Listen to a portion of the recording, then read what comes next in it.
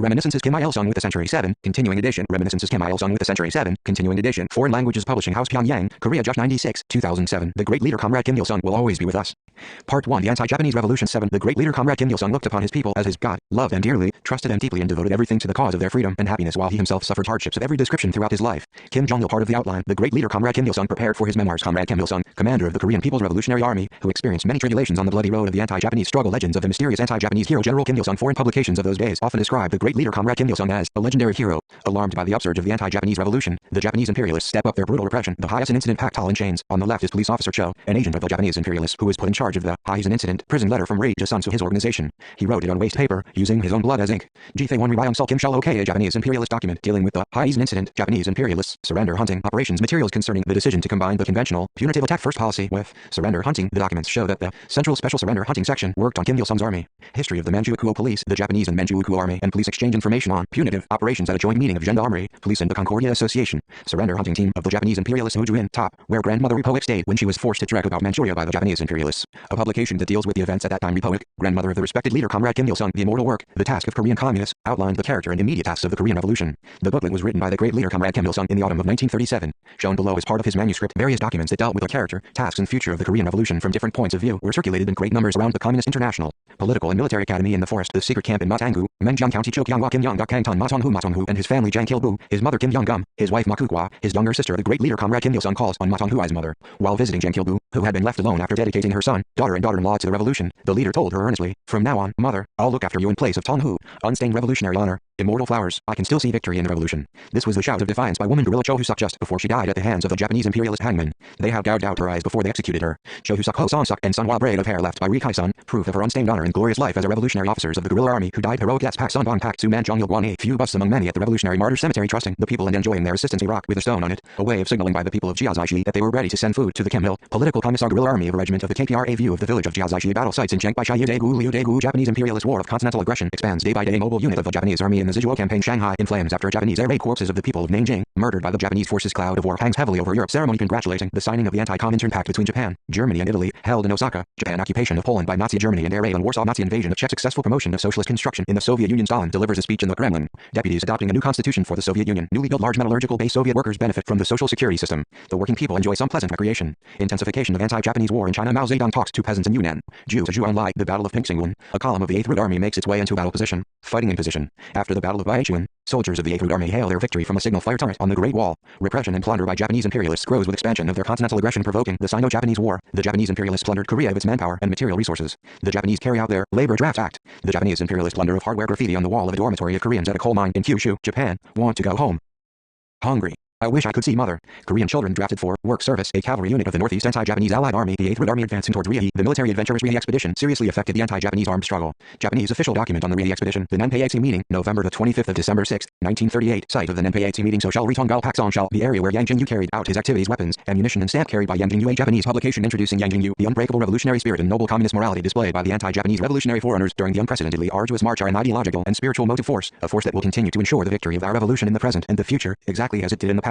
Route taken in the arduous march. Hanik, Tsucho and Nakri Kwan Haeng Jipong Sun Kim Jong Dak. A confidential Japanese document on the engagements between the main force of the KPRA and the punitive force during the arduous march. Comrades in arms from the Independence Army. Hong Chun, Tsu Kim Myong Jun Cho Yun Gu, the last commander of the Independence Army training ground of the Independence Army in Sanyuanpu, Tonghua Province, back to the homeland. Again, site of the Bayai Dailingzi meeting, held in April 1939. Newspapers of those days reporting the KPRA advance into the homeland. Konchang Bivouac Site. Mupo Bivouac Site. Capson Musan Guard Road. Pege Ibong Bivouac Site. House in which the great leader Comrade Kim Il-sung conducted political work. Slogan bearing trees in the Chongbong Bivouac area. The handwriting is that of Comrade Kim Jong-suk. Revolutionary site of the victorious battles in the Musan area. Monument to the victorious battles in the Musan area. Part of the Sanjian Grand Monument. Kim Seo Cho Wonil Jo Myongsun. Large-scale Japanese punitive operations as part of special cleanup campaign for maintaining public peace in the southeastern area. Nozo making a report about the punitive campaign to the commander of the Guantan Army. A guard post of the punitive force. The outline of the plan for cleanup campaign and the geographical comparison map of the area under punitive action in their core of the punitive force. Documents of the Japanese imperialist punitive force confessing that it was impossible to annihilate the main force of the KPRA. A column of the punitive force. Regimental commander Oh Jong Hop. The spirit of defending headquarters of the revolution with one's life. I have been working for the revolution for over 5 decades in the company of many cadres, but I have yet to see a man as loyal and meticulous as was Comrade Oh Young Hop. Hup, Kim Il-sung, Young Hup, Liu Song, the battlefield where Young Hup fell in action, Cho Il-yang, Kang Hong-sok, great victories in the battles of Damu and Hongkudi, monument to fierce battle in memory of Maeda's unit annihilated by the anti-Japanese guerrillas at the Battle of Hongkudi, and a reminiscence of Yuname, commander of the police punitive force and Maeda's immediate superior site of the Battle of Hongkudi. Let us defend the Soviet Union with arms.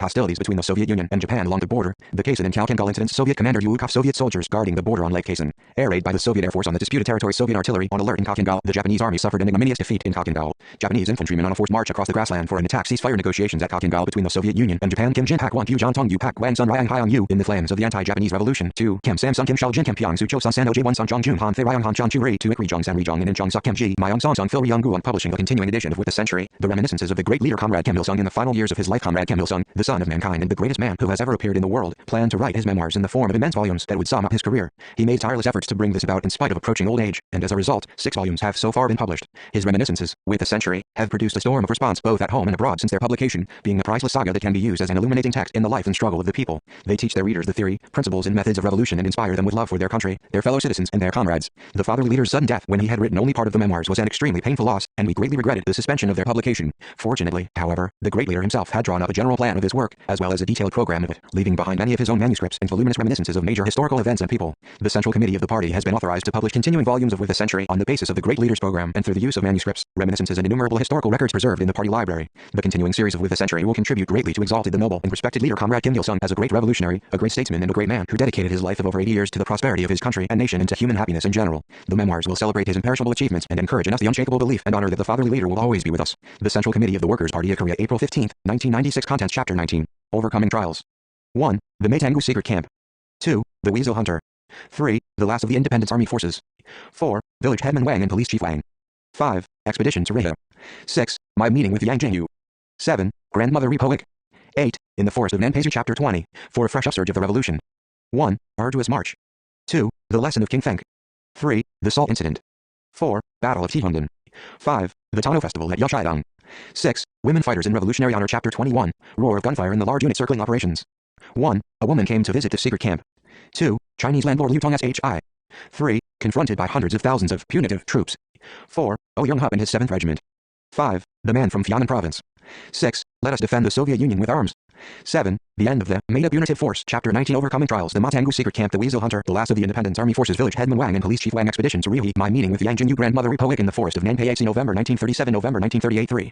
1. The Maetangu Secret Camp. The former name of Jinjiu County in northeast China was Mengjiang County. In that county is a vast forest called Peizi, and in the eastern part of the forest is a place called Maetangu. It was there that the main force of the Korean People's Revolutionary Army carried out intensive military and political training for 4 months, from the end of November 1937 to the end of March the following year. In later years, whenever the education of schoolchildren, students, officials or soldiers was under discussion, the great leader Comrade Kim Il-sung always used to refer to the experiences of studying during the anti-Japanese revolutionary struggle. The following is a part of the great leader's recollections as he spoke to people who were studying the history of the anti-Japanese revolutionary struggle. For about 4 or 5 months in the winter of 1937, the officers and men of the main force of the KPRA carried out intensive military and political training at the secret camp at Maetangu, Mengjiang County. It is known that there was intensive training also at the Tongyang secret camp for about a month in spring that year, so you may wonder why another cycle of training was needed. Actually, there is nothing extraordinary about it. The KPRA was not simply a military force, it was a revolutionary army that considered both political and military affairs to be important. Acquiring political and military qualifications was essential not only for the armed struggle but also for work among the people, united front work and the efforts to demoralize enemy soldiers. That was why so much energy was spent on the education and training of the soldiers of the Revolutionary Army. Studying was an important part of their training. For as you know, we have long believed that people are the masters of everything and that they decide everything.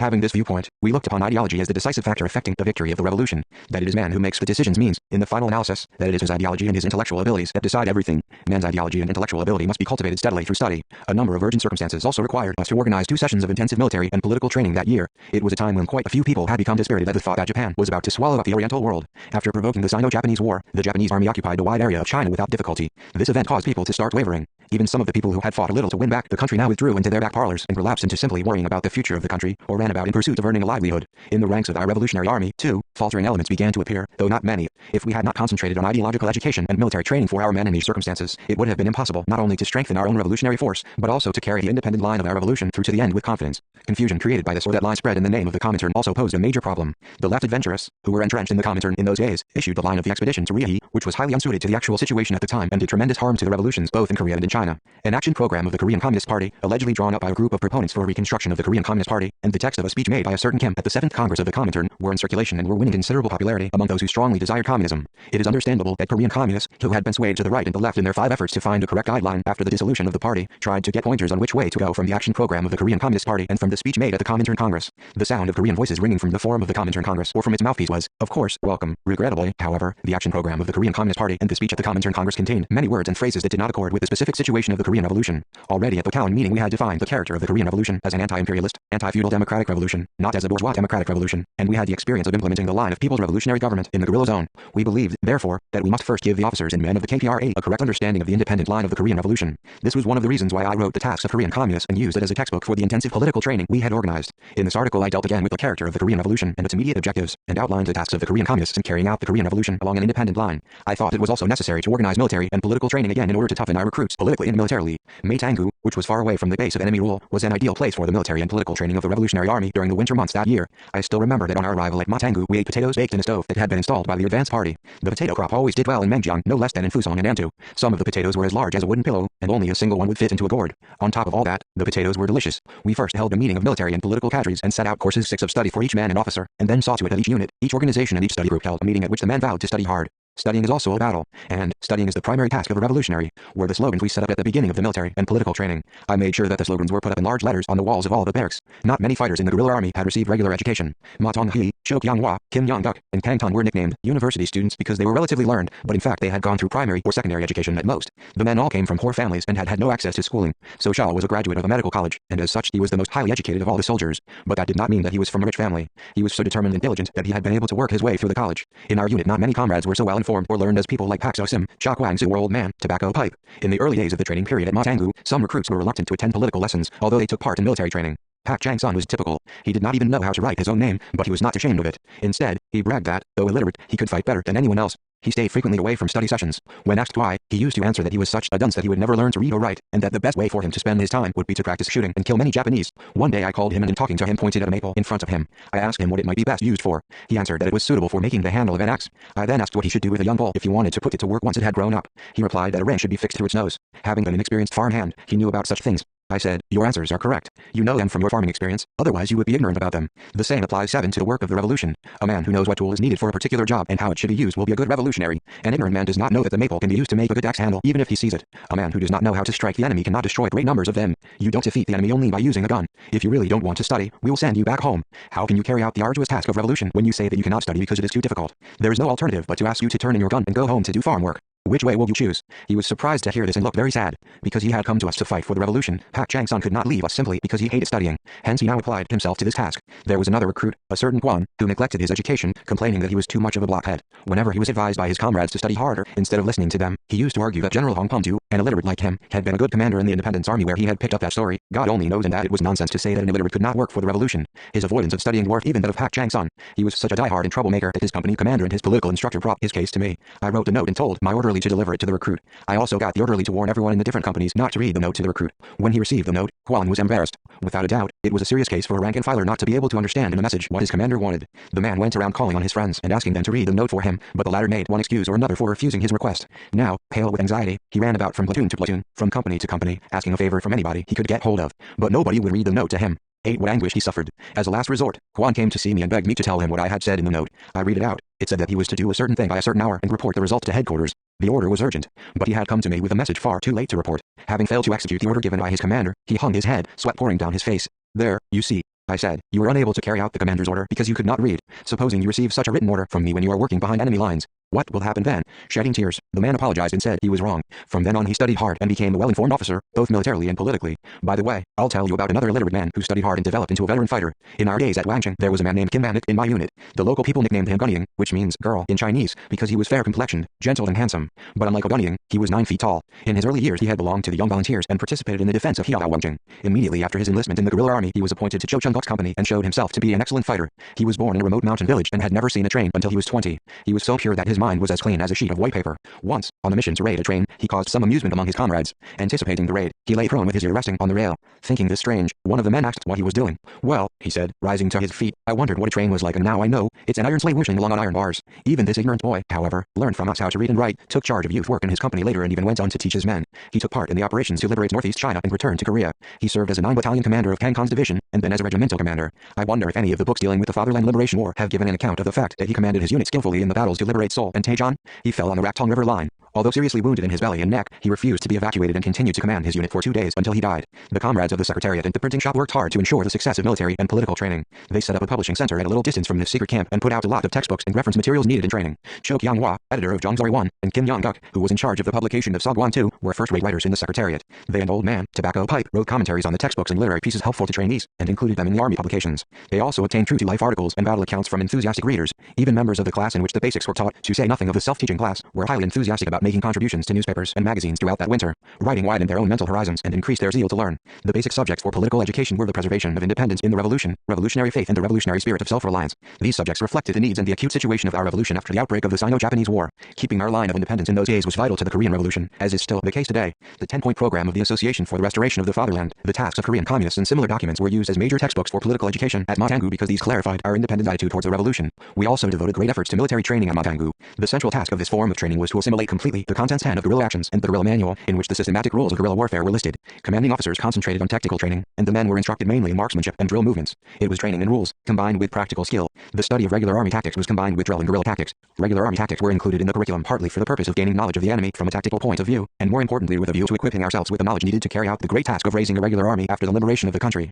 We frequently organized tactical field exercises in simulated battle conditions, and also gave the rank and file tactical training. The recruits, who had no idea of the value of a map, were taught map reading and direction finding through the use of the compass. We also engaged in the battle now and then so that the newcomers might consolidate the knowledge acquired in training. The Battle of Jingjingyinzi and the raid on the village of Jingantun were fought during the training period at Matangu. Our men also laid an ambush once to capture supplies from the enemy. When raiding Jingantun, we lost Cho Kyung-hwa, and Kang Tan, who got frostbite in his feet because of carelessness in this raid, fell in a subsequent battle. Both Cho and Kang had joined the guerrilla army in Chenbai. Unlike ordinary recruits, they had been in charge of large underground organizations in the Chenbai area before enlisting in the Revolutionary Army, and since they were intellectuals, a great deal had been expected from them. Cho Kyung-hwa had been picked up and trained by Kwon Young-biok when Kwon was guiding party organizations and organizational work of the ARF in West Jiangdao down at Wangjiagu. I will not describe his activities at Wangjiagu because I have mentioned them on a number of occasions. Kang Tan was a man we had dug up and trained in West Jiangdao. Although he had finished only the advanced course of primary school, he had continued to teach himself by reading written lectures for middle school and 11 history of social development. He had undertaken mass enlightenment work in the initial period of his activity and contributed greatly to inculcating anti-Japanese patriotism in the people's minds. The night schools he had established and guided became renowned, and he had trained numerous revolutionaries at these schools. There were many of his pupils in our unit, among them, Riel Sal. Nowadays, a man who has promoted and developed a youngster who becomes a hero is praised a great deal. In this context, Kang Tan was a highly meritorious man. At Yunhai Dongkang had joined an organization of the ARF and organized the Anti-Japanese Youth Association. His organizations gave strong support to the Revolutionary Army. In his capacity as the headman of 10 households, he had frequently collected valuable military information and sent it to us. When he came to visit us with any goods, I met him at the Haixiazagu secret camp. When the Haisen Incident 3 broke out, he evacuated the revolutionary masses to a safety zone and led the young people of the village to my unit to join us. Although he was a new soldier, we appointed him company propagandist. He acquitted himself well as the company propagandist. Conrad John Munsop was probably much influenced by him. Kang always participated in seminars with great enthusiasm and wrote many articles for army publications. One of his articles in Jongseori was very impressive. It exposed the atrocities committed by the Japanese imperialists in Chiangbai after provoking the Haisen Incident. The article described the author's own experiences very vividly. During training at Matangu, I once sent Kang to Wadayan County on a mission to establish contact with the 4th Division. It was more than 120 kilometers from Matangu to Wadayan County, and the route was under enemy surveillance. Hearing that I was anxious for news of the 4th Division, Kang had volunteered for the mission and performed in good faith. He brought back a lot of information about the enemy, and I was moved by his loyalty and courage. When attacking Jingantun, he destroyed the enemy gun emplacement 12 with a grenade and opened a path for the attacking formation behind him. After destroying the gun emplacement, he went on a blocking mission and got serious frostbite in his feet. When we got back to the secret camp, we got him to receive treatment. Although he was ill from the frostbite, he did not want to lie in bed, and while under treatment gave lectures, taught his men how to read and write, and wrote several articles. He literally was an indefatigable man. When the enemy came in to attack the secret camp, he took up his gun and took to the field without hesitation. An enemy bullet caught him in the abdomen and he died of the consequences of his wound. I mourn bitterly over his death. Kang Tan's heroic career shows that a man who studies sincerely can be exemplary in revolutionary practice and perform distinguished services that will live forever in the memory of the country and his people. As far as I remember, guerrilla heroes, without exception, regarded studying as highly important. No hero worthy of the name was ever produced from among those who neglected to study. People who imbibe a wealth of mental nourishment will perform great exploits no matter what they do and no matter what the circumstances. According to officers of the Ministry of the People's Armed Forces, Hero Ri Subak also worked hard in his school days. I have never seen a man of strong faith emerge from among people who have no enthusiasm for studying, nor have I seen a man of intense loyalty to revolutionary obligation come from among those who are weak in their convictions. Unremitting study gives a man man a strong faith in his cause and inspires him with great enthusiasm for the revolution. Comrade Kim Jong-il said that a man sees, hears, feels and absorbs as much as he can understand. This is an aphorism with profound meaning. During the training period, we also worked hard to raise the men's cultural level. We taught them many revolutionary songs, frequently had amusing get-togethers and held seminars in which they could express their opinions on the books they had read, or where revolutionary stories, novels and biographies could be disseminated. Some form of entertainment took place almost every day in the secret camp. As a result of all this, our soldiers 13 lived and fought with optimism. According to my experience in life, a song is the symbol of revolutionary optimism and victory. As I often say, human lives need poetry, song and dance. What pleasure would there be in living without them? Our songs reverberated across the camp, on improvised stages, as well as over the battlefield. Loud singing means a high morale, and a high-spirited army knows no defeat. Loud songs make the revolutionary ranks optimistic and strong. Where the singing is hearty, victory in the revolution is assured. In those days we paid special attention to order in the daily routine. Just as we cannot expect to see a sound mind in its leaven, so we cannot hope for strong combat power from disorderly ranks. In those days even the sight of our camping sites or the sites of our campfire often caused the enemy to abandon the idea of pursuing us, for they could measure the discipline, order and combat power of our units. After we arrived at the Matangu secret camp, however, some of the companies became too relaxed and began to live in a careless manner. They did not even cut firewood in advance, but cut trees at random near the camp only when it was mealtime. I made up my mind to set an example for the whole unit to follow, and summoned Young Hup. The 4th Company of the 7th Regiment under his command was the pivotal unit, the strongest of all the companies. I told him about the various shortcomings in the life of this camp. He accepted my words as criticism of his unit. Back at the company, he raised a storm of improvements in the daily routine, and the company took on a completely new appearance. 3 days after he came to see me again and said he had made some efforts to improve the company, he invited me to come and take a look. The following day, I and our military and political cadres inspected the 4th Company. We could see that it had completely changed. Their camp and its surroundings were so clean and shipshape that nothing remained to be desired. They had chopped smokeless dead trees and made a large pile of firewood in front of the kitchen, more than enough to last several months. I told Young Hup to inspect the men's weapons. He called the Company 14 to line up and first got his own weapon inspected by the 1st platoon leader. Confirming that it was a pass, he began examining the men's rifles. I made sure that all the visiting officers joined him in the inspection of the company weapons, the state of the uniforms, barracks, kitchen, and the ablutions area. After the inspection, I told them to point out any shortcomings they had found. They unanimously agreed that the mark was N8. The example set by the 4th Company was immediately followed by the other companies, so that an innovation took place in unit management and in the daily routine. The talk of the daily routine at Matangu reminds me of the no-smoking campaign that took place in the camp at that time. That was the second of its kind in our main force unit. The first campaign, which took place when we were fighting round the foot of Mount Paktu, had been suggested by me and masterminded by Ri Tusu, but the second campaign was organized and developed by the smokers of their own accord. The general objective of the intensive military and political training at the Matangu secret camp was to educate all our officers and men to be communist fighters qualified to carry out the Korean Revolution. The basic aim of education and edification in any society is to train people to serve a given social system in good faith. Having occupied our country, the Japanese gave a semblance of education to Korean children and young people for the purpose of taming them just enough to get them to work as slaves. That was why they refused to give Koreans higher education. They considered that a minimum of practical skills was enough for slaves. Although there is a saying that science knows no national boundaries, it can be beneficial or harmful, depending on whom it benefits and how it is applied. If knowledge is to be beneficial to people and humanity, education must produce true people who are well prepared ideologically, mentally, morally, technologically and culturally.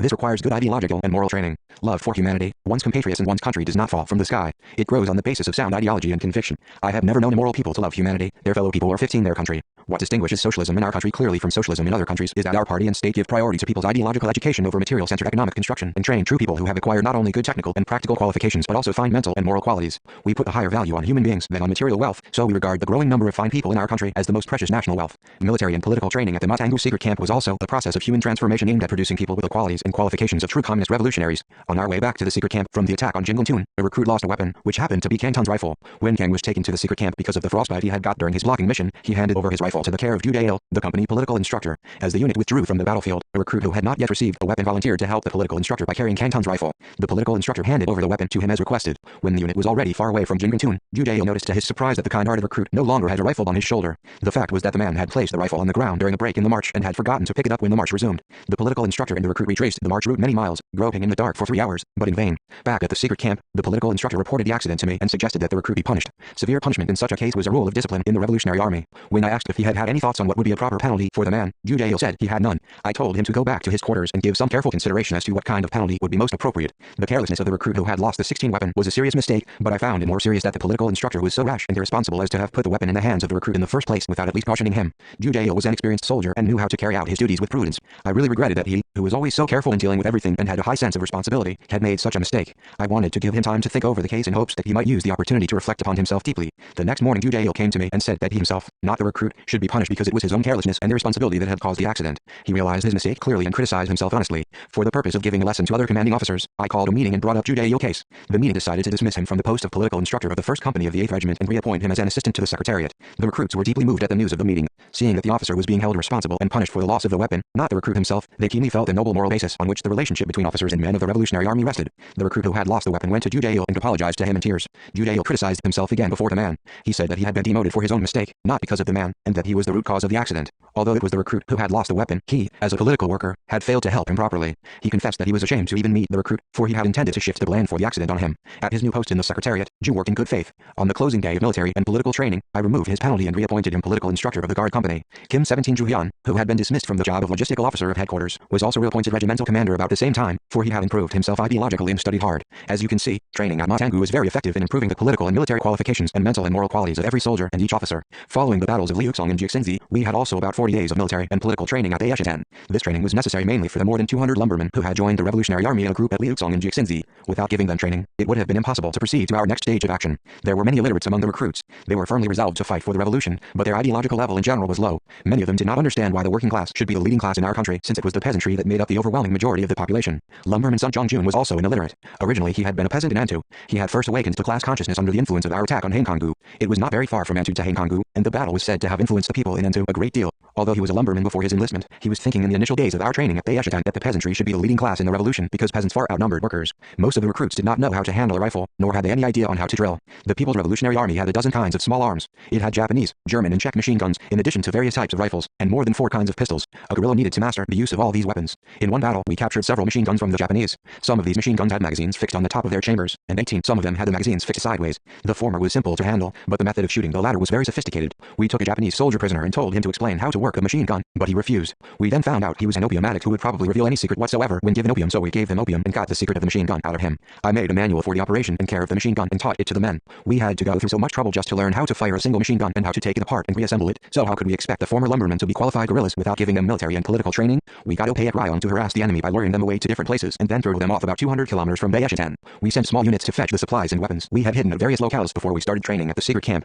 Hearing the news that we had recruited hundreds of new men, Cho Hyun sent us dozens of weapons. Training at Daeshitan was given in 2 stages in anticipation of possible changes in the situation. The first stage was to teach the basic subjects quickly, and the second stage was to repeat the same subjects so as to consolidate what had been learned the first time. For the veterans, we set the objective of raising the level of their knowledge at least by 1 grade and of helping the recruits in their training. For the recruits, the objective was to learn how to read and write and master different types of weapons in a 1-month period. Competitions in reaching the objectives were organized between regiments, companies, and individual soldiers. When beginning military and political training at Daeshitan, we gave the slogan, "The more difficult and complex the situation, the harder must we study." In addition to, studying is also a battle. Every single recruit became literate during this training period. To test their new abilities, we got them to write to their parents and siblings at home. Each of them was able to express his thoughts and feelings freely in the 19 Korean language. They also mastered the methods of handling, disassembling and reassembling different types of rifles, pistols and machine guns. Some of the recruits even wrote articles for army publications. Throughout that winter, in fact, the veterans and recruits all contributed to periodicals. On the day of reviewing the first training period, we had a grand citation ceremony with entertainment. Those who had been the best students were awarded quality watches, gold rings and fountain pens. In that winter we frequently ate ground, boiled soybeans at Daeshitan. There was a place called Daepujae near the secret camp, and not far from the place was an unharvested soybean field.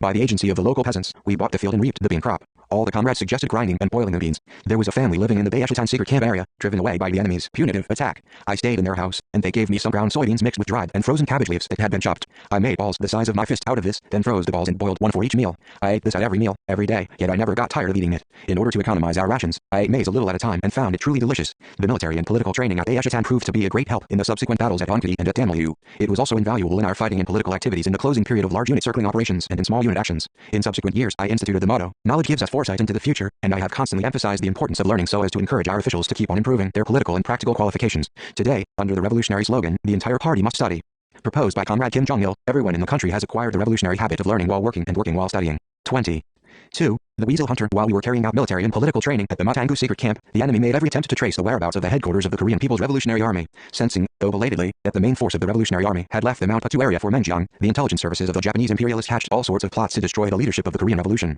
Here is a lesson we learned at that time. On returning from his small unit action one day, Kim Ju-hyun said he had met an old man who had once been involved in the Independence Army and was now earning his living hunting weasels in Menjiang. He added that he had talked to the old fellow to turn him round and had found him to be a good man. I took an interest in this old weasel hunter. His Independence Army background attracted my attention before all else. It was just after the outbreak of the Sino-Japanese War, a time when weak-kneed people were generally abandoning the revolutionary cause and hiding in their quiet parlors or in back streets, scared at the news that the Japanese had occupied Beijing and Shanghai while advancing into the Chinese mainland. Craving for the sight of even a single patriot, we used to shake hands in delight with anyone who said he'd had anything to do with the independence movement in the past. Kim Ju-hyun's meeting the old man from the Independence Army gave me a particular hope of finding out the whereabouts of Sim Ryong-jun with the old man's help. Sim Ryong-jun had been an important figure in Gyeonggi-bu when the 3 organizations of the Independence Army Gyeonggi EBU, Senminbu and Kim EBU were scrambling for power in Manchuria. In his 21 King EBU days, he worked in Hunan, Huadayan, Menjiang and in the surrounding areas, and after the merger of the 3 three organizations into Kutmanbiu, it was rumored that he was living somewhere in Menjiang. I knew Sim Ryong-jun because he had been a close acquaintance of my father's. In my middle school days, I often saw him at the Fuxingtai Rice Mill in Shanghai Street, Jilin, and at the Samfang Inn in the same city. In those days, the independence campaigners and leaders of the independence army sought the unification of the three organizations, with the aim of rallying the forces of different parties and factions and various sections of the population behind them by ending the disorderly existence of such disparate groupings as 3-man parties, 5-man factions, 8 leagues and 9 associations.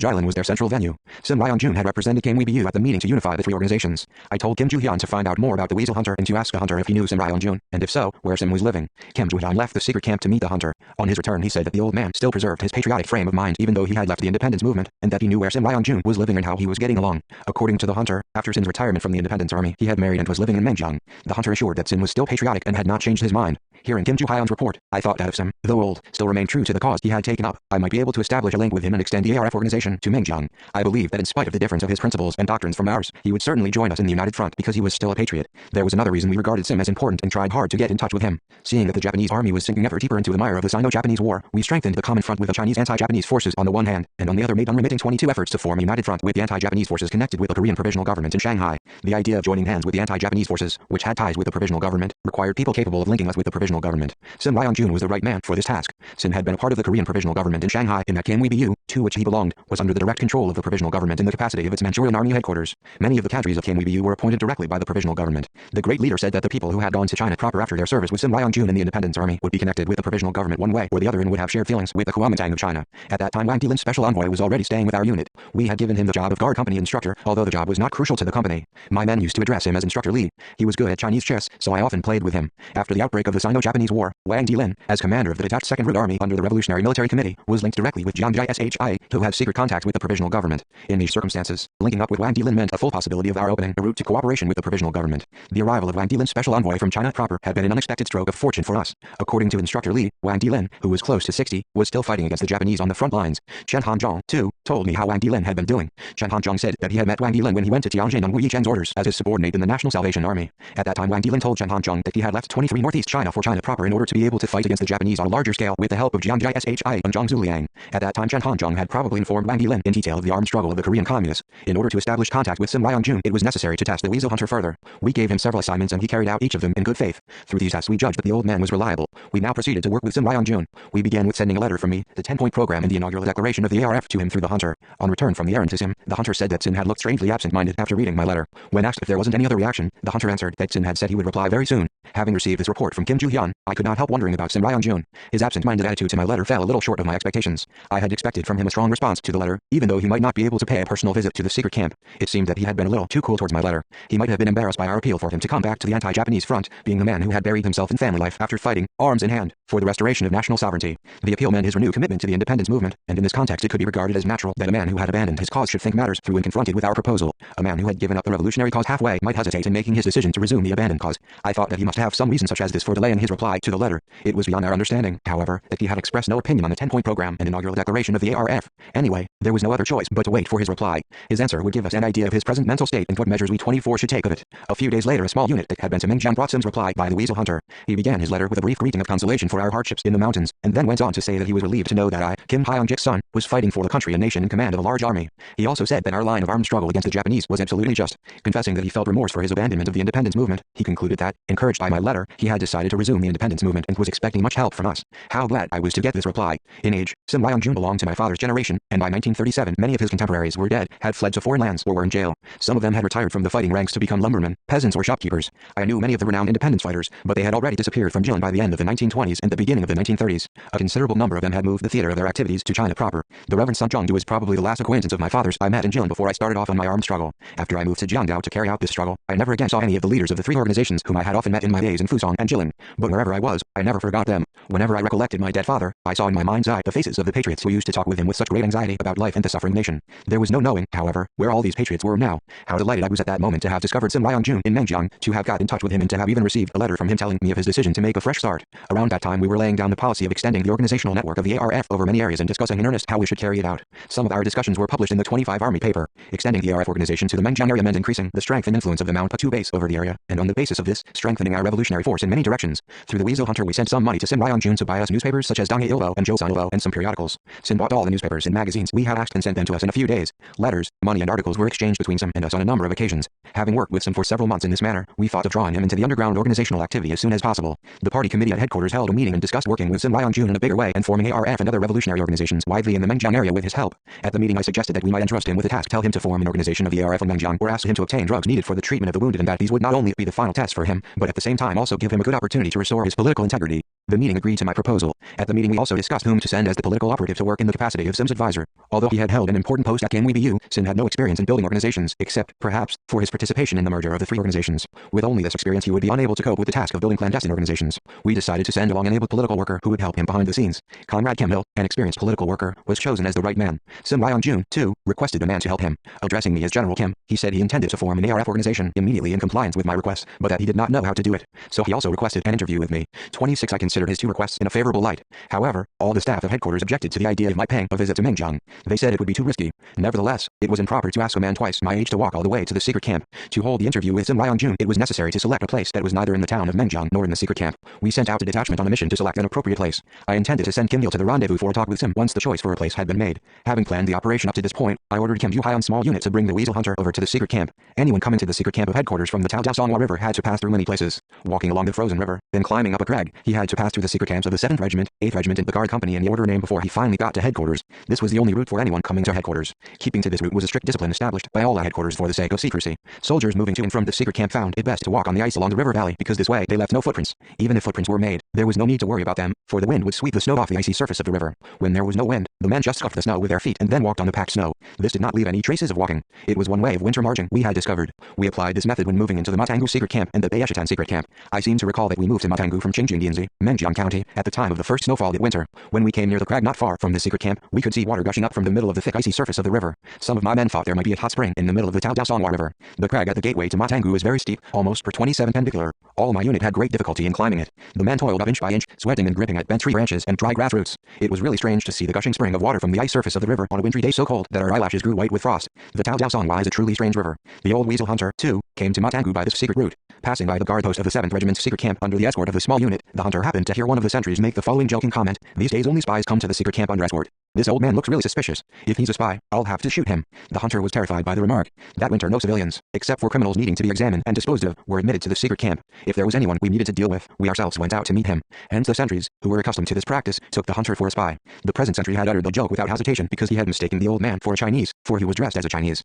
I don't know why he didn't wear Korean clothes. This led the sentry to see the hunter as a Chinese and say such a thing in his hearing. Now then, if the Weasel Hunter had been innocent, the joke would have had no effect on him. But the old man was scared because he thought the guerrillas were aware of his true identity. When we were preparing for the interview with Sim Ryan Jun, the old hunter had been given a mission by the Japanese under threat and intimidation to harm our headquarters. When he came to the secret camp, escorted by the small unit, he was carrying with him a weapon to kill me. Naturally he felt ill at ease after hearing the joke. When the hunter arrived, I was playing chess with Wang Dilin's special envoy. Leaving the chess game, I met him and found his expression somehow clouded and tense. As he confessed later, the remark by the sentry had given him the feeling that General Kim Il-sung, who had been known to anticipate events 328 months ahead, probably knew their plot, and that his being dragged to such a place meant that he was as good as dead. It was natural that he, who had been inveigled into me plot against his will, felt uneasy at the words of the sentry. Seeing that the old man did not look well, we sympathized with him. What hardships he must have been suffering, we thought, to make a living by hunting weasels in the deep mountains of Mengjiang, having lost his country to the Japanese. We therefore treated him with warm hospitality. While feeding my own men with boiled sorghum, I saw to it that he was given panicum, glutinous millet TR.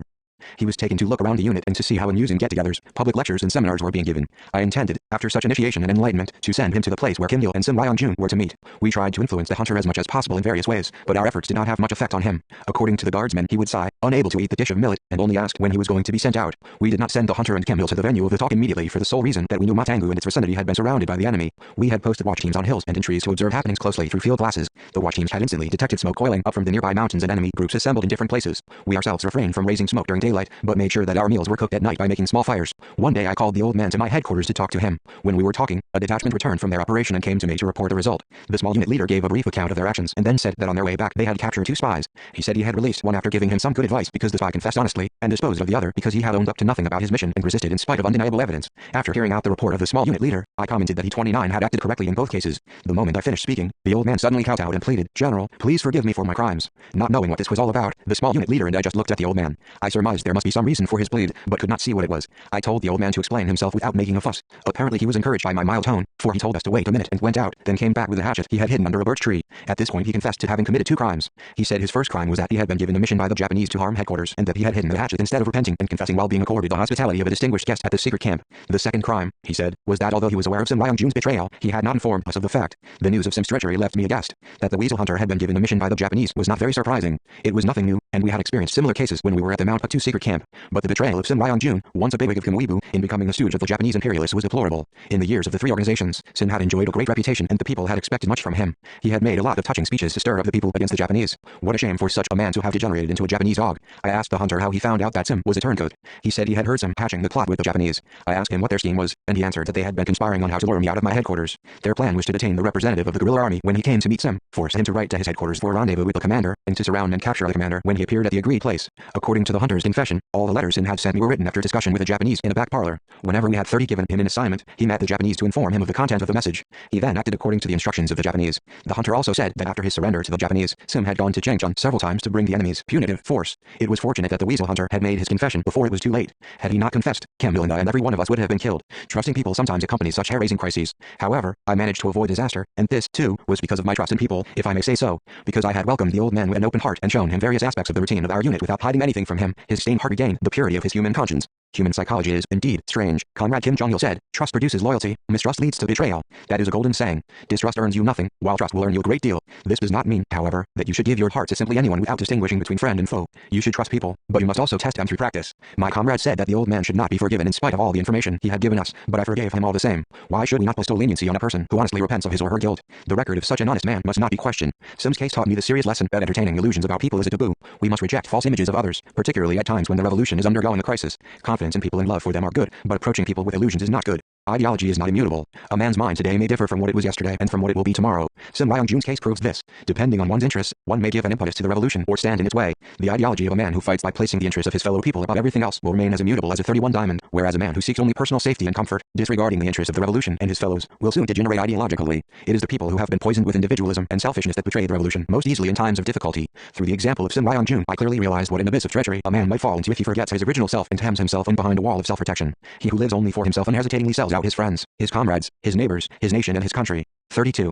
3. The last of the Independence Army forces. The Independence Army raised a flag of armed struggle at a stage of Korean history when the country was mourning over the loss of its sovereignty. It was the product of a burning desire for independence on the part of patriots who fought desperately to win back their lost national sovereignty through a volunteer army struggle, through a patriotic cultural enlightenment movement, and through various other forms of struggle, legal and illegal, armed and unarmed. Though in decline because it was lagging behind the times and lacking a strong mass foundation, the Independence Army was the only anti-Japanese armed force that represented the nationalist movement. Highly appreciating the fact that the Independence Army wanted to destroy Japanese imperialism by force of arms rather than petitioning or begging for independence, the great leader extended his efforts to work with them from the very first days of raising the torch of the anti-Japanese revolution. It was while the great leader was paying a visit to Commander Ryang in southern Manchuria that he first developed a strong wish to fight in the forefront of resistance against the Japanese, shoulder to shoulder with the Independence Army. This noble and patriotic desire was to bear fruit several years later. Cho Chung-guk and Cho Yun-gu, in support of the great leader's line of cooperation with the Independence Army, played an important role in paving this army's way to converting from anti-communism to pro-communism and in leading them to come over to the side of the Korean People's Revolutionary Army in a just cause. What kind of a man was Cho Yun-gu? On a visit to the Revolutionary Martyrs Cemetery on Mount Taesong in October 1975, the respected leader paused for a long time in front of Cho Yun-gu's bust and talked a great deal about him in recollection. Cho Yun-gu's personality and how he changed his outlook thus became known to the public in greater detail.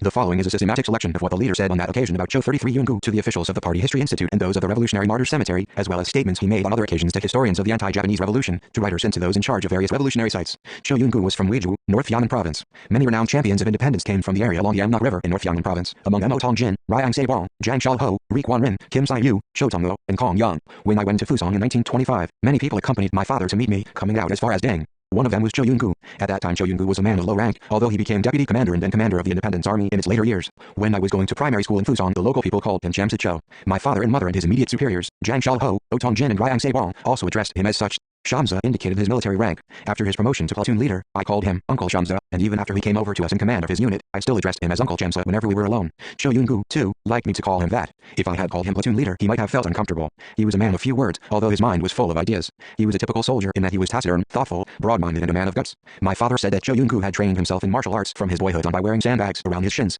If this is true, it shows that he must have had a great ambition even in his childhood. He must have been influenced in his childhood by the righteous volunteers and soldiers of the Independence Army who had frequented the area along the Yamnok River. Cho Yoon-guk's father was a smith. After attending the Confucian village school for some time, he worked, helping his father in his forge when he was 34, barely more than 10. One wintry day I saw him stripped to the waist and having a cold rub-down, muscles bulging all over his body like those of a martial arts champion. My father admired him, saying that to be a man one needed to be sturdy like him. When he was 17 or 18 years old, Cho Yoon-gu joined the Independence Army and went to Maodershan, Linjiang County, the base of the PXM Armed Group 5. One day, talking with my father about Cho Yoon-gu, old man Otongjin commented that Cho was the stuff generals were made of. His words made a strong impression on me. Cho was worthy of such praise not only for his strong build but for his many qualities and character as well. He went through many battles. According to Kim Myung-jun, who had been Cho's subordinate in his days in the Independence Army, Cho used to fight at the forefront in battles even after he became deputy commander. To be candid, in my days at Fusong I respected him as a very important person in the independence movement. My father loved him as if he were his own brother. When my father was ill, Cho Yoon-gu in company with Jang Shal-ho came to ask about him almost every day. When my father died, he brought all his men to the funeral and mourned over the loss. He wore hempen headgear, as a mourner would do, and cried bitterly. At that time, he consoled me warmly and with many encouraging words. Still now I feel grateful to him for his sympathy. I don't know much about his principles or doctrines when he belonged to Jongga EBU. If I were to judge his ideas by using his attitude towards communism as a criterion, I should say that he was more pro-communist than anti-communist. But he did not convert himself to the communist movement as early as Hong Young or Pak Jin-young did. Among my father's companions, there were many people who espoused new ideological trends, but few of them changed their direction to come over to the communist camp. In those years, the people who adopted the new ideological trend of 35 communism in southern and central Manchuria were surrounded by nationalists. If advocates of communism had been in the majority in these areas, we would not have suffered terrorism at the hands of the reactionary upper crust that made up the Kutminbiu when we visited Wangxingmen. By contrast, in eastern Manchuria, communist ideology prevailed over nationalism. As soon as it appeared, communism swept over the whole region and became predominant before nationalism could come out against it. There was none of the acute confrontation between the two ideological trends in eastern Manchuria as in southern and central Manchuria, as was the case with Cho Hyun, Yoon Chang-bom, Pak Tong-gun, Kim Il-ryong, and Pak Tu-jaing. Many soldiers of the Independence Army had no qualms about joining the Revolutionary Army, organized and led by communists in eastern Manchuria. There the switch from the old to the new ideological trend took place without bloodshed and with no desperate ideological war. The masses in this part of Manchuria accepted the spreading communist ideology as the guiding ideology of their class and viewed the switch over of the Korean national liberation struggle from the nationalist to communist movement as a natural process that accorded with the law of historical development. In the summer of 1932, I met Cho Yoon-gu at Tonghua, but did not have a long interview with him because I had to negotiate with Ryang Se-bong over plans for cooperation. When we were negotiating with Ryang Se-bong in southern Manchuria, the anti-communist trend was still dominant over the pro-communist trend in the ideological climate of the Independence Army. When we left Tonghua after the failure and the negotiations for cooperation, a failure that was due to the anti-communism of the high-ranking officers of the Independence Army and the enemy's machination to drive the wedge between the two negotiating parties, Cho Yoon-gu was reportedly very sad. Although we returned from southern Manchuria without tangible results, we did not abandon the idea of cooperation with the independence campaigners. A united front with the nationalists was not a matter so simple 36 as to allow us to remain indifferent over its success or failure, nor was it something to be picked up when we were weak and discarded when we were strong, or to be maintained only during the struggle to gain political power and to be ignored after success in the struggle. It was a lasting strategic line we had to maintain for complete national harmony and unity. Comrades, just think. Haven't we continued to emphasize the united front with nationalists all through the many decades since the country was liberated? It is absolutely correct that since the early years of our revolutionary activities we have looked upon the line of a national united front as a lasting strategic line that should be maintained consistently for great national unity. In spite of the failure in the negotiations with Ryang Se-bong, we did not doubt that alliance with the Independence Army would be realized someday, and we made every effort with great enthusiasm to hasten the arrival of that day. We had achieved a common front with conservative Chinese anti-Japanese forces, and there was no reason why we should be unable to succeed in establishing a joint front with our fellow countrymen. Quite honestly, to remain divided among ourselves cast shame upon us in the eyes of foreigners. After we moved to West Jiangdao and returned from our second expedition to northern Manchuria, I kept myself systematically informed on the developments in the Independence Army in southern Manchuria through different channels, while continuing with my efforts to bring about cooperation with them. I sent a messenger to deliver the inaugural declaration and the 10-point program of the ARF to them. As a first step, I gave an assignment to work on cooperation with the Independence Army to some of the Korean comrades who were active in the anti-Japanese Allied Army in southern Manchuria. Ri Tong-gwang worked with the Independence Army in the capacity of South Manchurian representative of the ARF. The Independence Army, however, was dead set against cooperation. After Ryang Se-bong's death, this army came under the command of Kim Wal-sok, a die-hard anti-communist. Of course, a considerable number of 37 officers and men in the army were open to the new ideological trend and wanted cooperation with the communists. However, because of the formidable right-wing force that had followed the dyed-in-the-wool anti-communists like Ko I-ho and Yan Mak-kwan from the years of Kok Min-bu, our efforts to cooperate with them made little progress. During Ryang Se-bong's lifetime, he had carried out joint actions with Yang Jin-yu's unit, but even this hard-won initial success was not developed further in the years of Kim Wal-sok, owing to the anti-communist top hierarchy of the Independence Army. To bring Kim Wal-sok round to a coalition with the communists was an urgent matter that would affect the destiny of hundreds of officers and men under his command. Frankly speaking, our reason for attaching such great importance to cooperation with the Independence Army was not because we were after some great benefit from them. By 1936, the Korean People's Revolutionary Army had grown into a great force in terms of both numerical strength and fighting efficiency. We were prepared to fight on our own without their help. By contrast, the Independence Army was on the decline and extremely hard up for everything. Their ranks were dwindling continuously, and they were so short of weapons that some of them had to be equipped with spears and clubs. The weakened Independence Army used to sneak away from the enemy instead of fighting, and there was no way for them to get new supplies of weapons and ammunition. Their food and clothing situation was much the same. Kim Myung-jun, a veteran of the anti-Japanese revolution and Cho Yoon-guk's mate in the Independence Army under Kim Wal-sok's command, was later to come over to the Korean People's Revolutionary Army. In a note written in 1960, Kim Myung-jun recalled his enlistment in the Independence Army and its circumstances in subsequent years. In autumn 1932 we went to an independence Independence Army unit which was billeted in a village near Mount Yanzong. The village was busy with preparations to welcome the soldiers. My 38 companion and I went to help the people butcher pigs in order to win favor from the soldiers. We also ran some errands for the sentry, but the commanding officers of the Independence Army rejected our application for enlistment because we were too young. That night we followed close behind the moving unit with firm determination to join the army. We gave them a helping hand with great enthusiasm wherever they stopped. A company commander was at last moved by our unremitting service and our enthusiasm for enlistment and permitted us to join his company. No word can describe our delight at the time. Before long, however, we were disappointed as we came to realize that the Independence Army was not the army we had dreamed of. This army, the object of our burning adoration, was so short of weapons that some of its soldiers were carrying clubs. We had expected to get rifles as soon as we joined, but we had to borrow a matchlock from our seniors whenever we went to stand sentry. After joining the Korean People's Revolutionary Army, Kim Myung-jun was by the side of the great leader for some years at the Far Eastern Training Base during small unit actions. The great leader Comrade Kim Il-sung learned a lot from him about the various aspects of the Independence Army under the command of Kim Wal-sok. The great leader said that the Independence Army's transition in the wake of Cho Yun-gu to the KPRA was an inevitable result of the development of the nationalist movement in our country. The Independence Army raised money from among the people to buy weapons and also requisitioned food and clothing from the people and relied on them for their shelter. They levied an annual tax in kind upon the people in the areas under their control. The tax collectors used to call on people and check their payment by household.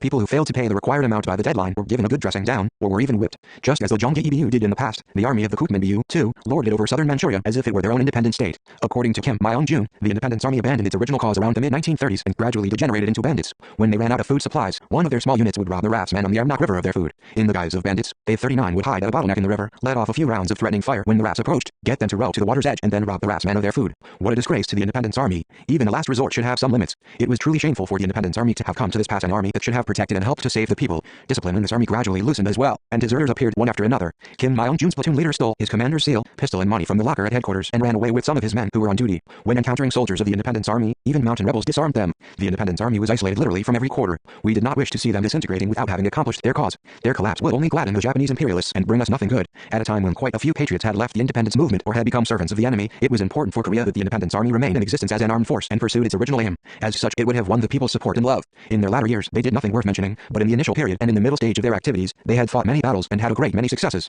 In later years, the commanding officers of the Independence Army had done their best to arrest its collapse, threatened as the army was by repeated punitive attacks by Japanese and Manchurian police and armed forces and by its own internal ideological confusion. Defeatism was the most destructive aspect of their ideological degeneration, leading to surrender to the enemy, desertion and disgraceful banditry. Kim Wal-sok, with other brass hats in the army, as well as a number of other officers and men, pinned their hopes on assistance from Jiang Jia-hi's forces.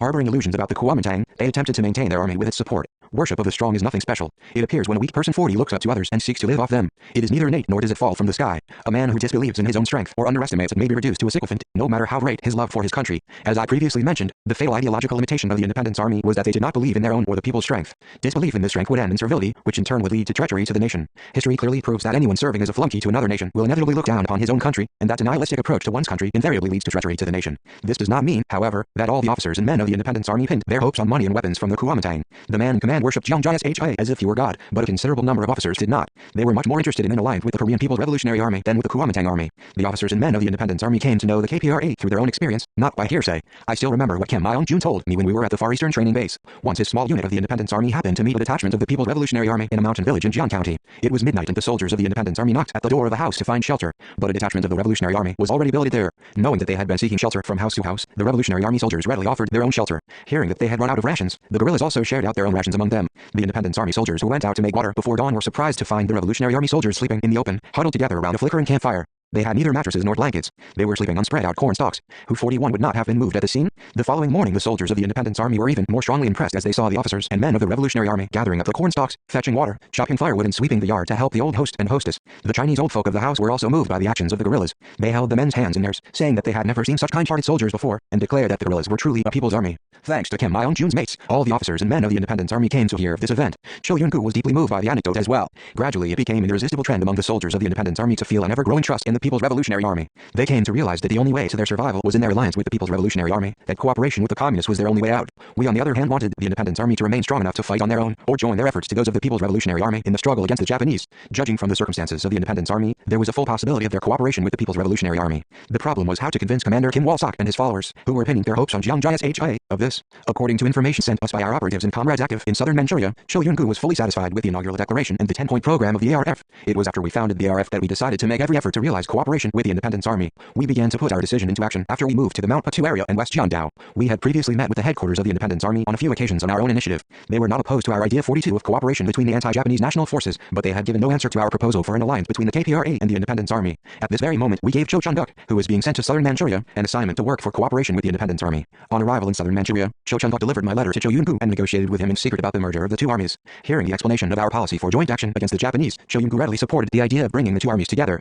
He was a fairly close acquaintance of mine and was the most stoutly anti-Japanese officer in the Independence Army. My unit exists only in name, Cho Yun-gu said. It's like an empty kimchi jar, with all the stuff taken out and eaten. I myself should like to take my unit to Commander Kim Song-ju right now. If my old commander finally refuses, I'm ready to go alone to the Revolutionary Army. Cho Chun-duk said that he did not wish to see the Independence Army splitting up, even though the deputy commander and his followers would be most welcome at Mount Patu. He persuaded Cho Yun-gu to try to bring his commander to a better understanding of the need for an alliance with the KPRA. Saying he was not confident he could persuade his commander, Cho Yun-gu nevertheless promised that he would do everything possible to effect joint action against the Japanese. Through his many years of experience with the degeneration and corruption of the nationalist movement in the Independence Army, Cho Yun-gu had learned that the common front was the only way to survival. Kim Wal-sok attempted to reduce the loss of his army through separate actions by 3 groups, but that proved not to be an effective measure. His army, which was not solidly based on the people, had no sources for new recruits. Cho Yun-gu felt anguish as he pondered over the question of why his army was going downhill while the People's Revolutionary Army was thriving, why discipline in his army was loose and out of control while the People's Revolutionary Army was so well disciplined as to strike terror into the hearts of the enemy, why his army had to rob the people of their property to maintain its existence while the Revolutionary Army obtained everything it needed without having to encroach upon the people's property, why his army was suffering defeat in every battle with the Japanese while the Revolutionary Army was winning every battle, why his army hated the Revolutionary Army as they would a bitter cucumber while the Revolutionary Army regarded his army as a friendly force.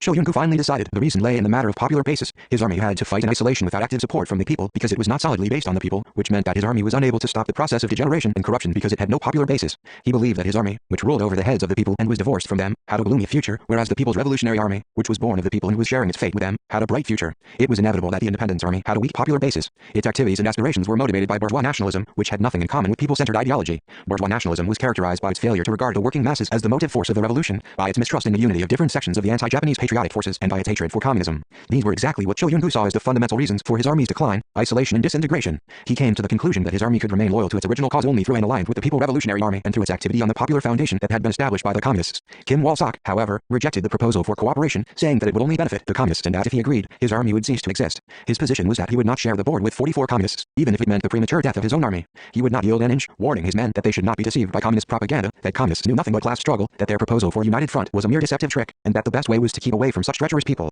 While the commander and his deputy were carrying out the unsuccessful discussions, the situation in the Independence Army became critical. Their food and clothing supplies ran out and the army was tightly surrounded by the enemy. To make matters worse, desertion, surrender and death from starvation occurred in succession, and the morale of the officers and men fell to its lowest depth. Cho Yun-gu opened negotiations with his commander to make a final decision. He said, "If you refuse to accept my proposal, I have no other choice but to leave you, taking with me those who support the idea of alliance, even if it means dividing the army in two. If we hesitate any further without making a decision, we shall all be destroyed. Give us permission to go to Jeongjia or to Kim Il-sung." Finding himself in a corner, Kim Wal-sok agreed to permit freedom for his men. By his orders, all the officers and men of his army assembled. After giving a grim outline of the difficult circumstances of the army, the commander said, "Anyone who wishes to go to Kim Il-sung's army, step forward." At first, his men did not budge. This was natural because they did not know their commander's real intention. He might have been wishing to ferret out pro-communist elements so as to deal with them one way or the other. Kim Myung-jun was the first to step forward. This was followed by many others. A pioneer can provide a solution to however difficult a problem. Kim Myung-jun was the pioneer. That is why I have loved him dearly ever since he came over to the People's Revolutionary Army. It was Deputy Commander Cho Yun-gu who fended my decision at that time, Kim Myung-jun said in recollection of the event. Although he said nothing, his glance encouraged me to act on my decision.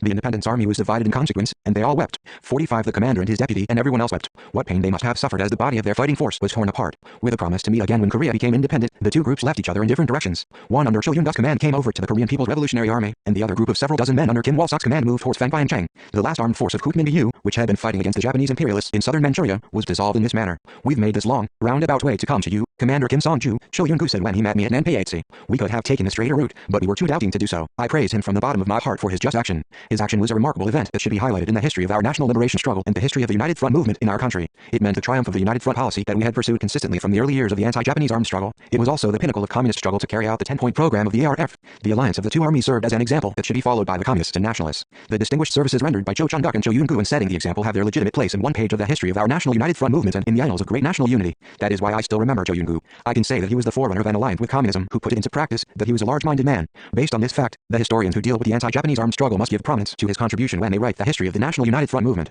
I would say that Cho Yun-gu's coming over to our side provided the revolutionary movement with a link between my father's generation and his son's generation. From the point of view of his ideological trend, Cho Yun-46 belonged to my father's generation. Most of his generation aspired after nationalism, whereas ours supported communism. The patriots of the two generations nations, who considered communism and nationalism to be diametrically opposed to each other, finally took the road of joint anti-Japanese struggle by transcending the differences in ideology. Cho Yun-guk's case proves that people of different ideas, religious beliefs and political views will be fully able to unite and live in harmony if they cherish true love for their country and nation. Later, Cho Yun-gu was admitted into the Communist Party. Fighting courageously in an important post as a staff officer for victory in the anti-Japanese revolution, he fell in a battle in Wadayan County towards the end of 1938. I bitterly mourned his death, the death of my father's comrade in arms and my own comrade in the revolution. It is most regrettable that he did not see the day of liberation after paving the road to alliance with the communists. Kim Wal-sok, by contrast with Cho Yun-gu, was captured by the enemy on his way to Jiangjae and became unable to carry out his duty as the commander of the Independence Army. Sensing that he was going to Jiang with illusions about him, the Japanese imperialists snared him by sending their agent to him in the guise of Jiangjae's special envoy.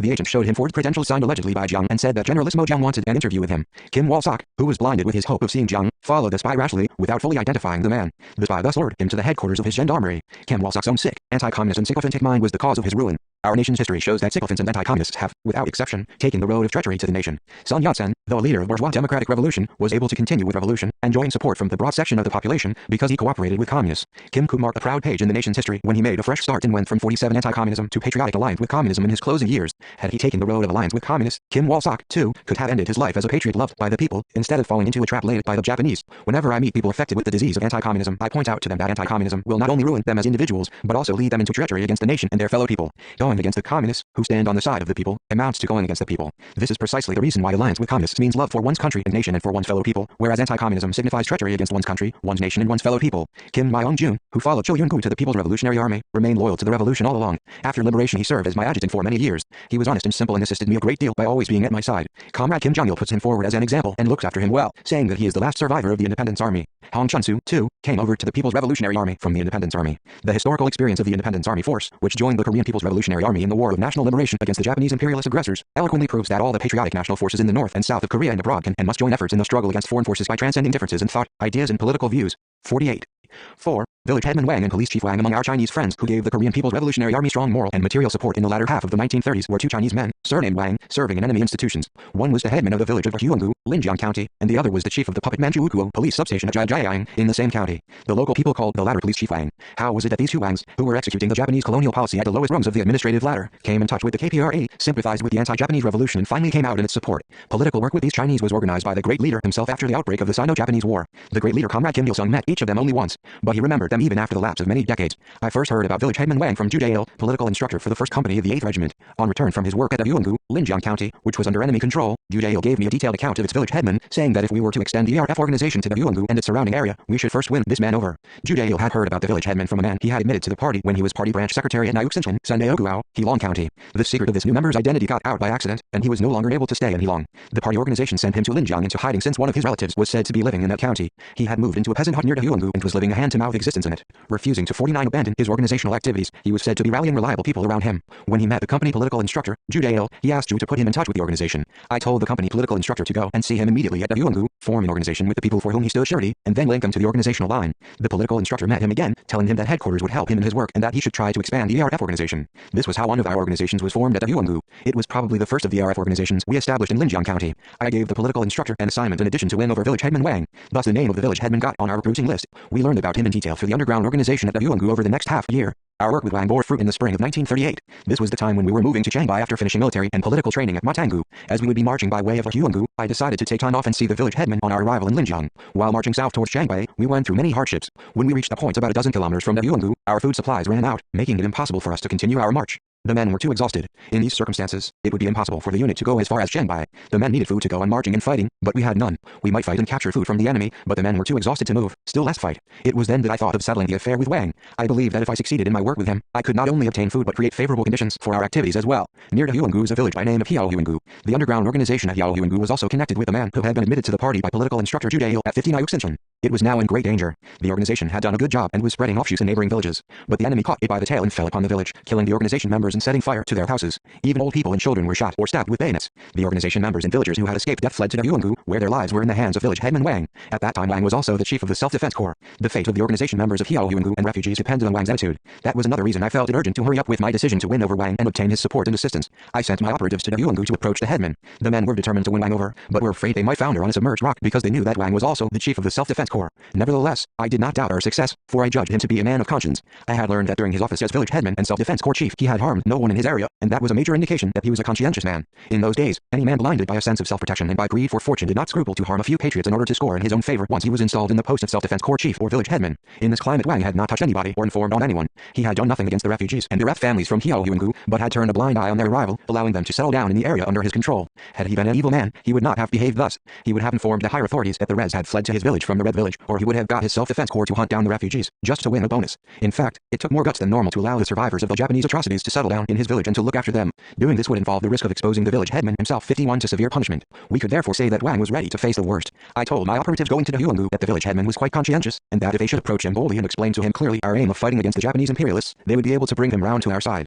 On arrival at Huanggu, the operatives met Wang through the intermediary of the man living in the peasant hut, and made a proposal for cooperation with us. Wang readily agreed, and even asked for an interview with me, promising that he would comply with any request of the Revolutionary Army. He earnestly asked for an opportunity to see General Kim Il-sung. My officers argued pro and con over his request. As there had been frequent subversive activities by the enemy against our headquarters, the officers were all getting nervous. I persuaded the arguing officers to consent, and invited Wang to our temporary camp. As soon as he received the invitation, the village headman obtained large amounts of food, footwear and other supplies through his villagers and brought them to our headquarters. Wang was a handsome man of about 35, gentle, well-mannered and open-hearted. He made a good impression on me. After some chatting about his family connections and about his health, I spoke highly of the fact that he lived with a strong national conscience, as befitted an intellectual, and then encouraged him to help us in his position as village headman. Neither Japan nor Manchukuo will last long, I said. Manchukuo appointed you village headman, but you should make the most of the job for the sake of your motherland, your fellow countrymen and the revolution, not for Japan or Manchukuo. To this end, you should organize the people and help the Revolutionary Army in good faith. I believe that you will not fail our expectations. Wang was very grateful to me for my confidence in him. I cannot find words to express my gratitude to you for your confidence 52 in a man like me. I'll remember your words all my life, General, and I'll do my best to fight, he said. He had brought along brandy and a snack, and I thought this showed that he was a thoughtful and sociable man.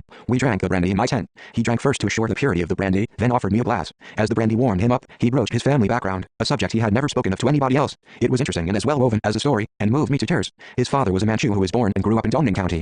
Driven by poverty from place to place until he was 40 years old, his father finally married a woman with whom he had fallen in love. In the course of time, a lovable boy was born to them, a boy destined to be the village headman. He grew up to be good-looking and proved himself clever as he grew older. Because of poverty, however, the parents were unable to bring him up with any of the benefits given to other, richer children. The father always thought of finding a better place to live in than Manchuria. If he could find such a place, he would leave Manchuria at once with the boy. At that moment, he talked to some young Koreans stopping for a while in his village to earn traveling money to go to the eastern land across the river. They told him that Russia was a good place to live in. Many of the old-timers like my father and grandfather used to call Russia Ursa, or the eastern land across the river. Wang's father went with the young Koreans when they left for Russia, taking his son with him. Wang and the young people traveled around gold mines to make money, but they failed to become rich and settled down together to do farming instead. In the course of time, a Korean village developed, centering around these young men engaged in farming. Although he was a Chinese, Wang's father lived among the Koreans. Though from different nationalities, they lived in as much harmony as if they were blood brothers. The boy went to school in the Korean village, so that he got used to 53 Korean customs and spoke Korean well. Some years later, a political storm between new and old parties began to sweep over Russia. The new party meant the Bolshevik party, while the old party was the white party. The villagers suffered greatly in this storm. When the stronger force of Bolsheviks drove out the counter-revolutionaries from the village became a Bolshevik world. When the white party prevailed, the village changed into a white world overnight.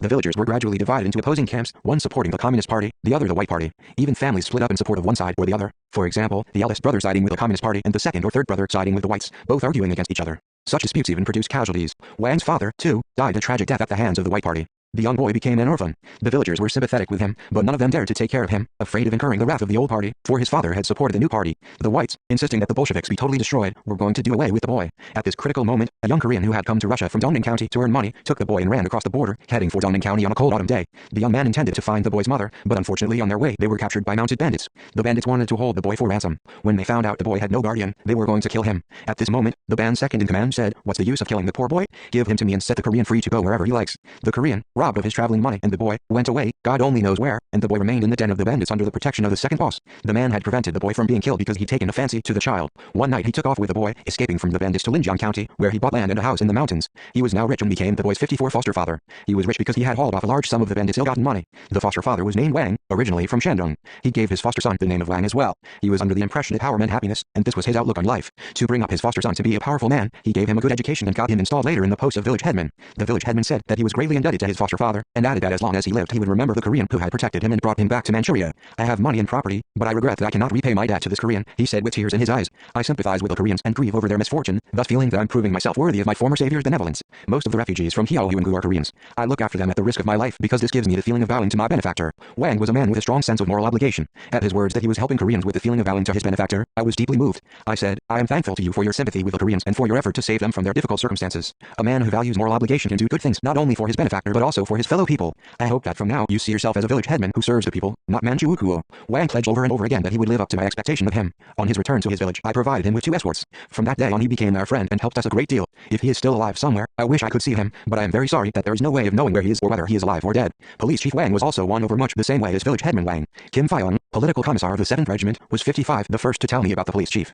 At one point Kim had taken Cho Il-hyun's company to Shanghai and Linjiang and directed small unit activities there. While sending off the small units to different places and supervising them, he worked among the local people. One of his small units was active around Sandae-ku and Wudae-ku, Linjiang County. One day a guerrilla from the area came to the man in charge of his small group and said that his local group's activities were being hampered greatly by the presence of the police substation located at Jiajiang. He asked how it should be dealt with. He probably wanted to strike the substation hard. The people who traveled to Linjiang, Menjiang or Fusong had to pass through Jiajiang, where the police substation was located. The existence of police control there posed a real problem. The political commissar met the man, and then reported the matter to me. I told the political commissar to try and put the police substation under his control. An attack could be made any time, but it would have a harmful effect on us and cause a nuisance, so I advised him to approach the police substation boldly and bring it under our influence. A few days after, the political commissar came and said that in a forest near Jiajiang there lived a man with whom he had become acquainted when he was working as the secretary of a district party committee in Yanji County, and that it might be possible to get in touch with the chief of the substation with the help of this man. He added that the man was reliable because he had once been a platoon leader of the Red Guard in Yanji County. The man had been suspected of involvement in Minseangtren and was rescued from being executed and sent to the enemy area. It was Koreans in the district party who had rescued him. I think his surname was Kim. Kim earned a living by hunting, and as the police chief was also fond of hunting, they became friends, so I was told. I told the political commissar that since he was the only man who knew the hunter, he himself should obtain the hunter's assistance in approaching the police chief. So far the process was similar to that of winning over the village headman. It was rare that a former organization member was on 56 intimate terms with a policeman, but it was possible. Nevertheless, it was necessary to know how the hunter had become friends with the police chief. This knowledge would assure direct access to the police chief. After talking to the man in the mountain hut, the political commissar said that the hunter was red in mind, although he had left the guerrilla zone a long time ago. Seeing the political commissar in civilian clothes, the man even suspected him to be a secret agent of the Japanese. A soldier in civilian clothes was misunderstood as such now and then. It was not until the political commissar said he had been sent by me that the hunter dropped his suspicion. He was bitterly remorseful that he had come to the enemy area without being able to prove that he was not guilty of involvement in the Minseangtren. He said, please take me to General Kim Il-sung so that I can tell him that I was not a Minseangtren member, and I also hope you will stand surety for me. If the general trusts me, I will join the People's Revolutionary Army. The political commissar said, General Kim has already resolved the problem of Minseangtren, so you can take your place once more on the revolutionary front with clear conscience. I hope you will work proudly and stalwartly. The hunter was apparently moved to tears at these words. He had become a close friend of Wang the year before. The police chief had occasionally appeared in his hunting ground. Wang used to hunt only 1 or 2 animals at one time, whereas the hunter caught 4 or 5.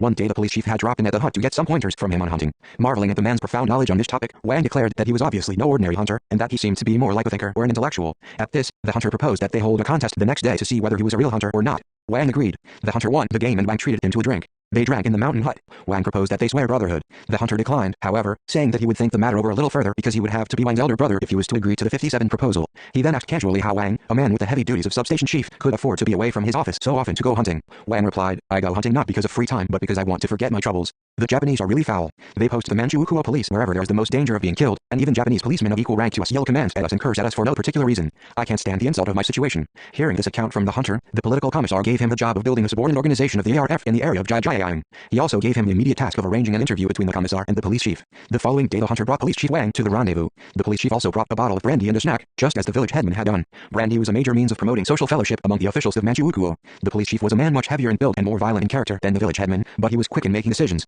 He did not stop to ponder over anything too much, and his answers were direct and clear-cut. The political commissar of the 7th Regiment introduced himself to him as a political commissar of one of Kim Il-sung's units. He said, point blank, that he had been ordered by Commander Kim to negotiate with Wang for joint action against the Japanese, and asked if he was ready to join hands. Wang gave him a bewildered look at first, but became himself again very soon and said, please don't make haste. Let's drink first and then talk about it. Growing mellow with a few rounds of drink, Wang slapped the political commissar on the knee and exclaimed, I like you, even though you aren't tall. I'm really surprised at your audacity when you said who you were to a policeman wearing a saber. That's what Commander Kim Il-sung's men are like. The political commissar replied, take me to Commander Kim, Wang said, then I will let him know 58 my decision, but on condition that you join my Jiajule, so that I can trust you completely. Through this first negotiation Wang came to know that his hunter friend was also a communist. I thought the secret of my Jiajule was above everything else, Wang said, but I see that the communists are closer with their secrets, for the hunter has never let me know he was a communist, even after he joined my Jiajule. I told the political commissar to swear brotherhood with Wang, because joining his Jiajule would not mean changing his surname. I also told him to bring Wang to my headquarters. I met Wang at a place near Jiajiang, and found him as acceptable as the village headman. I remember that he made me a present of 3 roots of wild and sam, ginseng tr.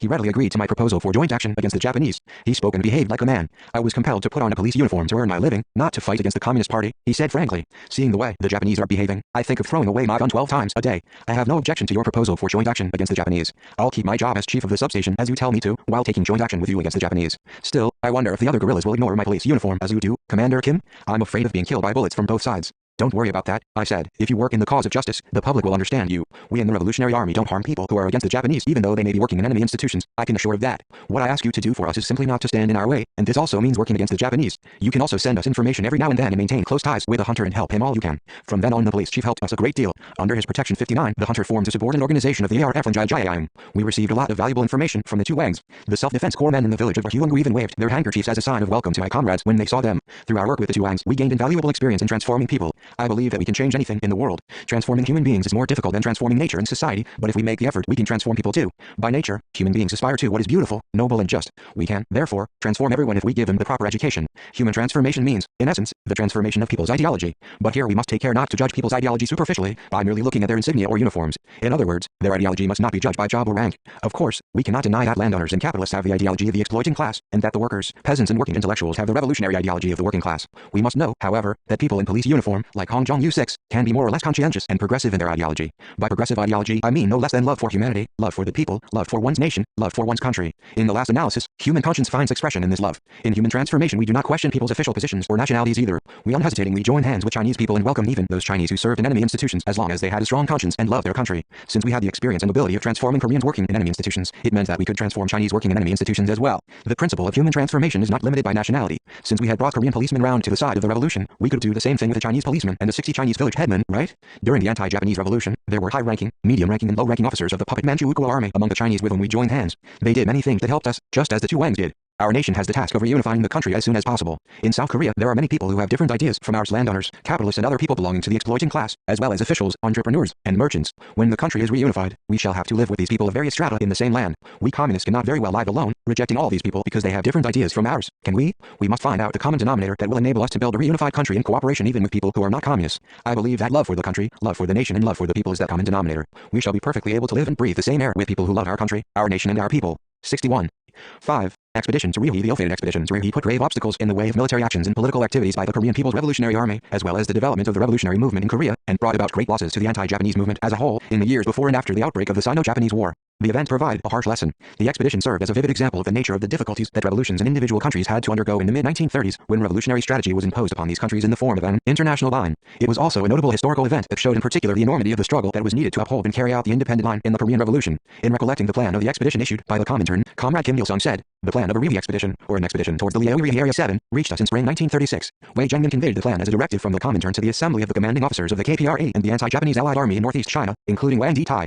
The gist of the directive was that the anti-Japanese armed forces operating in Northeast China should advance towards Liaoyi and Ryuhi, first, to link up with the Chinese worker peasant Red Army advancing towards Ryuhi under the slogan of Eastward Attack for the recovery of lost land, and second, to help forestall the Japanese imperialist aggressor forces, which were invading the mainland of China. The strategic objective set by the Comintern was to effect a pincer movement on the Ryuhi line by the worker peasant Red Army, renamed the 8th Red Army later, which was advancing northward and eastward, and the anti-Japanese Allied Army forces advancing westward, so 62 as to unify the anti-Japanese struggles on the Chinese mainland and in Northeast China and bring about a fresh upsurge in the anti-Japanese movement as a whole. In those days, the 1st Army Corps in southern Manchuria, the 4th and 5th Corps in the eastern area of Jilin Province, the 3rd and 6th Corps in northern Manchuria and other anti-Japanese Allied Army forces were deployed in the shape of a half-moon in the areas east, southeast and northeast of Changchun. The Comintern's strategic intention was to push the semicircle westward so as to surround Changchun in the form of a half-moon, then advance it further to the Ryuhi line to link it up with the worker peasant Red Army forces advancing northward and strike the Japanese aggressor forces marching into the mainland of China. Apparently the Comintern's aim in implementing the planned expedition to Ryuhi was to open up a new phase of unified development for the revolutions in the two regions of China. In the years when the Japanese imperialists, having occupied the 3 provinces of northeast China, were fabricating Manchukuo, the anti-Japanese struggle in China was waged mainly in its northeastern region. In the course of its long march of 25,000 li, the Chinese Communist Party criticized the left opportunist line and established a new leadership system. From then on, the Chinese people's anti-Japanese struggle entered a new, higher stage of development. The rapid growth in the anti-Japanese movement on the mainland greatly encouraged the people in the northeast. The circulation of the plan of expedition made Ryuhi a hotspot of Sino-Japanese confrontation that focused the world's attention on it. Situated on the coast of Ojai Bay, Ryuhi was the capital of Ryuhi province in the years of Qing rule, and as such it was closely associated with the history of the Qing dynasty, established by the Manchus. Ryuhi's close connection with the Qing can be explained by the fact that the city was the locale for a royal villa called the Guang'an Palace, constructed by Emperor Kangxi, and that in that villa Emperor Qianlong, renowned in the Qing dynasty, was born. 63 Ryuhi was also noted for its natural fortification. The mountain range range southwest of Rihe was one of the strong points on the Great Wall, and this fact alone shows the importance of the place from the military point of view since ancient times. Rihe was such a notable place that Pak Ji-won, a thinker of the Silat school in the 19th century who had been to China as an attendant of an envoy of the feudal government of the Rui dynasty, wrote his well-known Rihe diary. In this long travelogue he gave a very vivid account of Chinese cultural institutions and of the features of Rihe as a city. Rihe attracted worldwide attention for the first time when the Japanese imperialists, following the September 18th incident, occupied Jinchuo and Rihe to open a route for their invasion of the Chinese mainland. When the plan of expedition to Rihe came down from the Comintern, reactions to it varied. Wang Ditai was skeptical about the plan from the outset. He said he was not convinced that sending thousands of guerrillas to surround the capital of Manchukuo, where enemy forces were concentrated, and the scheme of moving guerrilla forces to the plains far away from their mountain bases were such good ideas. He pointed out that the plan was contrary to guerrilla tactics and that there was no reason why we should advance westward simply because the worker peasant Red Army had started advancing eastward from the mainland. And finally he warned that we needed to be careful about following footsteps that had already failed previously in the attack on large cities. Li San, who was at the helm of the Central Committee of the Chinese Communist Party early in the 1930s when warlords were running rampant, had a one-sided and exaggeratedly favorable view of the development of the revolutionary situation. He forced the adoption of an adventurous decision on the possibility of winning the revolution in just one or two provinces and ordered general political strikes and armed uprisings in many major cities. By this order of the party leadership, the Red Army went ahead and attacked major cities. But the operations failed. In the light of this precedent, it was natural that some people expressed their dissatisfaction with the operations planned from the Comintern. In those days, most of the communists in the anti-64 Japanese Allied Army accepted everything the Comintern was doing as fair and above board. In these circumstances, it was noteworthy that some commanders approached the plan of expedition only half-heartedly. Wei Jiangmin, however, did not take their opinion seriously. As the messenger from the Comintern, he spoke in defense of the plan. He brushed their objections aside by saying that all the anti-Japanese Allied Army forces in southern, eastern and northern Manchuria were to participate in the expedition, that the internal situation was very good, and that there was therefore a good chance of success. He proceeded to Jinchuan County, where he conveyed the Comintern's expedition plan to the military and political cadres of the First Corps of the anti-Japanese Allied Army in northeast China. Yang Jingyu was said to have been greatly excited about the plan. On receiving the Comintern's directive, he clearly expressed his readiness to implement it.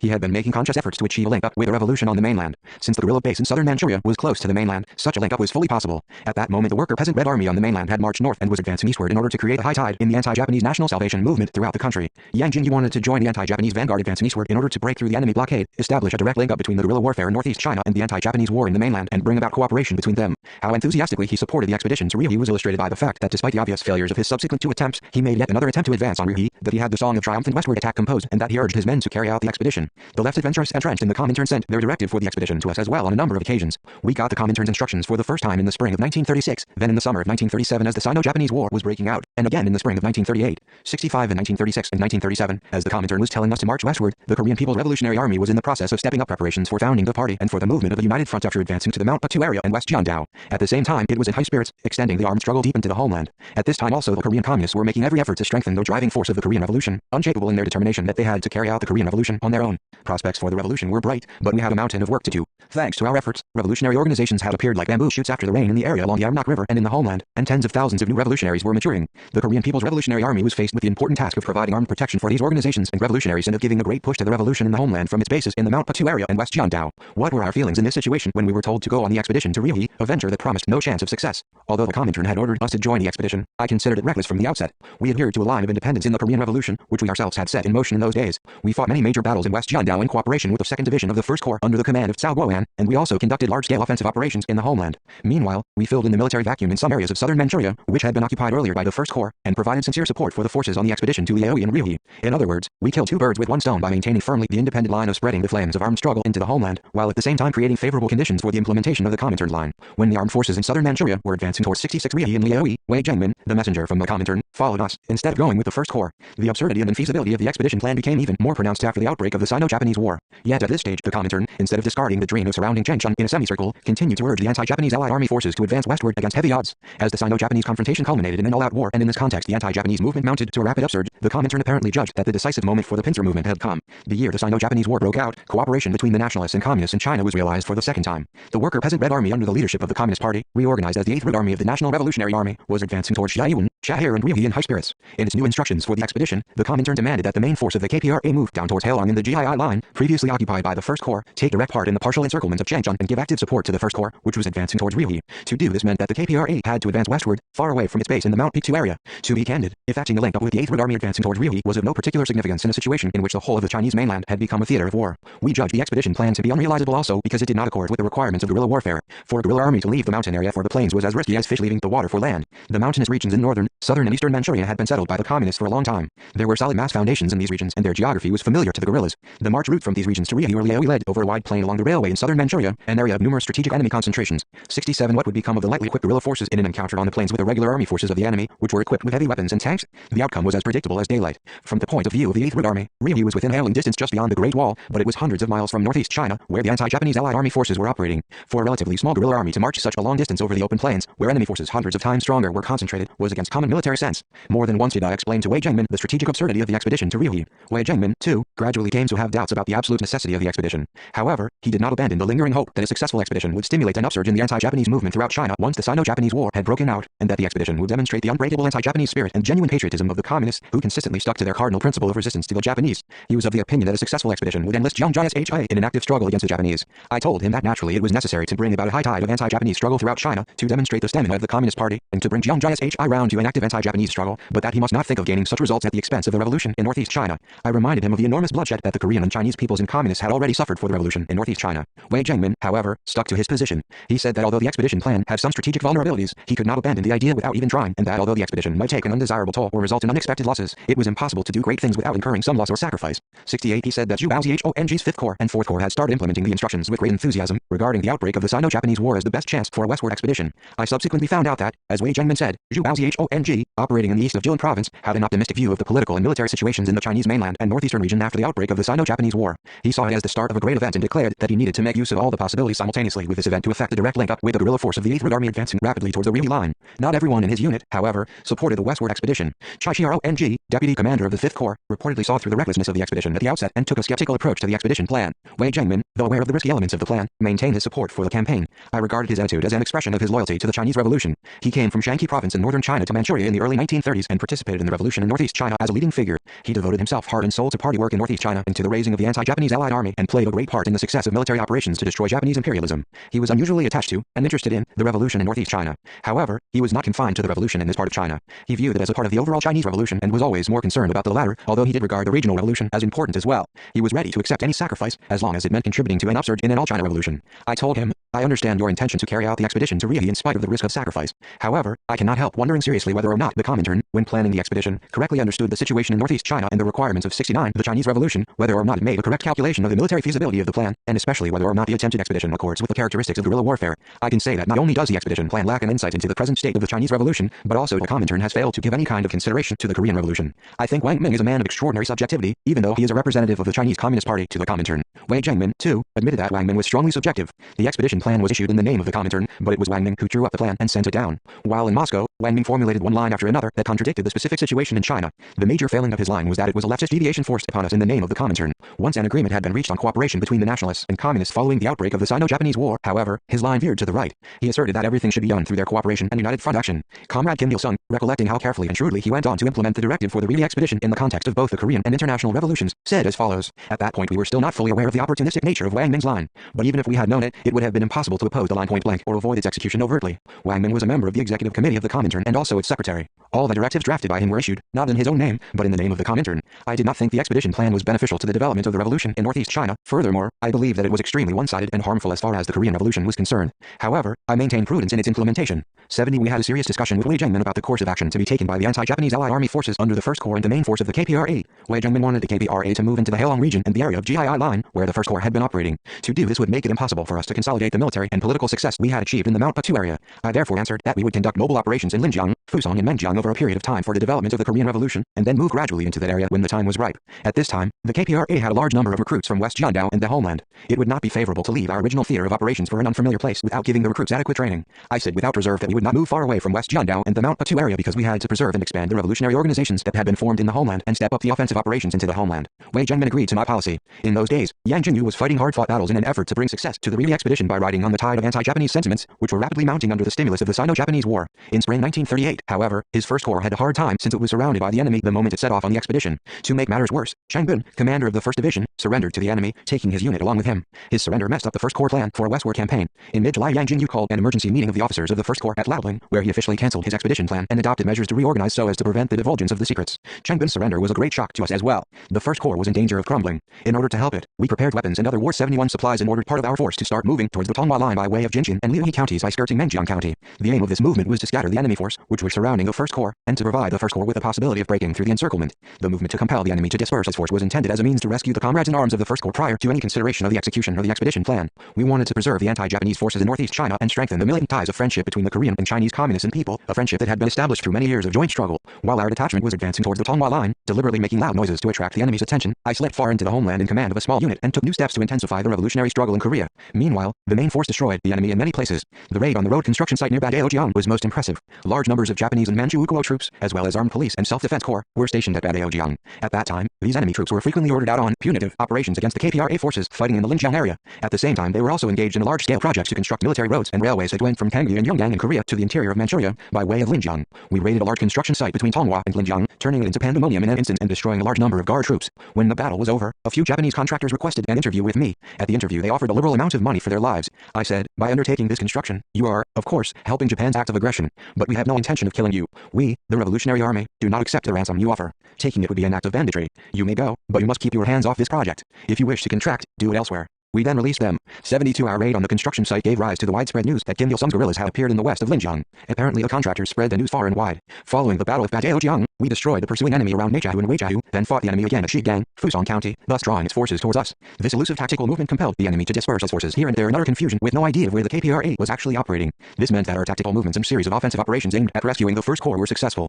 In subsequent days, Yang Jinyu and Wei Jiangmen reiterated that the sound of our gunshots in Linjiang, Fusong and Menjiang had proved decisive in helping the First Corps out of its difficulties. The anti-Japanese Allied Army forces in northern Manchuria also suffered no small casualties in the westward campaign. A number of Army Corps in northern Manchuria started the expedition in July 1937 and fully committed themselves to the campaign in 1938. As was the case in southern Manchuria, the expedition by the northern forces ended in failure. The Rivi expedition, which confused the revolution in northeast China and took a heavy toll in reckless battles for some years, fizzled out in southern Manchuria in 1938 and in northern Manchuria in 1939. Why, then, did the expedition, which wasted so much energy, manpower and materials, fail? Many analysts have attributed the failure to the well-established order of the Japanese and the Manchu Ukuo ruling machinery and to the overwhelming number of the enemy forces, that is, to objective conditions. I think this is a correct analysis. The policy of internment villages 8, pursued by the enemy in real earnest at this period, cut off ties between the guerrillas and the people. As the enemy put it was a separation of bandits from the people. This policy consolidated the ruling institutions of the enemy, whereas it laid many obstacles in the way of the anti-Japanese armed forces. These obstacles kept the expedition almost out of contact with the masses, hence from its route of food supplies. The people, confined in their internment villages, had no means of getting in touch with the expeditionary forces, still less of sending supplies to them even though they wanted to. In these circumstances, the expeditionary forces had no alternative but to capture food and clothing from the enemy. The sound of their gunshots provided the enemy with ceaseless information about their whereabouts and strategic maneuvers. Worse still, the expeditionary forces encountered deep valleys, the enemy's high gun emplacement towers and barracks, blocking lines every step. But can one ascribe the failure to the objective conditions alone? As the world knows, the anti-Japanese Allied Army forces were responsible for the expedition. The Comintern, which ordered the line of the expedition, can also be said to be responsible in a wider sense. My personal opinion is that the Comintern committed a subjective mistake in the way it formulated the line and gave leadership to its implementation, and that the anti-Japanese Allied Army forces, blindly following the line, carried out its operations blindly. In the last analysis, the Comintern's subjectivity and adventurism were the main causes of the failure. Any line that is not accepted by the masses or that cannot touch their hearts will invariably fail to bring good results. When we adopt a policy or line, we go deep among the people and listen to their opinions in order to avoid committing the error of subjectivity. When a man is affected with subjectivity, he becomes as good as blind. Some officials these days consider themselves the wisest of all and slight the opinions of their subordinates. They are grossly mistaken. Zhu Liang was a renowned talent, but the popular masses are wiser and more intelligent than he was. A line and strategy can be effective only when their validity convinces everyone. If not accepted by the masses, they are useless. The masses' hearts will fail to throb with excitement at anything that is not a just, correct and transparent line, still less in military operations in which the slightest error will bring disaster to all. 74 Even the enemy commented on the expedition as an ill-advised campaign, making a careless estimate of the objective situation after the incident, the July 7th incident TR, and judging it to be favorable to their guerrilla actions. They appeared to move audaciously from Dongbian-dao, Jinchuan, Liuhe and Linjiang between the autumn of the year before last, 1938, and the spring last year in a rash attempt to link up with the forces advancing towards Riuhe from North China. However, confronted with a swift punitive attack by the Japanese and Manchu Ukuo army and police forces, they moved back to the north and tried to establish a red area around the boundaries of Huadian, Menjiang, Donghua, Jiae, Fusong and Nantou counties, that is, in the white zone at the foot of Mount Puktu. Thought Monthly, number 77, Criminal Bureau, Ministry of Justice, November, the 15th year of Showa 1940, pages 136-137. The directives from the Comintern had much in them that did not suit the actual situation. Nevertheless, we approached each of the directives with care and tried to think carefully and act shrewdly so as to combine international and national interests while carrying out these directives in the context of our specific situation. The more obstacles there are standing in the way of the revolution and the more complex the situation is, the more firmly do we maintain the consistent principle of adhering to an unrestricted line of our own and of acting independently. As was the case in dealing with the Comintern, we have always combined an appropriate appropriate balance of independence and internationalism in our relations with our neighbors. That is why I can say that we have been able to lead the revolution straight to victory. I still believe that our position and actions with regard to the Really expedition were right. In autumn 1970, I paid an informal visit to China, at which time my Chinese host gave a banquet in Beijing in celebration of the founding anniversary of our party. The banquet was also attended by one of Wang Ming's erstwhile colleagues from the Comintern. I told the Chinese cadres about how many twists and turns the Korean Revolution had gone through because of pressure from those around us in 75, about the torments the Korean communists had experienced more than anyone else because of the prevailing circumstances. I pointed out that a large number of Korean revolutionaries had been sacrificed during the anti-Minseongtun campaign, and that in the latter half of the 1930s especially, we had suffered great losses in strengthening the KPRA and developing the anti-Japanese revolution as a whole because some people at the Comintern forced upon us a line that did not at all suit the situation. At this, Zhou Enlai remarked that Wang Ming was to blame for the mistake, and that Wang Ming had obviously done much harm, not only to the Chinese Revolution but also to the Korean Revolution. Stalin also admitted that the Comintern had committed many subjective errors. If the Comintern had not forced the Really expedition, we would not have left West Jiandao, and if we had not left West Jiandao, we could have dealt with the Hyacinth incident and minimized the loss before it was too late. If our main force had stayed in West Jiandao, the enemy would not have dared to touch our revolutionary organizations even though they might have wanted to. When the enemy came to make its arrests, those who escaped could have evaded the roundup by fleeing to the mountains and joining our unit. Pak Tao, in fact, fled to the mountains and moved around in search of us, but was captured because he could not find us. Many years have passed since the expedition to Ryuhi. My reason for referring to the expedition now is not to point the finger at who is right or who is wrong. Even if I were to point out who is wrong, there is no place to appeal to. There is neither a Comintern nor a symbol of authority at present. However, communists must learn a serious lesson from this expedition, which incurred so many losses because of subjectivism and blind actions. History will never make a present of a good future to those who ignore the principles of revolution and act only through subjectivity. 76. 6. My meeting with Yang Jinyu from the moment he embarked on the revolution against the Japanese imperialists, the great leader Comrade Kim Il-sung stressed the importance of the joint struggle with the Chinese people and the internationalist ties with the Chinese communists, and made every effort to promote an anti-imperialist common front with the patriotic forces from various sections of the Chinese people. In the course of this, he came to know innumerable leaders, revolutionaries and military cadres of China. Yang Jinyu, a distinguished commander of the anti-Japanese Allied Army of Northeast China, was one of the renowned Chinese revolutionary fighters with whom the great leader shared life in the shadow of death in the years of joint struggle against the Japanese imperialists. His recollections of Yang Jinyu attest to his warm feelings of friendship toward the Chinese people and communists. Yang Jinyu, in cooperation with Ri Hongguang and Ri Tongguang, rendered distinguished services in raising and developing the guerrilla forces in southern Manchuria. The guerrilla army operating in southern Manchuria became the first corps of the anti-Japanese Allied Army, and the commander of this corps was Yang Jinyu. Throughout the anti-Japanese armed struggle, we attached great importance to the joint efforts of the Korean and Chinese people and took great pains to keep up our alliance with different units of the anti-Japanese Allied Army. All of this fully accorded with the interests of the joint struggle of our two peoples. This was also why we made two expeditions to northern Manchuria, fought battles in cooperation with Cao Guo and 2nd Division of the 1st Corps, and expanded our relationship with the fighters in southern Manchuria. Since the southern Manchuria forces often requested reinforcements of 77 our troops, we sent them many military and political cadres whom we had trained with great effort. This process strengthened our ties with the communists in southern Manchuria and deepened our comradeship with the military and political cadres in that part of China. Yang Jinyu expressed through different channels his gratitude to us for our sincere assistance, and I sent my best regards for him occasionally through my messengers. In this manner, he and I continued to develop the friendship through our united struggle. It was not until a joint conference with the military and political cadres of the KPRA and the anti-Japanese Allied Army at Nanpeizi in autumn 1938 that I actually met Yang Jinyu. Nanpeizi is a very eventful place. In Menjiang County there is a large forest called Peizi. Peizi is characterized by a dense forest and an unusually large numbers of quicksands. The anti-Japanese guerrillas used to refer to areas of muddy, treacherous bog in the forest as quicksand. A quicksand was usually overgrown with a variety of wild plants like tassel grass. If you stepped into one carelessly, you would be sucked down in an instant. You never knew how deep these quicksands were. There was also something like a quicksand in the grassland on the right side of the monument to the victorious battle in the Musan area. The eastern section of the forest was called Dongpeizi, the western section Hipeizi, and the southern section Nanpeizi. We had military and political training at Dongpeizi in the winter of 1937, and held an important meeting with the cadres of the anti-Japanese Allied Army at Nanpeizi to discuss the task of eliminating the after effects of the expedition to Ryuhi. The rugged terrain of Nanpeizi, with its innumerable quicksands that swallowed up men and horses in an instant, was an ideal place for secret meetings by our units. The meeting at Nanpeizi is also called the Menjiang meeting because Nanpeizi belonged to Menjiang County. In the days before and after the meeting at Nanpeizi, our revolution was in a very complex and difficult situation. One aspect of the difficulty was the 78 enemy's constant offensives aimed at crushing our revolution, and the other was left adventurist scheming on the part of some officials working at the Comintern. While directing their main effort southward in China, the Japanese aggressors stepped up their punitive operations against anti-Japanese Allied Army forces in northeast China in an attempt to promote security in their rear. The enemy's dogged counter-revolutionary offensive was arresting the development of our armed struggle and the anti-Japanese revolution as a whole. The evil effects of the Really expedition, caused by left adventurism, were also crippling. Since the results of the expedition eloquently proved that the Comintern's directives were preposterous in that they ignored the actual situation, and since it was evident that the expedition had caused an enormous loss to the anti-Japanese revolution, it was clear to everyone that we should sort out right from wrong and remove the evil effects. If we were to break through the difficulty facing the revolution, it was imperative for us to adopt a new tactical concept capable of defeating the enemy's offensive and take practical steps to wipe out the grim consequences of left adventurism. For this purpose, the KPRA and the 1st Corps of the anti-Japanese Allied Army decided to meet at Nanpeizi. At that time I eagerly awaited Yang Jinyu's arrival, for I knew that he had suffered the heaviest losses in the expedition and that he was having to come to Menjiang through many hardships. Yang Jinyu was also said to be impatient for the day of our meeting. I sent some of my men out to welcome him and to guide his unit, and prepared adequate accommodations for them, as well as clothing. When we finally met each other after so many hardships, we were both elated. Yang Jinyu's luminous eyes attracted my immediate attention. There is a saying that a person's eyes are worth 800 pounds out of his overall worth of 1,000 pounds, and I could see at a glance that Yang was a man of honesty and passion. We chatted briefly over a small fire. After warming himself a little, he 79 casually broached the topic of the Koreans in the 1st Corps. He said that there were many Koreans in the Corps, all renowned fighters, and that not all of them had been left alive to come with him. He lamented over and over the loss of these excellent comrades. He was grieving over the death of his Korean comrades so deeply that I finally had to console him. Yang and I were destined to fight in close cooperation against Japanese imperialism. In southern Manchuria, Yang Jinyu, along with Wang Fengji, commander-in-chief of the Liaonan National Salvation Volunteers, the army of the Broadsword Society, gained the reputation of a hero in the first half of the 1930s. They fought many battles and shed much blood around Dongbiangdao. After we occupied West Jiandao, the enemy put their names and mine on the same list. When Wang Fengji and his wife were killed by the enemy, the Japanese focused their attention on Yang Jinyu and me. The Korean People's Revolutionary Army, also called Kim Il-sung's army by the enemy, and Yang Jinyu's army were the two major armed forces who overwhelmed the Japanese through their fighting efficiency in eastern and southern Manchuria. The enemy's top-secret documents often mentioned Yang's name and mine side by side, as did newspapers and magazines. A Japanese expert on Yang Jinyu's activities, when writing about Jilin, pointed out such details as the street where young Kim Il-sung conducted anti-Japanese activities and was imprisoned, the street where Yang Jinyu stayed before he entered the guerrilla zone, while another article made a note on the map of Manchuria, across which the anti-Japanese movement was sweeping, South Manchurian region where Yang Jinyu and Kim Il-sung developed guerrilla warfare against the Japanese. An article dealing with Yang Jinyu's death said he was a leader of the anti-Japanese guerrillas whose name was well known to the Japanese next to that of Kim Il-sung. Another article in those days said, Kim Il-sung, a dyed-in-the-wool communist guerrilla, is a young man this side of 30.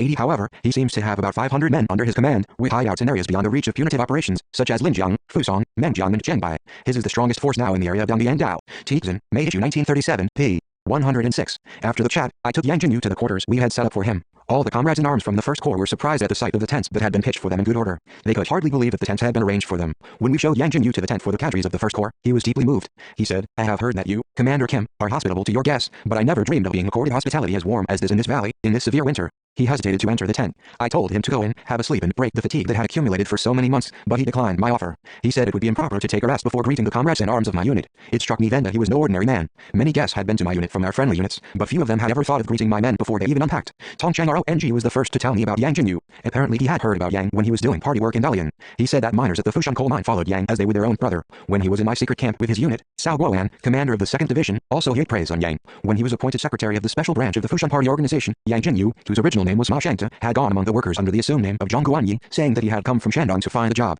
In order to set foot in Fushan, where many people from Shandong were living, it was favorable to appear in the guise of a Shandong provincial. Fushan coal miners wanted to strike against the Japanese owner, but the 81 had no leader who could champion their rights and interests. So they chose as their leader Yang Jinyu, who had a way of saying the right thing. Yang led the strike forcefully, but was arrested by the police. Even in the hands of the police, however, he demanded the rights and interests of the working class and was outspoken about all that he believed to be right. He never once yielded to threat or torture. The underground organization and the miners finally rescued him from the enemy's hands. I took Yang to the secret camp of my unit, as he wished. Our secret camp was located just beyond a ridge from the camp where the comrades from the First Corps were to stay. At the short notice I sent them, all my unit had lined up in front of the camp. With tears in his eyes, Commander Yang said, my entire unit suffered heavy losses in our repeated efforts during the expedition to Ryuhi, but you, Commander Kim, have kept your forces intact, thanks to your own sound judgment and correct leadership. By contrast, I have lost nearly all my men. I cannot hold back my tears when I think of my men, poorly fed, poorly clothed, without proper sleep, falling in their advance to Ryuhi.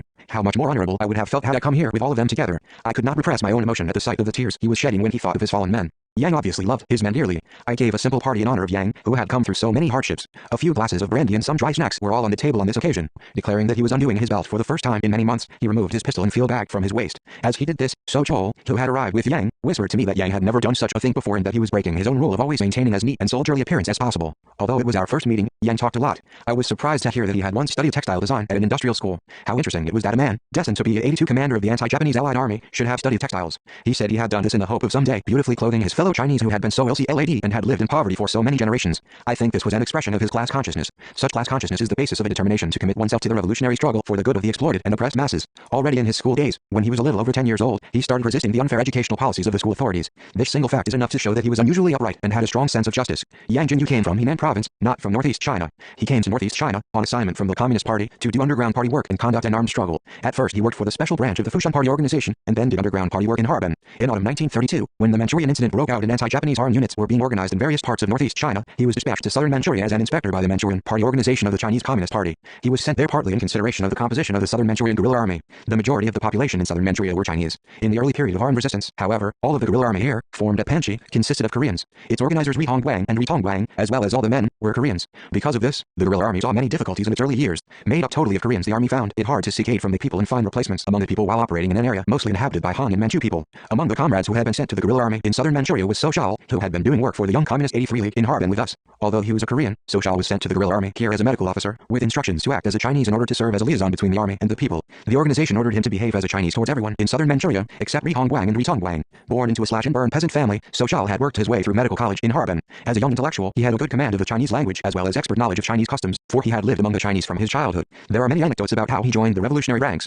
Once, while still in primary school, he was on his way back from pasture, where his cow had spent the day grazing. Suddenly, he was set upon by the the police. The policeman leaped on him for no particular reason as he was coming home, riding on his cow's back. They pulled him down without warning and kicked him, snarling abuse and shouting that he was swaggering on the cow's back, getting in the way of the police, not even greeting them politely. He is now a member of the political bureau of the party in our country, but at that time there was no way for him to escape the beating. He suffered from injuries for months. From that time on he hated the police, as well as the landowners and minor officials who were in league with them. Having fully accustomed himself to the land and the way of life in northeast China, So Shao was the right man to play the role of the Chinese to help the southern Manchurian guerrilla army out of its difficulties. He behaved like a perfect Chinese so as not to fail the expectations of the organization.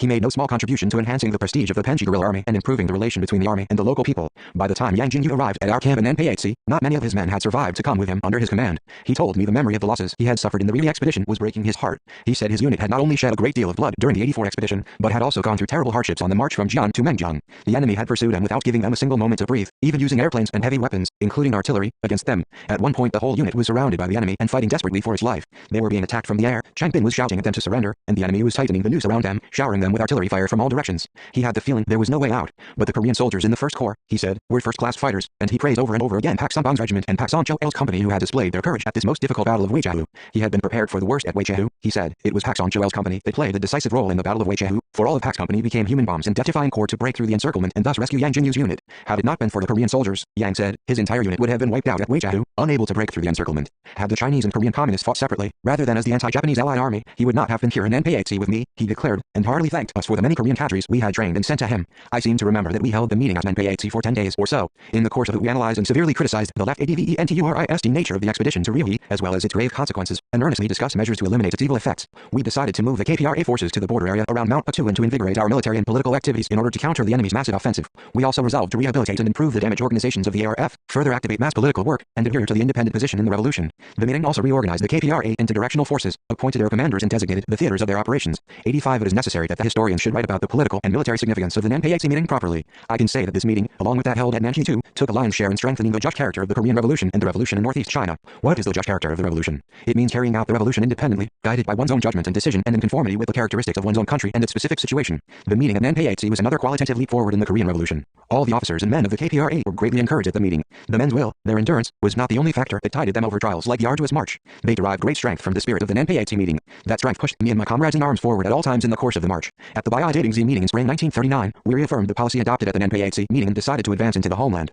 Had it not been for the important policy adopted at the NPHC meeting, it would have been impossible for us to track across the snow-covered ridges and fields of Shanghai to advance into the homeland and sound our gunshots in a situation where we were ringed by a dozen layers of the enemy. The roar of KPRA gunshots in the Musan area was the direct result of the meetings at NPHC and AUDIOBOOK. At NPHC we organized a new guard regiment with my men for Yang Jinyu and Wei Jiangmin, providing the regiment with large reinforcements. At that time we appointed some new commanders for them and gave Yang Jinyu an orderly. The formation of the guard regiment deepened the friendship and brotherhood between the Korean and Chinese communists. After the meeting at NPHC, the units left for their theater of operations. The farewell to Yang Jinyu was as deep felt as our first encounter. We pledged, on our honor as revolutionaries of the two countries, to emerge victorious by turning misfortune into blessings without fail. We also promised to meet again after victory. 86 To my regret, however, I never saw Yang Jinyu again. Having parted from us, Yang Jinyu went on to conduct military activities in Huadian, Donghua, Menjiang, Huanan, Fusong, Jinshin and other areas. His unit had to fight through many difficulties against the enemy's massive, punitive offensive, staged in the name of a special cleanup campaign for maintaining public peace in the southeastern areas. I heard that the greatest of the difficulties he had to cope with was making preparations for the winter. Getting ready for winter meant a great deal of fighting. He intended to defeat the enemy's punitive offensive through dispersed action. We can't say that his decision was contrary to the principles of guerrilla warfare, but even a tactic that is correct on principle needs to be applied in such a way that it suits the situation. Otherwise, it may turn into a catastrophe. Battle situations are multifarious and constantly changeable. Small units acting in dispersion can evade the enemy's observation with relative ease. Yang Jinyu must have taken this factor into consideration and tried to combine the tactics of disappearing into nowhere and appearing from nowhere skillfully so as to defeat the enemy and break through all the difficulties that lay in the way of his unit. Apparently, however, his dispersed small units were unable to mass whenever necessary, as he had intended. If you adopt only dispersed actions when you are surrounded by a large enemy force, you will find it difficult to destroy the large force of attackers. If you fail to destroy the enemy force, you will be pursued and fall completely on the defensive. Needless to say, the dispersed unit finds itself at a disadvantage when compelled to fight a large enemy force. Aware of the fact that Yang Jinyu's unit was moving in small, dispersed groups, the enemy sent out even larger forces to the flank and rear of each small unit to destroy them. To make matters worse, Yang Jinyu built secret camps and stayed there throughout the winter instead of carrying out mobile maneuvers, with the result that he was unable to evade the enemy's massive, punitive operations. To my surprise, at the head of these punitive operations was Changbin, who had been commander of a division under Yang's own command and who had surrendered. Changbin became commander of the Tonghua Police 87 Force in January 1940. In an encounter with Yang's main force, Changbin had a 6-hour battle with him at Jigang, Menjiang County. In early February he, with the support of an additional battalion, had another clash with Yang's main force. Yang Jinyu died a heroic death in a pitched battle with the enemy's punitive force in a forest in Menjiang County in February 1940. In the last hour of the decisive battle, Yang had only his guards by his side and was surrounded by the enemy. The enemy shouted at him to surrender, but he kept shooting, exchanging heavy fire with the enemy until he felt a pistol in each hand. It was Ri Tonghua, the orderly we had turned over to Yang at Nanpeizi, that guarded the commander to the last moment. Ri Tonghua cast his lot with Yang Jinyu and stayed by him to the end. We read the grievous news of Commander Yang's death immediately after the Battle of Damliu. A newspaper we captured from the enemy carried the news. The moment I read it, I lost my appetite. In spite of the difference in our personal backgrounds and nationality, I shed many tears in secret when I thought of our meeting. The enemy cut Yang's head off, photographed it and scattered the photos all over Manchuria from the air. They even ripped his belly open. Apparently they wanted to know what he had been eating in the wild mountains and how he could display such a superhuman fighting spirit. His stomach was said to have contained nothing but digested dry grass, roots and tree bark, literally no grain or food, just grass, roots and bark. When sharing friendship with Yang Jinyu at Nanpeizi, I lost Kim Ju-hyun, Kim Tae-kwon and Kim Young-guk, my most treasured and beloved commanding officers. That is why my memory of Nanpeizi is so painful. After liberation, China renamed Menjiang County, where Yang Jinyu fell in battle, Jinju County after him. When the Jinyu tomb was built in the town of Tonghua, China, for martyr Yang Jinyu, I sent a wreath to the opening ceremony in his honor. In an article on the significance of the guerrilla war in northeast China, 88 written by a leader of the Chinese Party after liberation, the author said that the three most arduous periods of warfare in the 20-odd-year history of the Chinese Communist Party were, first, the long march of 25,000 li, second, the 3-year-long guerrilla campaign by the Red Army forces remaining in the south after the main force of the worker peasant Red Army went on the long march, and third, the 14 years of bitter combat by the anti-Japanese Allied Army in northeast China. The flag of the heroic war of resistance, fought by the anti-Japanese Allied Army in northeast China, is permeated with the blood of Yang Jinyu, a stalwart communist from amongst the Chinese people. Our people will remember forever the brilliant fighting exploits of Yang Jinyu in the joint struggle against Japanese imperialists. 89.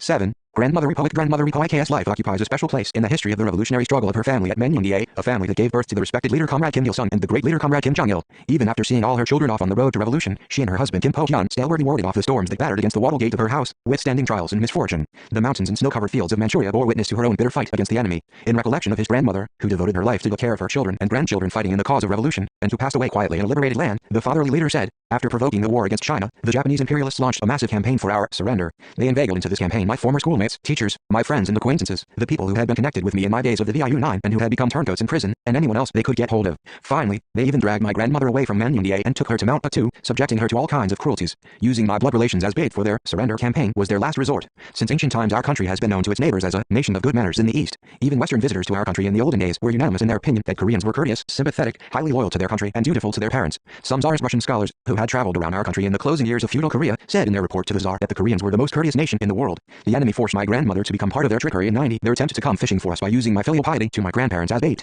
The imperialist aggressors were totally devoid of humanity. They even twisted the Korean people's laudable customs and traditional ethics to carry out their crooked schemes. There was a precedent for this in the latter half of the last century, when invaders from the west raided the tomb of Namyeon, the father of Prince Regent Ten, in order to compel the regent to yield to their demands for an open door. I was operating in command of my unit around Menjiang County when I got the news that my grandmother had been taken to the village of Jiaozaishi, Changbai County, and was locked up there. The enemy locked her up at night and dragged her around the mountains during the daylight hours, forcing her to shout, "Songju, your grandma is here. Come down from the mountains for the sake of your grandma." The message slips sent to me by the people of Jiaozaishi included the text of the notices the enemy had put up in many villages. Kim Il-sung's grandmother has come to Jiaozaishi. He should come down from the mountains immediately to see her. Traveling around large forests where guerrillas were likely to be encamped, the enemy threatened my grandmother and insisted that she call out my name. However, grandma was not a woman to yield easily to force, so she was treated cruelly. The enemy poked her in the back with their rifle butts as if she had been a criminal, threatening and coaxing her by turns, but all in vain. They just didn't know her. They thought that if one stamped a foot or glared at this old country woman, she would obey meekly. That was a gross mistake on their part. The underground organization at Jiaozaishi sent me word that my grandmother was in danger and that a rescue operation from my unit was necessary. If the situation did not permit the dispatch of my unit, they added, the organization would rescue her on their own, but my decision was needed for either choice.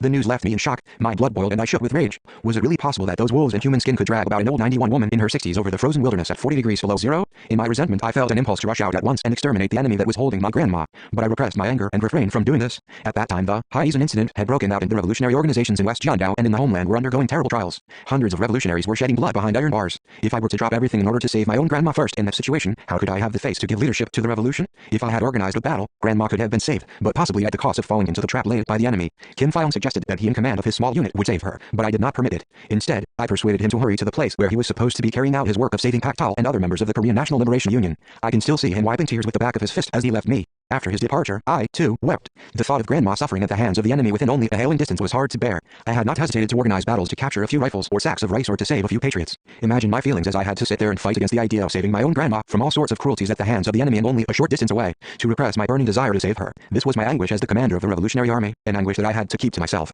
It was not easy to suppress my personal feelings this way. All through my childhood I had basked in the exceptional warmth of her affection. This was one of the reasons I was barely able to keep my mental balance when I learned of her captivity from the letter sent by the underground organization at Jiazishi. I cannot find the words to express the pain of my emotions at the time. In my childhood and boyhood, Grandma was no less dear to me than my mother. The childhood memory that made the greatest impression on me at 92 Manyongdia involved a toffee peddler who carried a flat wooden box with toffee in it and who used to shout, "Buy my toffee, buy my toffee." Sometimes toffee peddlers came with pushcarts in which they collected rags and worn-out rubber shoes. When they clinked their broad-bladed scissors to announce their arrival, all the village kids used to run out and gather around them. At such moments, my mouth used to water at the thought of the toffee, but in my house we had neither money nor rags nor worn-out rubber shoes. In those days there were not many people in my village who could afford to wear rubber shoes. All my family had to wear straw sandals. While the other children were chattering noisily around the peddler's toffee box or pushcart, I stayed away, pretending to feed chickens in the yard or to watch ants crawling by the bean paste jars inside the back wall. The elders in my family knew what I was feeling, but one day Grandma took out some of our precious rice from the jar and bartered it for the sweets. She put a few sticks of toffee in my hand, and I was quite overwhelmed, for I knew it was no small matter for the family that lived on gruel to sacrifice precious rice for a few sticks of toffee. The gourdful of rice and the sticks of toffee that spoke of her love for me still float before my eyes today. I don't know why, but the memory of my being carried on my grandma's back or Aunt Sill's back in my childhood is more vivid than the memory of being on my mother's. Even when going on a visit to her own parents' home, Grandma liked to carry me on her back. A child of 6 or 7 begins to know the world, and at this age a boy seldom rides on his grandmother's back. However, whenever she came to visit Panwara, Grandma used to offer her back to me, saying that she would like to see how much I had grown in the meantime. She did not care at all whether I was embarrassed or not. On her back I used to smell something of grass from her hair and summer jacket, and I liked the smell very much. This was a smell peculiar to old women who had spent their lives working hard. When we were living at Manyongdia, I was such a favorite of my 93 grandmas, I was practically monopolized by her. I spent my childhood mostly by her side. Her coarse arm was something of a pillow to me. I used to fall asleep easily on that pillow. Hugging me as I lay on her mattress, she used to tell me old tales that inspired me with the wings of fancy. Sometimes she slipped scorched rice or jujubes into my mouth, and I found them delicious. After my father's death, Grandma's affection for me grew even stronger. She found the joy of life apparently in my growth, in the growth of the eldest grandchild in her family. What else could ever have given her joy in life? Could she afford good food, or smart clothing, or the luxury of travel? Her simple and earnest dream was to see her country independent. Her work and pleasure was to do all she could for her children, who were fighting for Korea's freedom, and to give them her loyal support while she waited for the day of independence. Her love for me found expression mostly in her expectations of me and in her trust in me. In the summer of 1926, the year of my father's death, she came to mourn over his death in front of his grave at Yangdakun in Fusong, where she said to me, "Young son, grandson, you will have to take over the burden your father was carrying now. You must pick up the cause where you left off and win back the country, come what may. You may have no chance to take care of me or your mother, as is your filial duty, but you must give yourself heart and soul to the cause of Korea's independence." I was deeply moved by her words. If she had told me instead to aim for wealth or a successful career, I would not have been as inspired. She had nothing that shallow in mind. This means that her aim was very high, so to speak. Her words inspired me with great strength, for the fact that she entrusted me with the great cause of national independence was a sign that she had complete confidence in me. She stayed at Fusong for some time, instead of returning to Manyongdia. When we moved to Ensu, she also stayed with us, consoling my mother and my uncle's wife. 94 My grandmother was, in short, a woman of strong will. She was full of a spiritual toughness rare for someone of her age. Very amiable and gentle as she was towards the poor and unfortunate and honest-minded people, she hated those whom she saw as not worthy of being called human beings because of the lack of their own humanity. She never yielded to any coercive power or injustice. Had she been timid and weak-kneed, it would have been impossible for me to endure the shock of the news the underground organization at Jiazishi had given me. But I believed that Grandma would understand my feelings and that she, though in captivity, would be able to withstand her misery and trials as the grandmother of a revolutionary. As it turned out, I was absolutely right in believing in her. Pak Jasak, one of my mates at the Hwasong Risuk School 11, came to see me at the secret camp at Nanpayatsi. He was there just as we were holding an important meeting with Yang Jinyu and other cadres of the 1st and 2nd Corps. His purpose was to persuade me to surrender. Ri Zhongrak was also there after Pak Jasak left me. Pak Jasak honestly confessed his crimes to me, telling me of how he had dragged my grandmother around West Jiandao. It was he who told me she never once yielded to the enemy, just as I knew she would. She was forced into what they called the surrender hunting team. Ri Zhongrak and Pak Jasak belonged to this team, and their Japanese boss compelled them to drag Grandma into the plot. They went to Manyongdia and began to wheedle my grandparents. "Don't you want to see your grandson? If you do, you can tell us. You know. He's been going through all sorts of hardships for nothing. He's going to end up ruining himself. If you want to save him, you can, easily. Just do as we tell you." Grandma retorted that according to the newspaper, her grandson was dead, so how could the dead man come back to life? She told them she hated listening to such twaddle and turned her back to them. Ri Zhongrak, embarrassed, said, the newspaper led, "Songju is alive 95 and continues taking part in the unsuccessful independence movement. He's having a terrible time in the mountains and he isn't getting any results. The whole Oriental world is now in the hands of the Japanese, but he doesn't even know the fact. He's living on raw rice and pine needles on Mount Patu without a grain of salt, and he's covered with hair like a wild animal and his feet are worn down to dull butts. He's losing all his human shape. Because he uses the art of contracting distance, fighting and evading us, we can't bring him down from the mountain. The Japanese government says that if he comes over to them, they'll give him absolutely anything he wants, including the post of commander of their Kwanton army or commander of their Korea army. His family will, of course, live in luxury in a palace. So we must bring him around as soon as possible, and you, Grandma, are the best person to do the job." He produced a fat roll of banknotes, thousands of yen, and said that this was an advance. She could buy whatever the family needed with it and even hire a cook. In a fury, my grandfather roared, "You despicable wretch, do you really expect me to exchange my grandson's life for money? Shut your mouth, you dog, and be off with you." He pitched the money out into the yard. Grandma told them she would not go to get her grandson even if he were to be put on a royal throne, and that she felt heartbroken at the thought of the death of her sons Hyunjik and Hyun Kyungwon. She then shouted at them to get out of her sight. Ri Jongrak and Pak Ja-sok were kicked out by her in this manner. Knowing that coaxing and bribery had no effect on my family, the enemy took my grandmother to Manchuria at the point of a bayonet. She said, "You may take me along by force, but I won't help you. Instead, I will look around Mount Patu and Manchuria where my grandson is fighting against you, just to see who will be the winner." She was a woman of extraordinary nerve. The agents of the surrender hunting team hauled my grandmother around the mountains of West Jiandao for nearly a full year. What torture it must have been for a woman on the other side of 60. Pak Ja-sok once consoled her when he saw that her feet had blistered. 96 He said, "Grandma, we are awfully sorry to have put you to this trouble. To tell the truth, I myself feel bad about this, and I'm doing it against my will. So how much more pain you must be feeling." Apparently, he felt sympathy for her even though he had become a turncoat. Grandma replied that although she was tired, she could feel strength welling up in her at the sight of her grandson's battleground. Whenever the enemy poked her in the back with a rifle butt to make her call out her grandson's name, she retorted, "I don't know how to blabber wild nonsense like that. Anyway, do you think you can kill me and get off scot-free? Go ahead, kill me if you want to end up with my grandson's bullet in your skulls." The surrender hunting team was, in fact, quite aware of the fact that they stood no chance of success. They were constantly afraid of being attacked by the guerrillas. They knew only too well what sort of punishment was in store for them for dragging about the grandmother of the commander of the Revolutionary Army as a captive. The agents of the surrender hunting team wanted to avoid the guerrillas' fire by all means possible. They told Grandma that they would protect her from a distance and that she should take along a boy of about 15 as a servant while she looked for her grandson. Having guessed that they were petrified with fear at the thought of retaliation, Grandma snapped, "Why should I take along some poor boy with me? I'm already traveling with a bunch of fat Zhao thugs like you.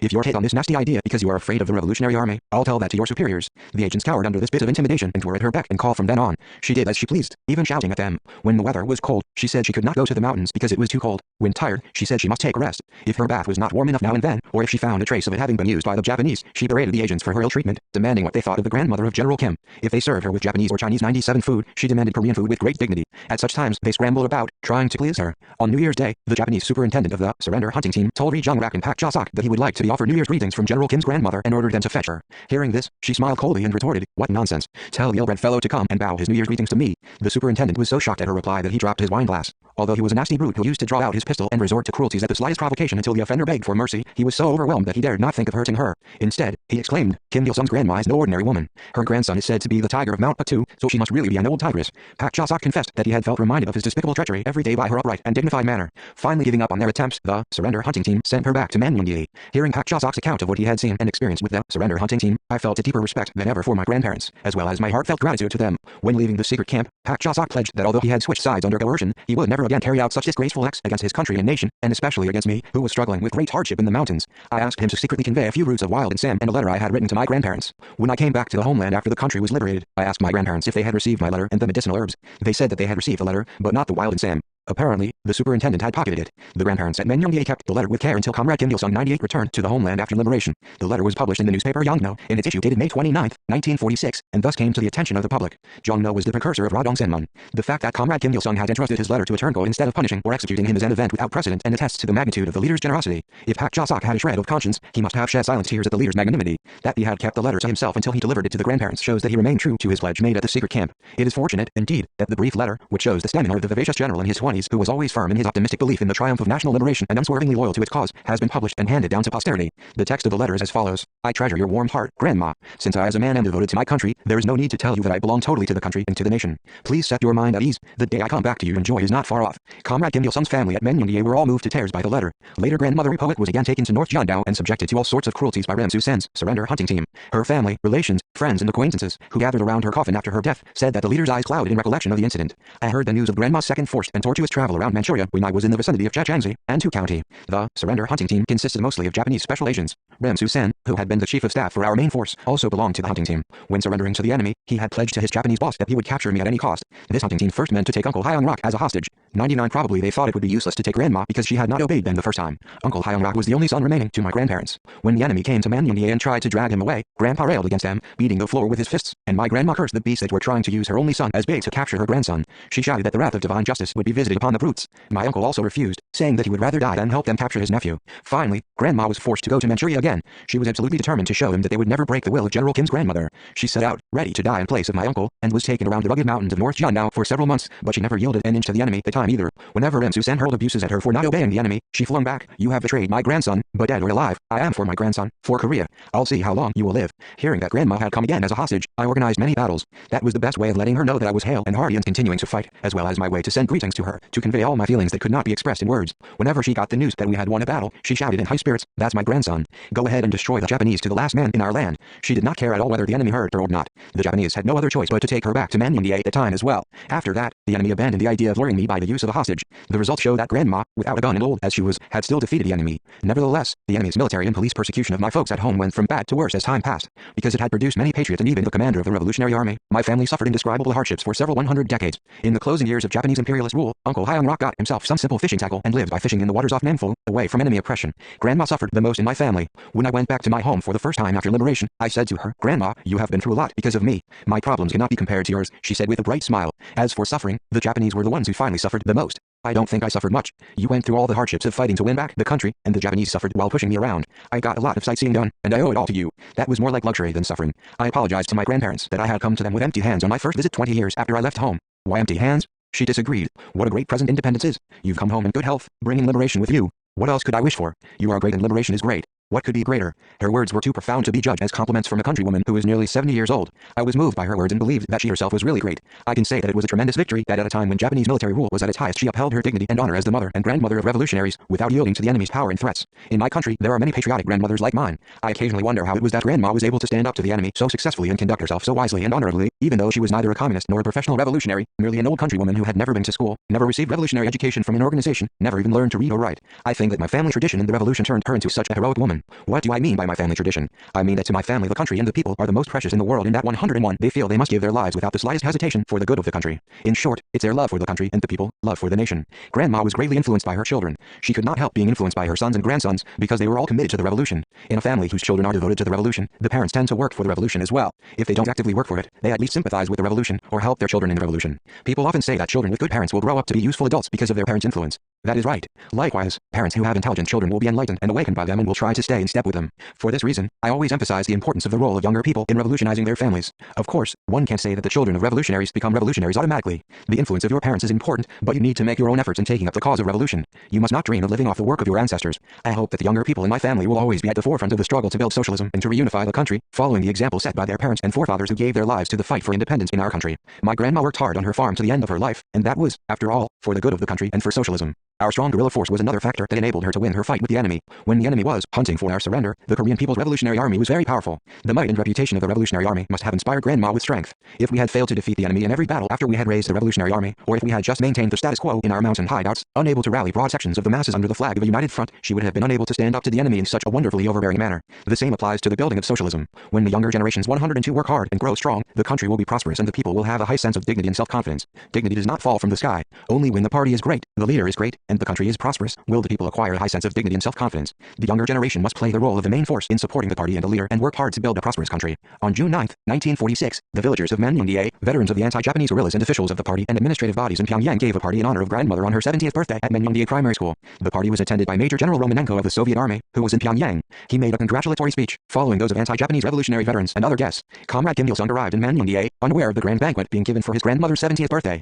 He made a brief speech on behalf of his family as her eldest grandson, in reply to the heartfelt congratulations of guests from the different strata of society. His speech, giving a brief summary of the 70 years of her life, was as follows. My grandmother is an old countrywoman who knows little. However, she did not in the least object to her sons, nephews and grandsons taking the road of revolution. On the contrary, she encouraged them.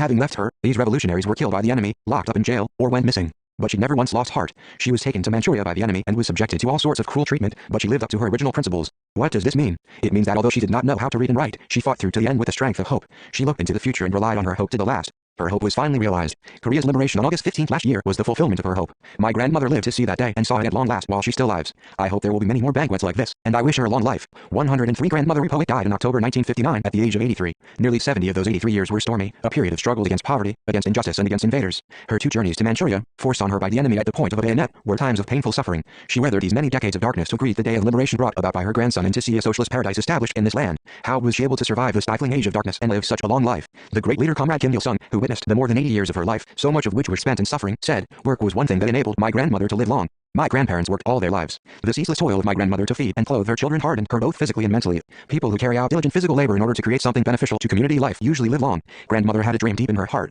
She lived with a distinct aim in life and spent every day in a worthwhile manner. Her life might seem to have flowed on the current of events, but that was not the case. Every single step of hers had meaning and was directed towards her aim. She lived all her life waiting for things. Before liberation, she waited for the day of national independence. After liberation, she longed for my return home. After my return, she craved for the day of happiness for all the people and the day of reunification. One who lives all one's life with expectations and hopes will enjoy longevity. Such people people can withstand all sorts of trials with fortitude. According to my experience, the revolution is carried out by people like her, people who have many dreams and high ideals. Dreams and ideals are the mothers of invention. My grandmother was full of dreams, and it is not too much to say that she owed her longevity to these dreams. Steadfast thought, unshakable belief, strong will, a character full of dreams and diligence, these were the secret of her long life. Although she was grandmother to the head of the state, she lived a simple 104 and clean life. After finishing the building of the party and state on my return home, I intended to bring my grandparents to Pyongyang and live together with them, but they did not wish to come. To be candid, nobody would have blamed them if at their age they had lived in comfort under the care of their grandson. In our country, we have an institution that accords good treatment to the families of revolutionary martyrs, and my grandparents were entitled to a comfortable life and preferential treatment. However, they had no wish to live at the expense of the state. They did not want luxury bestowed on them by their grandson. They wanted to stay plain, ordinary people.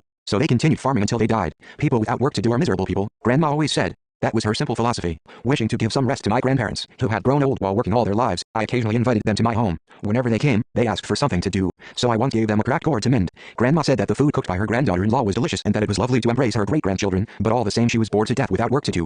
She could feel something start to burn inside her as soon as she was not treading on soil, she said, and went back to Manyunia in less than a week on each visit. When we occasionally wanted to give her something to help her in her life, she declined the offer, saying we didn't need to worry about her. She told us to worry instead about the people. A premier is also a man, and why should I not wish to pile comforts on my grandmother, especially when I think of her so narrowly surviving all the cruelties she had suffered while traveling in the shadow of death? My honest wish was to give thick, cotton-padded clothes to my grandmother, who had lived all her life in thin clothing, and to take a few bottles of soju, Korean liquor TR, to her on her birthday to wish her a long life. However, she even declined this simple offer. Had I been an ordinary citizen, not premier, I'm sure I could have done more for her. I could have cut trees with my own hands and built a tile roof house for her, taken her to the theater to see the tale of Simchong 12 and so 105 on, made sure that she lived in comfort the rest of her life. Buried deep in state affairs, however, I did not get around to having cotton-padded clothing made for her. She lived in her simple, straw-thatched house until she passed away, a house handed down from my great-grandfather. I've had tile roof houses built everywhere and transformed the entire country, but I failed to provide my own grandmother with a new house. I do not remember much I have done for her. The most I did was to buy her a pair of reading glasses. That was the only offer she did not decline. As I hurried from east to west, dealing with state affairs, time flew by and my grandmother was suddenly gone. I feel great regret that I saw her off in this neglectful way.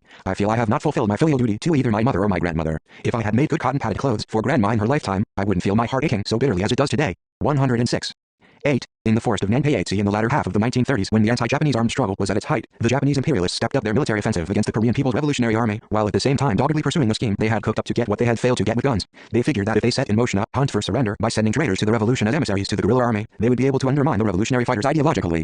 They made turncoats and those who had dropped out of the revolutionary ranks their surrender hunters. Among these stooges were some of the great leader's schoolmates and others who had had some connection with his revolutionary activities. Whenever he referred to the meeting at Nanpyeatsi, the great leader mentioned Ri Jong-rak and Pak Cha-sok, his mates at Hwasong-Wisuk School as well as his comrades in the days of the Down with Imperialism Union, for it was these two who had come to the secret camp on a mission to hunt for the great leader's surrender. I think I will touch in passing upon Ri Jong-rak and Pak Cha-sok who came to see me at the time of the meeting at Nanpyeatsi. They were my mates at Hwasong-Wisuk School, and joined me in organizing the Down with Imperialism Union and the Society for Rallying Comrades 13. They had also worked with me in raising the Korean Revolutionary Army. People working together for revolution over several years become bonded to each other as closely as if they were blood brothers. These two schoolmates were also my comrades in the revolution for 4 to 5 years. Pak Cha-sok and Ri Jong-rak became my close companions a little earlier than Kim Hyok and Cha Kwang-soo and other comrades in my Jilin days. When we were forming the DIU at Wadayan, Kim Hyok and Cha Kwang-soo had not yet joined us. Pak Cha-sok and Ri Jong-rak were the core 107 of the organization. I can say, therefore, that they were my earliest comrades and companions in the revolution. It's a highly significant moment when people who were committed to a student and youth movement in an underground struggle happen to meet again after many years of forced separation. People who have been unable to hear from one another and have no idea whether the other was alive or dead because one might have been fighting arms in hand in the mountains while the other was locked up behind bars by the enemy. Such people will have a deeply meaningful reunion. To my regret, however, our reunion was not even pleasant because Ri Jong-rak and Pak Cha-sok had come to the secret camp on a mission from their Japanese bosses to cajole us into surrender. They came to see me not as old comrades of the revolution, but as marionettes of the Japanese under orders to bargain for my capitulation. That these erstwhile prisoners had undertaken such a bargain meant they had betrayed not only me but the revolution as well. Hence they could not be seen as honorable guests. I found it a bitter experience to sit together with these old schoolmates who had betrayed the revolution. I seem to remember it was in the latter half of the 1930s that the enemy launched their surrender hunting campaign against the Korean People's Revolutionary Army on a large scale and in a more atrocious manner than ever before. In the early days, the Japanese imperialists had not yet adopted surrender hunting as the basic strategy in their war against the anti-Japanese armed forces. They had concentrated all their efforts on armed attacks against the young anti-Japanese guerrillas and the Chinese anti-Japanese nationalist forces. They had not recognized or used or permitted any other method than the armed attack. They had concentrated only on the policy of the punitive attack. In this context, Japanese army headquarters had not even approved of surrender hunting, probably considering such a thing to be childish and contrary to their samurai spirit. As a matter of fact, they had actually enforced a rule they called strict prohibition of inducing surrender. 108 From this we can see that Japanese army headquarters had looked upon the anti-Japanese armed forces in northeast China as a target capable of being destroyed by armed attack alone and countered as only by that means. No doubt it had boosted their confidence in their military capabilities when they saw Zhang Zuliang's 300,000 strong army collapse overnight at the time of the September 18th incident. However, their armed strike had failed to check the growth of the anti-Japanese guerrilla army and the development of the armed struggle against them. In these circumstances, the Japanese Japanese imperialists invented what they called cultural punitive operations, by which they meant rooting up basic evils, ideological indoctrination, or surrender hunting. It is interesting to see what the Japanese imperialist aggressors had to say and to discover why they came to employ the tactics of cultural punitive operations, which were supposed to eradicate the basic roots of the anti-Japanese armed struggle and prevent the regrowth of these roots. The Thought Monthly, published by the Criminal Bureau of the Japanese Ministry of Justice, has the following to say in its issue, NO.77, pages 139-41, November 1940. As for the reason why it is so difficult to punish the communist bandits, this is because the communist army burns with a fanatical fighting spirit based on communism. It uses cunning propaganda as well as guerrilla tactics expressed in phrases such as, we retreat when the enemy attacks, and we advance when the enemy withdraws. It operates from the guerrilla zones, that is, dense forests and deep mountains, and wins over the people by means of clandestine propaganda activities. That is why it is understandable that armed punitive attacks alone are unsuccessful. Recourse to armed forces alone may be effective for a time, but will never eradicate the basic roots or prevent their regrowth. It will have no more effect than brushing away flies from food or cutting off weeds at the shoot. In other words, the main reason for the failure to prevent them from acting as they please in spite of repeated punitive operations is that so far only our efforts have been made. We have neglected the work of eradicating the basic roots, that is, ideological work, and have left the matter to the army alone, without enlisting the cooperation of all the state machinery. 109 While conducting surrender hunting on a large scale in the name of cultural punitive operations, the enemy pursued the policy of wiping out bandits by using bandits. They formed punitive forces with those who had deserted the anti-Japanese armed ranks and surrendered or defected to the enemy, putting them to work conducting punitive operations against their former comrades in arms, superiors and subordinates. The fact that the enemy stepped up the use of such a non-military method as cultural punitive operations in the latter half of the 1930s is a clear indication of the total failure by that time of their one-sided policy of military action, a ploy they had considered unbeatable at that time. That was why they had to resort to the despicable scheme of surrender hunting. In the 1937-38 period, our anti-Japanese armed struggle was in full swing. Our force was very strong, and our battle results were brilliant. We could even attack a number of large walled towns without difficulty. Under the influence of the armed struggle, the mass struggle also increased in intensity. However, the anti-Japanese revolution, which was at its peak thanks to our unremitting efforts, suffered a tremendous setback with the expedition to Ryuhi. Yang Jinyu's First Corps and many other units of the anti-Japanese Allied Army in northeast China lost the bulk of their troops in the expedition. Deserters and defectors appeared among the anti-Japanese forces. Several commanding officers abandoned the armed struggle and surrendered to the enemy. With these developments, the enemy judged that the anti-Japanese armed forces in northeast China were on the verge of collapse. They believed that we had been demoralized into a rabble and were divided among ourselves beyond remedy, and that one way or another, they could wipe us out. I think that a few instances of success in their surrender hunting also stimulated their appetite for these cultural punitive operations. The surrender of some major commanding officers from our side left the enemy with the belief that there was a limit to the faith and will of the communists. With this assumption, the enemy undertook a campaign to demoralize the People's Revolutionary Army. 110 The Japanese imperialists made the Korean People's Revolutionary Army the main target of their cultural punitive operations by intensifying the military offensive on the one hand, while on the other persisting in surrender hunting. Why did they direct their main punitive efforts at the Korean People's Revolutionary Army? Obviously, because the KPRA was their main enemy, having threatened the Japanese imperialists most dangerously all through the first half of the 1930s, and also because the KPRA was the strongest of the anti-Japanese armed forces in northeast China, the most difficult enemy to destroy. That was why the operations of the KPRA so often appeared in press reports. The news of our struggle even reached the United States. An article published in Sanhan Minmo, a newspaper for Korean compatriots in the United States, reads in part, a detailed Tianjin news dispatch says that the most courageous and efficient fighting force among the Korean and Chinese volunteers is the Korean division under the command of General Kim Il-sung, a Korean. According to newspapers in Japan and news from Korea, Mr. Kim Il-sung's armed force, operating from its base in Jeonnam, crossed the border last June and attacked Pokanpo, Kapsan, to strike terror into the hearts of the Japanese army and police. The subsequent actions of his army were frequently reported by Dong Ailbo and other newspapers. They are solidly united and determined to share life and death with each other. Their unity is all the stronger because it is supported by a sort of systematic family rule and by traditional spiritual training leading to self-sacrificing cooperation, loyalty and courage. Under the commander's orders, the men will go through fire and water.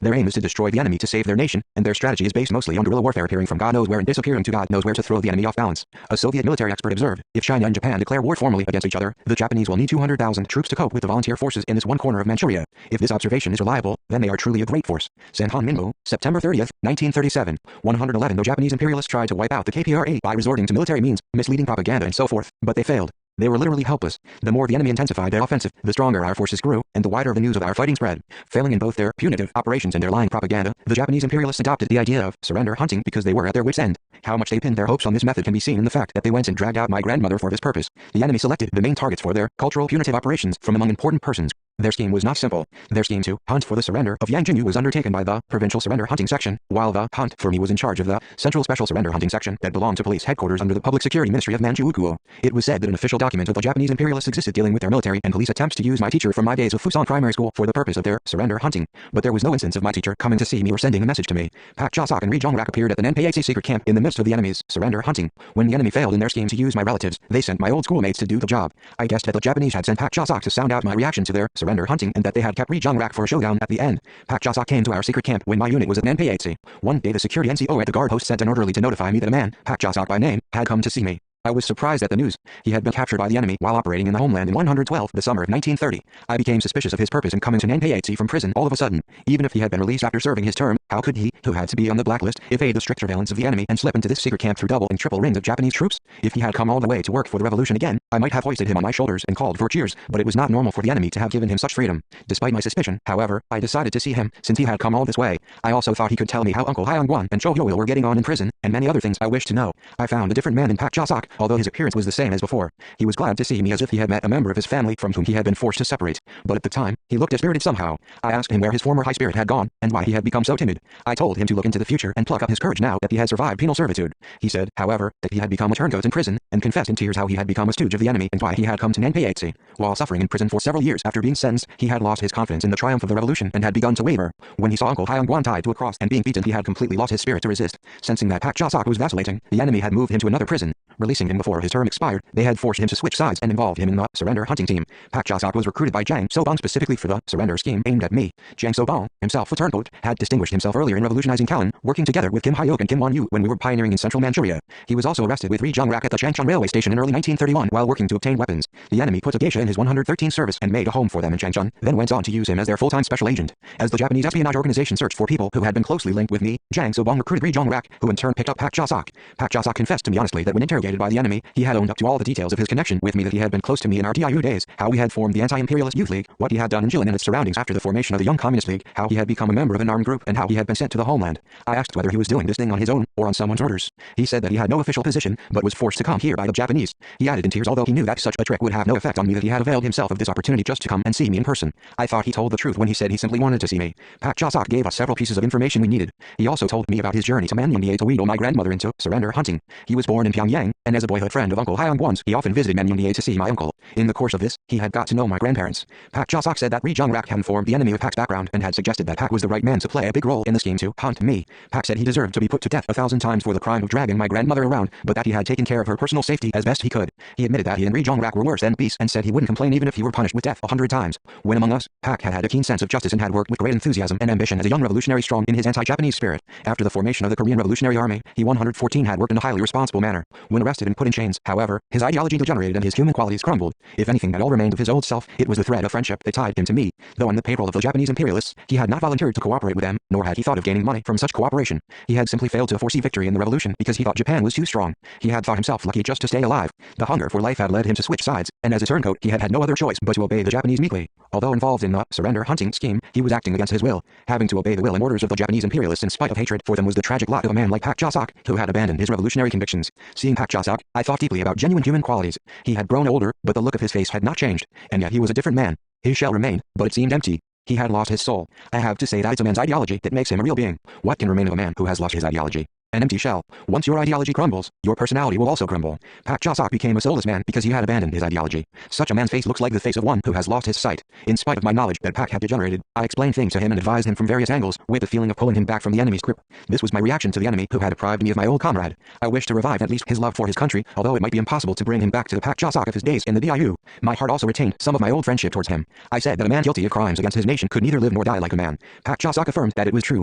He went on, with my surrender to the Japanese imperialists, living itself has become a nuisance. My daily existence is a torture. What is the use of living like this? I have 115 made up my mind to die, but I have no courage to kill myself. Seeing you and talking to you today lightens my heart, but I have no wish to live any longer. Please kill me. I wish to die at your hands. Would it make me feel better if I killed you? I said, make a decent, fresh start with a clear conscience so as to atone for your wrongdoing. Do it for the sake of your moral obligation towards your old comrades in the revolution. Pak said he would keep in mind what I told him. To tell the truth, my comrades were all set to execute the turncoat, but I dissuaded them. Because he had confessed and repented honestly, I wanted to treat him humanely. I feasted him on the meat of a wild boar my men had hunted down and drank few glasses with him. While sharing sleeping quarters with him at the headquarters tent overnight, I advised him to live like a man, and then send him back. He lived up to his pledge to me. He delivered my letter to my grandparents, as I asked him to do. Seeing them return safely from the secret camp at Nanpayatsi, the enemy sent along Ri Jung-rak some time after. A small unit of the guerrillas who had been to Linjiang brought Ri Jung-rak back with them. We had sent the small unit to Linjiang to procure clothing for the winter. While performing their mission, the unit met a trader who was a good wheeler dealer.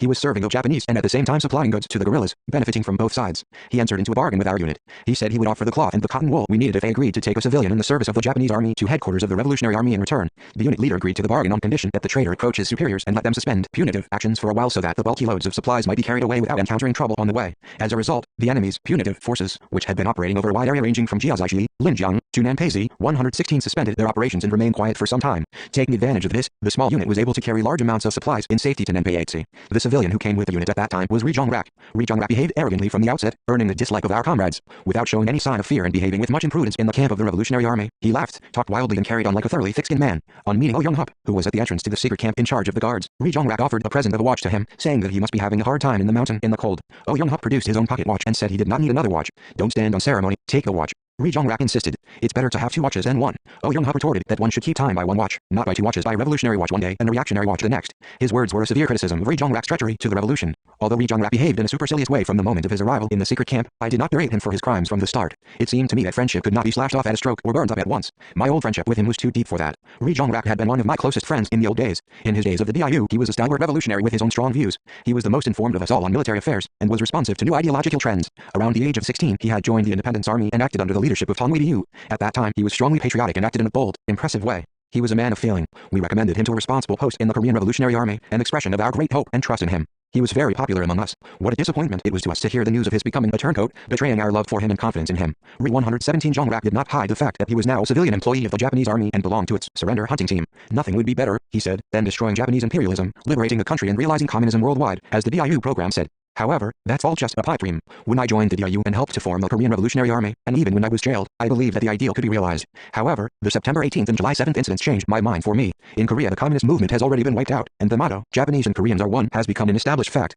Japan has become the master of East Asia. There is a saying that whoever is in possession of the Central Plain, area to the south of the middle reaches of the Yellow River TR, will rule the Oriental world. Look how the Sino-Japanese war is developing. Beijing, Shanghai and Nanjing have fallen, and the operations against Zhezhuo and Wuhan and the attack on Guangdong have been successful. How can you cope with the invincible empire of Japan, which has swallowed up 3 provinces in northeast China and has now occupied more than half the vast East Asian continent? Sonju, you don't know how the general situation is changing, because you are always in the mountains. I came here to help you out of your feudal suffering here in the mountains. He pretended to have come to do me a great favor. His words and behavior were proof to me that he was rotten to the core and that there was no hope of saving him. In order to keep the enemy who surrounded us from disturbing us until we finished the meeting, I told Ri Zhongrak to send them a note. I dictated it to him, to the effect that on his arrival in the camp of Kim Il-sung's army, he found that headquarters had moved towards Mount Patu, that it would take some time to get in touch with it since it was many miles away, that he was approaching one of Kim Il-sung's units to get in touch with him and that they should wait quietly until further notice from him. We sent the note, in Ri Zhongrak's handwriting, to the surrounding enemy and continued the meeting with calm and composure. 118 One day, I said to him that he looked well, that his hands were plump and smooth, and that he seemed to be faring pretty well. He replied that he was living well on the payroll of the Japanese, and that he owed his good fortune to me. He said that because Kim Il-sung was a great man, the Japanese were trying hard to bring him round to their side, and for this purpose they had gathered his close acquaintances and old friends and were according them high treatment.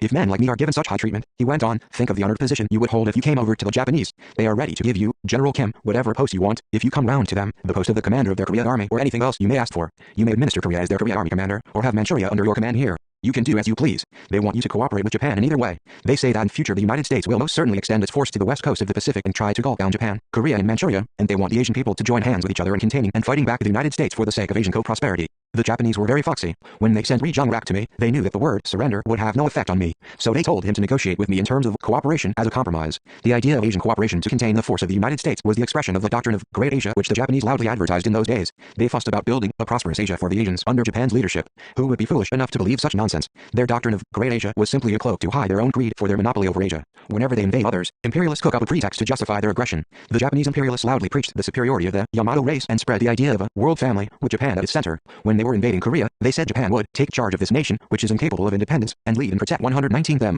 When they were occupying Manchuria, they claimed to be exercising their right to self-defense. When they were fabricating Manchukuo, they fussed about the concord of 5 races and the construction of a royally blessed land, and when they were provoking the Sino-Japanese war, they shouted the mottos, punish the mobsters land, which meant meting out punishment to China which had turned into a land of mobsters, or they talked about the construction of a new China, and the union of Japan, Manchuria and China. As Ri Zhongrak persisted in preaching the doctrine of Great Asia, I said, if we push until Japan, keep the Japanese under our iron fists and declare that we will enforce the doctrine of Great Asia under Korea's leadership, what will happen? Will the Japanese accept the doctrine as valid? I also asked why the Japanese, if they were really so invincible, had been suffering such a headache for so many years, unable to defeat the Korean People's Revolutionary Army, and why they were using such a childish trick as surrender hunting through a man like him instead of fighting honorably against us. Ri Zhongrak could not give me a plausible answer to that question either. He said that it was probably because the Japanese meant to spare Kim Il-sung's life. There would be no other reason. He insisted that the strong defeating the weak was an immutable law of nature, that I should give up my idea of resistance, which stood no chance of success, and accept the Japanese proposal, and that if we continued our resistance, the 3 Japanese divisions that surrounded Nanpeiatsi in tight rings might destroy us to the last man by using poison gas or a new type of high-performance gun. I declare that even if the Japanese were to make me their prime minister rather than merely their Korea Army commander, we would continue fighting, and that even if they fired poison gas bombs or high-explosive shells, the Korean People's Revolutionary Army would never yield to them. He then went on to tell me about Han Young-ye. When they were preparing the surrender scheme for me, he said, the Japanese intended to bring her into the scheme, but she flatly refused to cooperate. 120 Ri Jong-rak said that he and Han Young-ye had been in the same prison in Sinuihu, and that she remained unusually loyal to me. By order of the Japanese, he said, he had asked her to cooperate in the scheme, but she rebuffed him. She had severely criticized him, saying, I won't do such a dirty thing. You shouldn't either. Kim Song-ju is not a man to be fooled by a stupid surrender trick. Hearing this, I felt thankful to her and detested Ri Jong-rak all the more. I told him, see, a woman like Han Young-ye refused to turn traitor and remains honorable. By contrast, you not only abandoned the revolution, you're also acting as a Japanese dog. Shame on you. You've turned into a thoroughly vile person. Realizing it was impossible to persuade me, he tried to hook some of my men. He asked one of my guards if he had parents at home, and if he didn't want to see his family. He tried coaxing him, saying that formerly the Japanese used to kill all the guerrillas they captured, but that now they would not only keep them alive but also give them a chance to start a new life. He suggested that if the guard wanted to lead a comfortable life close to his parents and with a handsome woman by his side, he should go with him.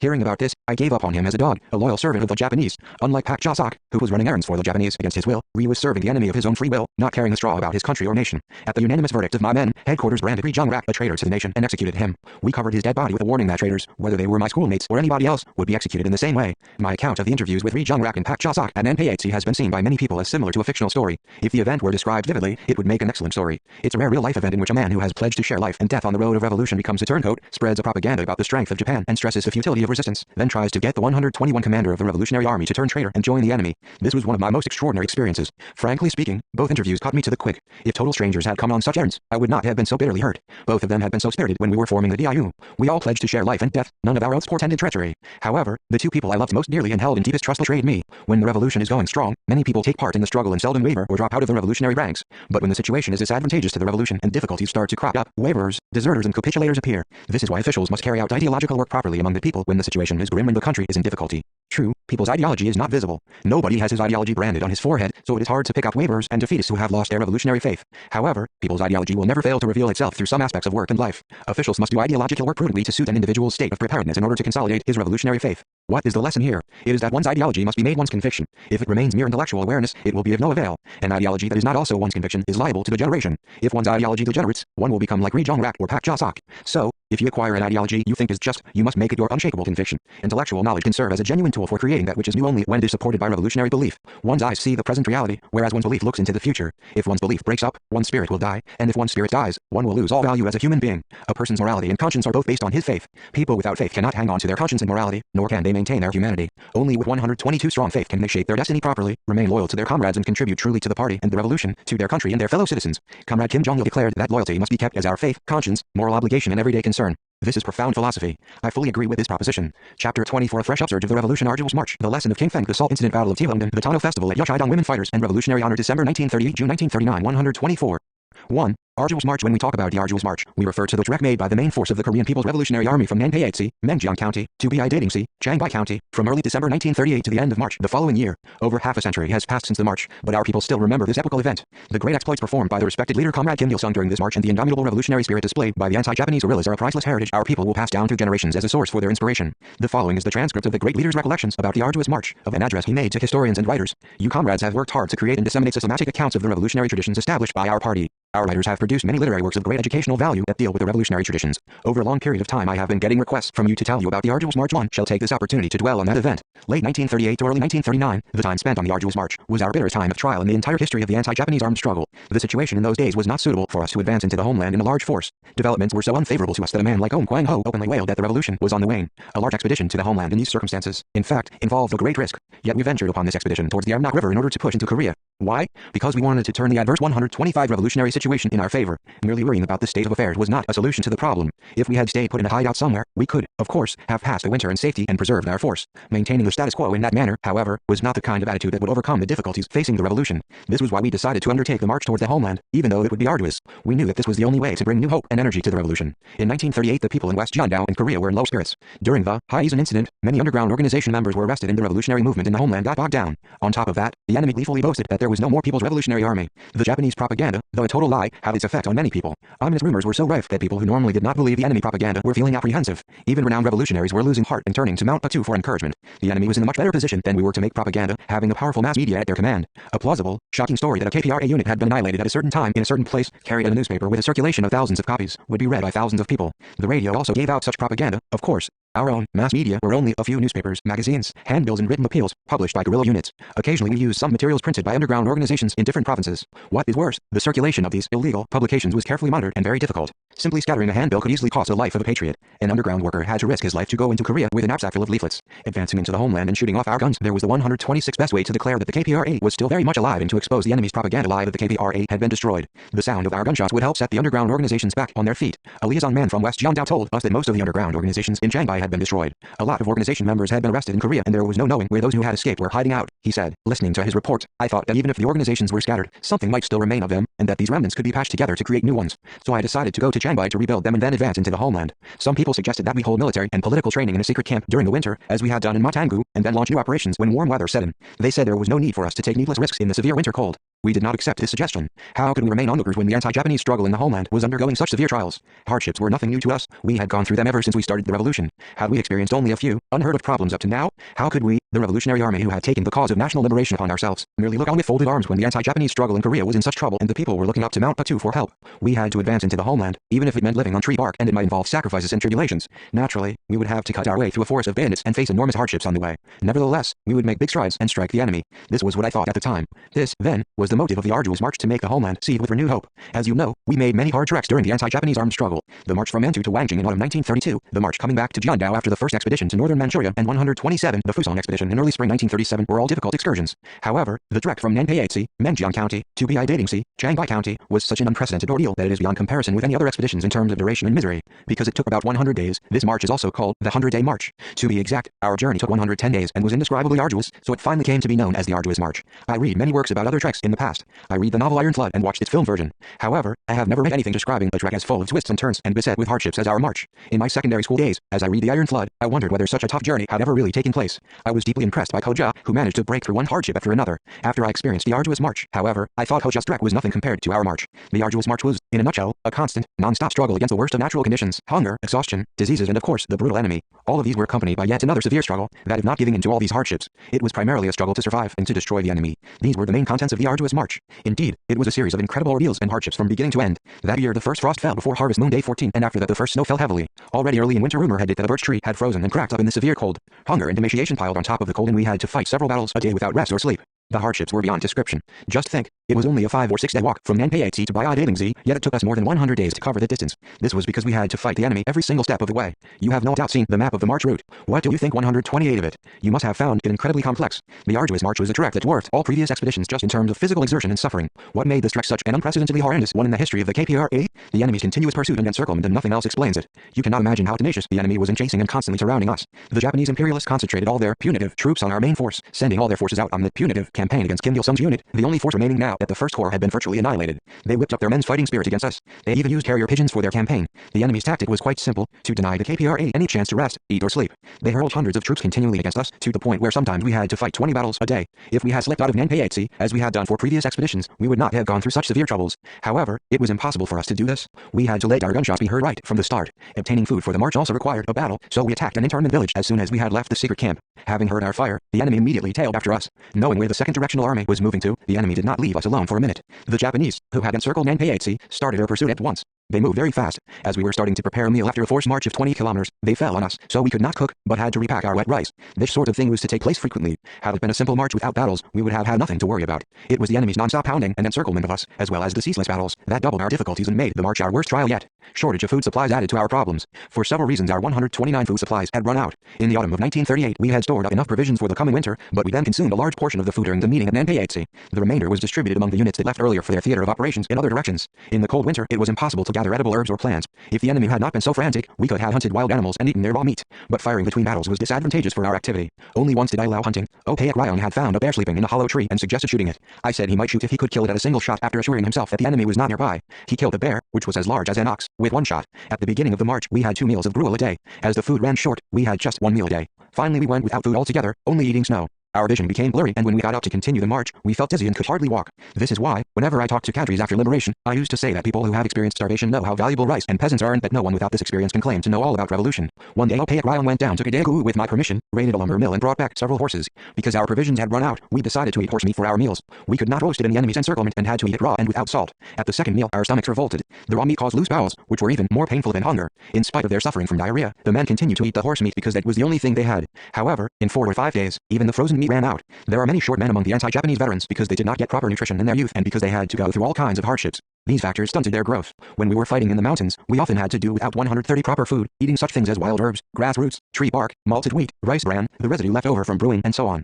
We ate mainly coarse food at irregular times, so we suffered from all sorts of troubles of the digestive canal. When Fidel Castro was on a visit to our country, he asked me how we had obtained food and clothing, where we had slept, and how we had endured the severe cold of 40 degrees below zero during the anti-Japanese armed struggle. I told him how we had suffered hunger and the biting cold during the arduous march. He was deeply moved by my description. Apparently, he had not experienced hardships such as ours during his own guerrilla fighting days. It is very warm in Cuba, unlike northeast China or our country, and food is readily available. When I was fighting in the mountains, I felt sorriest to see my comrades in arms unable to eat their fill, suffering all kinds of problems and unable to get married at their most marriageable age. No matter how much I might describe the hardships we suffered during the arduous march, you who have not experienced it cannot imagine what it was like. Let me tell you further about the difficulties of the march that followed. From the very beginning, the enemy used the tactic of violent attack and tenacious pursuit.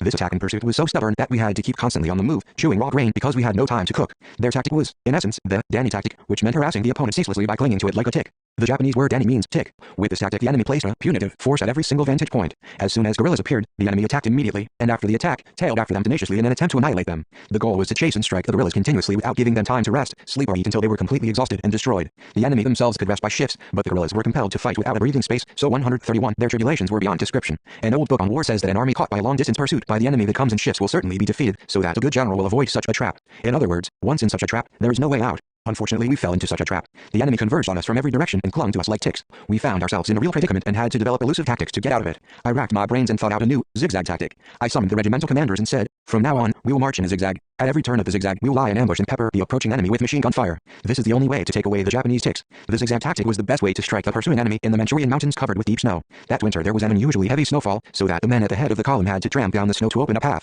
The snow was so deep that even the healthy ones among us were totally exhausted after advancing only 50 or 60 meters. In some places we had to roll bodily on the snow to make a path, and in others we tunneled through. Where the snow was too deep, the men took off their leggings, linked them in a long line, and held on while forging ahead. This prevented anyone from falling behind. The enemy had no choice but to follow the zigzag we were making. Bringing up the rear of the marching column, Young-Hop would post 2 or 3 men with a machine gun in ambush at every turn of the zigzag to hit the oncoming enemy. While the enemy was disposing of their dead, Young-Hop moved his ambush to the next turn and beat the pursuers by the same method. Because the enemy had to take the single path we had opened, they could not avoid being struck each time. They were thrown on the defensive and suffered heavy casualties, whereas we took the initiative and dealt a series of heavy blows at them. We continued the march through the heavy snow until we finally arrived at the end of Kadegu, Chiangbai County, early in January 1939. Over the course of it we fought many battles, including the raid on the Yaga 132 internment village, and the battle near Maui in Linjiang County, and the raid on Wangjiadian. You probably know about them. As the days went by, the enemy poured more troops into its punitive operations. In their continuing pursuit, their casualties increased, but they went on attacking us stubbornly with fresh replacements. Since the enemy had enormous forces in reserve, they thought nothing of hundreds of deaths. My men walked, dozing, even dreaming. You can imagine how tired they were. As enemy planes frequently came to find our whereabouts, we could not build campfires either. The planes were similar to the plane we use now on Farm Number 5 for spraying agricultural chemicals. Anyhow, they were planes. These planes flew over us every day and informed their ground forces of our location. One day the enemy fell upon us, attacking our marching column in swarms. There were foes everywhere, in front and at our back, on both sides and even in the sky. The situation was so urgent that I ordered the machine gun platoon to strike the enemy in front of us, the 7th Regiment to check the enemy attacking from behind, and others to break through the encirclement sideways. We managed to get out of the crisis in this way. We could do so once or twice, but it would be no good to have to walk this kind of tightrope all the time. Marching as a large force was disadvantageous in every respect. First of all, it was difficult for us to conceal ourselves. Next, obtaining food was a problem. The food dozens of men brought on their backs with great effort ran out in only a few days. Soldiers fell one after another, exhausted because they were fighting without eating or sleeping. How were we all to survive and arrive in Chiangbai safely? After much thought, I decided to disperse our marching column. Not that dispersion would guarantee that everything would go well, of course. Other burdens and difficulties would no doubt result from dispersed actions. Dispersing the entire army into several directions, I made up my mind to go with the 7th Regiment, but commanding officers present at the officers' meeting unanimously objected to my going with the 7th Regiment. They 133 insisted that headquarters should go to the Qingfang secret camp, the safest in the secret camps around Kadegu. They were concerned about my personal safety, worried that if I went with the 7th Regiment, which fought the most frequently, I would be in personal danger. I could not agree with them. I said that only the wounded and sick soldiers should be sent to the Qingfang secret camp, and that our people needed a fighting Kim Il-sung, not a Kim Il-sung that sat in hiding with his arms folded. When I said this, they no longer objected. In the end, we decided to disperse our forces into 3 directions. Headquarters would go to Jiazaishi, by the Qingfang secret camp, in command of the guard company and the machine gun platoon, Young-Hop's 7th Regiment advancing toward Shangangku, Chiangbai County, and the 8th Regiment and the independent battalion operating around Donggang, Fusong County. We can call this dispersion the second stage of the arduous march. Today we remember it simply as a past event, but at that time our hearts ached at this parting. The comrades who were leaving me shed tears of sadness. They hugged the men of the guard company and earnestly earnestly requested them to protect me carefully. Their determination to safeguard me with lives moved me to tears as well. Some of the soldiers' uniforms were terribly torn, exposing their bodies, and the footwear of others was so worn out that they bound their feet with their leggings. Some soldiers used cowhide as foot wrappings, and yet they felt no concern about themselves, but instead worried about my safety. I could not help shedding tears because of this. As I found out later, before parting from me, Young-Hup said he would lure away the enemy towards his own regiment, and told Opaek guard company to avoid battle so as to get me to the Chinfeng secret camp one way or another. The spirit of self-sacrifice and loyalty displayed by Young-Hup to ensure headquarters security during the arduous march is still fresh in my mind today. From the moment he left Kudaegu, Young-Hup fought one battle after 134 another to lure the enemy in his direction in order to draw danger away from headquarters. Having disguised his regiment as headquarters, he shouldered all the heaviest burdens. Because the Japanese thought this regiment was safeguarding Kim Il-sung, whom they were making such frantic attempts to catch, they naturally concentrated their heaviest attacks on the unit. I was told that Young-Hup's regiment fought ceaselessly to fool the enemy and ate nothing for over a week. At the time of our battle on Mount Hongtu, hearing the sound of our gunfire, he had come running a long way to defend headquarters. Thanks to him, we were not harassed too much, and he scattered the enemy force that had been concentrating on headquarters. But there was no way for us to obtain food, and we marched towards Chinfeng with empty stomachs. At one point in the past, we had sent supply servicemen to Chinfeng to plant potatoes. I intended to give my men a few days rest eating these potatoes, if any remained. There was nothing to eat, and we were almost starving to death. Near Chinfeng we unexpectedly found a field of foxtail millet. Looking around the natural features, I recognized that this was the field where we ourselves had sown seeds the previous spring on the way to the Zentesi secret camp. Apparently a man engaged in opium farming in a mountain valley had cultivated the field, and when we arrived there in spring, he had been doing his spring sowing. At the sight of our men, he had run away. He took us for mountain bandits or Japanese troops, I think. My men had been very sorry to see the owner of the field running away. We thought he might not come back because he was so scared, so we planted foxtail millet there. We felt we should not leave the field to lie fallow for a year, but sow seeds on behalf of the owner, who had run away because of us, so that he might have something to harvest in autumn. However, the foxtail millet had remained in the field unharvested. The men were delighted to find the ears of millet in the snow. One man jokingly said that God seemed to exist in the world, because nobody but God could save us from the danger of starvation. Another man told me, General, God, too, is now 135 on the side of the Revolutionary Army. In fact, we did not benefit from the grace of God, but owed our salvation to ourselves. If we had not sown the seeds after the landowner fled, we would not have made such a lucky find. Whenever we arrived in the new camp, we made it a rule to break fresh land not far from the camp and plant foxtail millet, potatoes and pumpkins, then mark the field so that we could find it afterwards. Whenever we did it, my orderlies would ask, General, will we be coming here again in the future? They meant that such efforts were useless, since we would not be coming back. I explained, we may or may not return. Most probably we will not come back, but our liaison men or small units may come. If they can get potatoes or pumpkins when they are hungry in this desolation, think of how glad they'll be. The routes taken by our units were named Route 1, 2, 3 and 15. When I asked liaison men or small units on their return from a mission which way they had taken, they replied that they had taken Route 3 or 15, and so on. When I asked them if they had not suffered from hunger, they replied that they had picked pumpkins or dug potatoes from the field my unit had planted while camping on the march. They had boiled or roasted the vegetables. Food shortages during the anti-Japanese revolution were so serious that we even consumed white birch juice, which was used both as medicine and food. We picked up the foxtail millet ears one by one from the snow, milled them and cooked them into gruel.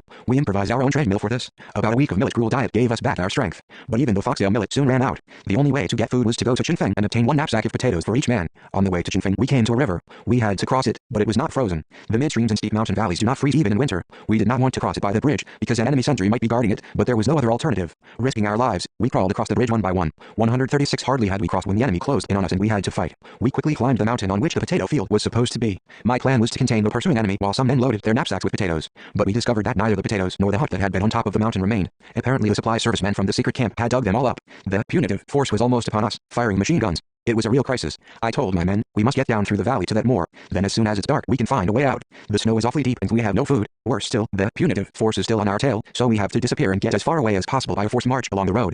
On the forced march, we came upon a mountain rebel's hut. The rebels had fled, frightened by the sound of gunshots, and the hut was empty. There was plenty of food, including rib meat. Some comrades said that the food might have been poisoned by the Japanese, but it did not seem so. Playing cards scattered on the floor showed that it was a hut belonging to mountain rebels and that they had fled in the middle of their meal. The heated floor was still warm. The room was so cozy that if the enemy had not been chasing us, we would have slept off our fatigue. But we had no time to eat the rich food spread out on the table. At a guess, the food was enough for 2 days' rations for our headquarters. I ordered the men to pack it all up. Hardly had we left the hut when the enemy caught up to us. It was a frantic pursuit indeed. We had no time to sit comfortably to eat a meat dumpling or a cracker. One of the reasons our headquarters was pursued by the enemy so hard was that a man surnamed Kim, who had been engaged in underground work in Jiaozaishi, was arrested by the enemy. He had joined the Revolutionary Army in Shanghai after our move to West Jiandao. Before joining the army, he had worked in an underground revolutionary organization, and in the army, too, he had fought well. For a few years he had fought among us before 137 being dispatched to a local area for underground work. On being arrested, he had probably stained his honor by telling the enemy where we were going. It was thus the enemy found out that Young-Hup's regiment, which was fighting around the Chenbai area, was false headquarters, and so they concentrated all the punitive forces on us. Enemy planes, too, flew over our unit every day. Because the enemy attacked us from every direction, we had no room to escape. The men were pale with worry. Opaek Ryong, too, grew anxious, even though he had experienced all kinds of difficulties under my command since our days in Wangjing. The commanding officers, convinced that there was no way out of this trap, could only look at me with apprehension. A stirring speech was necessary in this situation. During the break, I summoned all of headquarters and said, Even the eyes of 10,000 people will not find the needle in a forest. If we use elusive tactics, we can conceal ourselves from the large enemy force, just as if we were a needle in a large forest. Admiral Risan defeated a large Japanese fleet with only a few warships in the naval battle of Myeongyang. This turned in his favor the tide of the war against the Japanese in 1592. It was a miraculous success worthy of special mention in the world history of naval engagements. How did Risan defeat the enemy? Of course, his intelligence, tactics, and courage contributed to the success. But an even more important factor was his love for his country. He knew that if the Japanese invaders were not destroyed, they would conquer his country and enslave his people. That was why he rose to the occasion and defeated the Japanese. Because of his ardent love for his country, he was able to muster all his wisdom and courage. If we love our country, we also can break through this difficulty. Needless to say, our situation is grave, but if we have a firm confidence in the victory of revolution and if we do not give in to difficulties, we can reverse the situation. Let's continue our march with confidence. When I finished the speech, my men said, "General, give us the order. We will follow you to the end." They resumed the march with brighter faces. I, too, felt more encouraged by their reaction. 138 On the arduous march, we used a variety of combat methods and tactics. We can say that the march was a testing ground for all the strategies and tactics that had evolved in guerrilla warfare. Let me give a few examples of the flexible tactics we used. To conceal the traces of our march in the snow, we filled up or erased our footprints before disappearing. We also slipped away to the side by dragging only on fallen tree trunks. A most thrilling experience was to throw the enemy into chaos by disappearing off to the side so that their forces, closing in on us from the front and back, ended up fighting against each other. We called this the telescope tactic. It meant that we made the enemy forces fight each other while we looked on from a safe distance. We used this tactic in Hangtu Shanxi, Jiangbai County, and on the Fuhaoshui tableland to drive the enemy into a mess. Hangtu Shanxi was a big mountain, the top of which was bare of trees. At that time, we marched around the mountain with the chasing enemy in our wake, and on the second round, when another enemy force appeared in front of us, we dodged away, picking our way across the fallen trees. The enemy forces came up against each other while one was in pursuit and the other in search of us. Mistaking each other for the Revolutionary Army, they fell into an exchange of heavy fire. The duel, caused by mistaken identity, ended in a tremendous life and death struggle. On the Fuhaoshui tableland, too, we used a similar tactic. A large enemy force was coming in our wake, but we had no way to throw them off, so we circled around the Fuhaoshui tableland, as we had done in Hangtu Shanxi. During the second round, another punitive force appeared, this time between us and the chasing enemy. One round was a long enough distance to take us a whole day, so the two enemy forces pursuing us were out of mutual contact.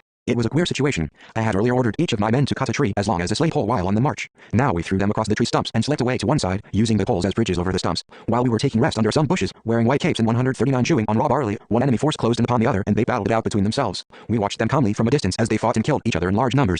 Having suffered this rather foolish loss on the Fuhaoshui tableland, the enemy later said in despair that we were so slippery, it was totally impossible to catch us. We employed versatile tactics such as this several times a day, killing a lot of enemy soldiers. Still, the Japanese had a never-ending reserve of fighters. Japan's enormous supply of manpower was one reason they set up a clamor for overseas expansion, using the excuse of overpopulation. No wonder it was able to send ready replacements for lost, punitive troops, no matter how many we killed off. By contrast, we who were fighting in the mountains had no immediate source of replacement, even for a single dead comrade. After the battle of the Fuhaoshui tableland, we did a forced march straight through to Jiaozaishi, going all through the night. When I ordered the march toward low hills, my men anxiously said, "General, there is a moor in that direction. We may land up in an internment village." I said, "In this situation it is better to move straight to the hillock area than to stay in the forest. If we are chased ceaselessly like this, we will end up totally helpless. The enemy replenishes its forces every day, but we can't. Only our casualties can increase. If one dies today, another tomorrow, and if our force continues to decrease this way, how many men will remain alive? Our comrades of the 7th and 8th regiments may not be aware that we are in this tight corner. We can't send for them to help us, so there's no other way for us. We must advance to the hillock area and throw off the enemy in the forest. Because the enemy pays little attention to that particular area, we have to go in that direction to preserve our force and recover our breath. As the saying goes, it's darkest at the foot of the candle, so the place near the village might well be the safest place for us.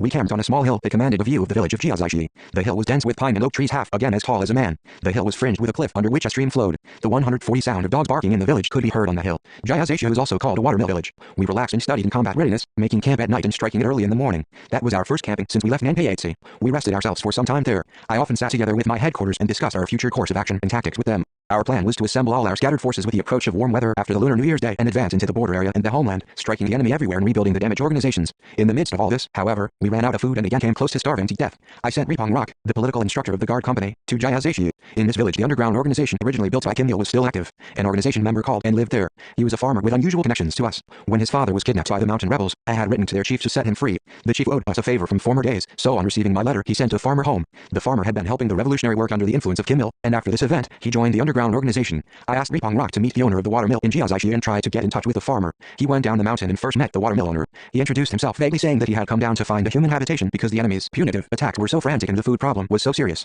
He asked if they could have a chat, even though it was late at night. The owner coldly asked him whether he had come down to surrender. Ri said yes, to sound him out. The miller was very disappointed at Ri's reply and answered, "You must have gone through many hardships in the 141 mountains. However, you should not surrender. Once you take up arms to liberate the country, you can't just give up halfway, you have to fight to the end. You must not surrender, even though you have to endure severe hardships." And he asked if General Kim Il-sung was keeping well. Ripong Rock replied that he did not know where the general was exactly, but that he was making strikes at the enemy in command of the Revolutionary Army. Having heard this, the miller rebuked him. "It's not proper that you should betray the general by surrendering while he leads the Revolutionary Army in good health." After this confirmation that the owner was a man he could trust, Ri admitted that he had not come to surrender, but had come down to obtain food, and that his comrades in arms were still up on the mountain. He asked the owner to help him obtain food, offering money. The watermill owner said, "Buying it is dangerous. I will bury the grain in the heap of husks, the grain I received as payment for milling. You can carry it off in secret when no customers are around." The owner was really a good man. While obtaining food in the village, Ri found out also that the watermill owner was a member of the Association for the Restoration of the Fatherland. He was on friendly terms with Farm Ran. The organization in Jiazaishu had not been destroyed even after the Haizan incident because our operatives had kept it secret. When I heard about the watermill owner, I said to myself, very good. The people continue to support us as ever.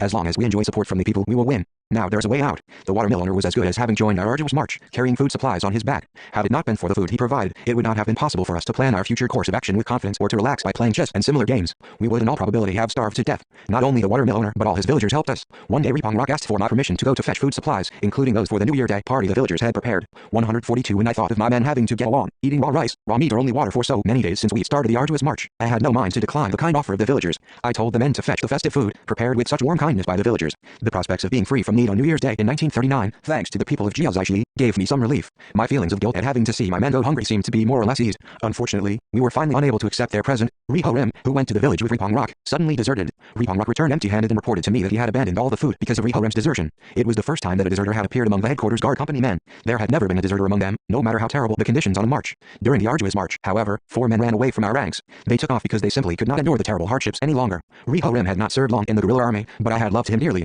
My love for him was special, for he came from Korea. He spoke Japanese fluently. When there was a need to reconnoiter enemy movements, I used to assign him to the task. He would take 1 or 2 men with him and climb telegraph poles to tap the wires. He was so healthy and knowledgeable that I singled him out for a future officer. Apparently he ran away because he had lost confidence in the success of the revolution. His defection exposed us to great danger. We had to move out as soon as possible and take safety measures. We decided to leave the hill behind the Jiazaixi village and pass through the vast plain in broad daylight. I ordered my men to march non-stop, whether the enemy came after us or not. Dispersing our force to evade a large force of the attacking enemy was a general principle of guerrilla warfare. We maintained this principle thoroughly during the arduous march. As a result, we were able to scatter the enemy force considerably. On this dispersed march, however, our 143 headquarters with a small force went through many crises which threatened its very existence. Why? It was because the enemy knew we were headquarters and concentrated all their forces on us. Learning a lesson from such experiences, we widely discussed tactics when reviewing the arduous march at Bai Dating Z. I emphasized that dispersed action was a tactic of guerrilla warfare to cope with a large attacking enemy, but that we should not apply it indiscriminately. Other commanding officers, too, asserted that for headquarters to move alone separately without any support of a larger unit was an adventure that should not be repeated. Reviewing the arduous march, I keenly realized the truth that we should not commit dogmatism in applying tactics, even though they might accord with the principles of guerrilla warfare.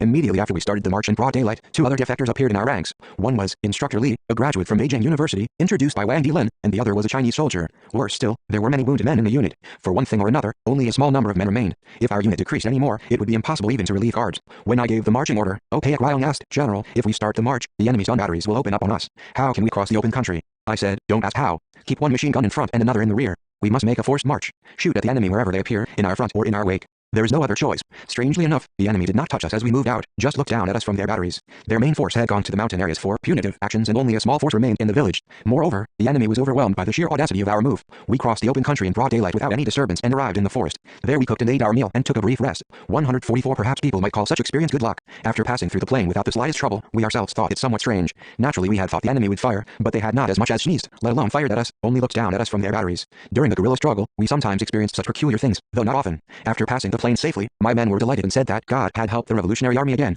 When in a tight corner, take the plunge and ignore all danger as you fight. If you're unafraid of death, you will be able to break through any difficulty whatsoever. As we were marching after coming out of the forest, I got the report that the enemy had appeared behind us. Apparently, the defectors had revealed our route, no doubt saying, "Kim Il-sung is leading a few dozen men after sending the large units in other directions, so you can beat him easily." Shortly after, I received another report from the scouts that another enemy force had appeared before us. We were now in a critical situation, with the enemy closing in from both directions. Looking me in the face, Opayak Ryong asked, "General, the enemy probably knows that we are headquarters. What shall we do?" I replied, "There is no other alternative but to fight to the death. The enemy before us is totally ignorant of our existence. They are not even aware that they're about to encounter us, so they will be off their guard. But the enemy behind us knows how many we are and how tired we are, so it'll be difficult to fight them off. Let one squad contain them and commit the main force to striking the enemy in our front. That'll open the way out for us." The enemy chasing us was Japanese, and the enemy approaching us in front was a Manchukuo force. We knew the latter would be afraid of confronting us, so the enemy in our front was the weaker one. Strike the enemy ahead of us and open the way. I ordered Opayak Ryong. If they flinch, hit them without giving them a moment to breathe and chase them to their barracks to teach them a lesson. 145 Opayak Ryong set a machine gun at the head of our column and sent off a running stream of fire at the enemy, then charged them, blowing a bugle. Having suffered heavy casualties, the Manchukuo army fled, throwing away their packs. Probably they thought we were a much larger force. We collected the food and shoes from their packs and pursued them to a highway. In this way we also eluded the pursuing enemy and seized the initiative. We now changed our tactics from escaping the enemy to forestalling them through attack. Constant and elusive escaping was no way to survive. A book on war says that the best way to deal with a strong enemy is to parry his bayonet, harass him and wear him out, and when he wavers, attack him violently. silently. If he retreats, pursue him hard enough to weaken him and turn the tide in your favor. By employing these tactics widely during the arduous march, we broke through many crises and seized the initiative. I decided to attack an internment village to obtain food while throwing the enemy on the defensive. With the Lunar New Year's Day just around the corner, I was eager to feed my men to their fill, the men who had gone hungry for so many months. Thus the Battle of Shisandia-1 was organized. Before the battle we tapped the enemy's telephone line. An officer of the puppet Machukuo army, who had withdrawn to Shisandia-gu, was reporting to his superior in Linjiang County. He said, "We encountered Kim Il-sung's unit. They attacked us so violently that we could not resist. We retreated to Shisandia-gu. I expect your instruction about our action after this." He also rang up his colleagues in the neighboring internment villages and warned them of our possible raids. Based on this information, we attacked the closest enemy in another village and captured large amounts of rice and other foodstuffs. The supplies contained meat dumplings the enemy had prepared to eat. The loads were too heavy to be carried away, so we buried some of them in the snow and marked the spot. We feasted ourselves on New Year's Day. The guerrilla struggle was not always one of constant hardships. Hunger 146 and poor clothing were our usual companions, but once in a long while we ate our fill and had a well-heated shelter. After the Battle of Shisandia-1, the enemy concentrated more punitive forces on our headquarters. Punitive troops were everywhere. The enemy chased us so tenaciously that we had to pass a couple of nights on a height in temperatures of 40 degrees below zero. Even in such difficulties, we maintained the initiative and attacked another internment village. It was a battle to signal our location to our large units in dispersed action. I cannot remember the name of that village. On hearing the news about our battle, Oyonggupi's 7th Regiment, which had been in action around Changanku, Changbai County, judged that headquarters was in danger and attacked an internment village in order to draw the enemy forces. It also signaled their location to us. The 7th Regiment came to Baiyadalingzi first to meet headquarters, and it was followed by the 8th Regiment and the Independent Battalion. The service units, which were in the Kingfang secret camp, came to Baiyadalingzi as well. I called the roll and found that our strength remained much the same as when we had left Nanpeiatsi, Menjiang County, in the previous year. Nearly all our fighters survived. Our deep emotion at that time was beyond description. We experienced many partings and reunions during the anti-Japanese war, but I had never felt greater excitement than at this time. Baiyadalingzi was a scene of jubilation, as if we were holding a festival. The men, who met after more than 100 days of hardship in the shadow of death, hugged each other or rolled over on the ground, laughing and talking like children. The harder our trials, the happier our reunion. Comrades realized how dear they are to each other most when they are reunited after a separation.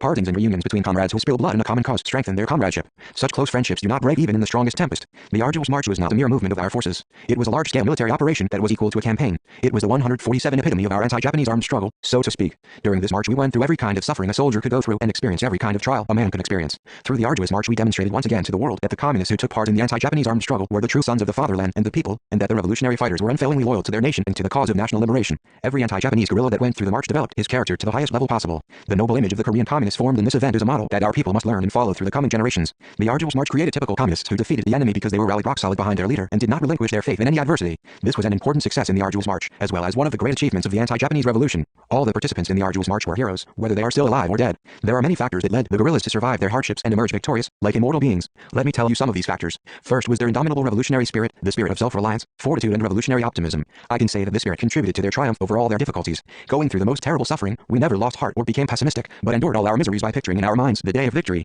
In short, we were absolutely convinced of our eventual victory. If we had lost heart or taken a gloomy view of the revolution, overwhelmed by all the difficulties we face, we would have sunk into the snow, unable to face our grave trials. Another factor for the success in the march was our love for our comrades in the revolution. I still remember how I met Oyong-hup and his unit towards the end of the march. He wrapped his arms around me and cried. I also shed tears when I saw 148 him. The joy of reunion with my blood relations would not have been so great as the joy I felt at that time. I was so glad that I could not get rid of the lump in my throat. I made up my mind never to part with these priceless comrades in arms again, not under any circumstances. That winter I had worried myself sick after dispersing my comrades. I had never in my life missed my friends and companions as much as I did at that time. As many of you are discharged soldiers, you probably know how warm the love for one's comrades can be. No love in the world is warmer or stronger than love for one's comrades in arms, and no moral obligation is nobler than the loyalty between them. Revolutionary comradeship was an important factor in victory. It ran all through the anti-Japanese revolution. However, during the arduous march the sense of moral obligation of our men was displayed more intensely than ever before. The anecdote of a cup of parched rice flour was only one of many anecdotes about good deeds done in those days. One of my orderlies was carrying a cup of parched rice flour in his pack as my emergency ration, but I could not eat it alone, so I shared it with my men, and this event has been handed down as a legendary tale to our children. This was not a rare instance. Our men would have given their very flesh if their comrades had needed it. They were that willing to give their all to their comrades in the revolution.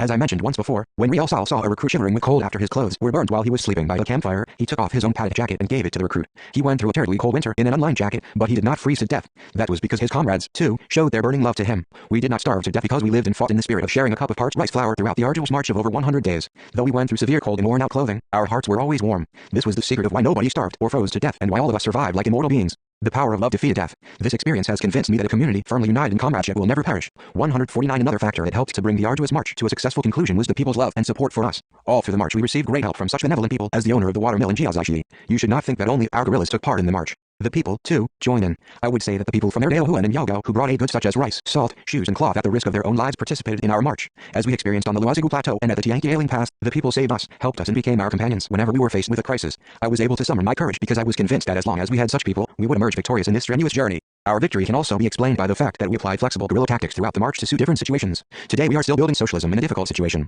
Our revolution continues to follow a rugged path, so we can say that we are even now continuing the arduous march. In those days, hundreds of thousands of the Japanese troops encircled and harassed us, but nowadays atrocious imperialist forces incomparably stronger than the former Japanese troops are trying to crush our country. In fact, we are living in a situation little short of war. What is the best way for us to survive in this adversity? The only way is to display fully in our lives the same revolutionary spirit of Mount Batuu that the anti-Japanese revolutionary forerunners displayed during the arduous march, not only in the anti-Japanese war, but also later, in the days of building a new country, during the Great Fatherland Liberation War, and in the period of post-war reconstruction. We overcame all hardships and emerged victorious in the revolution by displaying the revolutionary spirit of self-reliance, fortitude and optimism. Nothing is impossible for a people with as great a history as that of the arduous march. No force can ever conquer the people who have inherited the history of this march. 150. 2. The lesson of Xinfeng. The books and textbooks that deal with the history of the anti-Japanese revolution mention two places of the same name, Chongbang, Xinfeng in Chinese transcription tr. One is the Chongbang Bivouac in Samjian County, Ryanggang Province, Korea, a historical place where the great leader President Kim Il-sung spent his first night while advancing to the Musan area in May 1939 in command of the main force of the Korean People's Revolutionary Army. The other is Xinfeng in West Jiandao, China, which the anti-Japanese guerrillas developed into a secret camp for the service units in the latter half of the 1930s. Every Korean knows about Chongbang in Samjian County, but not many people are aware of Xinfeng in West Jiandao. The Xinfeng secret camp has entered the annals of the anti-Japanese revolution along with the arduous march because a grave incident took place there that tested revolutionaries' faith and loyalty and taught the soldiers of the KPRA a serious lesson. This incident still teaches today's younger generation a great deal. The following is part of the great leader's recollection of the incident. At the start of the arduous march, we sent the wounded and sick guerrillas to the Xinfeng secret camp for service units. There were many secret camps of this kind around Mount Batuu and in West Jiandao. In the camp area, our supply officers had already planted potatoes. The wounded and sick guerrillas were able to stay there in safety for a few months without worrying about food. After the Battle of Shisandia in 1939, I sent part of the enemy booty to the secret camp. In Xinfeng, they had potatoes, but how could they celebrate the Lunar New Year's Day with only potatoes? So I got special food singled out and sent them to our comrades in arms in the secret camp. A messenger from our unit went to the camp with the food. On his return, he reported to headquarters the surprising piece of news that an incident of 151, a spy ring, had taken place in the camp. The staff of headquarters were quite startled. If there really were a spy ring in the Revolutionary Army led by communists, this would be a grave matter indeed. The messenger produced a letter from Ritonggal, outlining the alleged incident, as well as a packet of poison seized as evidence. We wrote that it had been exposed that the women guerrillas Kim Jong-suk, Kim Hai-sun, Kim Sun and So Sun-ok were spies of Japanese imperialism and that they had attempted to poison our comrades in arms in the revolution. The messenger told us that in the secret camp he had seen the women guerrillas with their hands bound and showing evidence of torture. The shock I got at that time was several times stronger than the one I experienced when Hunter Jang, Han Pong-sun and other fighters had been charged with being Minseongtran suspects. As you know, the issue of Minseongtran was resolved finally at the Nanking II meeting in 1936. From then on we hated to even mention the word Minseongtran because the losses we had suffered from it were so great and the wounds it had caused were so deep. And now a spy ring similar to Minseongtran was apparently exposed in Xinfeng. What was I to think of this? From the very moment I heard the news, I judged the incident to be cooked up nonsense. The charge made by the officers against the women guerrillas whom they had labeled as spies was not based on any convincing evidence. The poison they had sent us as evidence was actually tooth powder. Though my men tried to hold me back, I tasted it with the tip of my tongue and found that it was undoubtedly nothing more than tooth powder.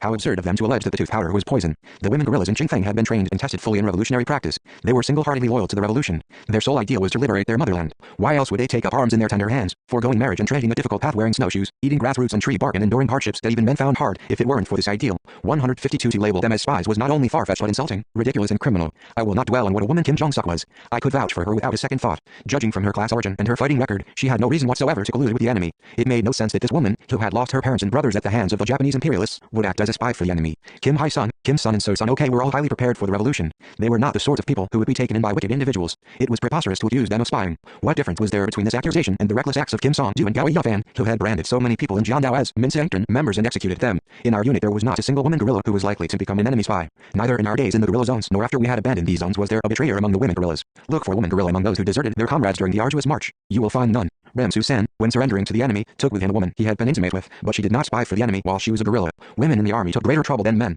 Those people who appreciate the responsibilities women have in their homes today will understand what I mean. Though they work for society on an equal footing with men, they bear most of the heavy burdens of household chores. We have put forward a number of policies to relieve them of this burden, but our mothers, wives and sisters still carry it to a certain degree on their shoulders. In the days of the anti-Japanese revolution, women guerrillas also worked harder. They took part in every battle and cooked meals in addition. They carried most of the cooking utensils and provisions. When the men guerrillas sank with fatigue and fell asleep around the campfire, women did the needlework to mend the torn uniforms of the men. Tears could be stitched up. 153 But burnt parts had to be patched. When pieces were not available, they cut the edges off their own skirts to patch the holes. Seeing them doing this, I made sure the women guerrillas were supplied with 2 skirts each. They overcame difficulties as persistently as men guerrillas. In some aspects, they were even more persistent. By the way, I shall speak more about Cho Sun-san. She is the wife of Song Sung-fil, a renowned worker of the arsenal. She was a veteran party member who carried out party activities underground in the Yanji area, worked as a cook in the guerrilla army, and had been a part of the United Front with the National Salvation Army. The fighters from Yanji were unanimous in their opinion of her as a responsible, tough woman. After joining the guerrillas, she worked as a cook for a long time. One day during break on a march, she pricked the palm of her hand with a needle while washing rice in preparation for supper. The broken tip of the needle went deep into the flesh, but she had no time to pick it out. She had to cook supper quickly so that the unit could resume march.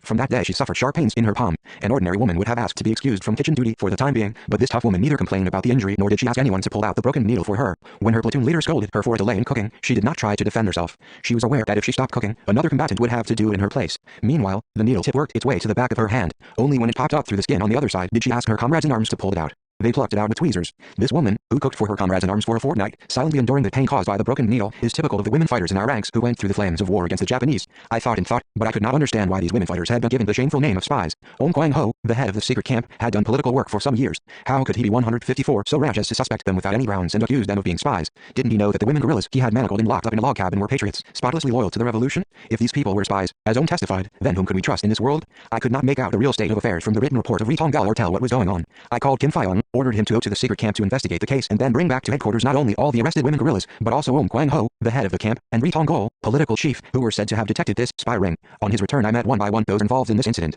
What emerged was something surprising beyond imagination. Kwang-ho was in charge of the camp. We had sent him to the service camp out of comradely consideration in order to help him to rectify some bad habits. He had been seriously affected with bad ideology and a bad style of work. He had pernicious habits that should be avoided at all costs, the habits of a factionalist. Factionalists had a way of putting on important airs and looking down upon others. Being contemptuous of others, they ran their comrades down and found fault with them. Factionalists are greedy careerists without exception. When they have no chance of promotion, they try their best to get promotion either with the backing of others or by resorting to trickery. That is why they are denounced as being ambitious. Kwang-ho was a man of this sort. From the first day he joined the revolutionary ranks, he revealed his ambitious streak. Having drifted into the revolutionary movement by the whirlwind of the May 30th revolt in the Yanji area, he worked as the political instructor of the company in the 1st Independent Division, but from the very start he earned a bad reputation among his men, for he gave excessive prominence to himself and constantly belittled his comrades in arms. No one likes a man who is self-opinionated and ignores his comrades and seniors in the revolution. He attempted to turn the struggle against Minseongtun into a springboard for his own promotion and branded many people as 155 reactionaries. His ultra-party phraseology rang loudest at meetings where Minseongtun members were indicted and condemned. Though he had forsaken many of his comrades deliberately, the revolutionary organization did not abandon him. It pardoned him with magnanimity and gave him a chance to make up for his past. When we were forming a new division around Ma Hongchen, he called on me and pledged that he would rectify his mistakes by working faithfully.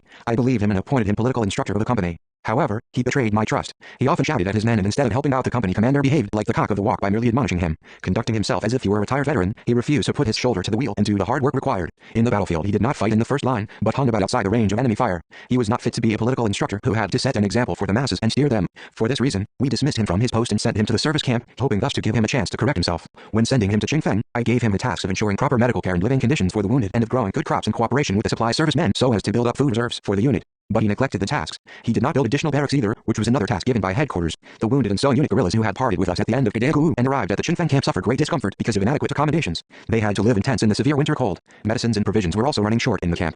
However, the guerrillas, tempered as they were by hardships, did not utter a word of complaint. They endured all the difficulties, thinking of their comrades in arms who would be fighting bloody battles. They also strictly observed the daily routine of the camp and held regular study sessions. As the saying goes, an all hidden in a sack will pierce its way out in the 156 N. During the study sessions, his harmful ways of thinking and his real self as a defeatist finally revealed themselves. One day a debate was held in the secret camp on the policies adopted at the NPAC meeting. Taking an example of the Russian Revolution, Kwang-ho said, any revolution will experience a high tide and a low ebb. A high tide requires a high tide strategy, and a low ebb needs a low ebb strategy. To meet these requirements, it is necessary to make a correct judgment of the changes in the situation and be frank enough to admit the arrival of a low ebb when its indications are in evidence. If this is true, then which stage does our revolution find itself in at the moment? I would say it is at a low ebb. Look, the expeditions really ended in failure, and in the Heisen incident, many revolutionary organizations were destroyed. Isn't this a low ebb? In this situation we should learn from the lessons of 1 step forward and 2 steps back. In other words, we must avoid offensive and frontal confrontation and retreat until an advantageous situation presents itself. This is the way to save the revolution. He attempted to bludgeon all the soldiers in the camp into accepting this argument. Since the revolution was going through some twists and turns at the time because of the disastrous expedition to Rihe and the Heisen incident, his argument might have sounded logical to casual hearers. Nevertheless, the women guerrillas in the camp instantly felt that his opinion differed radically from the policy of headquarters.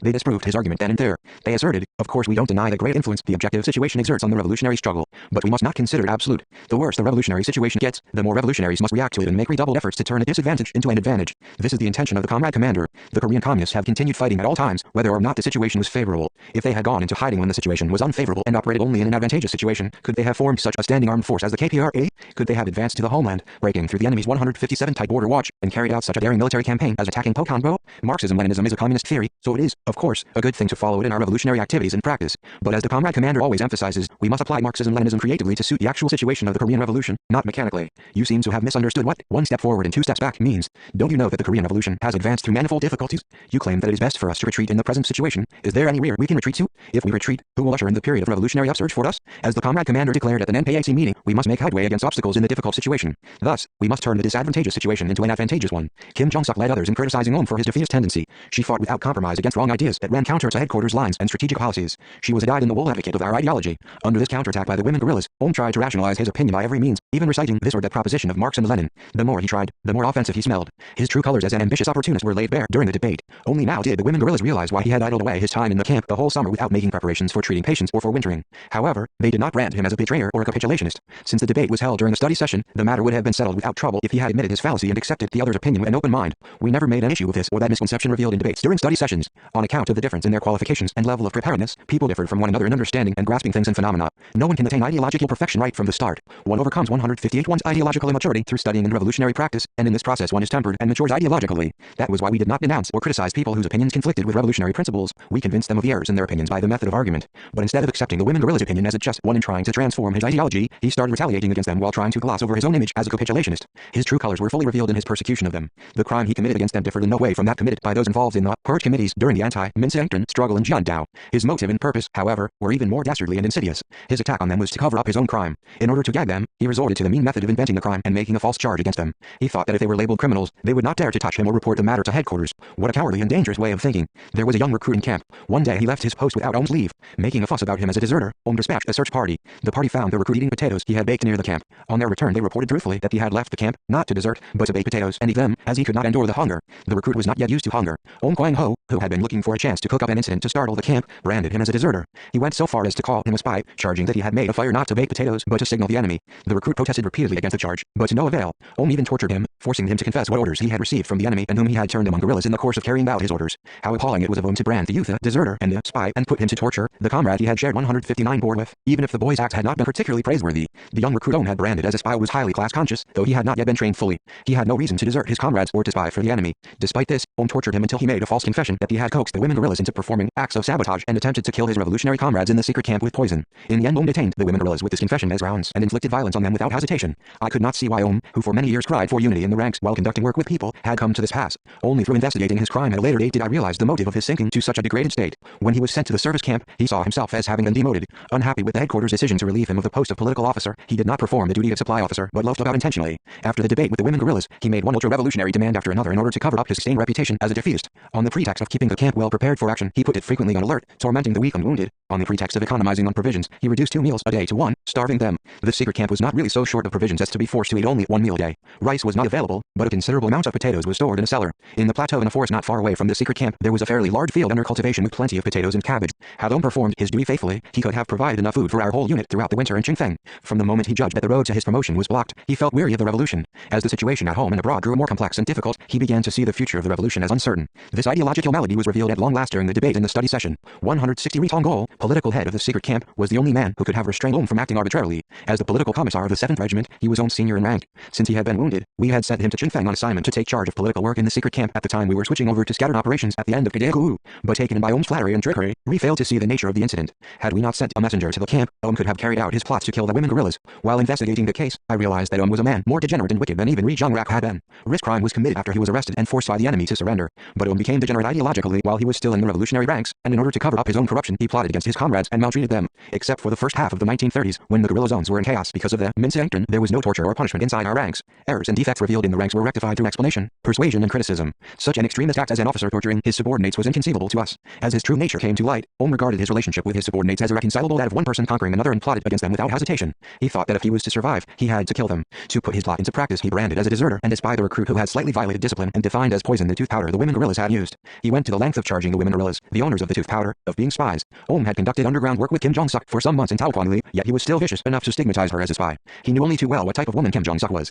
The example of Ohm Kwang-ho shows that a man obsessed with careerism will become a villain who does not care a straw about his organization, comrades, or moral obligation, and who will betray the revolution. As Ohm confessed, he had 161 planned that if his plots against women guerrillas had failed, he would have run away in order to escape responsibility. As we learned from Ohm's case, ultra-revolutionaries, extremists, double dealers, those who criticize others in public while scheming with them in secret, capricious, disgruntled, or self-opinionated people, fame-seekers, and careerists always cause trouble in a revolution. Unless you take measures to deal with such people before it is too late, you will find yourself in a terrible mess. Ohm's case also teaches the lesson that if a person fails to cultivate himself ideologically in everyday life, he loses confidence in the victory of the revolution and grows discontented and faint-hearted, yielding to even the most ordinary hardships. In the end, he becomes a defeatist and does immeasurable harm to the revolutionary struggle. The spy ring incident fabricated by Ohm was an unusual event that might have played havoc with our unity based on ideology and, well, morality and ethics. This was why we of the headquarters party committee examined the case very seriously before putting it to the officers and men at a meeting held in Baiyadating for mass judgment. When the events at the Qingfeng secret camp were made public, all the officers and men unanimously supported the women guerrillas who had kept our line without yielding their faith in adversity. On the other hand, they demanded that Ohm Kwang-ho and Ri Tonggal, who had failed to view the real nature of the incident with a keen political eye and had overlooked Ohm's crime, be executed in the name of the People's Revolutionary Army. At first Ohm tried in every way possible to defend himself.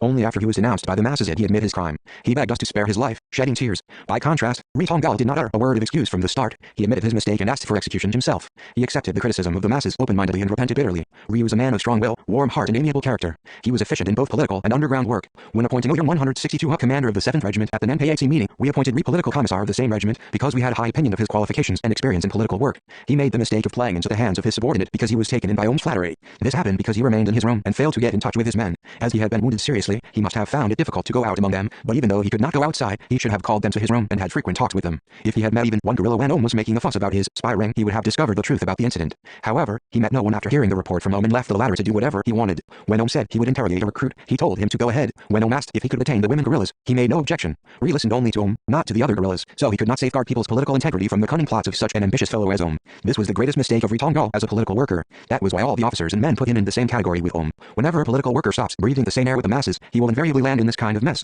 Officials who deal with people's political integrity must not stop breathing the same air with the masses, not even for a moment. This means that they must pick up a spade when people take up spades, eat millet when people eat millet, and share everything with them. Officials who neglect their work among the masses do not understand people's feelings or mentality, their demands or aspirations. Some of our officials overtly or covertly persecute those who criticize them, and depending on the seriousness of the criticism, toy with the political integrity of innocent people. Some officials are swayed by the words of a few flatterers and deal thoughtlessly with matters that decide the people's destiny. If officials abuse their authority and deal with people's political integrity as 163 they please, they incur people's resentment and hatred and thus divorce the party from the masses. Our party carries out benevolent politics, and in our country everyone leads a harmonious life in one great family, enjoying the benefits of the benevolent politics. Our kind of politics has assumed the mission of taking care of people's political integrity as well as their physical existence. Our party values their political soundness more than anything else. People with the same ideology and ideals get together and form an organization, a political party, and each of them acquires political uprightness in that collective. For this reason the political purity of the masses, numbering in the millions, immediately becomes the lifeline of the organization, the party. Therefore, dealing with people's political integrity improperly or tarnishing it reduces the lifespan of the party. If the party is to remain strong and sound until it carries out its highest program, it must work among the people efficiently and safeguard their political soundness. This is the lesson we must learn from the incident in Qingfeng. You must bear it in mind at all times.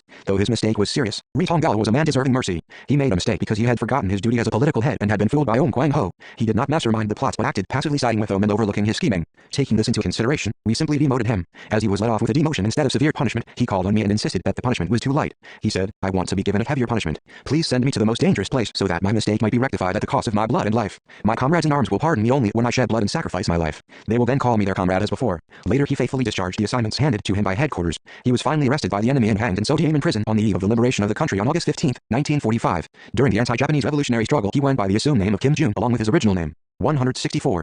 3. The SALT incident in June 1949. The great leader Comrade Kim Il-sung presided over a small meeting of the cabinet of the Democratic People's Republic of Korea. The topic of discussion was the cancellation of salt rationing and the free marketing of this condiment. Recounting his experiences in the anti-Japanese armed struggle in his concluding speech at that meeting, he said that nothing was more serious than the shortage of salt and that the anti-Japanese guerrillas had done their best never to run short of salt, even though they might go without food.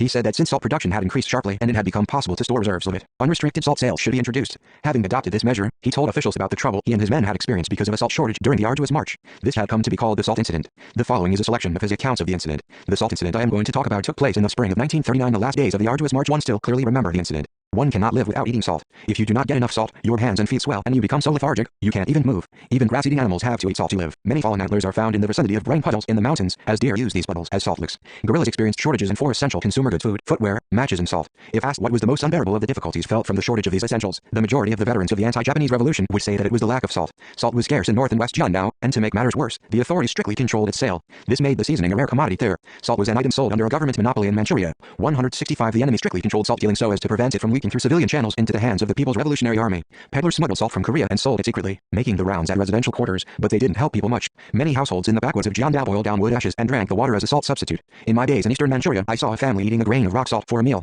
When I was in Wanking, I once went to Cho Chung-guk's company and asked Ko Yan-suk what her greatest difficulty was in her work as a cook. She replied it was the shortage of salt. She had lived next door to Opayak Ryong before joining the guerrilla army to take revenge on the enemy who had killed her large family during their punitive atrocities. In the guerrilla army, she was appointed a cook. Whenever I went to her company and had a meal, she was always very sorry not to be able to prepare good dishes for me. When she served food not seasoned with salt, she was ashamed to face me, but stood by the kitchen range with her face flushed. She said that her family had to get along with only a grain of rock salt for a meal as well. A grain of Chinese rock salt was the size of a kidney bean. During our second expedition to northern Manchuria, we were so short of salt that in some companies the men marched with a small emergency salt pouch attached to their belts. The pouch was as small as a seal case, about the size of a finger. The contents of the pouch was consumed only when salt was unavailable anywhere else. This might sound like a fairy tale to those who have not experienced this kind of shortage. Nevertheless, quite a few guerrillas lost their lives because they went to the enemy-held area to get salt, and many members of underground organizations were killed in the course of obtaining it. The main channel for getting salt was through underground organizations. When we gave them money, they set people in motion to buy it for us. Some of it was also bought and sent to us by people on their own initiative. The enemy was well aware through which channels we acquired salt and how hard up we were for it. That was why they cooked up a vicious scheme to annihilate the People's Revolutionary Army by means of salt. They 166 calculated that they could capture or kill all the guerrillas guerrillas without firing a single shot if they hatched a workable plot by means of salt.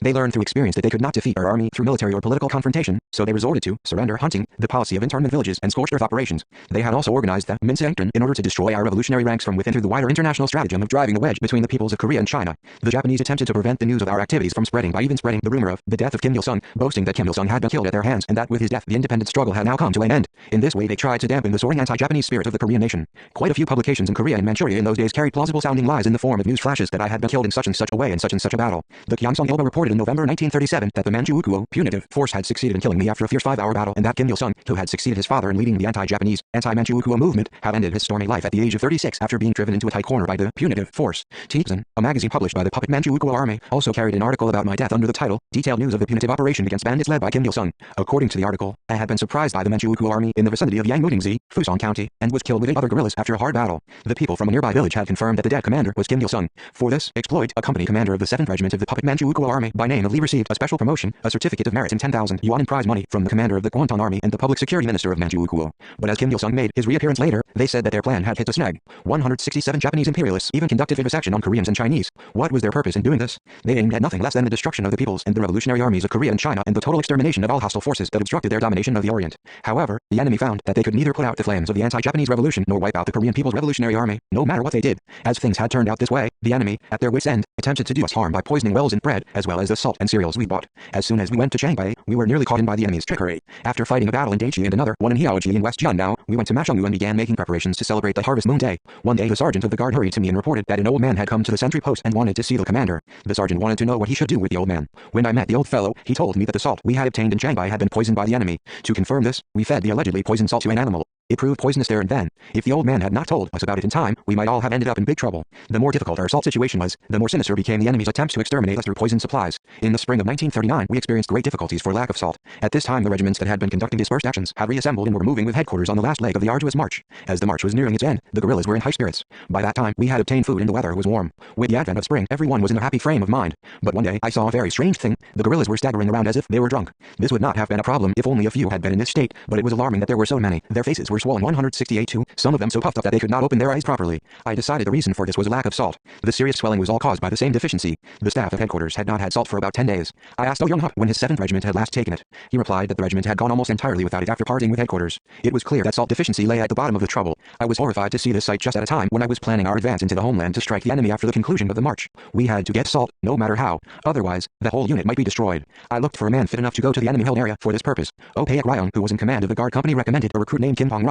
He had carried booty for the guerrillas and had joined our unit instead of returning home. A mere recruit though he was good at daily routine and fighting. Oh Young-hop also said that he was a loyal man and that as his parents were living in Shigang, he would get salt without fail if he went there. I called him and asked him if he could do this for us. He replied that he would try. He further said that his father went to the mountains around this time of year to gather firewood and that if he himself went in plain clothes, he could meet his father unnoticed by enemy agents and ask him to obtain the salt. I gave him the assignment and attached an assistant to him. The two of them went off in search of this vital substance. His father was delighted to see him. He said he was very proud that his son had become General Kim's soldier and felt relieved that his boy should be in the care of the general.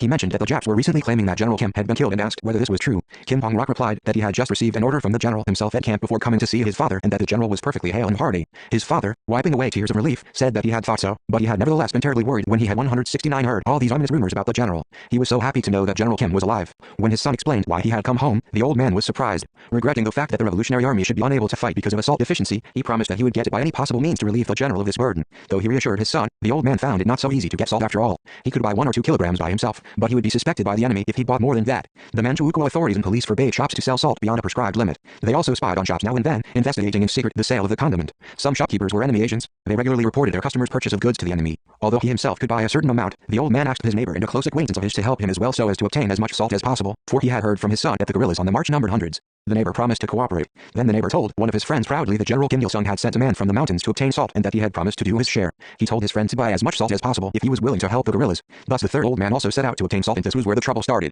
Unaware that his son was an enemy agent, the third old man revealed the secret to the young man, a member of the Concordia Association. In those days the Japanese imperialists were bent on surrender hunting by forming pacification squads and surrender hunting teams. The Concordia Association members took part in the operation. The enemy agent reported to his superior what he had heard from his father. Informed that we were planning to obtain large amounts of salt through the old men, the intelligence service of the Kwanton army ordered the police to buy up all the salt from the shops in the area of Shigang and to replace it with salt transported by air in haste from Changchun. This salt had been poisoned. If one ate this particular salt, one did not die on the spot, but got a headache and became weak in the legs, and lost all combat efficiency. 170. The old men, including Kim Pong-rok's father, who went around making their purchases, were ignorant of this. The enemy had planned the scheme in so strictly confidential and crafty a manner that even the shopkeepers, who were said to be sharp-witted, got no scent of the plot. The two old men then left with Kim Pong-rok for the guerrilla bivouac. They arrived at around 1 or 2 o'clock in the afternoon. I thanked them and instructed that the salt be shared out among the units. In those days, Comrade Kim Jong-suk always carried vinegar with her for safety's sake, as she was in charge of cooking for headquarters. After putting some of the vinegar to the salt that had been allotted to headquarters, she said that the salt seemed to be poisoned. Vinegar is an instant reagent to food poison. The staff of headquarters and the soldiers of the guard company did not eat the poisoned salt. They regarded it as their moral duty and discipline not to eat before their commander.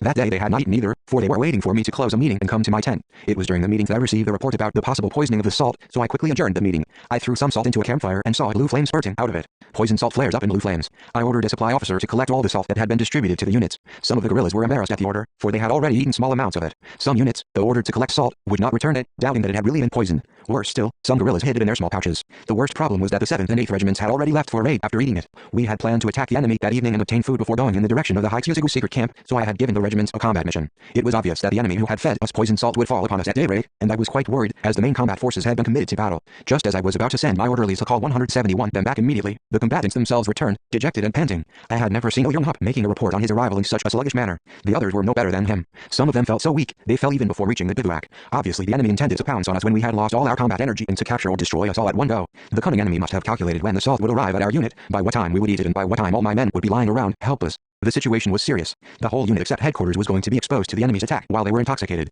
We found ourselves in a truly critical situation. It was a question of whether the whole unit would be annihilated or remain alive to continue its resistance against Japan. I felt far more apprehensive than in Hyaotang in the spring of 1937 when we had been surrounded by thousands of enemy troops. I do not know how I can describe my anxiety at that time. Though surrounded by large enemy forces in Hyaotang, I was determined to break through the encirclement by striking the enemy hard because my men were able to fight. But now things were different. It was terrible to be anticipating an enemy attack while my unit was suffering from the effects of poison. We discussed the threatening situation. Some of the soldiers, furious, suggested executing the old men then and there. They said the old men must be the enemy agents, otherwise they would not have brought the poisoned salt.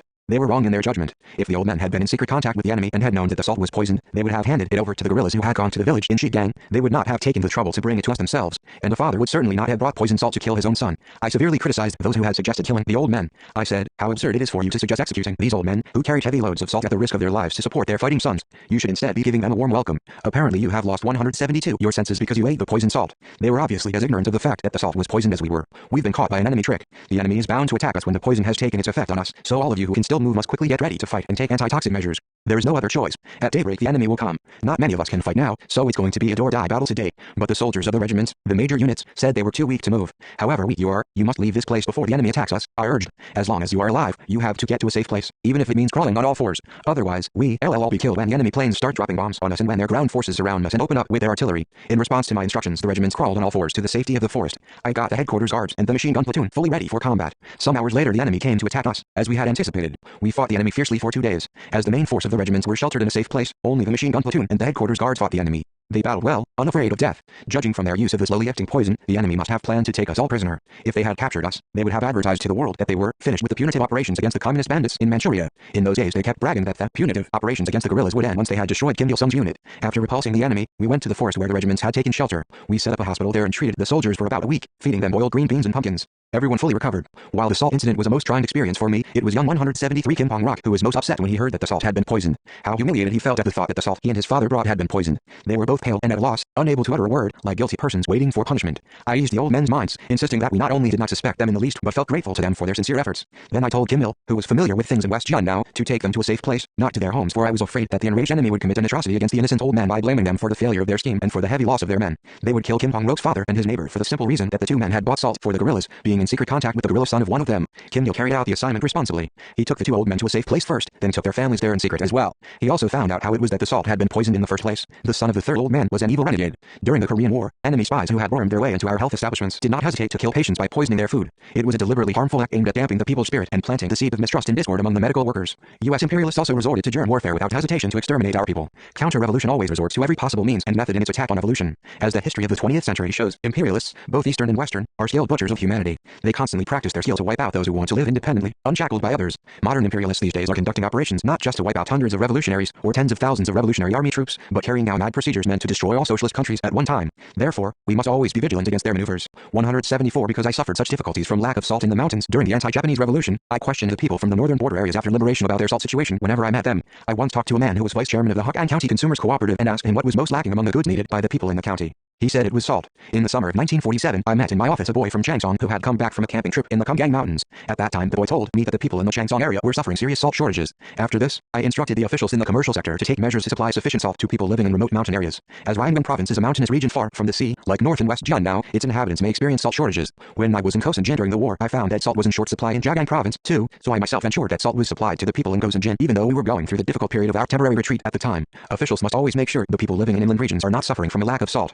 Deer farms should also feed salt to the animals on a regular basis. 175. 4. Battle of Tiananmen in May 1939, General Kim Il-sung crossed the Amnok River, again in command of the main force of the KPRA, and destroyed a large number of enemy troops on the Atu Plateau. At that time the soldiers of the KPRA spent their first night in the homeland in the forest of Chongbang, which is not far from today's Rimyangsu Workers District, Samjiyan County. This bivouac site was rediscovered after nearly 20 years and made known to the public. Afterwards, the Musan and Yonsei historical sites were also found. This section compiles the fatherly leaders' descriptions of the operation in the Musan area, given on several different occasions. The question of our advance into the homeland, which was brought up at NPHC, came to a final decision at the Biadatingzi meeting. My men were eager to advance into the homeland as soon as possible. They wanted to fight a larger battle in Korea than those fought at Pokambo or Jeonsanfeng to shake the world. We were afraid of nothing because we were strong, having become as tough as steel through the arduous march of more than 100 days. Demonstrating this newfound strength, we attacked many county towns and villages along the Amnok River that spring, then slipped into the homeland. I think I have recounted the purpose of our advance into the homeland more than once. As I mentioned before, the number one priority of the political and military activities of the KPRA was the advance into the homeland. The final objective of the many large and small military operations we had conducted in northern and eastern Manchuria had always been to advance into the homeland and liberate the country. We had concentrated all our efforts on this goal. A careful timing of the operations in Korea was important. As June 1937 176 was the right time, so was May 1939. Why? The prevailing situation, our own strong desire and the hopes of the people back in the homeland made a KPRA push into Korea imperative. We made a decision to expand the Yarn struggle deep into Korea, based on a detailed analysis of the circumstances at home and abroad. In May 1939 the Sino-Japanese War was raging in the east and World War II was brewing in the west. The Japanese imperialists were trying to wind up the dragged-out Sino-Japanese War, concentrate on the possibility of invading the Soviet Union and draw up a strategy for advancing towards the south. In order to build up their home front, they stepped up their offensive against the KPRA, while intensifying their economic plunder and fascist repression of Korea. A typical example was the Haizan incident. In this incident, revolutionary organizations in West Jiangdao and some of those in the northern part of Korea suffered serious damage. Some survived, but most of the important organizations were destroyed. Even those that escaped trouble were killed. Following this incident, the enemy continued to spread the lie that the KPRA had perished. In some places they held celebrations for our destruction and their victory. Some revolutionary organization members who had been deceived by the false propaganda about our supposed demise reasoned this way: if it is true that something has happened to General Kim Il-sung, the Korean Revolution is as good as finished. What's the use of carrying on a hopeless struggle? They came in person to our political operatives' camp to find out if the rumor about me was true. In this situation, the best way to bring about a resurgence in the anti-Japanese revolution was for a large KPRA force to advance into the homeland and strike the enemy hard to show that it was still alive to those at home and abroad. Even if some political operatives managed to penetrate into Korea and tell the people that the KPRA was still in operation, that General Kim Il-sung was healthy and that the revolution was advancing, limited propaganda such as this would have little effect on the situation. 177 Another main objective of our advance into Korea was to resurrect destroyed revolutionary organizations and expand them, and at the same time build party organizations and develop the United Front movement to rouse all the people to a nationwide resistance. It was immediately after the battles of Pokambo and Jeonsanfeng that revolutionary organizations in the homeland had suddenly multiplied. The sound of gunshots awakens the people, and the awakened people naturally flow into revolutionary organizations. If we had not fought battles after moving to West Jiangdao following the Nanjing meeting but had idled away our time eating the food supplied by the people, revolutionary organizations would not have expanded in the Chenbai area so rapidly and on such a large scale. Revolutionary organizations had sprung up like bamboo shoots after the rain in West Jiangdao, partly because we had conducted our ideological work successfully, but mainly because we had fought many battles, demonstrating the mettle of the KPRA and convincing the people that the anti-Japanese revolution was bound to emerge victorious. When I selected the Musan area as the theater of our operations in Korea, some commanding officers were quite bewildered because they knew that after the Battle of Pokambo, the enemy had reinforced its guard troops in this area to several times their former strength, and with the most vicious elements at that. To venture in there with a large force would, in fact, be extremely difficult and dangerous. Nevertheless, I made the decision to move to this area, precisely because it was most difficult and dangerous. If we destroyed the enemy here, the results would be several times greater than operations in any other part of northern Korea. In those days there were large numbers of workers in the Musan area, including iron miners, the builders of a hydroelectric power station and lumbermen. The sound of our gunshots would make a strong impact on the workers, and through them the news would rapidly spread all across the country. Our aim was to use the roar of our gunfire to awaken the workers of 178 Musan, as well as the workers and peasants in North Hamgyong province, and thus go on to stir up all the people into a revolution against the Japanese. Accordingly, in the spring of 1939, the KPRA units advanced into the Musan area. We crossed the Amnok River at Dam number 5. I carried Ryo Song across the river on my back. Wading through the water, I asked him if he knew the name of the river. He said no. In those days my men had almost no idea of where the national boundary lay. When I said it was the Armagh River, he asked me to lower him into the water. He wanted to drench himself in the waters of the Korean River. Near the dam were many azalea bushes. When they saw the azaleas of their homeland, the guerrillas shouted for joy. My most lasting memory of the occasion is that of the women guerrillas kneeling around a thicket of azaleas, laughing and crying at the same time with emotion as they gazed at the flowers. Some of the women threw their arms around the blossoming bushes. Their faces were beaming, but their eyes streamed with tears. The azaleas we saw that day were not simply flowers. They were part of the homeland, a part of its flesh, so to speak, occupied by the Japanese imperialists. To my mind, the azaleas were smiling too, but it was a sad smile. As the guerrillas shed tears at the sight of the azaleas, the flowers themselves seemed to weep. Patriotism is indeed a strong feeling. Can flowers feel sorrow or shed tears? What difference is there between the azaleas of those days and those of today? To us, who were grieving the loss of our national freedom, even the azaleas seemed to lament over the ruin of our country as they flowered and shed their blossoms in a land occupied by the Japanese. On that day, these were no mere flowers to the guerrillas, but the azaleas of the homeland. This flower was a symbol of the ardent desire of the guerrillas who so greatly loved their fatherland and their people, a desire to hurry the spring of national liberation so that a paradise for people could be built in a liberated Korea. Whenever I see azaleas now, I recall the anti-Japanese armed struggle and 179 feel and urge to quote poetry. The azalea of the homeland, the azalea of Mount Batu, light pink azalea that heralds the spring of Korea. How full of meaning this lovely flower is. Just as we arrived at Chongbang, the fog lifted and the sun came out. The weather was perfect. I still remember that we built a campfire and dried our leggings, which were wet with dew. I climbed the hill to see if there was any sign of enemy movement and to get an idea of the terrain. I saw smoke coiling up at a distance and heard the sound of chopping wood, so I warned my officers of possible enemy presence and ordered them to maintain stealth in movement. I chose campsites for every unit, posted sentries and sent out reconnaissance parties. When camp had been set up, some of the men stripped the bark off trees and wrote mottos on the trunks. During the anti-Japanese revolutionary struggle, the guerrillas wrote mottos on trees in many of the places they stopped. Among such writers was Juyuan Ai from Shinglun-kun, who had studied hard and was good at calligraphy.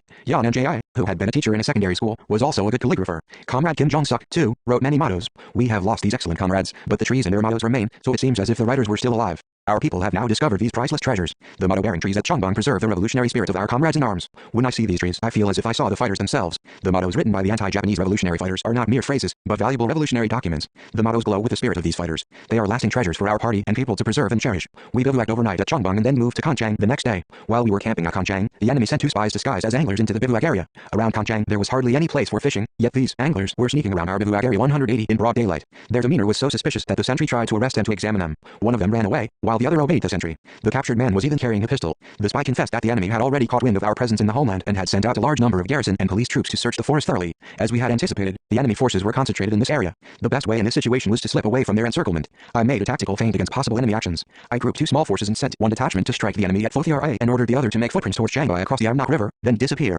I did this to confuse the enemy by giving them the impression that the KPRA was operating at several different places. At dawn the next day, we left Kanchang and marched towards PDA Hill. That day the fog was so dense that we could not see an inch ahead. The scouting party had trouble trying to find its way, so I joined it and decided the direction we should take by using a military map and the compass. Our march was very risky. If an enemy search party suddenly appeared and encountered us, it would mean trouble. We would have no problem in destroying them, but the sound of gunfire would lay obstacles to our future action. We were therefore very nervous while on the march. On arriving in PDA Hill, I ordered the unit to bivouac and sent out reconnaissance parties. They discovered a splendid, newly built highway that ran through the primeval forest east of PDA Hill. I confirmed that this was the Kapsan Musan Guard Road, which I had already been informed of. It was a road for emergency use, connecting uninhabited areas between Kapsan and Musan. This road was supposed to be for moving the punitive forces by mobile means to any spot on short notice in case the KPRA pushed into Korea. I was told that because the project had been finished only recently, the road was kept clear for inspection, and no unauthorized traffic was allowed. The scouts said that off-limits notices had been put up everywhere. The Japanese imperialists created such off-limits and no admission 181 zones in different parts of our country and strictly prohibited Koreans access to them. Under Japanese rule, in the heart of Pyongyang were streets where only Japanese lived. When Koreans appeared in these streets, the Japanese policemen or merchants scowled at them. Korean children were not allowed to hang around the gates of Japanese schools. If a Korean boy who was ignorant of such a rule happened to wander through the gate into the playground, now and then, he got his ears boxed or was treated as a beggar. However, Japanese children were free to enter Korean school grounds or the Korean sections of town, where they did anything they pleased. One day a group of delinquent Japanese boys from Pyongyang raided a melon field near the Changdok school, trampled all over the field and made off with the melons a poor farmer had carefully cultivated all through the summer. I and my classmates went after them, taught them a lesson and drove them back to the city. Though the enemy had made even the border area an off-limits zone to Koreans, we would not tolerate this. I thought that in order to challenge the Japanese rule over Korea, we should demonstrate the strength of the KPRA by dealing the blow to the enemy who had built the Kapsan Musan Guard Road. The road that had been constructed on the frontier and was kept under strict guard was an apparent attempt by the enemy to make up for their ignominious defeats in Pokanbo and Jiansenfeng. I summoned my officers and gave them the following briefing. We are now on the march within the enemy lines. The enemy is everywhere, in front and rear and on both sides of us. Suspecting that we are operating in the homeland, the enemy has mobilized large, punitive forces from border garrisons and police troops in different parts of North and South Hamgyong provinces and is preparing a large-scale encirclement and search operation. Because the escaped spy saw us, the enemy may be following us now through Kanchang after making a search for us at Chongbang. We must slip away quickly into the Musan area and put into effect the operation plan we drew up in Bai Dailingzi, but the situation makes our advance difficult. There is danger that we may be caught in the mesh of complete encirclement. How can we advance with speed into Musan? 182 the commanding officers made one suggestion after another. Some comrades said that we should dispatch a small unit to lure the enemy in the direction of Shanghai before the main force advanced into the Musan area. Other comrades asserted that we should fight a big battle around PDA Hill, as we did in Jiansanfeng, now that the way to the Musan area was blocked. All their opinions sounded good, but none of them convinced me of the possibility of moving fast to Musan. I heard all their suggestions and organized a debate before giving my own idea. My plan was to march in broad daylight along the new highway that was waiting for inspection. The officers were taken aback at my proposal. This was natural, for my plan meant that a large force would march, not along a back lane, but a special highway the enemy had built solely for the punitive operations against us. Their faces showed that they had little confidence in my suggestion. This very fact rather proved that my plan to march boldly in the daytime along the highway was a tactically correct one. I outlined for them the tactical intention of my plan and the possibility of realizing it. Your own attitude proves that it is possible to march in broad daylight along the Kapsan Musan Guard Road. When I suggested this plan, you were stunned. The enemy, too, will never be able to imagine that a large KPRA unit would march along their specially built guard road right in the middle of the day. This very fact makes it amply possible to carry out the march. Doing boldly what the enemy regards as impossible is a tactical guarantee of success in this move. The commanding officers all left PTA Hill full of confidence. So many azaleas were in full bloom everywhere. The faces of our guerrillas looked rosy. On Lake Samji, too, there were many azaleas. Masses of them along the shore and their reflection in the water made such a picturesque scene that I felt I would like to build a hut and live here forever. It was wonderful to see such rare scenic beauty in an alpine region like the Puktu Plateau. 183 highland scenery has a peculiar attraction. The scenery around Lake Samji is as majestic as Mount Puktu, and at the same time it looks delicate, as if spangled with jewels. The landscape of Lake Samji, in which the scenic beauty of the highland blends in harmony with the serene plain, is worth its weight in gold. That day I felt in the marrow of my bones how lovely was the land that had been taken from us. I was so fascinated with the picturesque scenery of Lake Samji that I made up my mind to build this place into a holiday center for our people after driving the Japanese imperialists out of Korea and show it off to the world. This ideal has been realized today. Lake Samji has become a revolutionary battle site that attracts many visitors from different countries. It is also renowned as a health resort for its unique highland charm. Until 1956, when Comrade Kim Jong-il visited the revolutionary battle sites in Ryanggang province with the first expedition party in our country, only fallen trees and piles of leaves were seen on the lake, and most of the area remained untouched. There was only a worn-out skiff and an old-style pavilion that the local people had built before the Korean War to enhance the beauty of the lake. When I returned from my official visits to the Soviet Union and the people's democracies in East Europe, Comrade Kim Jong-il told me about the activities of his expedition. He recounted in excitement what he had learned and felt during the visit to the revolutionary battle sites. He said he regretted that these historical sites, so alive with the spirit of the revolutionary forerunners, had not been laid out properly, but remained in a natural state without guides to explain their history to visitors. In 1956 a campaign just started to eliminate flunkyism and dogmatism and establish Jush in ideological work. Until that time Jush had not been firmly established in the ideological work of our party. As a result, the materials and relics associated with the revolutionary history of our party had not been unearthed widely. The revolutionary battle sites were not laid out 184 properly, and a full-scale study of revolutionary traditions had not been made. It was a significant event that in this situation Comrade Kim Jong-il decided to form an expedition to the revolutionary battle sites in the Mount Puktu area with his fellow students from Pyongyang Secondary School No. 1. After we had left Lake Samji, we marched as fast as we could to the Musan area by the Kapsan Musan Guard Road. We called such a march tactic 1,000 miles at a run. During the anti-Japanese armed struggle, we employed this tactic several times, each time with good results. But never before had there been an instance of a large force of hundreds of soldiers moving over a long distance in broad daylight on a highway like the one they called the Guard Road. It was we ourselves who opened the Guard Road for the Japanese, so to speak. We marched in fine array along the straight highway in broad daylight, reached Mupo on the Tumen River on that same day and pitched camp there. I was told that when the enemy found out later that we had marched in the daytime along their Guard Road, they groaned in despair and called our bold move an unprecedented oddity. The march made a greater impact than the annihilation of several enemy regiments or divisions. At Mupo I gave my officers a briefing in which I reviewed our march and set forth the task of pushing into the Tiahongdan area. We decided to carry out military and political activities first around Sinsadong and Singachok. We left Mupo the next morning and arrived at the Tiahongdan tableland. On arrival we had lunch in the vicinity of a mountain shrine and moved our forces in two directions, the 7th Regiment going to Singachok by way of Trulibawi and the Guard Company, and the 8th Regiment under my command to Sinsadong at the foot of Mount Soraun. At that time, we conducted political work at Sinsadong. I placed headquarters on a small rise by a brook and went with several guardsmen and orderlies to the biggest lumberman's residence in the village. Seeing our sudden appearance in the Musan area, the people exclaimed in 185 great excitement and joy that it was a colossal lie of the enemy that the entire KPRA had frozen to death last winter. They wondered how it was possible for so many soldiers to appear suddenly in their midst from nowhere. Their barracks was no better than a cowshed or a stable. I noticed a rope stretched low down the center of the room like a wash line. I asked one of the workers what the rope was for. He replied that they put their feet on it while sleeping. The room was so narrow that the men who were to lie on both sides of the rope could not stretch their legs, so they had to crisscross their feet on the rope. The workers were treated worse than cows or horses. A cow or a horse at least has human protection. That evening many people gathered in the barracks. Both the room and yard were crowded. I made a speech before the people of Sinsadong and conducted organizational and political work among them. The warm hospitality the villagers gave us that night is still fresh in my mind. There were many slash and burn peasants in the village who were unable to do spring sowing for lack of seeds. Nevertheless, the village women prepared a meal of cooked glutinous millet and potato starch noodles for us to treat the Korean army under the command of General Kim Il-sung. They said, our men were so moved by their kindness that they unpacked and shared out all their provisions among the villagers when they left Sinsadong. Comrade Kim Jong-suk cooked all her wheat flour into dough flake soup for the host family and applied her face cream to his daughter's hands. When we left, the villagers saw us off in tears. I foresaw that the enemy who had been hit at Singachok would naturally chase us, and made the decision to destroy them in the Tiahongdan tableland, where the terrain features were in our favor. After leaving Sinsadong, we lay in ambush on a low hill on the tableland, waiting for Yongguki's 7th Regiment to return from Singachok. As I instructed, the 7th Regiment had struck the enemy in Singachok and were now coming back, but they were somewhat elated at their success in destroying the enemy in Singachok and 186 in capturing several Japanese foremen, so they were not aware of an alarming fact. An enemy force was trailing close behind them in secret. The force was made up of border garrisons and Changfeng police troops that had come running at the news of the defeat of their colleagues in Singachok. At first my men, lying in ambush, took the soldiers coming at the heels of the 7th Regiment for a friendly force. They could not distinguish between friend and foe, partly because the fog was so thick, but mainly because the enemy was so close behind the 7th Regiment. I realized instantly that the helmeted soldiers coming in the wake of our regiment was an enemy force. The situation had developed as I expected, but the 7th Regiment was in a very dangerous position, right in front of the muzzles of enemy guns. Because of this situation, the 8th Regiment and Guard Company were going to have to fire with special care at the open fire signal, otherwise there was the possibility of their killing their own troops. But we could not wait indefinitely until a wide enough gap was created between friend and foe. If we delayed, the enemy might attack the 7th Regiment first. In such a case, the supply servicemen and the lumbermen who were carrying packs for us might suffer great losses. As soon as the 7th Regiment had passed by the area of our ambush, I signed all the supply servicemen and lumbermen to throw themselves on the ground, then ordered my men to open fire. Hundreds of rifles opened up with a deafening roar. The guerrillas were in a fever of excitement at the time. They were charged with emotion and energy at the thought that the whole country would hear the sound of this particular gunfire. I, too, was every bit as excited as my men. We mowed down the enemy troops. Those who survived, however, resisted desperately. The army and police troops of the enemy on the border were much more tenacious and ruthless than those in other areas. Their resistance was really formidable. Apparently the Japanese deployed their elite troops in the border regions. The supply servicemen of the 7th Regiment and workers between us and the enemy could not raise their heads under the blanket of fire. The workers were at a loss as to what to do. Among the supply carriers there were some 187 Japanese. At that time a somewhat peculiar thing happened on the battlefield. The workers were divided into two sides, with Koreans running towards the KPRA with the supplies on their backs and the Japanese crawling toward the Japanese troops, tossing away their loads. No Korean worker went over to the Japanese. At this sight, I keenly felt that the heart of the nation was beating as it should. Most of the enemy who encountered us in Tiangnan were killed. One of us was killed and 2 wounded. Kim Se-ok fell in action. He was the fiancé of Ma Kugwa, younger sister of Ma Tong-hu. He was shot through his chest while guiding the supply carriers to a safe place with the sergeant major of the 7th Regiment.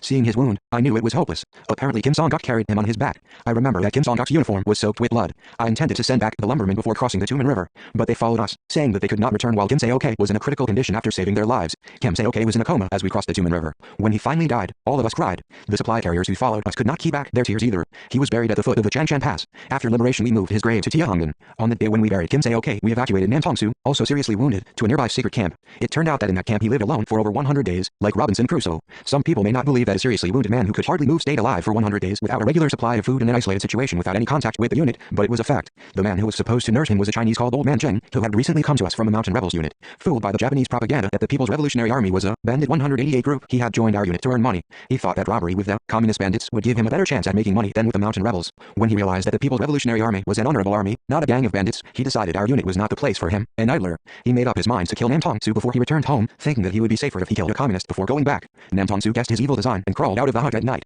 He hid himself for 2 days, covering his body with fallen leaves. After Old Man Zheng had left, he kept himself alive eating tree leaves, grass sprouts and the meat of squirrels and snakes, waiting to meet our liaison man. But to make matters worse, the liaison man himself was killed in a punitive attack. He had to live again in isolation. While wandering about, looking for our unit, he went to Kapsan where his mother was working in an underground organization. Afterwards, he moved to Eastern Manchuria to help the Chinese Revolution. I cannot remember clearly when he came to the homeland in response to our call. When he arrived, he burst into tears and said, "General, I come to you only now. I even lost the blanket you gave me." Our comrades in arms left traces in many parts of the Musan area. Zhang Yiguan, nicknamed Shorty, once worked around Gulgunbawi with Pak Song Shao. The Japanese imperialist invaders were astonished at the news that the KPRA had appeared in the Musan area, annihilated a large number of their troops at Tiangnan, and crossed back over the Tumen River safely. The mere fact that the KPRA had appeared on Korean soil was enough to drive the enemy mad. After the Nanking-2 meeting, the main theater of operations for the KPRA was the West Jiangdao area southwest of Mount Puktu. Following our advance into the Mount Puktu area, our guerrilla actions in West Jiangdao often hit the headlines of newspapers and news services in Korea and Manchuria. The Japanese army and police, deployed along the 189 Amnok River from Hyesan to Yonganjin via Sinulfa, were constantly on the alert and desperate to block a KPRA border invasion. The police department of South Hamgyong province collected information about our actions from every angle under the title of The Movement of the Bandits on the Other Side of the River and sent it regularly to the Police Affairs Bureau of the Government General of Korea, the headquarters of the Japanese Korean Army, the police departments of North and South Hamgyong, North Yangon and other provinces along the border area, and the headquarters of the Ranam 19th Division.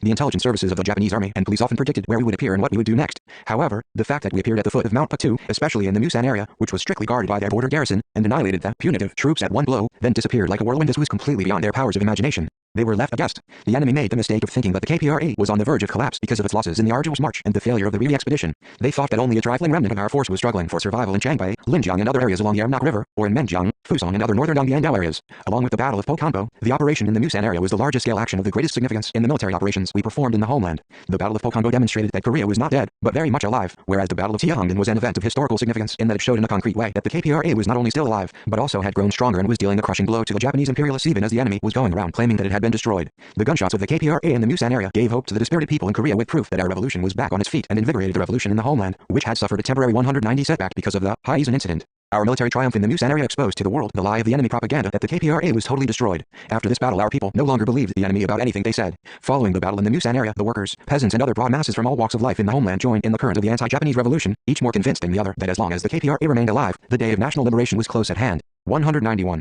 5. The Tano Festival at Yachaidong. After the Battle of Tilandin, the main force of the Korean People's Revolutionary Army shifted the theater of its activities to the northeastern part of Mount Puktu and conducted brisk military and political activities along the Tumen River. Typical of its military actions in that period was the Battle of Wukuiyang, and its most conspicuous political work among the masses of people was the 10/15 festival at Yashidong. Yashidong in Heilong County, China, is a mountain village across the Tumen River from Musan County in Korea. Years later, during an on-the-spot guidance tour of the Tiehongdan area on the Tumen River, the respected leader Comrade Kim Il-sung recalled with deep emotion the historical events that took place in the course of the KPRA's military and political activities in the northeastern part of Mount Puktu after the operation in the Musan area. I remember the football game played at Yashidong on the Tano Festival in 1939. Over 30 years have gone by, but I can still recall that particular event. Some people may not believe that we guerrilla fighters took time out to play football. Nevertheless, we didn't spend every day of the year shooting and battling. While fighting, we also had a life of culture and leisure suitable to the characteristics of a guerrilla army. In the first half of the 1930s, we frequently held sport events in the guerrilla zones. There were quite a few good football players in the Wangjing guerrilla unit. Later, we had football games in Wasagu before our second expedition to northern Manchuria, as well as at Yashidong. They were quite interesting. The Korean residents in Jiandao were good footballers. The best among them were those living in Longjing. After the Battle of Tiehongdan, we moved the theater of our struggle to the area northeast of Mount Puktu, as planned, to build a strategic base for our 192 revolution in that area.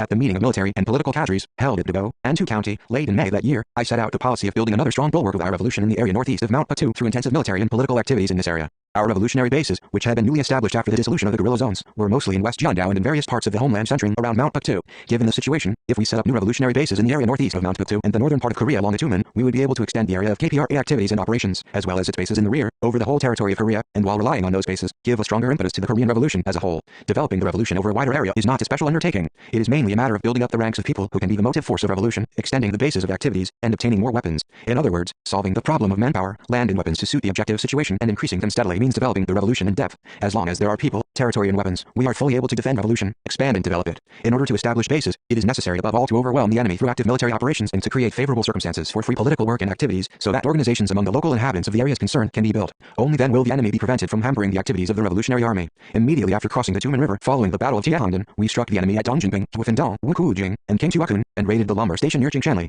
All these battles were aimed at overwhelming the enemy militarily and creating conditions favorable for KPRA activities. After each battle we conducted political work among the masses and built new organizations. The joint celebration of the Teno Festival by both the army and people at Yashidong was a particular example of our political work. 193. Whenever we were in a new area, we stepped up the revolutionary transformation of the masses and strengthened mass foundations for the armed struggle through lively political work among the local inhabitants by applying a variety of forms and methods suited to the area. This was our traditional work method and consistent mode of activities. At first we had no plans to celebrate the Teno Festival at Yashidong, so no preparations were made. The enemy suppression in the area was so harsh and the situation so grave that no one even thought of holding a celebration. We only decided to celebrate the festival after we had met the residents of Heilong, where we moved after our offensive in the Musan area. As seemed to be the case everywhere we went, the people in Jiandao at that time were full of fear and in low spirits. The first people we met in Heilong were two young peasant brothers, both addicted to opium smoking. In those days the northeastern area in China was infested with opium addicts and opium was even used as money at that time. The more misruled the country is, the more prevalent are drugs like opium. The peasant brothers had drifted to Jiandao on the wind of emigration from Korea. I wondered why these young people of fine appearance took pleasure in opium smoking. I asked them why they were interested in a terrible habit that sapped their strength in both body and mind, a strength so essential to their work as farmers. They replied without any compunction, "How can we live in this rotten world without smoking opium?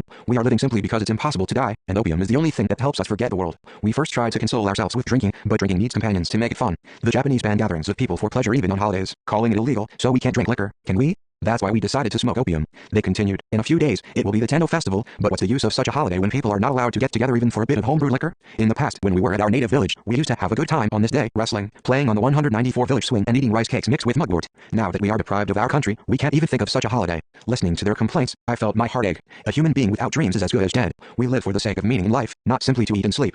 By life's meaning I mean its worth, the pride one feels in one's life. A worthwhile life means that one lives the life of a worthy person, exercising one's rights as a human being and creating one's own course in life. The lives of the young brothers who were addicted to opium were worth nothing. What life was there for people confined by a wall or wire fence? That was mere existence, not life. Existence without life is worthless and without meaning. From my childhood I had not liked opium smokers, but I felt a certain sympathy for the young peasant brothers. I persuaded them, it's a crime for you as Korean young people to idle away your time, smoking opium, when the nation's destiny is at stake. Look, these young orderlies and even these women fighters have taken up arms to save the nation. Shame on you. You must give up opium smoking. The elder of the two scratched his head, saying that he did feel quite ashamed of living without a purpose. After meeting the peasant brothers, I decided that we should conduct military and political activities more energetically in order to invigorate the people and encourage them to live with more hope and freedom. Political activities through speeches alone would not inspire the people. The people wanted to see and hear about the victorious revolution. Fighting made the revolution tangible for them. The 1930s was a period when a gunshot made a far greater impact than a long-winded speech. We therefore stepped up our military actions along with our political work. First we attacked the enemy at Huifangdong, where the peasant brothers were living, and the nearby internment village. Our attack was so strong that the enemy was unable to fire even a single shot, but ran off into the mountains in disarray. At this sight the inhabitants of Huifangdong were beside themselves with joy. 195 alarmed at our move to the area northeast of Mount Puktu and the ensuing battles, in which we killed several hundred enemy troops through successive attacks on more than 10 internment villages situated along the Tumen River. The Japanese imperialists made frantic efforts to hold us in check. This was the time when the Kuomintang army had provoked the brushfire war in Khalkhin-gal. When the war broke out, tens of thousands of Japanese troops moved to the front, and the enemy made a great fuss, saying it was really a time of emergency. Right at this time of emergency, the Revolutionary Army made one attack after another in their rear, thus adding to their confusion. The Japanese were everywhere in the mountains mountains around Heilong.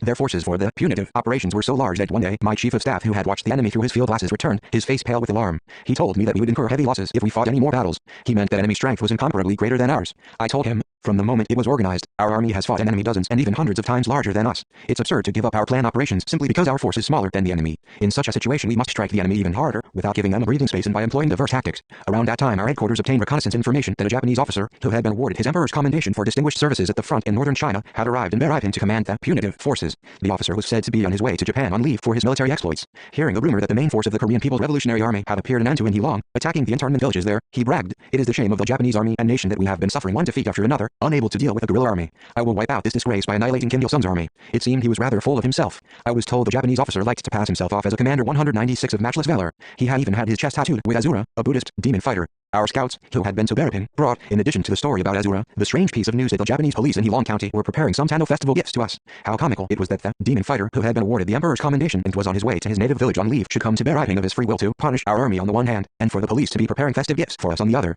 If this was true, the enemy's gift preparation was surely a comedy without a precedent. It was obvious that the gifts would be a fake. I decided that the enemy was so impudent as to prepare gifts because they had simply not been hit hard enough by the Revolutionary Army. I therefore planned luring them from Beirut toward the Wuku River and annihilating them at a blow. The battleground we had chosen was a reed field not far from Beirut. The field bordered the Wuku, along one side of which was a motorway. On both sides of the river and the motorway were forests favorable for ambush. The enemy appeared on the shore of the Wuku in the late morning as the fog was beginning to lift. Several hundred heavily armed troops were marching in high spirits with a number of machine guns at the head. Just as the column entered our ambush area, a Japanese officer wearing a long sword at his side suddenly stopped by a ditch and shouted that there were some strange marks. At his shout, the enemy column came to a halt. Some of his subordinate officers ran towards the ditch and looked into it, cocking their heads. One of our comrades might have left footprints there. When the fight was over, our men searched the battlefield, uncovering the chests of the dead bodies of the Japanese officers. They found that the officer who had been wearing the long sword and had first discovered our traces by the ditch was the Azura himself, the commander of the punitive force. The moment the Azura rose from stooping by the ditch, I gave the order to fire. In no time we had killed or captured over 200 enemy troops. The 197 Azura fell right there beside the ditch, without drawing his sword from its sheath. Our soldier sneered, saying that if he had gone home and spent his leave in comfort, nothing would have happened to him. He died because of his blind arrogance. That was the well-known Battle of Wukuyang or Beirut. Joe, my own son, wrote his reminiscences about the battle, and I read it. After their bitter experience in that battle, the enemy did not dare to reappear in that area. From then on, the people called the villages on the shore of the Wuku the off-limits villages, closed to the enemy. From then on we could conduct our political work there freely. The Tano festival that year turned into a festivity celebrating the KPRA unit's brilliant victories on the Wuku and in various other battles fought on the Tumen River. The villages on the Tumen were enveloped in a joyful atmosphere, as if on Liberation Day. The young and middle-aged people prepared swings and wrestling grounds, all set to enjoy the coming Tano festival day to their heart's content. On our way back from the Battle of Wukuyang, an interesting event took place. A peasant called on us, bringing with him a variety of food, cigarettes and wine. At first we thought they were a goods sent by the people. To our surprise, however, the peasant waved his hands, saying that they were not his own gifts but holiday goods sent to General Kim Il-sung by the chief of police in Heilong County. The information brought earlier by our scouts had proved to be true. The gift package sent by the enemy contained also a sealed letter to Opayak Ryong. The enemy addressed to Opayak Ryong in particular, probably because they knew that I held him in trust. The letter said, "Having fought the Japanese Empire for nearly 10 years, you have no doubt found out just how strong the empire is. As the Tano festival approaches, what about taking our gift, giving up your fight, and paying an annual tribute to us? If you refuse to listen to this warning, you will be taught a bitter lesson." Later on we found out that the warning letter had been written by Unami, 198 commander of the police punitive troops active in Heilong County, on the instructions of the Japanese imperialists. Unami was concurrently holding the office of chief of the police affairs section in Heilong County. When he was young, he had come over to Manchuria and worked as a policeman for the Japanese consulate, pledging himself to devote his life to the fight against the communists. We first met with him in the autumn of 1932. On our return from the expedition to southern Manchuria, we had attacked the Donghua County town, and he had fired back at us frantically from the police station of the Japanese consulate in the town. Thanks to his survival in that battle, he had been given a commendation from his superiors. The Japanese army had an institution whereby the dead in battle, either in victory or defeat, was promoted to one rank higher, and received a large sum as a bonus. Even the wounded received a bonus. In a capitalist army controlled by money, there would be no other way of stimulating the fighters except with money. Ri's son, too, got one more star on his shoulder strap after his death. Serving in different places in eastern Manchuria, Unami climbed up the police intelligence ladder and around 1939 became commander of the police punitive force of several hundred troops. In his interview with journalists years later, Unami referred to the letter as a warning note, but to us it was something of a request. Having failed in their military attempt, the enemy tried to placate us in order to achieve their purpose. To be effective, a warning note needs to be sent at an opportune moment, for instance, when the other side is on the defensive and in confusion, or when it is too exhausted to fight.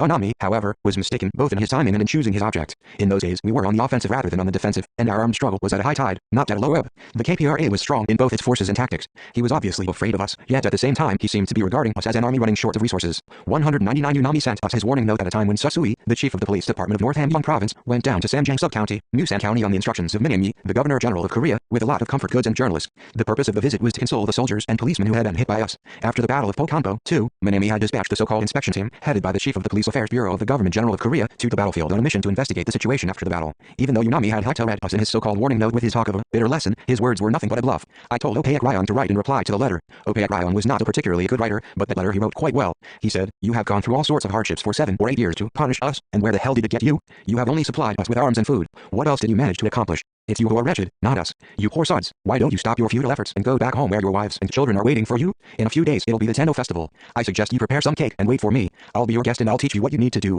His letter was worded rather strongly. I instructed that on the Tendo Festival day, all the inhabitants living along the 12-kilometer Yashidong Valley, as well as the people of Hunifangdong and its neighboring villages, be invited to the sports event. In Yashidong there's a tableland several hectares wide. We set up goalposts there and held our football game. The news that we had even held a football match, enjoying the holiday in a calm and composed manner right in the heart of Heilong at a time when the enemy was massing its punitive troops, would have a far greater effect than a few battles or several hundred words of speech. The football match in the enemy-ruled area was another unique example of our political activities. The football match between the soldiers of the Revolutionary Army and the 200 young villagers was great fun. Their technique was not worth mentioning and their teamwork was loose, but the players of both teams did their best, kicking at the air now and then, or slipping and falling down on the grassland, drawing bursts of laughter from the onlookers. The old folks said it was the first time since the village had come into being that the villagers of Yashidong were able to laugh and forget their worries. The match ended in a draw, but its political score was 10 out of 10. Both the swinging competition and the wrestling match were enjoyable to watch, and the joint amusement of army and people and art performances recorded a volley of encores, exceeding the scheduled time by far. The villagers expressed their gratitude to the Revolutionary Army for organizing the festival. On that day, scores of young villagers in Yashidong joined our ranks, proof that our political work had hit its mark with the villagers. We must regard sports events and entertainment as one form of political work. In our country, there are thousands of theaters, cinemas and cultural halls.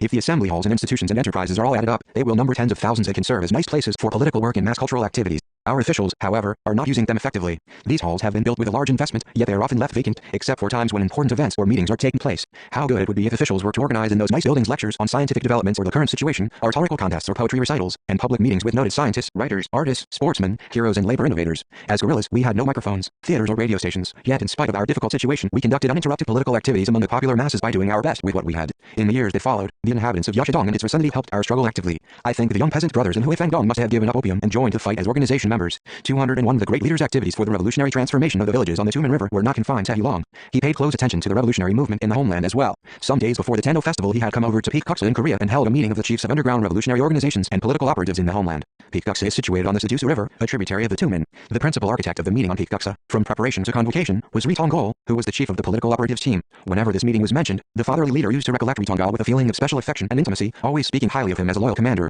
After the Battle of Tiahongdan, we moved to Heilong, where we immediately held the meeting of the headquarters party committee and wrote Comrade Ritongol's penalty. On the same day we entrusted him with responsibility for political work in the homeland. The revolution in the homeland had a mountain of work lying ahead of it. The major task was to restore and expand as soon as possible the underground revolutionary organizations destroyed in the Haizan incident. We sent Ritongol to the Musan area to build a strong network of underground organizations there similar to the ones Rijasun and Paktal had once built. I told him that I had plans to hold a meeting of the heads of underground revolutionary organizations and political operatives in the homeland at a suitable place in the Musan area, and I instructed him to make preparations for the meeting. Ritongol did a good job of the preparations. He first worked actively with the Korean inhabitants of the Chinese villages on the Tumen River, relying on their help. He then spent time in the homeland, finding out the organizational line and expediting the preparations for the meeting carefully. Kim Jong-suk helped him greatly in those days, acting as a liaison between headquarters and Ri. We sent her to the frontier villages on the 202 Tumen River for frequent contact with Ritongol. She conveyed our instructions and intentions to him in time. In those days the peasants in Samjiang Sub-County, Musan County, did not have enough farmland. They used to go over to China to grow their crops throughout the summer, returning in autumn to Korea with the crops they had harvested. The inhabitants of Musan called this Jiandao farming. Even among the peasants of Kapsan there were quite a few engaged in Jiandao farming. Kim Jong-suk worked first with the peasants who came to China for farming and through them got in touch with the homeland. Ritongol and Kim Jong-suk played the leading role in converting Musan and Yansu to a revolutionary line. Less than 20 days after he had been assigned the task, Ritongol had already finished the preparations for the meeting. On the day of the meeting, Ritongol took me across the Tumen River over a dam built by raftsmen, and we climbed up Peak-Guksa, the pre-arranged meeting place. At the meeting we discussed measures to expand underground revolutionary organizations and to set the Korean Revolution on a path of continuous expansion. After the meeting Ritongol made two suggestions to me. One was to expand and develop the organization he had set up in Samjiang into the Yansu area, as pointed out at the meeting, thus developing it into a model of party and ARF organizations. The other was to invite the heads of the homeland organizations and all the other participants at the meeting to the Tendo Festival at Yashidong so that they could see for themselves our methods of political work. I agreed to his suggestions. After the meeting Ritongol accompanied us to Yashidong and celebrated the Tendo Festival. He then went to a secret rendezvous to pass on the policy set forth at the meeting on Peak-Guksa to ARF organizations. As he was preparing to leave for the Yansu area in touch with a member of Homeland Organization, he was surprised by the enemy, wounded and captured. After his arrest an organization member came to the Wukuyang secret camp, carrying a secret note Ritongol had entrusted to him. The note 203 contained the ciphered account of the state of the underground organizations in Dago, Antu County, and in Yashidong, Heilong County, as well as in Samjiang and Yansu in Korea, together with his plan of activities in the Yansu area. Apparently, Ritongol had made a note of necessary information from time to time and handed it over to the organization member as a precaution. According to Paktal, even behind bars Ritongol encouraged the revolutionary comrades to struggle, communicating with them by knocking at the walls of his cell. He also fought well in court. Whenever he appeared in court, he demonstrated the spirit of the communist by shouting the slogan, "Long live the Korean Revolution." Ritongol, like Kim Ju-hyun, had committed a serious mistake in the course of his work, but had corrected his error through revolutionary practice and ended his life honorably. A human being is not a machine, so he may commit errors in his work. How he corrects his errors depends on his ideology and preparedness. Ritongol had not only criticized himself sincerely for his errors, but had also trained himself ideologically after his dismissal from the post of regimental political commissar. That was why he was trusted again by his comrades before long. A man's true worth reveals itself most clearly when he has been punished. When punished by his organization, an ill-prepared person usually complains about the punishment, saying it is too severe or undeserved or exaggerated instead of accepting it honestly, and he takes revenge in one way or the other upon those who have criticized him. He also gives a wide berth to his comrades in the revolution. What pleasure is there in such a life? If he keeps his heart shut to his comrades, he will drift away from his collective and end up dreaming of something else. Enlightened people, however, always accept their comrades' criticism honestly and seriously, no matter how severe it may be. Such people regard criticism as a tonic. Even after they were given the heavy penalty of being dismissed from the post of commander, Kim Ju-hyun and Ri Tong-gal did not lose heart or degenerate, but corrected their errors instead, for they had fully absorbed 204 their comrades' criticism and regarded it as something invigorating. One's ability to accept comrades' criticism is a barometer of one's personality and self-enlightenment. Ri Tong-gal was a communist who can be held up as a model in terms of personality and edification. Even after his death, his painstaking efforts became hundreds of sparks on the Tumen River and in the depth of the homeland. After Ri Tong-gal's arrest, Kim Jong-suk went to the Yonsa area in his place to link the members of the party and ARF organizationally and to develop these organizations as Ri had intended. The organizations constituted a great force in the all-people resistance. As you can see, the Tumen River should never be viewed with indifference. 205. 6. Women fighters in revolutionary honor throughout his life. The respected leader Comrade Kim Il-sung often recollected women guerrillas who had heroically laid down their lives in the battlefield and on the gallows, not seeing the day of national liberation, women who remained loyal to the revolution until death. This section contains some of the fatherly leader's recollections on women fighters who sacrificed their lives without the slightest hesitation during the most trying period of our struggle for the sake of the revolution and to preserve their honor as communists to the very end. I am greatly satisfied with the newly built Revolutionary Martyrs Cemetery we have just seen. You have worked hard to build it. How many women fighters are buried here? More than 10, certainly. That is as it should be. They all deserve to have their monuments set up and epitaphs inscribed on these monuments. Ri-sun, who fought well as a worker of the Young Communist League. She had once been the head of the Wangking County Children's Department. I know her well. She was a woman of principle. Showing contempt for this young woman, the enemy attempted to squeeze the secret of our underground organizations out of her, but they failed. She was put to cruel torture, but she refused to divulge the secret. Such fighters as Ri-sun must be held up as models for the coming generations. Jang Kil-bu was not a guerrilla herself, but she lived a worthy life as the mother of Ma Tong-hu, a revolutionary. She also sent her daughter and daughter-in-law to the guerrilla army and helped other revolutionaries in their work. Her son, daughter and daughter-in-law all fell in the armed struggle. Everyone who fought, arms in hand, against the Japanese, is a hero or heroine. Had there been an official hero award in those days, Mother Jang's children would have all been awarded the title of hero. Therefore, as a 206 mother of one hero and two heroines, she must naturally be enshrined in the Revolutionary Martyrs Cemetery. Old as she was, Mother Jang also played an active part in socialist construction. All the other women who are buried here fought, arms in hand, shoulder to shoulder with us men for the revolution against the Japanese. Two women fighters are placed in the same row as comrades Kim Chaek and Kang Kan. This is evidence of the position and role of our women in the anti-Japanese revolutionary struggle. Some veterans, particularly Kim Il, Rim Chun-chu, and Cho Hyun, requested me earnestly to have Kim Jong-suk's bust put up there, saying that this was the unanimous desire of the people and of her comrades in arms. I recommended Cho Hoo-suk for that row. She was an honorable fighter who deserves her place in the top row. In view of their friendship during the anti-Japanese revolution, it is also natural that she should be placed in the same row with Kim Jong-suk. When Kim Jong-suk was carrying out her difficult task in the enemy-ruled Taoquan area, Cho Hoo-suk, who was active in Yaofengzi, helped her in secret. Kim Jong-suk was able to apply herself to the work of building organizations at Sanfa because Cho Hoo-suk in Yaofengzi was of such great help to her. Also, in the autumn of 1939, when a large number of uniforms were needed in the Wukuyang area, Cho Hoo-suk did a great job while working hand in hand with Kim Jong-suk. In recognition of her high sense of responsibility and success in completing this job, I made a present of a gold ring and a watch to her. Cho Hoo-suk was a ranking veteran among women fighters of the Korean People's Revolutionary Army. She joined the army probably in 1932. This was when the anti-Japanese armed forces were being organized throughout the counties of eastern Manchuria, wasn't it?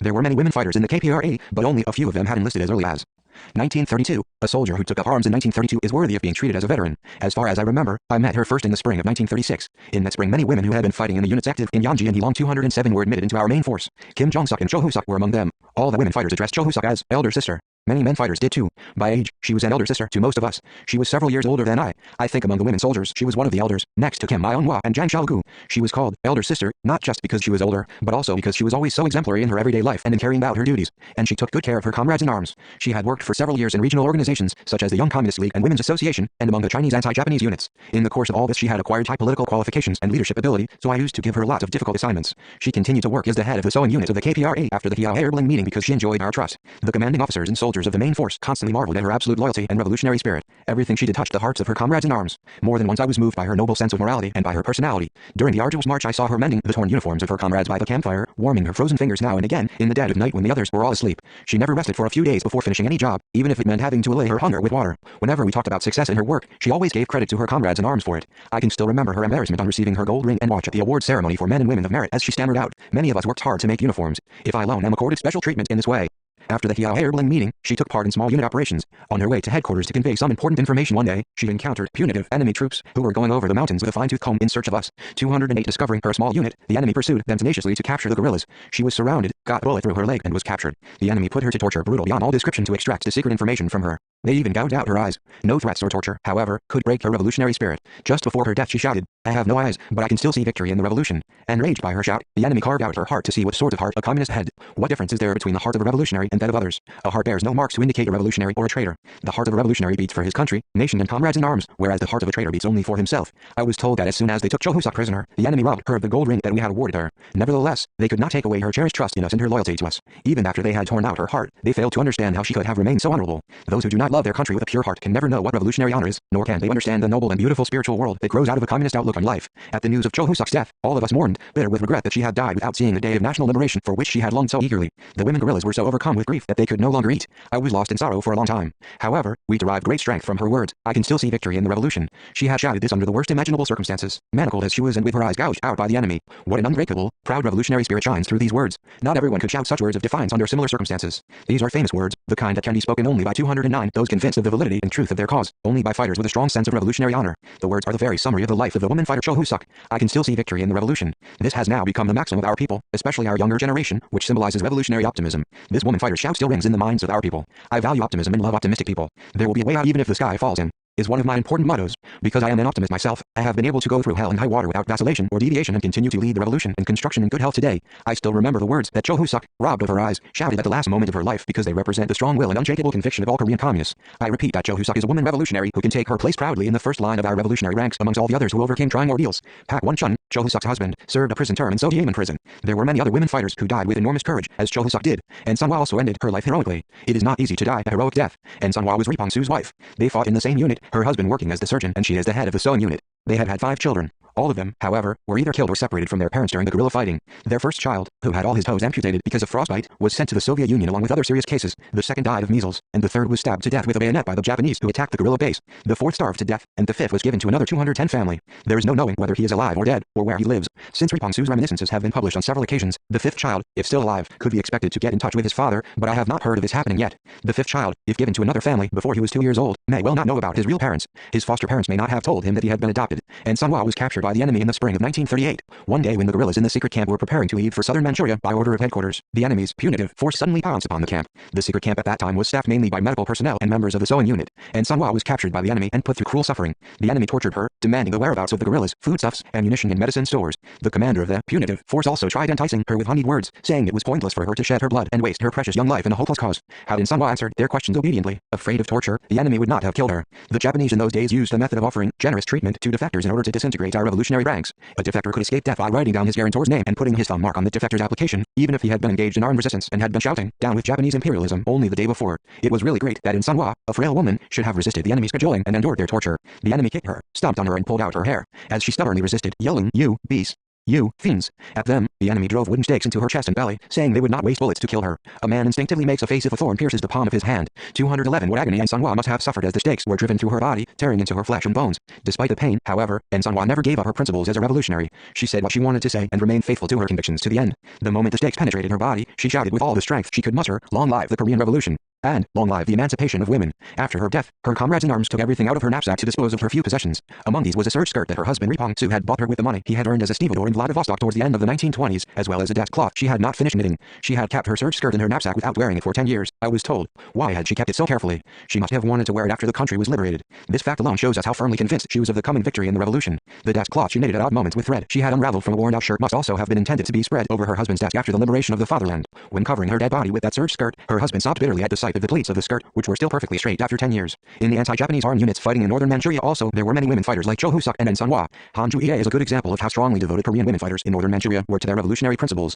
In charge of the sewing unit, Han Ju-ie was making padded uniforms of the guerrillas at a service camp. One day, caught in a sudden attack on the camp by the enemy's punitive force, she was captured with her little daughter. The Japanese seized her while she was firing back hopelessly at the punitive troops, deliberately exposing herself to them in order to give her comrades in arms the chance to get away safely. 212 She was kept behind bars for several months. The enemy put mother and daughter into separate cells, saying it was an extravagance to keep mother and daughter in the same cell. In order to bring Han Ju-ie to her knees, they brought her daughter to meet her mother occasionally in an attempt to take advantage of Han Ju-e's maternal love. No enemy trickery, however, could make her abandon her revolutionary principles. The enemy finally shot her on the bank of the Ushui River. The interrogators at the Japanese gendarmerie had told her that they would spare her life if she admitted that she repented of what she had done, but she refused to give in to the last. 8 members of a sewing unit of the guerrilla army active in northern Manchuria, including Sunhwa and Ri Pong-sun, while fighting against the enemy that was closing in on them, threw themselves into the deep waters of the Mudan River before they could be captured. There was a similar instance also among the women fighters of the guerrilla army in eastern Manchuria. On their way to Nyaoshin, 7 young women fighters encircled by the enemy committed suicide by drowning themselves into the Fire River. Their heroic death created yet another legend in the history of the anti-Japanese revolution. One year when I was visiting China, I saw and was deeply moved by a film describing the struggle of the 8 women martyrs of Mudanjiang. Not only the women fighters in northern Manchuria, but also Ri Sanjal, a dear sister to the guerrillas in southern Manchuria, kept her honor as a revolutionary.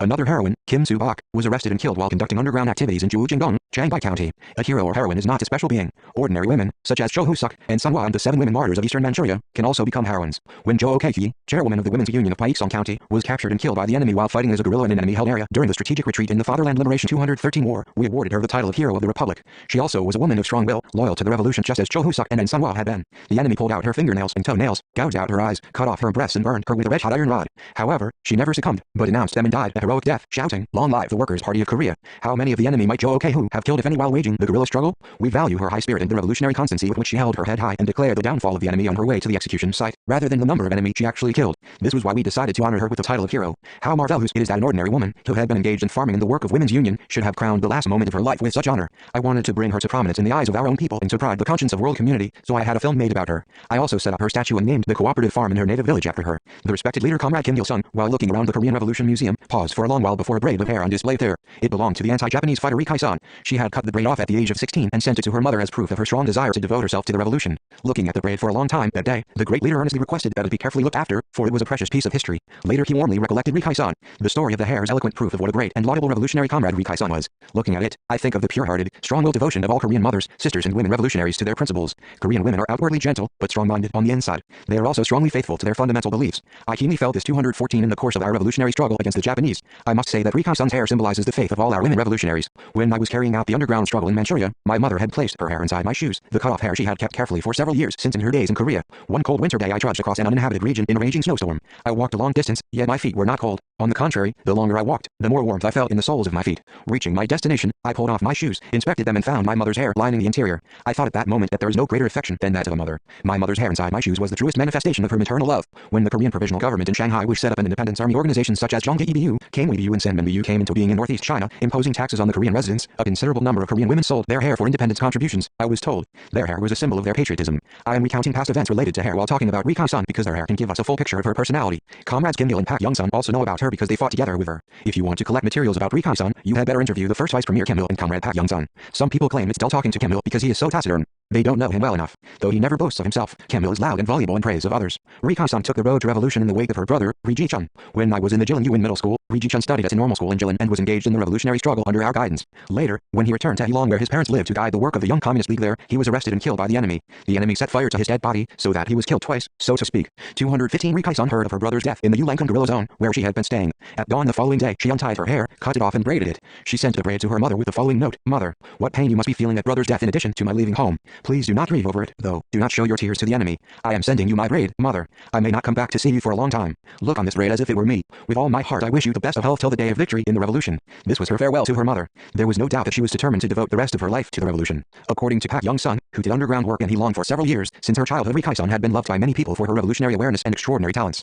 In the summer of 1933 she was instructed by the party organization to go to Longjing City for underground activities. Her main task was to restore direct underground organizations and form new ones where there were none. The Longjing area, one of the Japanese major strongholds, was infested with enemy soldiers, policemen and secret agents. Japanese intelligence agencies there had highly sensitive tentacles. The fact that the revolutionary organization in the guerrilla zone dispatched Ri Kai-san, who did not have much experience in underground work, to that place showed how much confidence it placed in her. In those days the party, the Women's Association, the Children's Vanguard and other mass organizations in Longjing City had been destroyed and most of their members were behind bars. With strong determination to solve everything on her own, Ri Kai-san became an odd job woman in a noodle shop, a popular place frequented by many people. No one would have thought that a country woman doing odd jobs in the kitchen of a noodle shop, her face stained with soot, might be an 216 underground operative from the Communist Party. The noodle shop was an ideal base for her activities. Ri Kai-san fetched water, washed clothes and the dishes and did whatever her employer told her. Her employer felt lucky to have such a good servant. In order to restore the destroyed organizations and build new ones, Ri Kai-san needed a job requiring her to work outdoors all day long. For this purpose, the job of delivering noodles would be perfect. In those days rich and influential families used to order noodles and have them delivered to their door. Sitting cross-legged in their homes, they would order several plates of potato starch noodles and meat soup, which the delivery men then carried in separate containers on large wooden trays to their homes.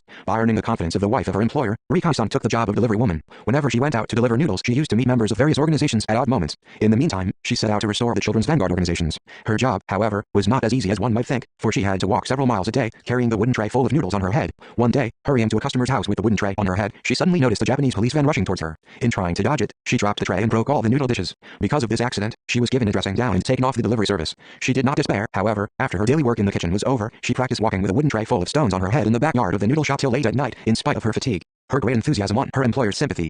Probably she was about 17 years old at that time. By the time they were 15 or 16, the women fighters had already launched themselves into political activities. In their teens, they would make stirring speeches, do underground work in the enemy-ruled areas, and participate in building organizations. At that age they had a good knowledge of the world. As a generation that had grown up through hardships brought on by the lost 217 of their country, they were more developed than young people nowadays. This does not mean, however, that everyone who experiences hardships will automatically understand the world before anyone else, or commit himself to fighting. What is important is one's ideology. Only when one is prepared ideologically can one make an early revolutionary start and render distinguished service in the revolution. One cannot carry out the revolution unless one is sound ideologically. Rikai-san was loyal to the revolution because she was a woman of sound ideology. Some people nowadays turn a deaf ear to what 20-year-olds have to say, dismissing them as babies smelling of their mother's milk. Even those dealing with personnel management often consider young people in their 20s to be still ignorant of world affairs. They think that only people in their 30s, 40s and 50s are qualified to be cadres. They are grossly mistaken. Young people in their 20s, if entrusted with responsibilities, are perfectly able to discharge them. I keenly experienced this in the struggle to build the party, the state and the army immediately after liberation. During the anti-Japanese revolution, young people in their 20s worked as county or provincial party secretaries, division commanders and corps commanders. I myself commanded the revolutionary army in my 20s. If young people are not promoted to leadership, the ranks of our cadres may become senile and our advance will lose momentum. The old, middle-aged and young must be properly combined when cadres are being promoted. Rikai-san came into the limelight in eastern Manchuria when her husband Kim Il-won, who was the party secretary of Yulong County, was killed by the chauvinists on a false charge of involvement in the Minseengton. At that time the people in the Jiandao area all cursed and hated those who had masterminded the murder of her husband and sympathized with her. Many people thought that Rikai-san might abandon the revolution or leave the guerrilla zone, disillusioned by the doings of the party leadership in eastern Manchuria. In those days many organization members and guerrillas in Jiandao abhorred the leftist, reckless acts of the eastern Manchuria Party 218 leadership and turned their backs on the guerrilla zone. The ultra-leftist anti-Minseengton struggle, in fact, tarnished the image of all communists. An ordinary woman would have left the guerrilla zone, disgusted at the revolution, or might have felt disheartened and idled away her time lamenting over her lot. Rikai-san, on the contrary, braced herself with strong determination and strove to discharge her duties so as to contribute to the revolution and prove that her husband, a man of rectitude and conscience, had done nothing to disgrace the revolution. A famine in the Chechangsu guerrilla zone left her undernourished in the last month of her pregnancy. In spite of this, she gathered edible herbs and stripped off tree bark almost every day for the starving invalids in the guerrilla zone. She worried more about them than about herself and the new life to come. When the source of this wild food ran short, she caught frogs and gathered spawn for people on the verge of starvation. When the baby was born, she could not yield milk. To make matters worse, the guerrilla zone was dissolved. After putting her little daughter in the care of her mother-in-law, who was leaving for the enemy-ruled area, Rikai-san joined the guerrilla army. The baby she had handed over to her mother-in-law was the daughter of Kim Il-won, born after his death. Her parting with her daughter was a tearful event. The infant was kicking, refusing to be torn from her mother's embrace, her mother-in-law weeping and Rikai-san herself turning back and hugging her daughter again and again, sobbing in pity for her baby. It was a tragic parting indeed. When relatives, friends and comrades in arms had to go in different directions because of the dissolution of the guerrilla zone, everyone bid farewell to each other in tears, just as Rikai-san did. Rikai-san's mother-in-law is said to have taken great pains to bring up her granddaughter. Suckling on charity could be done once or twice, but not constantly. So her mother-in-law herself had to chew up grains of barley or maize, then put them into the baby's mouth, I was told. Rikai-san was a fighter who took up arms with unbearable misery and pain in her heart. She joined our unit in Fusong. 219 sometime after her enlistment, we sent her to a field hospital because she was suffering from frostbite and unable to fight in the combat unit. At first she refused to go, begging me in tears to be allowed to remain on the battlefront. However, I did not listen to her entreaties. I told her, "You don't seem to know how dreadful frostbite can be. You will have many chances to fight later, but you must go to hospital right now. My father also died as a result of cold injuries. How useful will you be if all of your toes rot and you become a cripple, walking on crutches?" At this, she reluctantly agreed to get treatment at the hospital. She was treated at the field hospital of the Haitsiuzigu secret camp quite near Mount Puktu. On the Lunar New Year's Day, 1937, I looked around the service camps in the Hengshan area. On that day the members of the weapons repair shop headed by Pak Young-sun made potato starch noodles for me with a noodle press made of tin. When we went to the hospital, Rikai-san bustled about, treating us to food. According to Dr. Song, Rikai-san was not content to merely get treatment, but became nurse and cook on her own, overtiring herself. Leaving the hospital, I told Rikai-san to get treatment only and refrain from doing anything else. I warned her in a half-threatening tone that otherwise she would never be cured. I never saw her again after that. I only sent letters and aid goods to those in the hospital through messengers on several occasions. While we were away from the Mount Puktu area for a while, the enemy hurled punitive troops at the service camps of our unit. The hospital in charge of Dr. Song was also taken by surprise. Pak Sunil fell in the battle and Rikai-san was captured by the enemy and dragged to Changbai County. Only Ri Tusu survived. Unaware of the incident, I sent Kim Jong-fil and Han Cho-nam as messengers to carry food to the comrades in the hospital. I told the messengers that they should bring all the patients back, believing that they would have been cured of their illness. They returned with only Ri Tusu, however, who had changed beyond recognition and looked like an animal. Only then 220 did we find out about the calamity that had befallen the field hospital. I sent reconnaissance teams to various places to find out Rikai-san's whereabouts and fate. They all brought me the heartrending news that she had been killed 10 days or so after her capture. Members of the reconnaissance team met some Shanghai people who had said they had witnessed Rikai-san's death. According to them, Rikai-san was shot to death on market day. The enemy had gathered all the local residents in a school playground, boasting that a converted woman of the Communist Army would make a public recantation. They had also herded all the peddlers from Hyasen into the playground. Why had Rikai-san asked the enemy to give her an official opportunity for addressing the local people? I think we can see here the true nature of Rikai-san as a communist. She wanted the people all together in the playground because she intended to bid farewell to them by speaking up for the revolution and against the Japanese. Had she truly recanted, the enemy might have spared her life. Rikai-san, however, had not chosen such a despicable course of action, but was prepared to face death. Anyone ready to die fears neither guns nor swords and feels free to say whatever he wants. She addressed the assembled people with the words, "I will die, but the Korean People's Revolutionary Army is strong and its commander is in good health. No force in the world can defeat the KPRA. The day when Japanese imperialism is destroyed and our fatherland is liberated is very close at hand. All of you must unite in mind and body, rise up against enemy suppression and fight the war of resistance to the Japanese." Rikai-san did her best to the last moment of her life to discharge her mission and duty as a servant, educator and propagandist faithful to the people. What a great surprise it must have been to the enemy to hear the woman of the Communist Army speaking up for revolution against the Japanese, quite contrary to their bragging that she would recant. I'm told the old-time inhabitants of Changbai still remember vividly the 221 sight they witnessed that time. This means Rikai-san's speech obviously made a great impact on the inhabitants of the area. Rikai-san became a famous woman fighter because she illuminated her last moments with such a heroic deed. The crowning glory of her life was her last moment. It can be said that the high point in one's life means the time when a person's mental powers and activity abilities reach their apex. The arrival of this high point varies with people. Some may experience it in their 20s, some in their 50s, and still others in their 60s or 70s. People like Ri Kai-sun and Jo Hoo-suk who end their lives brilliantly become a part of history forever, while those who win fame but meet their last moment with dishonor sink into oblivion. That is why I still remember Ri Kai-sun. We can be rightly proud of such a woman fighter as Ri Kai-sun in the eyes of the world. Her heroic life can be a good theme for a revolutionary novel or film. She was a true daughter of the Korean nation and the perfect model of a woman revolutionary. Ri Kai-sun's mother had worried herself sick for a long time because she did not know whether her granddaughter, Ri Kai-sun's daughter, was alive or dead. Only after the Korean War did she find out that her granddaughter was studying at Kim Il-sung University. It was then that she handed over her daughter's braid to her granddaughter. The braid that had been handed back and forth over 3 generations was a symbol of the valuable life of martyr Ri Kai-sun. The mother, whose face and voice had faded from the memory of her daughter because of their forced separation when the daughter was still only a baby, coming back to her daughter as a braid of hair. What a tragic meaning it is. The daughter wept and wept, rubbing her cheek against the braid. Ri Kai-sun's daughter is now faithfully carrying forward the revolution her parents pioneered at the cost of their lives. There would be no end if we were to enumerate all the examples of women fighters who lived up to their dignity and honor as revolutionaries by sacrificing their lives without the slightest hesitation. My assertion that women push forward one wheel of the revolution is not 222 an abstract notion. It is based on the history of the bloody revolutionary struggle against the Japanese and on my own actual experiences as a direct participant in the emancipation of Korean women, as well as an eyewitness to their struggle. Chapter 21 Roar of gunfire in the large unit circling operations. A woman came to visit the secret camp. Chinese landlord Liu Tong SHI confronted by hundreds of thousands of punitive troops. Oh Young-hup and his 7th Regiment, the man from Fiannan Province, let us defend the Soviet Union with arms. The end of the made-up unitive force. July 1939 March 1940 224.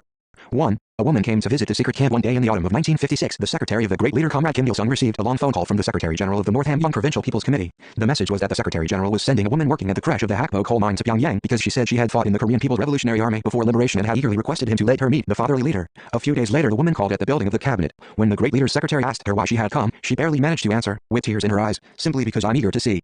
At that time the great leader was very busy working with a foreign delegation. When he had finished the work, his secretary reported about the woman's visit. Hearing this, the leader said, Ji-sun okay, Kang Hong-sok's wife, so she is still alive, and sank into deep thought. What sort of a woman was Ji-sun okay? We compiled the following account of Ji-sun okay's activities by combining the fatherly leader's remarks on 3 occasions. In May 1972, as he looked around the Korean Revolution Museum, in March 1976, while attending the music and dance epic, large unit circling operations, and in October 1985, when he was inspecting the Revolutionary Martyrs Cemetery on Mount Taesong. I suppose it was in the summer of 1939 that this happened, for we had just wound up our successful offensive in the Musan area and were conducting military and political activities in the northeastern area of Mount Puktu. I was giving guidance to the 8th Regiment. One day Oh Young-hup, commander of the 7th Regiment, came to see me with a report about the state of affairs in his unit. Finishing his report, he added that on his way to headquarters he had met Kang Hong-sok's wife on the upper reaches of the Wuku River and had brought her to the secret camp 225 of the 8th Regiment. This was Ji-sun okay. When she suddenly appeared in our secret camp, saying she had come because of her desperate longing to see her husband, we all admired her passion. The mountain areas along the Songhua and Wuku rivers were dangerous zones of guerrilla activity, crawling with enemy soldiers, policemen and spies. One might easily die from a stray bullet, or be executed on a charge of being in secret contact with communist bandits. Yet despite such dangers she, a lone woman, had come to see her husband. It was natural that we should admire her courage. Kang Hong-sok, Ji-sun okay's husband, was famous not only as a crack shot but also as a devoted husband. His knapsack was rumored to be full of letters addressed to his wife. They had married as teenagers, and soon after the wedding Kang had left home to join the revolution. Since then he had not seen his wife for nearly 10 years. Ji-sun okay also yearned greatly for her husband. The Japanese imperialists, it was found out later on, had made inquiries into this through intelligence channels and inveigled Ji-sun okay into espionage activities under threat. Anyhow, it was going to be a happy event for Kang Hong-sok to hold a dramatic reunion with his wife. Kang Hong-sok was not with us just then because he was out on a mission to obtain provisions, so we sent him word to come back to headquarters immediately. When I met Ji-sun okay, I found her neat in appearance and well-mannered. I had lunch with her that day. My man told her that the char on the table had been caught for her by the general himself, and asked her to help herself. Ji-sun okay seemed to be astonished to hear this, but she took only a few spoonfuls. No matter how we encouraged her to take more, it was of no avail. I made one woman gorilla keep her company. They seemed to have talked a lot throughout the night, sleeping under the same blanket. With the couple's reunion approaching, everyone was boisterous, as if 226 personally awaiting a happy event. This was the first reunion of a young married couple in nearly a decade of tough armed struggle. I was eager to congratulate them too. Everyone was waiting with impatience for Kang Hong-sok's return. Having met Ji-sun okay, however, I was suspicious about one thing. How had she found out her husband's whereabouts and come to this mountain, a place that was virtually the jaws of death? How had she discovered the exact location of our unit? Others who talked with her also said that she was inconsistent in her statements. 3 or 4 days after her arrival at the secret camp, Oh Young-hup and Oh Paek-ryung came rushing over to me, out of breath. Oh Young-hup reported that out of his tender heart he had brought a spy of the Japanese imperialists to headquarters without checking out her identity first. The report was like a bolt from the blue. He begged my pardon. Oh Paek-ryung said it was an evil thing that the wife of a platoon leader in the Revolutionary Army should have come as a spy for the Japanese instead of coming to help the guerrillas. His suggestion was that we shoot her there and then. They told me that the woman gorilla in whose tent Ji was staying had become suspicious about her because her conduct was so dubious and her statements were so incoherent. So in the middle of the night she had closely examined Ji's lining garment and had discovered a packet of poison stitched into the lining. At that time our comrades were so used to the enemy's poisoning schemes that they could easily discern that sort of thing. When I asked whether Ji-sun okay knew that the poison packet had been found, they said no, but added that they were keeping a close watch on her. I was greatly shocked by this incident and could not calm myself down for quite a while. As a matter of fact, there had been other instances of either Japanese spies or saboteurs slipping into our unit and being exposed. and many of the exposed spies were people from the lower classes, who in general should not have been hostile to us. The Japanese imperialists sent even simple-hearted farm servants or workers to us to act as their spies. However, there was no precedent for training as a spy a woman who had 227 sent her husband to the Revolutionary Army, the wife of a platoon leader at that, and dispatching her to our military camp. The appearance of such a person on an espionage mission was a new trick indeed. Those working in Japanese intelligence services were really base and cunning. Having received Oh Young-hoo's report, I wondered how Kang Hong-sok would take this astonishing news. There was great danger of his marriage breaking up. Despite the objections of Oh Young-hup and Oh Paek-ryan, I decided to meet Ji-sun-ok again. I had a comparatively long talk with her. I asked her about Kang Hong-sok's family, about the hardships she had undergone on her way to look for the Revolutionary Army, and about her maiden home. The topic of our conversation naturally changed to Kang Hong-sok. When I said that Kang Hong-sok would be coming back to camp the next day or the day after, Ji-sun-ok suddenly burst into tears, covering her face with her hands. She then tore off the stitched part of her coat and took out the poisoned packet. Shivering all over, she said, "General, I'm a wretched woman who must be punished by God. I deserve death." I got her to drink some water and calmed her down somewhat. Then I said, "It's a good thing that you confessed. The Revolutionary Army shows leniency to those who frankly confess their crimes. Moreover, you are the wife of platoon leader Kang Hong-sok. Don't be afraid and tell me everything. Tell me in detail how you became a spy, what kind of training they gave you after you became a spy, and what tasks you were given before you set out to find the Revolutionary Army." Ji-sun-ok confessed everything in detail and talked about how she had got to the mountain. Oh Paek-ryan, who witnessed this scene, said later in recollection, "At that moment I felt as if my life had been shortened by 10 years. A cold shiver ran down my spine and my whole body broke into a cold sweat. How dared she appear before the general with poison? What would have happened if she had sneaked into the cooking pot or rice 228 bowls? That little woman was on the verge of spoiling the entire Korean Revolution. The mere thought of it still makes me shudder." For this reason the anti-Japanese fighters are still reluctant to think of Ji-sun-ok even today. The confidential documents prepared by the Japanese council in Hunchun contain the following information about the aim of sending Ji-sun-ok as a spy, and about other things, the circumstances of sending her. 1. The content of Order 1. Disrupt the guerrilla ranks after catching Kang Hong-sok in mesh. 2. Poison senior officers. 3. When interrogated by the guerrillas, the agent should state that she has come to the mountains to see her husband under the coercion of her parents. 2. Method of communication: the agent should report about herself and the guerrillas directly to Police Field Officer Katada of the Secret Service Section, or to Police Lieutenant Minami. 3. Date, time and place of entering the mountains. Obtained her parents' approval for this operation, gave her all the necessary information in Yonji for 5 days, from August 5th to 9, and sent her to the mountains on August 10th, accompanied by a man in charge of her. Let her proceed to her destination, height 1088 southwest of Manghedong, Heilong County, and Yilan, west of this, both considered to be guerrilla hideouts, judging from the fact that at 10 p.m. on August 8th, 120 soldiers of Kim Il-sung's main force unit raided Longzakun, Heilong County and fled into the thick forest in the southwest. 4. Estimated date of return and estimated 2 to 3 months are needed. Secret information of Hunchun Council number 186, July 26, Showa 15, 1940. Report from Hunchun Council Kyuchi Tadao, the Japanese imperialist special service agency called Ji-sun-ok, live agent. A live agent is a term used in Sun Tzu's Art of War. It means an agent who must come back alive without fail. Judging from the fact that the enemy chose Ji-sun-ok as a live agent, it seems they expected a great deal from her. They might have intended to use her as a professional agent later. The enemy said to Ji-sun-ok, "Your husband as a machine gunner of the 229 guerrilla army has killed numerous soldiers of the imperial army, so you cannot atone for this crime, even if we kill 3 generations of your family. However, if you go to the communist army and persuade your husband to submit to us, and if you carry out the task we assign you, we'll give you a liberal reward and provide you with a life of comfort." Ji-sun-ok had no choice but to obey the enemy because they had threatened to kill 3 generations of her family. Having heard her confession, I felt my heart ache with pity for her. I could not repress my indignation at the vicious cowardice of the Japanese imperialists, who did not hesitate to use even a woman's pure love and affection against us. The imperialists resorted to all kinds of methods to stifle the revolution. It was the habit of the Japanese imperialists to abuse the love between a man and his parents, a husband and wife, a man and his children, brothers and sisters, or even the love between a teacher and student, in order to disrupt and undermine the revolutionary ranks from within. Not satisfied with their scheme to crush the soul of our nation, they attempted to stifle even the beautiful nature of our people. In other words, they tried to turn Koreans into brutes. Our armed struggle was not only a struggle to regain our territory and sovereignty, robbed from us by foreign forces, it was also a showdown against beasts to safeguard man and defend everything human. The real nature of imperialists is to turn people into brutes and cripples and to deform them. Giving espionage training to a wife, forcing her to interfere with what her husband is doing and to poison her husband's commander and his comrades in arms, this was nothing less than making a brute of her. The world is talking a lot about environmental pollution these days. It is true that environmental pollution is a great threat to mankind. However, a greater danger than this is the moral collapse and human pollution being perpetrated by the imperialists. In the gutters and refuse heaps of this world, beasts, monsters and defectives in human form are produced every day by the imperialist reactionaries and their henchmen. Human pollution is the greatest 230 break on the progress of history today. Placating Ji-sun-ok, who was lying prostrate and sobbing, I said, "Don't worry. You have realized your crime, although belatedly, so we don't think ill of you in the least. You've been forced to commit the crime to avoid death, so it cannot be helped. Please get up." Everyone in the secret camp was aghast when they heard that Ji-sun-ok had come there with an espionage mission. I intended to keep Ji-sun-ok's case a secret, but comrades Oh Young-hup and Oh Paek-ryan made it public for the sake of the safety of the unit and to get the soldiers to maintain a sharper vigilance. Kang Hong-sok, who came to headquarters at a run, almost lost his mind when he heard the others talking in whispers about his wife. He had a pistol in his hand and was going to finish her off himself. He looked as if he really were about to do something terrible, so I got him to cool down and sent him off to the upper reaches of the Hongki River, where his regiment was stationed. I felt sorry to have to separate once more this couple, who were supposed to meet again after such a long time apart. Even Chen Han-jong, who held the position of the corps commander, had wanted to behave with disrespect towards his father, who had come to talk him into submission. So it was understandable how Kang Hong-sok must have felt. 1 year even and kill, a magnanimous and extremely sympathetic man, was going to personally dispose of a member of his family who had come to urge him to turn traitor. He gave up the idea after he had been persuaded not to do it. Whenever they reacted violently, I reasoned with my men, you should not wield your weapons recklessly. Just think, If soldiers fighting in the interests of the people shoot to death their own blood relations for the sake of upholding revolutionary principles, who will support them? The enemy wants our revolutionary army to think exactly as you're thinking right now. It wants father and son, brothers and sisters to become enemies and to carry on a fratricidal war. You must understand this and not act recklessly. 231 However, this kind of reprimand did not have much effect on Kang Hong-sok. For this reason, the majority of the men in the secret camp did not trust Ji-sun-ok, but guarded against her for some time. They even suggested that she be punished severely. However, I trusted Ji-sun-ok. She had been compelled to accept the espionage mission to save her kinfolk, and she had misunderstood the purpose of the revolutionary army. Deceived as she was by the enemy propaganda, one can fall into such a trap if one lacks class awareness. Ji-sun-ok had not received systematic education through any revolutionary organization. However, once she understood the truth about me and our army, she frankly confessed her crime without delay, resolved to face death if need be. Had she not abandoned her evil intention, she would have poisoned our food rather than confessing. She had ample chance to do so. However, she had confessed, even though belatedly. Such a woman will inevitably come to our side. She cannot go over to the side of the enemy. Once I heard from Comrade Kim Chaek about Ri Kai-dong's murder. Ri Kai-dong was a veteran party member who served his term in prison with Kim Chaek and organized the Jui guerrilla unit. A graduate of the Yunnan military training school, he was said to be an efficient commander in battle. A spy named Zhu Guangya killed this excellent military and political officer. Following his infiltration into the guerrilla unit, Zhu Guangya had wormed his way into the post of chief secretary in the unit.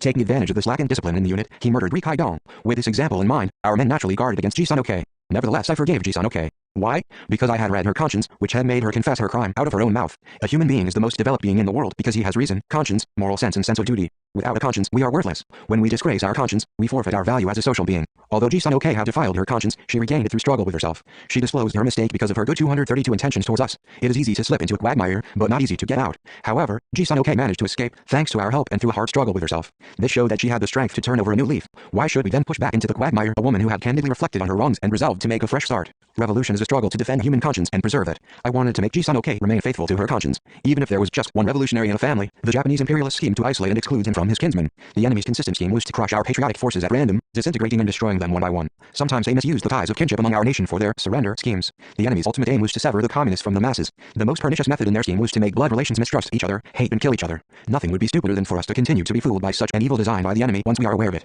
Therefore, we saw to it that even though she had come on an espionage mission, she was pardoned and encouraged to turn over a new leaf, because she had not committed the unforgivable crime of betraying her country and her fellow countrymen. Once a spy dispatched by the government general came to see us in the guise of a Christian. The spy brought several bags of flour. He said that the flour was a gift he had brought from Korea for the revolutionary army who were experiencing such hardships far away from home, and asked us to make dumplings with it. I told the cooks to prepare dumplings with the whole lot of the flour. Before long the cook came to me with a dish full of dumplings. The spy declined my offer to have some. When I asked him to help himself to the dumplings again, his face turned pale. Small wonder, since he had mixed poison with the flour. I said to him, "Why on earth are you trying to kill us when we're having such a hard time living and fighting in the open air to regain our 233 lost country? Being a Korean, you should behave like a Korean. You should not act so contemptibly. You can still mend your ways even now and make a fresh start." I reasoned with him in this way. We treated him well in the hut before sending him back. I heard later that this story was reported in a magazine. Despite Opaek Ryanji's objection, I saw to it that Ji-sun-ok remained in the secret camp and was educated by us. Some time later we sent her to the sewing unit. The sewing unit had been assigned the task of making 600 uniforms for the coming large unit circling operations, but it was having difficulties because of the shortage of hands. Kang Wi-ryung, who was working with the sewing unit, did not welcome Ji-sun-ok. Therefore, I gave Cho Hoo-suk and some other women party members the task of treating Ji kindly and of educating her carefully. They took sincere care of her and educated her well. Leaving for Hualazi after we had celebrated the Harvest Moon Day, I summoned Kang Hong-sok, who was with his unit on the upper reaches of the Hongki River. This is how the dramatic reunion of the couple finally took place in the thick forest of Hualazi. Staying there for some time, we conducted military and political studies. Ji-sun-ok studied hard, using the teaching materials we had prepared. She was a fairly learned woman who had received primary school education. Later during the march she managed to keep pace with the unit and cook meals for the men. She was unaccustomed to the guerrilla life and found it hard, but the smile never disappeared from her face. However, just as everything was going well for her, she was hit by a tragedy. Kang Hong-sok fell in the Battle of Liuksong. For some time we did not tell Ji-sun-ok about this because we thought she would not be able to bear the great shock. Whenever the unit was on a march, Ji-sun-ok would gaze at the machine gun on Kim Un-sen's shoulder. It was the machine gun Kang Hong-sok had used while still alive. My men told Ji-sun-ok that the machine gun had been 234 handed over to Kim Un-sen because Kang was out to work in a local area, but this was merely a way to sidetrack her. After the Battle of Liuksong, we organized an art performance in a forest on the Songhua River. At the performance I noticed how melancholy Ji-sun-ok was. Now that her husband was gone, we could not keep her in the unit any longer, so later we sent her back home. Otherwise, there was a danger of her kinfolk being killed by the Japanese. As she left the secret camp, we gave her a travel allowance and sent a guide to accompany her. I still vividly remember her looking back at me again and again until she disappeared into the forest. After the armistice I heard that Ji-sun-ok had come to see me, but I could not meet her then because I was so pressed for time. She might have been disappointed by this. After that I had no time to spare with one thing or another. Many people had to go away without meeting me after covering a long distance to come to Pyongyang. Judging from the fact that Ji-sun-ok proudly came back to see me, it seems that she must have been living without committing any crimes against the country after parting from us. If I had met her at that time, I might have heard in detail how she had lived after leaving the mountains. Fortunately, comrades sent me a book entitled Information of Modern History. I could roughly piece together the outline of her life through the contents of the book. I was able to guess how Ji-sun-ok had behaved back home in front of the enemy who had sent her to the secret camp and how she had described the life of the Revolutionary Army. The contents of the report submitted by Kyuchi, Council and Hunchun to his superiors are as follows. All the cadres of the Korean People's Revolutionary Army have sound ideology and constantly strive for victory in the revolution. It is therefore natural that the fighting men are charmed by this. status, completely trusting them and obeying their orders without a murmur. This is why they find it so easy to carry out all their operations. The Second Directional Army is fired by a fighting spirit and has a full capacity for united action. This is 235 because Kim Il-sung, commander of the army, has intense national communist ideology and is strong and healthy. Moreover, he is skillful in controlling his men. I believe that the real state of things in our unit is comparatively fairly outlined in this report, which means that Ji-sun-ok correctly described the life of our revolutionary army and the psychological state of our men. Her description was free of bias. If one wants to know how the enemy treated Ji-sun-ok after she returned home, it is sufficient to read the following from the report submitted by Counsel Kyuchi. My view of her and disposal. 1. My view. 1. Her testimony is convincing because it is perfectly logical in view of the prevailing situation. Nevertheless, she was not punished and lived with the communist bandits for over 1 year. Moreover, she was set free despite the fact that the poison she concealed when leaving for the mountains was discovered. From this one may suspect that her return is a sham, fabricated in accordance with the intention of the guerrilla army. Therefore, serious attention needs to be paid to her speech and behavior. 2. Disposal. 1. We have handed Ji-sun-ok over to section leader Katada in N2. Watching her in secret, we are trying to appease her under the premise that her coming back home is a sham. At the same time as examining her, we have assigned her to a special task. Secret information of Hunchun Council number 186, July 26, Showa 15, 1940. Report from Hunchun Council Kyuchi Chidao. It is said that the Japanese imperialists were very nervous about Ji-sun-ok's safe return. No wonder, for how were they to understand this when they themselves regarded human beings as nothing more than talking animals? Some claim that Ji-sun-ok should have been punished. Nevertheless, we pardoned her without prosecuting her for her crime. What would have 236 happened if we had punished her? Her husband's home and all her relatives would have been labeled a reactionary family. Our revolution is aimed not at ostracizing people but at loving and protecting them, as well as at upholding human nature and allowing it maximum expression. It is easy to ostracize a person, but very difficult to save him. We must, however difficult it might be, give those who have committed mistakes a chance to redeem themselves. We must trust them and help them to lead a true human life. The value and greatness of the revolution lie in the fact that it treats people as human beings and helps them to renew their lives. The imperialists forsake people like pieces of rubble, but we must value them as the most precious beings and save them. And once we have gone so far as to trust a person, we must never neglect him. As I frequently say, the best point in Comrade Kim Jong-il's disposition is that he highly appreciates people and dearly loves them, and that once he trusts someone, he never abandons him. Once Comrade Kim Jong-il told his subordinates, Napoleon said, "Because you trust me, I also believe in you. On the contrary, I tell you, I trust you. You believe in me, too." This is Comrade Kim Jong-il philosophy. Whenever I see Comrade Kim Jong-il who believes in the people, shows affection for them and works devotedly for them, I feel relieved about the future of our country and our people. Whereas the imperialists habitually disgraced man and destroyed his destiny, our leader Comrade Kim Il-sung showed in practice that the communists value people most dearly and protect their political integrity, and that human relations must be integrated with a noble morality and faith that rest on the principles of love and trust and on the principle of saving people. These are the sacred moral principles of the Korean Revolution. 237. 2. Chinese landlord Liu Tong Shi. After liberation one day, the great leader Comrade Kim Il-sung met Chinese Comrade Peng Zhen and recollected with deep emotion the days when the people and communists of Korea and China carried out their armed struggle together against the Japanese. Peng Zhen praised the close class solidarity and noble proletarian internationalism displayed by the Korean people and communists in the joint struggle for national liberation. He then digressed and told the great leader that during the operations to liberate Northeast China, he had noticed that many Chinese landlords produced certificates with a signature and seal, Kim Il-sung, commander of the Korean People's Revolutionary Army, which stressed that they had helped the anti-Japanese Allied Army. In those days Peng Zhen was political commissar of the Northeast Democratic Allied Army. Later, replying to the questions about the certificates raised by those who were studying the history of the anti-Japanese revolutionary struggle, the great leader recalled the following story. The certificates remind me of Liu Tong Shi. If I tell you his story, you will have a better understanding of what was meant by the Army certificates. Liu Tong Shi was a wealthy Chinese whom we met in Heilong County after we moved to the area northeast of Mount Puktu. He ended up having as close a relationship with us as was the case with Kim Jong-bu, the patriotic Korean landlord whom we had met in Chiangmai County. His real name is Liu Xin. He spoke Korean as fluently as his own mother tongue. When Chinese and Koreans had anything to discuss, he volunteered to act as interpreter. So people called him Liu Tong Shi. Tongchi means interpreter. After the Battle of Wukuyang in the area northeast of Ntimbuktu, we carried out mobile operations in Heilong, in the Samjiang area of the 238 homeland, and then in Ntu County. Later, staying in the Wukuyang secret camp for a period, we conducted intensive political and military activities. In those days the main force was fighting elsewhere, and only the machine gun platoon and the guard company were with headquarters. We were suffering an acute shortage of provisions. All the Koreans living in the neighborhood of the secret camp were poor peasants, so they found it difficult to help us, even though they wanted to. When we moved into Heilong County, our operative said that the enemy controlling the area had spread a rumor that the Revolutionary Army would come there and take away all the food, so they had all the food collected and fixed the daily amount of food consumption per capita, allotting only 2 days' rations at one time to those village representatives who came with ox carts. The enemy even ordered every household in the county to obtain 2 bottles of kerosene in order to pour it over even these provisions if the Revolutionary Army demanded them. I racked my brains over a solution to this problem. One day we went to a village and talked with the inhabitants there. I happened to meet a man who said he had lived in the Hiawenjing guerrilla zone and came to Heilong County when the guerrilla zone had been disbanded. In the course of talking to him, I heard in detail about the wealthy Chinese, Liu Tong Shi. It seemed that if we succeeded in winning over Liu Tong Shi, it would help us both in keeping the anti-Japanese patriotic forces under our control and in obtaining the supplies we needed. However, my man Ju Dail and Kang Wi Ryung, who had lived in Heilong before they joined the guerrilla army, said that we should not pin any hopes on Liu. They even suggested that we should punish him because he was a detestable anti-communist who had occupied the post of head of a self-defense corps at one time. They knew Liu Tong Shi relatively well. According to them, Liu Tong Shi's family lived at the foot of Mount Nyuksan, about 12 kilometers away from the Heilong County town. I think that his village was called Longtankun. His house was an imposing one, surrounded by a long earthen wall with gun emplacements at the 4 corners. 239. His elder brother was already over 70 and was treated as the elder of the family without doing anything. Liu Tong Shi himself, the second brother, was the mainstay of the family, taking charge of public affairs and courting the government authorities. Liu Yiqing, the third brother, managed the family property with with his clerks. According to Ripong Rock and Pak Jong-suk, veterans of the anti-Japanese revolutionary struggle, Liu Tong Shi's family had 100 chang of land alone. 1 chang amounts to 3,000 faion, so 100 chang is equal to 300,000 faion. In other words, the equivalent of about 100 hectares. They also owned a soybean oil factory, a dry starch noodle factory, a distillery and many shops. In Heilong, they had a department store, a restaurant and a shop that had a monopoly on salt, all of which they ran through agents. Liu Tong Shi's family was famous for its large property, but its members were also notorious for their opposition to communists.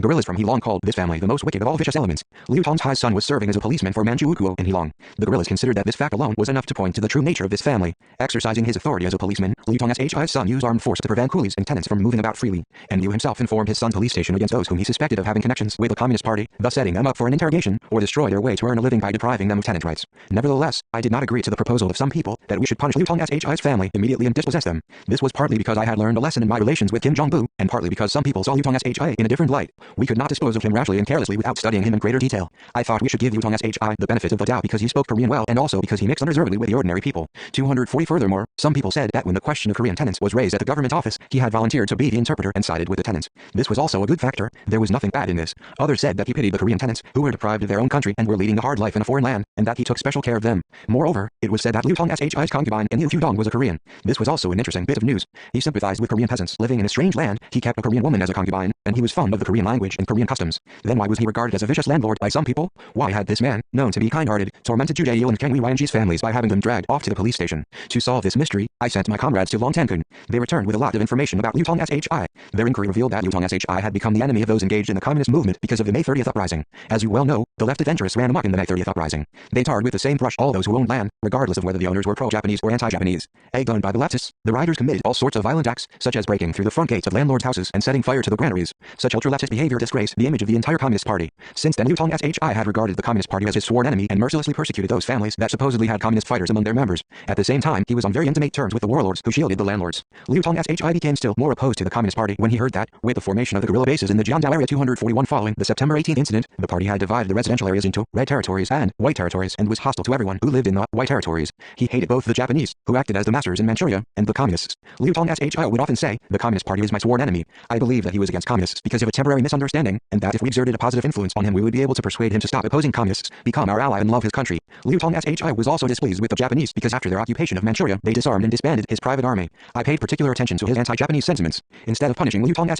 or confiscating his property, we resolved to urge him to cast aside his anti-communism and to develop his anti-Japanese and patriotic spirit. In this way we hoped to turn him into a supporter and patron of our revolution. For this reason we sent an operative group, with Wilnam from the 7th Regiment as its head, to pay him a visit. On meeting Liu, Wilnam told him that General Kim Il-sung had sent the group to hold talks with him, and asked him whether he was willing to comply with the request. Hearing this, Liu Tong's smiled bitterly and said in fluent Korean, "If you want to arrest me without going into details. Why do you veil your intentions with the word talks? You're probably saying that the commander of the Communist Army requests an interview with me, a landlord, simply because you can't come right out and say you're going to arrest me. When I heard the rumor that you were going around in Heilong County, I, Liu Xin, already knew that I would not be able to escape the fate of a fish on the chopping board. Now that I'm all ready and prepared for death, don't beat about the bush with a word like talks, but do as you please, kill me, take me away, or confiscate my property." He was spiteful because he thought Wilnam's operative group had come to kidnap him. They told me the old man spoke with great disdain. 242 Liu Tong's treated Wilnam and his party so coldly that the latter thought at first that their operation was a failure. The more obstinate Liu Tong's became, the more firmly Wilnam resolved to try every possible means to get the old man to come to headquarters. He explained that the Korean People's Revolutionary Army was a group of genuine communists entirely different from those who during the May 30th uprising knocked down at random all rich people, regardless of whether they were pro-Japanese or anti-Japanese, or whether they were patriots or traitors. He also explained that the noble mission of this army was to achieve the liberation of both Korean and Chinese people and to protect their lives and property. Then he added that if Liu Tong's really declined the request of our headquarters, he would have his party quietly withdraw. Hearing this, Liu Tong's his mouth tightly shut, lost himself in thought for a good while. Then with a change in attitude he told Wilnam that he had better stay there for a little longer and tell him more about the current situation. He asked Wilnam why he had bothered to come so far if all he was going to do was to leave suddenly. He then said that if Commander Kim had really invited him for talks, he would take the commander's request into consideration. Perhaps he had been afraid of evil consequences of his refusal. Moreover, Wilnam had behaved like a gentleman and outlined the situation with calm good humor, so probably Liu Tong's became curious and his anger left him. I've heard that Commander Kim's unit fights well. However, Commander Kim is also said to be a communist, so he must despise rich people. To tell the truth, I have heard something about your army. Judging from your speech and behavior, you are somewhat different from other armies. Anyway, I'll go, since General Kim has asked me. Then he said, "If you want to take me, bind me with a rope as if escorting a criminal. If the Japanese become aware of the fact that I have obediently followed you of my own accord in compliance with Commander Kim's request, they will dispatch their punitive force and behead me, and my family will never be safe again. So take me as if you were kidnapping me." 243 Although Wilnam thought Liu Tong's idea a good one, he hesitated because my order was to bring Liu Tong's in a decent way, not as a captive. Wilnam thought that if he were to take Liu Tong's by binding him with a rope without approval from headquarters, the same thing would happen as had happened when Kim Ju-hyun's group acted violently towards Kim Jong-bu in Changhai County. It was fortunate that Wilnam made this judgment. Hearing William's report, I also thought that the scheme proposed by Liu Tong Shia was an ingenious one. I was about to support it, but some of the commanding officers cautioned that if we followed this idea, Liu's son, the policeman, might create a commotion and even the garrison would make a great fuss. If gunshots were heard in Longtankun, the enemy in Heilong County town would immediately send reinforcements. If we were to put Liu Tong Shia's idea into effect, we had to operate over a wide area and carry out large-scale military activities. Having decided to attack simultaneously the enemy in the 3 villages centering on Longtankun, where Liu Tong Shia's house was located, we took with us the 7th and 8th regiments as well as the guard company. I commanded the operations, having established headquarters at the village next to Longtankun, the village in which the house of Liu Tong Shia's in-laws was situated. Before launching the operation, we changed our original plan and decided to make Liu Tong Shia, who had to manage all the affairs of his family, stay at home for the time being. Instead, we would take Liu Qing, his younger brother, because we thought that by so doing we would achieve the same results as by taking Liu Tong Shia without provoking his son in the army and police too much. Liu Qing had no children. From olden times, the Chinese had a peculiar custom of loving, among all brothers, most dearly the one who had no children. Therefore, if Liu's family established contact with us under the pretext of negotiating the safe return of Liu Qing, the enemy and their neighbors would not suspect too much. Our operations were successfully conducted as planned, and our units withdrew from the 3 villages simultaneously. When the unit of the 244 Revolutionary Army was leaving his village, Liu Tong Shia called out his elder brother's third son and made him accompany Liu Qing, his uncle, to take care of the latter. I suppose he sent his elder brother's son to the mountains to reduce Liu Qing's loneliness. My men told me they had had a great deal of trouble on their way back to the secret camp because of Liu Qing. He could not walk too well because he was overweight. On top of that, he was an opium addict and apparently the effects of the opium he had been smoking were wearing off. So we carried him on a stretcher. The Revolutionary Army, walking many miles, carrying an overweight opium fiend on a stretcher. Can you imagine it? Such an instance must be pretty rare. Indeed, in those days we went through all sorts of strange experiences. I told Opayak Ryong, commander of the guard company, to take good care of Liu Tong Shia's younger brother and nephew. The men of the guard company pitched a tent for the guests and looked after them well. Although we had difficulties with provisions in those days, we managed to give them good meals of rice and meat soup. However, Liu Qing did not eat very much. We thought it was because the meals did not appeal to him since he was a wealthy man, used to eating all sorts of delicacies at every meal. However, this turned out not to be the reason. He had no appetite because of his craving for opium. Every day Liu Qing pestered the men of the guard company for opium, saying he could go without meals but not without opium. He said he would pay them as much as they wanted, if only they would give him some. My men could not comply with his request. At that time we had only a small amount of opium for emergency use at the medical center as a substitute for anesthetic. Finally losing his reason because of his craving, Liu Qing started hurling all sorts of abuse and insults at the men of the guard company. It was an absurd situation, the son of a landlord screaming for opium from the Revolutionary Army at their secret camp. I told my men to bring the guests to the tent of headquarters. Liu Qing was in a terrible state. When an opium addict stops smoking opium, his 245 vision becomes blurred and he cannot keep proper balance. I told the men at the medical center to supply a small amount of opium to Liu Qing every day, even if they had to use up all the emergency supply of opium. As soon as he lit up his pipe, Liu Qing became animated and walked on air with a broad smile. It seemed he had never in his life done any physical work. He did not even know how to put away his bedding, so his nephew did it for him. Indeed, he had idled his time away living in clover, never lifting a finger for anything. One day, as I was winding up my talk with him, I told that a man could feel the meaning of life and have a good appetite only if he worked as hard as his physical strength allowed him. I went on to say that in olden times a certain princess had made others do everything for her, so she was finally unable even to peel an apple. I pointed out that if one depended only on others, one would eventually become this kind of fool. Liu Qing said that he differed little from that princess. He added, nevertheless, that he was good at one thing, making dumplings. I was glad to hear that. It was fortunate that the man I had judged to be nearly an invalid at least had the skill of making dumplings, even though it was not an extraordinary skill. I told one of the cooks at headquarters to bring the stuff for making dumplings. Liu Qing made the dough thin and smooth, put in the stuffing and made the dumplings with astonishing skill. He not only shaped them nicely, but made them as fast as lightning. Eating his dumplings with my men, I praised his extraordinary skill.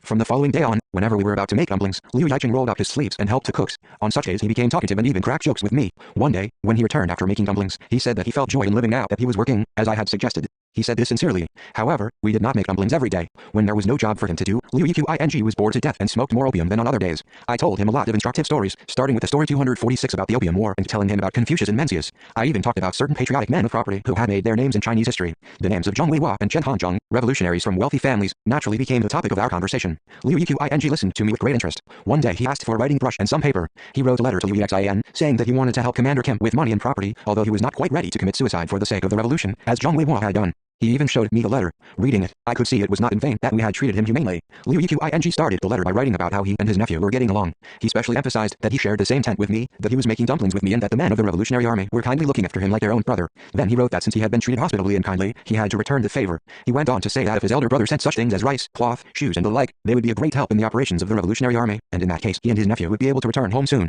Our education and enlightenment of him had proved fruitful. Liu Tong Shia, who was anxious about the safety of his younger brother and nephew after sending them off to the mountains, was extremely pleased to receive his letter. He sent us notice of the date by which he would prepare the goods we needed, and asked me to send some people to carry these things. We dispatched Repong Rock with men numbering the strength of about 1 platoon to carry the goods. They brought back cotton cloth sufficient to make hundreds of uniforms, workmen's shoes, rice, flour, pancakes, pork and soybean oil. Liu Tong Shia sent such goods to our secret camp on 3 occasions. As dealings with our comrades became more frequent, he requested a formal interview with me and asked to be brought to our secret camp. He wanted to meet me, the commander of the Revolutionary Army, to exchange 247 greetings with with me now that he was helping this army. I saw to it that he was brought to our secret camp. When Liu Tong Shia was about to leave for his meeting with me, his policeman son came to oppose the trip. He said, "It seems that you, father, have decided to go to the secret camp of the Revolutionary Army after receiving Uncle's letter. You'd better give this matter some thought. Uncle wrote that he and cousin were living with General Kim Il-sung in the same tent and making dumplings with him. I can't believe that. How can the commander of the Revolutionary Army share bed and board with civilians? Moreover, Uncle is a landlord's son. The Communist Party says all landlords must be overthrown. It's obviously a whopping lie that the commander of the Revolutionary Army shares bed and board with a member of the hostile class and that they make dumplings like housewives together. One of Commander Kim's men must have forced him to write this." Liu Tong Shia answered, "Don't talk nonsense. I've met Commander Kim's men several times. All of them are polite and warm-hearted young men, so I think Commander Kim has good men under him. Their behavior towards me alone is enough to show me Commander Kim's personality and the discipline of the unit. Now that I'm in touch with the Revolutionary Army, I would like to go to the mountains to meet Commander Kim and personally confirm the truth of your uncle's letter." When Liu Tong Shia came to see me, he brought with him a uniform and a coat made of plain but good quality woolen cloth, a pair of boots and a cap. These were all gifts for me. After exchanging a few words with him, I found him to be no ordinary man and not to be compared with his younger brother, either in personality or knowledge. He was gentlemanly, and his speech and conduct were noble and dignified. Liu Tong Shia spoke to me in Korean, saying that we must have gone through many hardships in the mountains. Then he expressed his gratitude to me for the good care we had taken of his younger brother and nephew. On my part, I thanked him for the large amount of goods he had sent to help our army, and for visiting us despite his advanced age. 248 We pitched a separate tent for Liu Tong Shia and had him meet his younger brother and nephew there. Liu Yiqing said to his elder brother, "What do they mean by saying the soldiers of the Communist Army are red devils? That's nonsense. No one in the world is as good-natured as these people. Commander Kim's army is a gentlemanly army." He thus praised the Revolutionary Army to the skies, even adding that he had been enlightened thanks to Commander Kim. Liu Yiqing spoke so highly of us that after meeting his younger brother, Liu Tong Shia called on me again and repeatedly thanked me. On meeting Liu Tong Shia, I was most surprised by the fact that he had excellent knowledge of not only the Korean language and customs, but also of its history and culture. He and I understood each other very easily. I was most impressed when he said he could not help but sympathize with Koreans when he saw them leading a hard life in a foreign land, deprived of their country. Just as I liked Chinese and was attached to them, so did Liu Tong Shia love Koreans. He asked me suddenly, "Commander Kim, people call your army communist bandits. Is it true that you are communist?" "Calling our army communist bandits is a fabrication of the Japanese, but it's true I'm a communist." "Then, Commander Kim, what do you think of me, a man who has been against all communists up to now?" Probably one of the reasons he had come to our secret camp was to get a reply to this question, so I had to give him a prudent answer. From the first days of the anti-Japanese armed struggle, I had held a lot of negotiations with people who were against communism. Commander Yu was opposed to communism, as was Wu Yicheng at first. Ryang Se-bung, a Korean, was also hostile to communists although he was a patriot. It was only in his last years that he allied with communists. In each of my negotiations with Commander Yu, Commander Wu, and Commander Ryang, I was in a position to speak in defense of communism and to convince them of the need to ally with communists for the sake of a united front. The choice between 249 aligned with communists and opposition to them was up to them. Therefore, even though I always led the negotiations and took the initiative, I had to wait for their answer anxiously. The situation was different, however, in my talk with Liu Tong Shia. I was in a position to denounce his anti-communist acts, but he had to listen to my judgment. It was very gratifying that he wanted to find out our attitude to his anti-communist acts of his own accord. Anyhow, he was candid and broad-minded. According to my experience, there were two categories of anti-communism. One was deliberate and active anti-communism, pursued by those who wanted to destroy communism because they thought they would meet their end if communists gained the upper hand. The other was blind anti-communism, pursued by those who either loved communism at the sight of the wrongdoings perpetrated by pseudo-communists, or by those who automatically rejected and gave communism a wide berth, deceived by the pernicious propaganda of the imperialists. It could be said that Liu Tong Shia belonged to the second category. If we were to lead him from opposing communists into aligning with them, we had to be candid with him about our attitude. I had to refrain from currying favor with him just to receive aid goods from him. At the same time, I could not denounce him to his face as a wicked man simply because he was a landlord and anti-communist. It was important to tell him clearly the good and bad points in his deeds, thus inducing him to ally with us and love his country, instead of opposing us. I feel extremely sorry that you are against communists. However, we do not intend to punish you in the least, since you oppose communism because you do not understand it. Moreover, you love China and the Chinese people despite your opposition to communists. You do not want to see your country ruined, and you want to be a Chinese in your own country, even though you are a landlord and against communists. I attached great importance to this. A man who loves his country can easily ally with communists. As I said this, Liu Tong Shia took my hand, full of emotion. 250 Thank you, Commander Kim. Although there are many people and many mouths in Heilong, you are the only person who has recognized that I am a patriot. That's enough to help me sleep in peace. He confessed that he had been against communists because of narrow-mindedness, and asked what he should do to cooperate with us. I said, it is not hard to understand what alliance with communists means. Opposing Manchukuo, resisting Japan and helping our revolutionary army all mean alliance with the communists. You already started cooperating with us today. You sent your younger brother and nephew to us. Those who truly love their country and nation will eventually understand communism and reconcile with the communists, because the latter also love their country and nation. Alliance with communists and opposition to Japan is the most important patriotic deed for both Korean and Chinese landlords. Liu Tong Shia said that he was fortunate to discover his own worth, although belatedly, thanks to Commander Kim. The following day, however, he was strangely reticent. When I asked him if there was anything wrong, he simply replied no. I summoned Opeak Ryong and asked him whether anything undesirable had happened while the guard company had been looking after Liu Tong Shia. Opeak Ryong said there was nothing particularly wrong. He added, however, that because Liu Tong Shia had asked to be allowed to inspect the secret camp, O had taken him around, showing him the training of the soldiers and inviting him to a recreation party. When Liu Tong Shia was inspecting the cooking area, he was rather displeased at the sight of a pot in which gruel, a half-and-half mixture of sorghum and edible grass, was boiling. Liu Tong Shia asked, why are you preparing this sort of meal instead of rice, now that I have sent you dozens of sacks of rice? Of course, it's understandable if you cook gruel in order to spare your rice, but it's unreasonable to serve even the commander with gruel because of the shortage of provisions. Probably he was shocked by the fact that the commander ate the same meals as his men. He was still more deeply moved, while inspecting the medical center, to learn that the center had given his younger 251 brother all the opium and had been saving to treat patients in an emergency. Having heard all this from Opeak Ryong, I thought I'd better send Liu Tong Shi and his party back home. Liu Tong Shi, however, said that he would return home alone and requested me to allow his younger brother and nephew to stay a little longer in our secret camp for the time being. He said he wanted to send more goods to our unit, but there had to be an excuse for him to do this. He said that if his younger brother and nephew remain in our secret camp, this would be a good pretext in front of the Japanese, even if they found out about the delivery of the goods. It was extremely gratifying that Liu Tong Shi volunteered to give us more help. It seems to be human nature for a person to try to prove himself worthy if complete confidence is placed in him. Prior to Liu Tong Shi's departure, I gave him a modest farewell party. At the party he apologized to me for having been hostile to communists and for having mistaken our Revolutionary Army for bandits. He said that he would be sparing with neither money nor goods to help the Revolutionary Army. Before parting from us, he asked me to write a certificate for him, so that when the 8th Red Army liberated Northeast China, he could show them that he had given material assistance to the Korean People's Revolutionary Army. I wrote on a piece of silk in Chinese, Liu Tong Shi is a fine patriot. He has given moral and material assistance to the anti-Japanese Allied Army. Under that I wrote, Commander Kim Il-sung, and then affixed my seal to it. The certificate Peng Zhen saw was probably this kind of document. In those days many Chinese landlords in Manchuria pretended to cooperate with the Japanese, but secretly helped anti-Japanese fighters. They believed that the day would come when the Japanese imperialists were destroyed and the puppet state of Manchukuo was returned to China. Whenever they helped the People's Revolutionary Army, Chinese landlords asked us to write a certificate with the words, Ju Shi Kang. I wrote such documents for landlords in Shanghai County and for others in Emu and Dunhua counties. 252 Ju Shi Kang are Chinese words, Ju meaning pig, Shi, eat, and Kang, bran. Thus they mean that a pig eats bran. If we use the ideographs for red, eat, and peace, they are also pronounced Ju Shi Kang, but in this case these ideographs mean that Ju conquers Kangta. In those days the 8th Red Army was called Ju Mao Army, with the ideographs standing for the surnames of Ju and Mao Zedong. Kangta was the reign title of Puyi, Emperor of Manchukuo, set up by Japanese. When the Chinese said Ju Shi Kang, it was a secret code, meaning that the 8th Red Army would liberate Northeast China. After Liu Tong Shi had returned, many more goods than before arrived at the Wukuyang secret camp. He sent all kinds of supplies by truck, which helped us greatly in our preparations for winter that year. He also sent us a lump of opium as large as a wooden pillow in return for the opium our medical center had given his brother. With the harvest moon day of that year near at hand, we sent Liu Tong Shi's younger brother and nephew back home.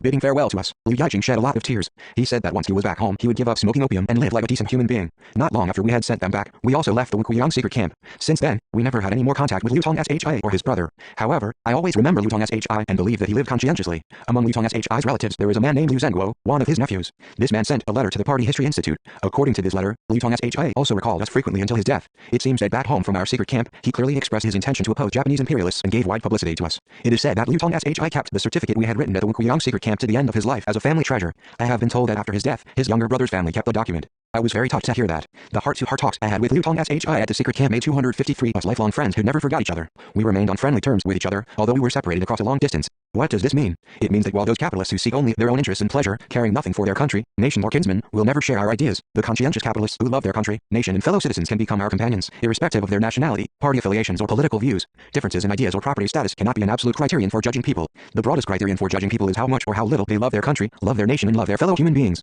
It is a rule that one who values human beings also loves one's nation, and one who loves one's nation also loves one's country. This is an indisputable truth. Anyone who disregards this truth will make right or left mistakes in one's work with people. For some time, several articles dealing with the history of the anti-Japanese revolutionary struggle defined Liu Tong Shi as a vicious anti-communist landlord. We cannot regard this estimation to be correct. If one indiscriminately judges people only by their class origin and past records, or deals imprudently with them, one will commit a colossal blunder in one's work with them. One will take a patriot for a traitor and vice versa, or denounce a supporter of the revolution as a counter-revolutionary element. One day, when he was received by the great leader, Sun Won-fei, a Korean residing in the United States, asked, "President, there are many capitalists in South Korea. How are you going to deal with them when the country is reunified?" The fatherly leader replied, "I intend to join hands with all of them no matter who they are, except for the stubborn reactionaries who are betraying the nation with the backing of foreign forces." The 10-point program of the Great Unity of the Whole Nation for the reunification of the country incorporates our stand on this. 254.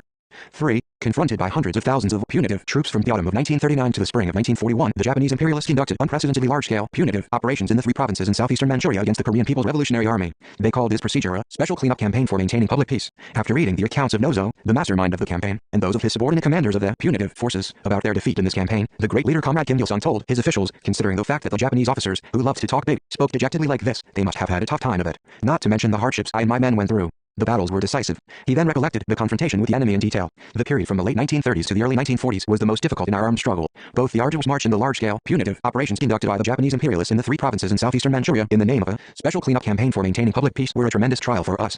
Jilin, Tonghua and Jian now were the 3 southeastern provinces. The struggle at every stage was both stressful and complicated, and I cannot forget the tribulations we experienced at that time. It was by pure chance that we found out the enemy was planning to launch long-term, large-scale, punitive operations from the autumn of 1939 on. A company commander of the Chinese Fangshan unit, who had been captured by us at the Battle of Wukuyang in June that year, revealed the secret to us. In that battle we captured many enemy officers and men. They wondered why the Revolutionary Army released all the prisoners of war, and 255 even gave them traveling money. Before releasing them, we selected a number of intelligent men from among the POWs who wanted to join the guerrillas and gave them an assignment to help us while serving in the enemy forces. One of the officers who returned to the puppet Manchukuo army after being educated by us was a company commander. He informed us that a Jiandao area punitive force had been organized, that this company had been attached to the force, that the punitive operations would be launched in early October on an unprecedentedly large scale, and that if the Revolutionary Army did not take countermeasures promptly, it might suffer heavy losses. Thanks to his information, we were able to take time to prepare against the enemy attack. This scheme of a special cleanup campaign was quite extraordinary. In the first place, it involved all the Japanese and puppet Manchukuo army and police in an unprecedented, punitive offensive. It was, in fact, a large-scale war that was to mobilize as many as 200,000 army and police troops from Japan and Manchukuo, including even paramilitary organizations of all types, under the direct supervision and command of Yumes, chief of the Guantan Army, and the public security minister for the puppet state of Manchukuo. After we declared war against Japan, the Japanese imperialists launched annual, punitive operations against us, enlarging the scope of these operations year after year. Their siege operations in the years after 1934 and the punitive campaign in northern Dongbian from the autumn of 1936 on were large in scale. The new punitive campaign being prepared in the name of the special cleanup campaign, however, surpassed all previous campaigns not only in the number of men used but also in the size of the area in which it would be carried out. During the operations for public peace in northern Dongbian in 1936, the theater of operations of the Tongwa Punitive Command, headed by Sasaki, was confined to one province, but the theater of operations of the Notsuo Punitive Command in 1939 covered the three provinces of Jilin, 256 Tongwa, and Jiannao, as well as Ningbo County and Mudanjiang Province, our provinces in effect. An article in Manchukuo Army describes part of the preparations for the special cleanup campaign for maintaining public peace in the southeastern areas as follows. The Guantan Army budgeted 3 million yen for the campaign and says no more can be earmarked on any account. On October 1st, the first day of the punitive campaign, Imura, chief of staff of the headquarters of the Guantan Army, Hashino Naoki, minister of general affairs of Manchukuo, Suusu Kiliyoshitomo, deputy public security minister, and Kitabe, staff officer representing Major General Nozo, held a meeting. Kitabe explained the plan of the campaign, pointing out on a map the roads to be constructed or repaired, the location of communications and internment villages, and requested 30 million yen for the punitive campaign. Minister Hashino promised that he would do his best to secure the fund. Paymaster General Aizawa expressed his hope for the success in the campaign in the three provinces, adding that he would squeeze out the fund. Thus the thoroughgoing campaign for public peace was finally set in motion. Manchukuo Army, p. 400, Langsingyi, the new campaign carried out by the Notsuo Punitive Command covered an area 3 to 4 times greater than the campaign carried out by the Tongwa Punitive Command, with a commitment of 12.5 times the troop strength and 13 times the expenditures of the former. From these figures one can guess how much the Japanese military authorities expected from this punitive campaign. The top hierarchy of the Japanese and Manchukuo Army and police did not confine their campaign to military operations alone, but combined it with their surrender hunting operation, ideological operation, and operation to eradicate the basic roots. As a result, the campaign surpassed by far all previous campaigns of this sort in scope and depth and in the elaborateness of the means and methods used. Launching the punitive campaign, the Japanese imperialists described it as a sacred war and sacred punishment. We thought it quite ludicrous that they should beautify their campaign in that manner. The Japanese had provoked a number of aggressive wars, but they had 257 never declared actual war, nor had they described their activities as a war. It had been their habit to rationalize and validate their acts of war by describing them as events or incidents. Their designation of the new special cleanup campaign as a sacred war and sacred punishment was therefore quite meaningful. It showed that the Japanese military authorities had abandoned their previous view of their confrontation with the People's Revolutionary Army as a one-sided punitive campaign or a cleanup of bandits and began to see it as a genuine bilateral conflict.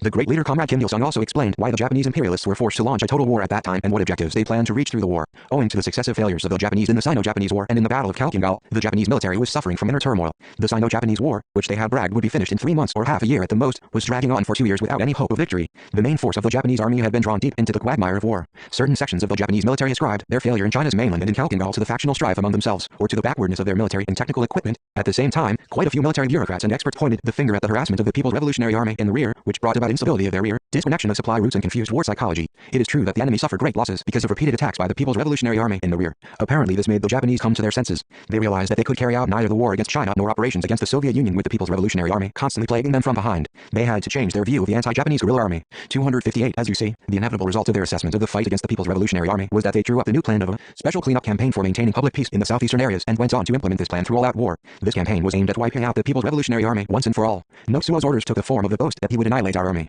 He declared that as the guerrilla army had not decreased, despite repeated punitive operations over several years in the three provinces of Jilin, Jiandao and Tongwa, he was taking up a high mission to ride his horse to Mount Patu and root out the evil bandits with a single stroke of his sword. He ordered his men to wipe out the People's Revolutionary Army to the last man. From his statement that he would finish off the evil bandits on Mount Patu with a quick stroke of his sword, one can see that the enemy's main target was the Korean People's Revolutionary Army. We closely examined the strategy and tactics to be used by the enemy in the large-scale campaign of a total war and discovered that the Japanese military authorities, on the basis of their long study and review of our own guerrilla tactics, were going to adopt a new fighting method that of countering guerrilla tactics with guerrilla tactics. We were able to confirm this insidious plan after reading their reference book for operations against bandits, which we had managed to obtain. In those days the enemy distributed to each unit of the punitive force a printed collection of their experiences in the punitive operations against us. It was a sort of anti-guerrilla warfare manual. The Japanese military authorities dressed the soldiers of their special units for anti-guerrilla warfare in uniforms like ours and demanded that they drill and behave like guerrillas. All this shows how hard they now studied and worked on their tactics to wipe out the KPRE. I knew that the showdown with Nozo would be a fierce fight, and that if we wanted to emerge victorious in this fight, we ourselves would have to work out and employ new tactics we had never used before. In order to frustrate the offensive of hundreds of thousands of enemy 259 troops and ensure the continuous upsurge of the revolution, we had to invent ingenious tactics that would render our operations more elaborate and energetic than ever before.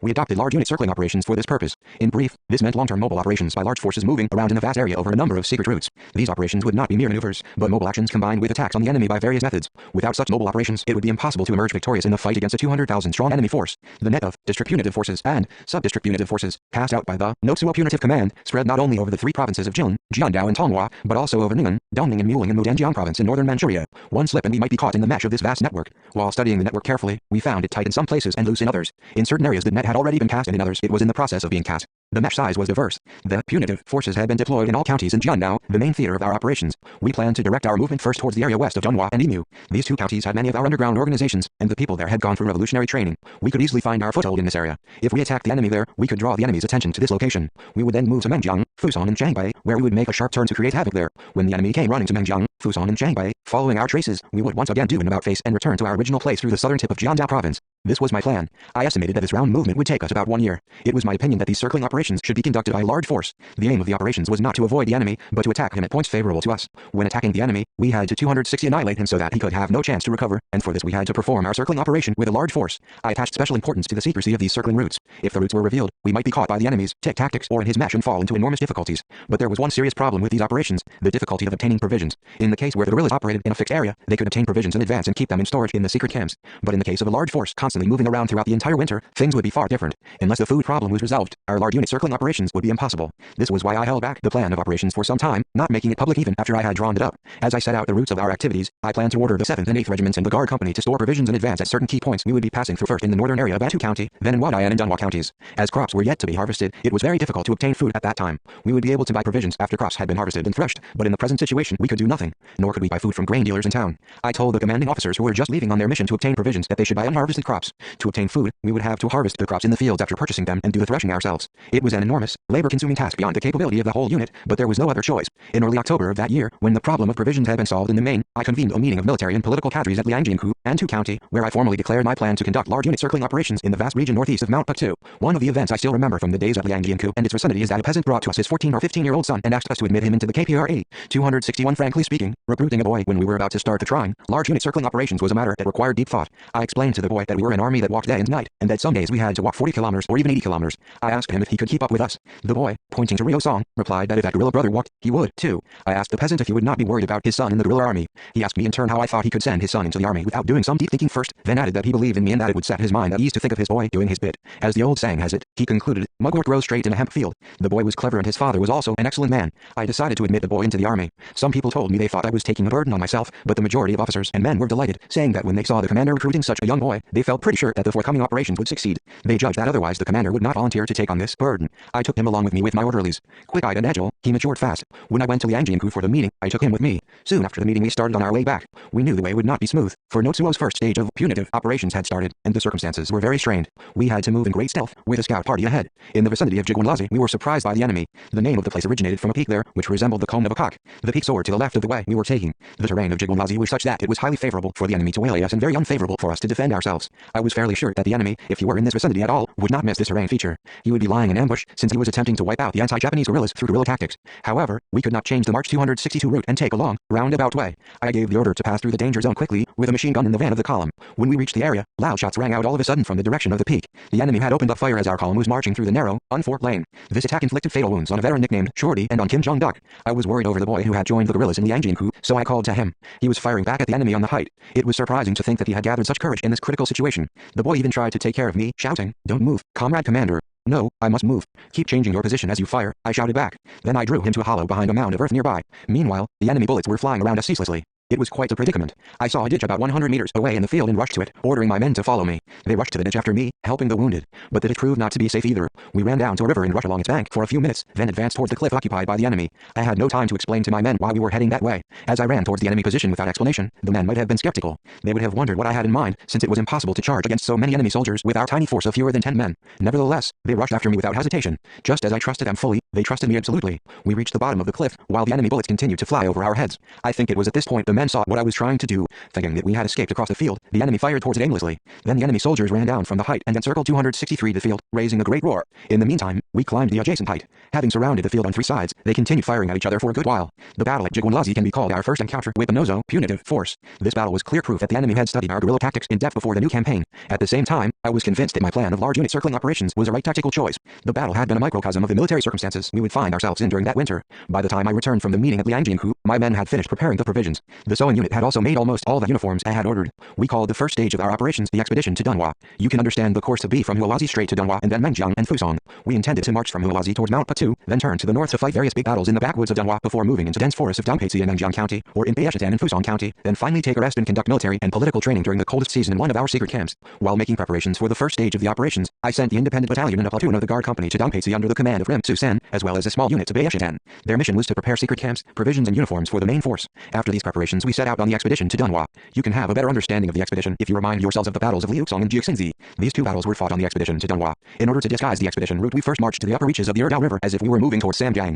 Day was breaking when we were about a dozen kilometers from Hualazi. We got away from the river, erased our footprints and went into a nearby forest to take a rest. Refreshing ourselves with breakfast, we marched towards Mount 264 Patu, leaving a single line of footprints. In the vicinity of Mount Naidao we changed our course by 180 degrees to make our way to the north along the frozen Sandaobai River. This was all aimed at confusing the enemy once more. Reversing the course of a march in that way made as strong an impact on the enemy as did several battles. The confused enemy would roam about here and there, either freezing to death in the unmapped areas or losing combat efficiency from exhaustion. In this way we set afloat misleading rumors and left false trails in order to drag enemy troops on our tail as long as possible, wearing them out and leaving them incapable of moving any further from cold and fatigue. When crossing over the Mudan Pass, we ourselves were also greatly troubled by the snow, which fell in large flakes, turning all the rocks on the pass slippery with a coat of ice. We had to move very slowly. Our main force crossed over the Mudan Pass safely and disappeared into the forest of Dunhua. The large unit circling operations were beset with hardships and difficulties like this from the outset. But it was a thrilling start. On the first leg of our expedition to Dunhua we did not fight large battles. We struck the enemy only when it was necessary to keep our routes secret. Nevertheless, the enemy suffered heavy casualties. Whenever he recollected the expedition to Dunhua, the great leader mentioned the meeting of the Anti-Japanese Youth League that took place in the midst of the march. On the Dunhua expedition, we held a meeting of the Anti-Japanese Youth League. The AJYL was a youth organization that developed from the Young Communist League, which had been dissolved according to the decision adopted at the Nanking meeting.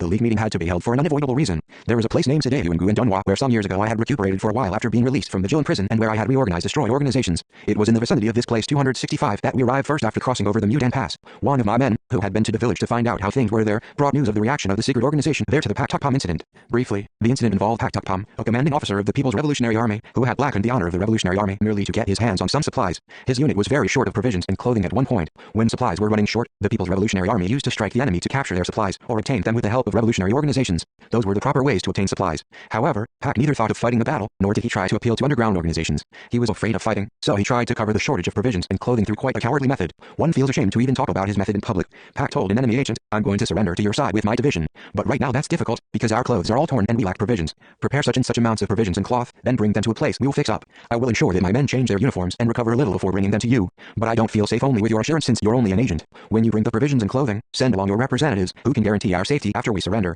The enemy agent agreed and reported all this to his special operations squad. The enemy was greatly interested in this bargain. The enemy bosses in Jilin Province and Dunhua County gathered together soon after they received the report and discussed the measures to be taken. Then they sent their representatives to the rendezvous. Pak greeted them and held his negotiations with them. When his subordinate officer entered the conference room during the negotiations and reported that the promised materials had all arrived, Pak suddenly pulled out his gun and shot to death all the enemy representatives on the spot.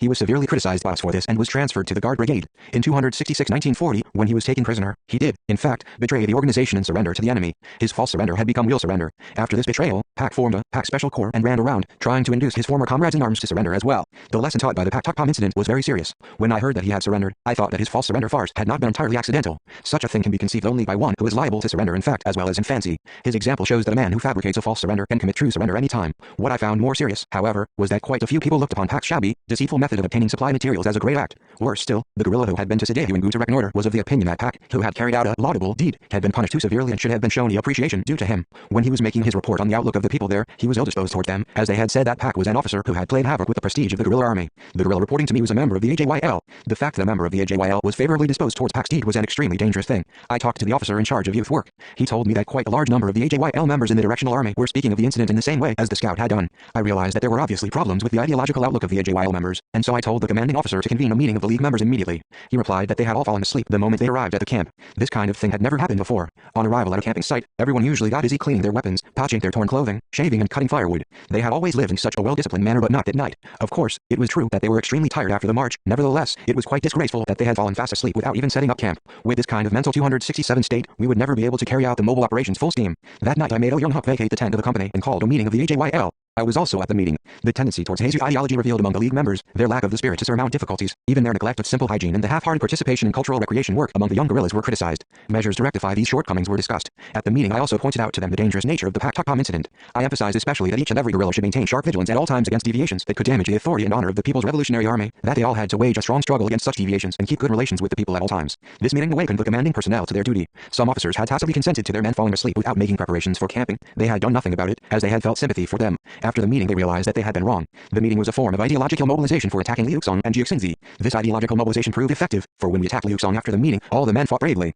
They also fought with great success in the Battle of Jiuxinzi. After these two battles the guerrillas understood why their commander had convoked the AJYL meeting all of a sudden. The more difficult our work and the graver our situation, the more efficiently must we conduct ideological work. I insist on the importance of ideology. I maintain that ideology must come first, and I value ideology far more than any wealth. When we had to fight do-or-die battles with a 200,000 strong enemy force, we drew up a great plan for large unit circling operations and carried it out forcefully. What did we have to rely on at that time? We relied on the perfect unity of all the guerrillas and their steadfast conviction of the revolutionary idea. Did we have planes or tanks? We had 268 people, soldiers, light weapons, and that was all. So we fought our battles after ideological mobilization, and this proved highly effective. The respected leader Comrade Kim Il-sung also recollected that the original plan of operations had to be changed during the expedition. This was due to Rim Susan's neglect of his duty. Just before the AJYL meeting, Kim Jong-suk and Ri Tuik came to headquarters and reported a disturbing state of affairs at the secret camp in Dongpaisi. When embarking on the expedition to Dunhua, I intended to spend the coldest 1 or 2 months in Dongpaisi, make a circle through Fusong and Shanghai counties, proceed to the homeland, and then by way of Yulong return to Entu, the place we had started the expedition. This all had to be changed because Rim Susan, who had been dispatched to Dongpaisi, had not made any preparations for receiving the main force. On the excuse that the situation was too difficult and strained, he neglected to make the strenuous efforts needed to carry out the tasks I had given him. Worried over this neglect, Kim Jong-suk and Ri Tuik tried to perform the task in place of Rim, but the provisions they had obtained were barely enough as winter supplies for the men already at the secret camp in Dongpaisi. Because of this, I concluded that we could not use the route we had planned at the outset. It was impossible for the main force to depend on a secret camp where proper provisions had not been stored. Rim Susen was, in fact, already at that time seriously degenerated. Later he was to run away to the enemy camp, which shows that treachery does not take place in just 1 day or 2. It results from slow corruption, or from ideological fermentation. Ideological corruption will go through a certain process. Although Rim Susan shouted revolution whenever he spoke, he had already degenerated by the time of the Haizan incident. We had only failed to discover it because we trusted him. Beishitan, Fusong County, which we had planned as an alternate destination, was far away from villages, though its terrain features were 269 favorable. A few villages could be found about half a dozen miles away from the secret camp in Beishitan, but there were not many of our underground organizations in the area. Provisions would also pose a problem. There was a certain amount of grain, which a small unit in Lopayak Ryong had obtained and stored up by the Songhua River, but the store was far away from the camp, and the food had been intended to be consumed in later days. We had sent an advance party to Beishitan, but most of it consisted of women and infirm people. In this situation it was inconceivable for a large force to go straight to Beishitan by the alternate route. We found ourselves in a quandary. A cold snap was approaching, but the planned route had not been prepared for use. There was no spare time to prepare a new route, and the enemy was at our heels. Under these conditions we could not hang about at the foot of Mudan Pass for much longer.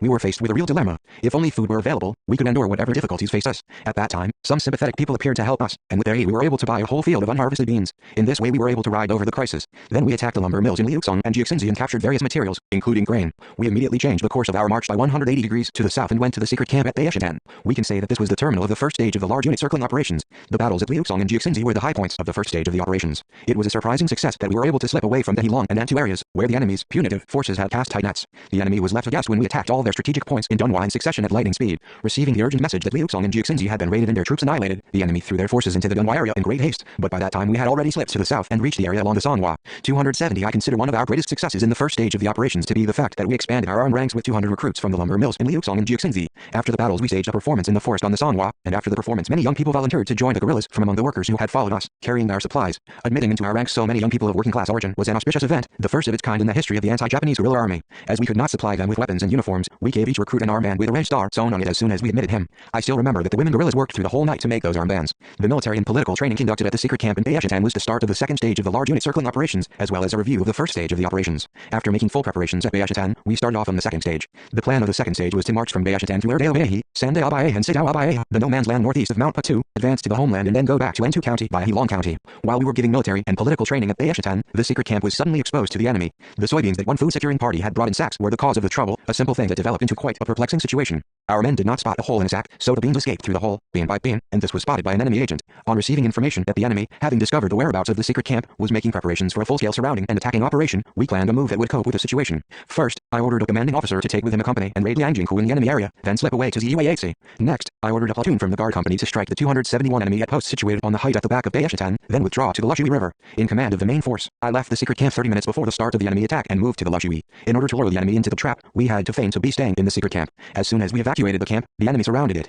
Seeing a quiet camp that offered no resistance, they thought that the place was as good as occupied. They charged the camp at a rush. For all that, the sharpshooters in our guard company did not fire a shot. They only watched the enemy in action. As day broke, enemy planes appeared over the secret camp and dropped bombs on the heads of their own soldiers, who were waving joyfully up at them. The others who were in the barracks rushed out at the sound of explosions. At that moment, our machine guns opened fire. The simultaneous air-ground attack the enemy had planned turned out to be a joint operation by the People's Revolutionary Army and the Japanese Air Force, together annihilating the Japanese and Manchukuo infantry. While the enemy forces were in the midst of their uproar in Daeshitan, we calmly marched down towards Mount Patu, struck the enemy on our heels in Lushui, crossed the Araoi River and disappeared into a forest east of Mount Nidao. Then I reassembled the company that had advanced to Liangjinghu after raiding a lumber mill near Hualazi, and the guard company that had been left in Daeshitan. It is probably at that time that I dispatched a reconnaissance team to Sansofyeong in Musan, Korea. Because of the tight watch by the border guard, the reconnaissance team was chased by the enemy from the moment they crossed the Tumen River. They returned without being able to carry out a proper reconnaissance, narrowly escaping death. In this situation, it would be a risky adventure for a large force to march into the homeland. I decided to postpone the plan of advancing into the homeland for the time being. Instead, we raided a large lumber mill, just to obtain provisions and also to feel out the reaction of the enemy in Korea across the Tumen. We attacked a mill near the river in Damelu, and the enemy's reaction on the 272 other side of the river was quite explosive. Having received the report that the enemy was strengthening its border watch, I moved the unit to a forest south of Hualazi after fighting for a few days with the enemy troops at our heels. After this we fought a big battle with Maida's unit at Hankiri, and thus concluded the large unit circling operations. Our series of confrontations with the Nozo punitive force should not be viewed as a mere regional skirmish with an enemy commander and his troops. This was actual war against the military authorities of Japan and the Japanese Empire. The enemy did not succeed in any of its three-way operations: military, ideological, and rooting up basic evils to which they had given so much publicity through the so-called outline plan for cleaning up bandits. Their plans all ended in failure, and in the long run it was we who emerged as the victors in this war. Notsuo lived out the rest of his life in retirement in a rural village of Kyushu following the defeat of Japan. He wrote an article about the events of those days, which reads in part, Kim Il-sung's army operated in several detachments, each claiming itself to be Kim Il-sung's army. Its tactics were to give the impression that this army was everywhere. There must have been one man named Kim Il-sung, but several people went under the name of Kim Il-sung, so it was difficult to pinpoint just who the real Kim Il-sung was. According to the recollections of Nagashima, who took part in the special operations of the Nozo punitive force after winning the trust of his superior for suppressing the Jianzhou revolt, we can see that he also had to swallow a bitter pill because of the elusive tactics of the Korean People's Revolutionary Army. He remembered it this way: when I was placed in charge of special operations in the Nozo unit, I was told about the existence of Kim Il-sung's army. I discovered that the tactics employed by this army were very curious. When it was reported that this army had appeared in a certain place, we would rush there, but almost immediately there would be a report that it had appeared in yet another place. This army seemed to appear and disappear with preternatural swiftness, but in fact the same unit did not appear here and there simultaneously. He divided his army into several detachments and then had them appear in different places at once and claimed to be Kim Il-sung's army. 273 Recollecting the hard battles fought with the Korean People's Revolutionary Army, Nagashima continued. All the high-ranking cadres of the anti-Japanese Allied Army were either killed, captured or surrendered, but only Kim Il-sung managed to survive and return to North Korea at the end of the war. He is now premier. 274. 4. Oh Young-hup and his 7th Regiment one year while reading the novel Heavy Battle Area. The great leader Comrade Kim Il-sung felt such grief at the scene where Oh Young-hup falls in battle that he stopped reading and stayed up all night remembering the man who had died so many years before. Whenever he talked about the Battle of Liuksong in Dunhua County, a brilliant battle that closed the first stage of the large unit circling operations, the fatherly leader recollected the last moments of Oh Young-hup, and whenever he looked back upon his heroic life, he recounted with strong feelings of affection the fighting spirit of the 7th Regiment, which defended the headquarters of the Korean Revolution with heroic deeds and great sacrifice of life during the anti-Japanese Revolution. We lost Oh Young-hup in the Battle of Liuksong. In that battle we also lost Company Commander Cho Il-hyun and Machine Gun Platoon Leader Kang Hong-sok. I treasured and loved these three officers dearly, and I lost them all at the same time. I was bereaved of many of my comrades in arms during the war against Japan, but the loss of Oh Young-hup was the most heartbreaking tragedy of all. To sketch Oh Young-hup in brief, he was a man who cast a large shadow, though he was not an extrovert. When I say he cast a large shadow, I mean that he was a man of great exploits who made his mark wherever he appeared. No officers in our unit were probably as quiet as Cho Chung-guk and Oh Young-hup. A quiet manner may be construed as unobtrusive or discreet or unassuming. Oh Young-hup was unusually quiet and modest for a military officer, and though not boisterous socially, performed great deeds as a fighter. He was so unpretentious and simple that he did not think to push himself forward. 275 The others compared Cho Chung-guk to a bride, but Oh was even more modest than Cho. Oh was the sort of man it was hard to find fault with. Quiet and reserved as he was in his everyday life, Oh was a man of strong determination in the revolution, a tiger-like man charging forward through thick and thin once he made a decision. He always finished what he started, brushing aside all difficulties. He would not sleep or rest until he had carried out his assignment. He had a strong sense of fair play and never compromised with injustice. I think because of this quality he became class-conscious earlier than most others. One year his family had a crop failure because of drought. His father explained the problem to the landlord and pleaded with him for leniency. The miserly, cruel landlord, however, showed no sympathy and accused Oh's father of being a thief. He even raised his walking stick to hit the old man. Oh Young-hup, who was watching this scene nearby, could not bear it and whipped the landlord with his flail. He was 14 or 15 years old at the time. One can see from this how strong was his sense of justice even in his adolescence. A man with a strong sense of justice awakens to class consciousness and participates in the revolution early. He then grows into a stalwart fighter who risks his life in the van of the revolution. According to his uncle, Oh Tae-hoo, Oh Young-hup was fond of playing at being a soldier of the Independence Army in his childhood. Kim Jua-jin used to come to their village, riding his horse with its bluish mane. This drew the boy towards the Independence Army. He came to communism later under the influence of his cousin, Oh Young-hup. Younghwa. He acquired revolutionary awareness early in life because he felt strong hatred and resistance against the enemy who had robbed him of his country. Recalling him now, I can't think of another officer as audacious and courageous as Younghwa.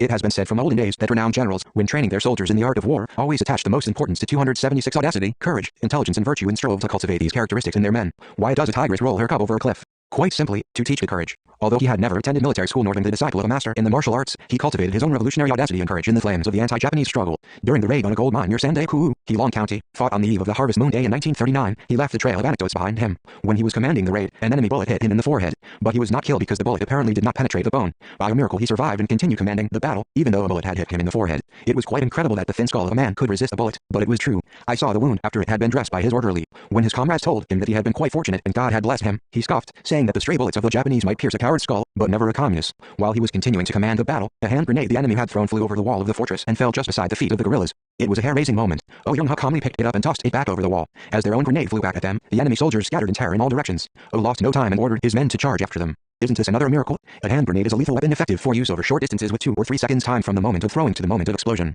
Picking up a hand grenade on the brink of explosion was an appalling risk, but Younghwa took the risk without turning a hair. Just from these 2 anecdotes, you can see what type of a man Younghwa was. He was incredibly adroit in battle. His greatest merits as a commanding 277 officer were, first, the speed with which he judged a situation and made a decision, and second, the precision with which he organized a battle. Once his decision was made, he had a special talent for carrying it out resolutely and without a moment's hesitation, like a skilled wrestler who outmaneuvers his powerful opponent by employing excellent moves. He never failed to defeat an enemy, however strong, by using appropriate tactics. He was, in fact, a fighter no less efficient than Zhou Hyun or Zhou Chun-duk, but since he always worked together with headquarters, he was not as well known as they were. I have been engaged in the revolution for several decades, but I have seen few people who had as strong a sense of organization and discipline as Younghwa. These characteristics manifested themselves, first, in his regarding the orders of his superiors as absolute and accepting them without reserve. When he was given an assignment, he accepted it without question, saying simply, "Yes, I will do it." He never made excuses to get out of any undertaking. He would carry out my orders thoroughly and within the set time. If I gave him a command to carry out a mission in a certain place and arrive at a certain rendezvous by a certain date, he would get there at the set time after carrying out the mission without fail. If something unexpected came up in the course of carrying out the mission, he would leave a small unit to finish the job and he himself would return by the appointed time with his main force. He would use the opportunity to educate and encourage his men, saying that the comrade commander would worry if they failed to return by the fixed time. He was an exemplary officer also and always following my instructions in managing his regiment and educating and training his men. In the cramped and awkward circumstances of guerrilla life, he managed his regiment in as assiduous and meticulous a fashion as if he were in a regular army. In his 7th regiment no soldier was allowed to wear worn-out shoes or torn trousers. If he saw his men wearing torn uniforms on the march, he would make sure they all patched them up during the next break. Since he managed his unit efficiently, none of his men had accidents or ran into any kind of trouble. He even accepted whatever I might say to myself in passing as an order or 278 demand of the commander. One day in 1939, with a Harvest Moon date just around the corner, I took a stroll with Opay at Ryong in the secret camp at Wukuyang. As we walked, I happened to mumble to myself that the Harvest Moon day was approaching. Somehow, Younghwa heard what I said. He did not overlook it, for he was more responsive than anybody to my intentions and wishes. He construed it thus in his own way. Why did the comrade commander say that the Harvest Moon day was approaching? Did he mention that because he was worried over preparations for the festival, knowing that the young recruits would be homesick on the day of the festival? A few days later he organized a battle just to prepare for the festival, returning with a large quantity of provisions and foods, including moon-shaped rice cakes. At the request of Younghwa on the festival day, I explained the origin of moon-shaped cakes to the soldiers of the 7th Regiment and to my headquarters staff. Younghwa was so faithful to me that he even recognized my gunshots. On the arduous march we switched over from a large unit movement to disperse small unit actions, which continued for some time. Parting with Younghwa at that time, I told him to meet me at Samsuigal next spring. In those days Koreans called the valley of Shisandae-ku Samsuigal. Early in March 1939, I organized a raid on a village in Samsuigal. As he heard the gunshots, said, "That's Comrade Commander's gunfire." Headquarters, with its strength of only one company, might possibly have been exposed and surrounded by the enemy. "Comrades, we must rush to its defense." He then came running to us with his regiment at his heels. Younghwa was a true man. I will tell you what happened when he first joined the guerrillas after conducting underground activities in Wenjiayan, Wangjing County. In those days the guerrillas in Wangjing were hopelessly short of weapons. There were many guerrillas and many more were volunteering to join, so the problem was that guns were in extremely short supply. The 279 guerrillas who had no rifles had to arm themselves with swords or spears, as you can see in the film, 5 guerrilla brothers.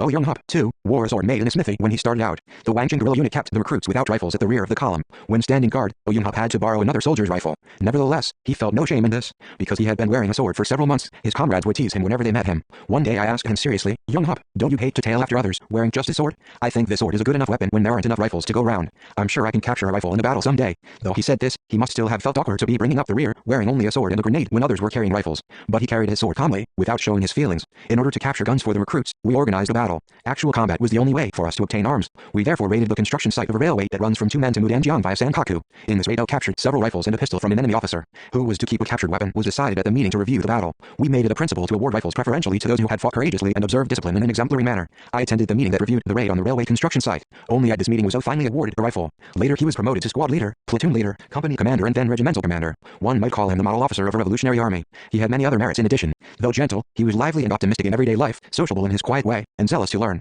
Talking no nonsense, he conducted himself well, listened carefully to any criticisms handed out by his comrades 280 and rectified his mistakes immediately. He managed his unit with utmost care and had a stronger spirit of self-reliance and fortitude than others. It would not be too much to say that the growth of Young-hup as a soldier of the Korean People's Revolutionary Army exactly paralleled the growth of the Army's 7th Regiment. The predecessor of the 7th Regiment was the Independent Regiment. The Independent Regiment had been composed of the companies, each from Wancheng, Yanji, Heilong and other counties in eastern Manchuria. From Wancheng County it was the 7th Company that came to the regiment. The 7th Company had grown from a detachment of the Wancheng 1st Company and had become the 2nd Company of the Independent Regiment. Oh had been the youth instructor of the 2nd Company of the Independent Regiment. The Independent Regiment then became the 2nd Regiment of the Independent 1st Division in 1935, and when the main force division of the Korean People's Revolutionary Army was being formed after the Nanjing meeting, it became the 7th Regiment of the division. The regiment was the nucleus of the new division. Oh Young-hup, Oh Paek Ryong and Kang Young-ryong all developed systematically, along with the development of the 7th Regiment, and became either regimental commander, company commander or platoon leader. The majority of the soldiers of the 7th Regiment were Koreans. As I had trained Oh Young-hup methodically from his days in Wancheng, I made sure our efforts were concentrated on his regiment. More intensive guidance was given to it than any other unit to make it a model regiment with the strongest combat efficiency in the new division. In the first place I made sure that the commanding personnel of the regiment, including platoon leaders, political instructors and company commanders, were promoted from among elite soldiers and that they were trained politically, ideologically and militarily under a far-sighted plan.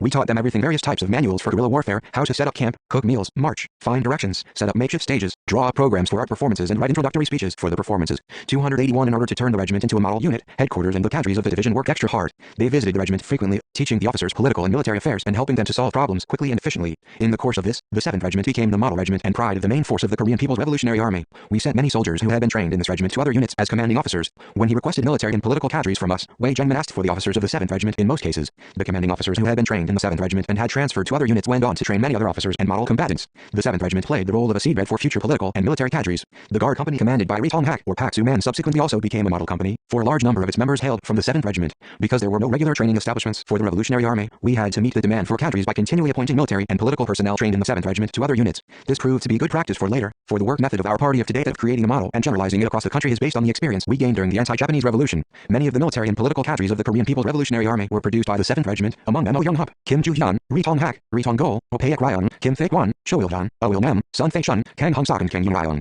The political instructor of the company of the 7th Regiment was a man nicknamed Wet Eyes. I think I remember his surname was Cho, but I cannot remember his full name. He had this nickname because his eyes always looked as if they were brimming with moisture. He fought bravely but fell in action along with Kim San-ho in the Battle of Hyeotang. Cho Il-hyun was a man I intended to appoint as the commander of the anti-Japanese People's Guerrilla Army, to be organized in northern Korea. 282 Kim Thaek-won, company commander, was also an intelligent man. It seems to me that a strong commander is emulated by his subordinates, a regimental commander by his company commanders, a company commander by his platoon leaders, and a platoon leader or a squad leader by his men. People will resemble their leaders in personality and character in spite of themselves. I should say that the 7th Regiment became a steel-like unit because it totally resembled Oh Young-hup. The commanders and men of other units quite envied Oh 7th Regiment. Cao Guoan, a division commander of the Chinese 1st Corps, while living with our unit for some time in the Paektusan base, asked me for a clever man, an efficient machine gunner. Cao was coveting Kang Young-ryong, a machine gunner and a renowned platoon leader in the 7th Regiment. Kang was Pak Rokdom's husband. I asked him if he wanted to go to the 2nd Division of the 1st Corps, but he flatly refused. At first I thought he refused to go because he hated parting from his wife, but I found this was not the reason after hearing his explanation. He said that he could bear the thought of parting from his wife, but he hated leaving me and Oh Young-hup's 7th Regiment. He was quite attached to Oh Young-hup. The two men were childhood friends in Wancheng and fought shoulder to shoulder from their days with the Wancheng 1st Company.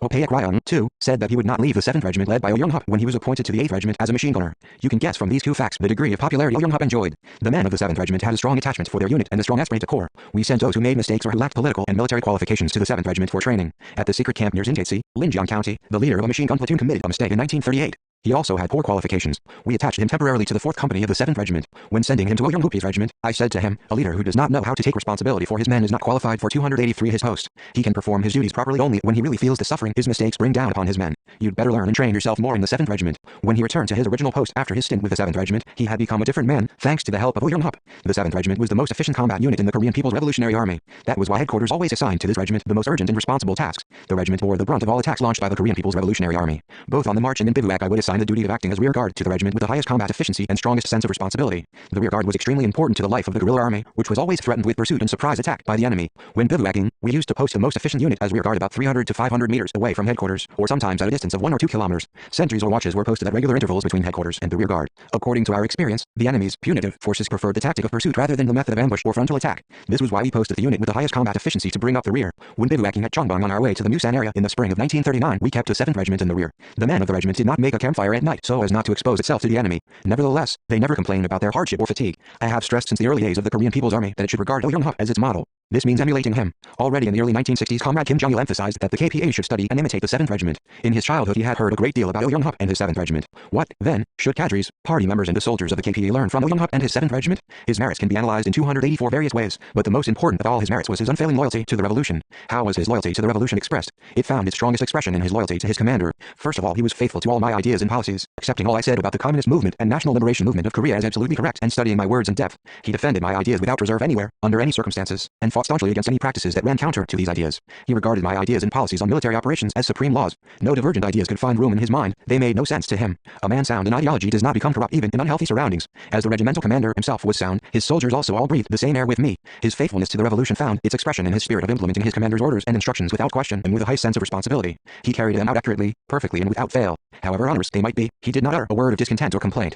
Having carried out my orders, he reported the results to me without fail and reviewed the defects revealed during their implementation, hiding nothing. Another of his traits that our officials today should study in his attitude toward the commander's orders and instructions was that immediately after carrying out one task, he used to ask for another. He hated hanging around and would find something else to do as soon as he'd finished one thing. To use our present-day parlance, he was a man of continuous innovation and continuous advance. Another reason why the 7th Regiment undertook harder tasks than other regiments was that Young-hup, the regimental commander, was such a willing worker. He was a commanding officer of unusual character in that he was happier when given a difficult task than when carrying out an easy assignment. 285 His loyalty to the revolution and his commander also found expression in his fearless defense of his commander, not only politically and ideologically but also with his life. For my safety he plunged himself and his regiment into combat as if they were human bullets, and he did not hesitate to commit himself, no matter how hard fought the battle. When I was leading a tough battle in command of Ri Tusu's company against hundreds of enemy troops in Hangzhou, Young-hup, who was on a combat mission far away, raided the enemy camp like lightning, saying that he was worried about my safety. With their rear under fire, the remaining enemy were forced to flee. I was much obliged to Young-hup at that time. When fighting near Manjiang, it was Young-hup and his 7th Regiment that shielded me with their bodies as I commanded the withdrawal of my unit. They did the same during the Battle of Duanzhou. While headquarters withdrew with hundreds of enemy troops at its heels, the 7th Regiment brought up the rear to cover the withdrawal. His exceptional loyalty to his commander manifested itself most intensely in the period of the arduous march. During the first days of the march, he defended headquarters by using our zigzag tactic for an entire fortnight, withstanding the immense pressure of fighting a non-stop rearguard action. As I mentioned on a previous occasion, at the far end of Gadegu during the march, I judged that a large unit movement was disadvantageous, so we switched over to dispersed actions. Young-hup, taking leave of me at that time, volunteered to act as a decoy headquarters and lure away the enemy by tracking the steep Longjiang and Shanghai mountains for 2 months or so. The 7th Regiment went through a lot of trouble, but thanks to this ploy, headquarters was less harassed by the enemy for quite some time. When parting with headquarters at the end of Gadegu, his regiment didn't have as much as a grain of rice. In order to obtain provisions, they needed to be close to inhabited areas. Nevertheless, Young-hup set his march route through Jiayue, the plateau in Xidangfang, the western fringe of Hangzhou and the northern Zhuangjiao to Dishiau. This route traverses to unmapped areas no better than a desert. The only signs of 286 habitation were huts used by charcoal burners. One wrong step in these areas and a man would end up in a labyrinth of ice and snow and never get out alive. Nevertheless, Young-hup chose this immensely dangerous route while devoid of provisions in order to lure away the enemy who was tailing headquarters. At first they raided a lumber yard, captured some cattle and horses and ate the meat, but after entering the deep mountains they could no longer obtain food. The only thing edible was snow, I was told. One day, realizing that the enemy was no longer pursuing his regiment, he appealed to his men, saying, "I'm afraid the enemy may have realized that we are not headquarters.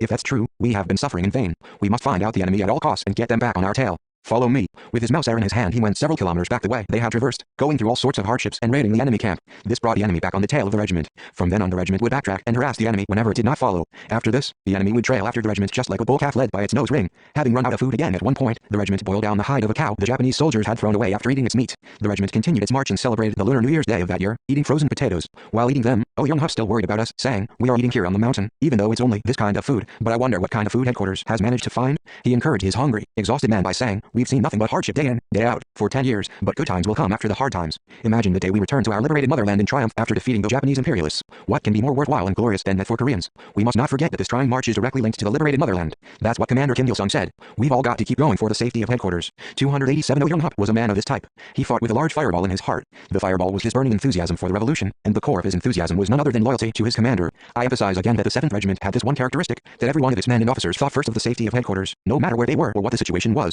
Its most militant traits both in life and in combat were to treasure the commander's orders as they would do their own lives and to carry them out with the greatest efficiency. Not only were they more sensitive to the intentions of headquarters than others, but they also carried out these intentions more perseveringly and with greater devotion once they had understood the aim of headquarters. Ri Kwon-haeng, who died while shielding me from enemy bullets with his body, was a member of the 7th Regiment, as were O-Il-nem, Sun Fei-shun and Kim Hyok-chol, who laid down their lives while implementing the orders of headquarters. Young-hup, Cho Il-hyun and Kang Hong-sok dedicated their lives to the defense of headquarters and to my great regret fell in the Battle of Liuksong. This is why my heart is heavy whenever I look back upon the Battle of Liuksong. Of course, we fought the battle with good tactics, but we lost 3 precious commanding officers there. At 10 o'clock that night Young-hup led the attack on the enemy barracks at Liuksong at the head of his 7th Regiment and Wang Zhong's unit. They were the main force of attack. I don't know why, but I did not tell him that day to take care of himself. He was not the sort of man to listen to such words of precaution anyway. He was always at the forefront of the most difficult attacks. Immediately after committing his 7th Regiment and Wang Zhong's unit to action, I ordered the 8th Regiment to push into the lumber mill to conduct political work among the workers and to capture provisions and other supplies from the enemy's munition store. Leading the penetration party, Young-hup climbed over the wooden fence, cut through the barbed wire entanglements and ordered his men to 288 charge. The regiment occupied the forts and barracks at lightning speed without giving the enemy time to collect its forces. The hard-pressed enemy soldiers hid themselves in a passage under the barracks.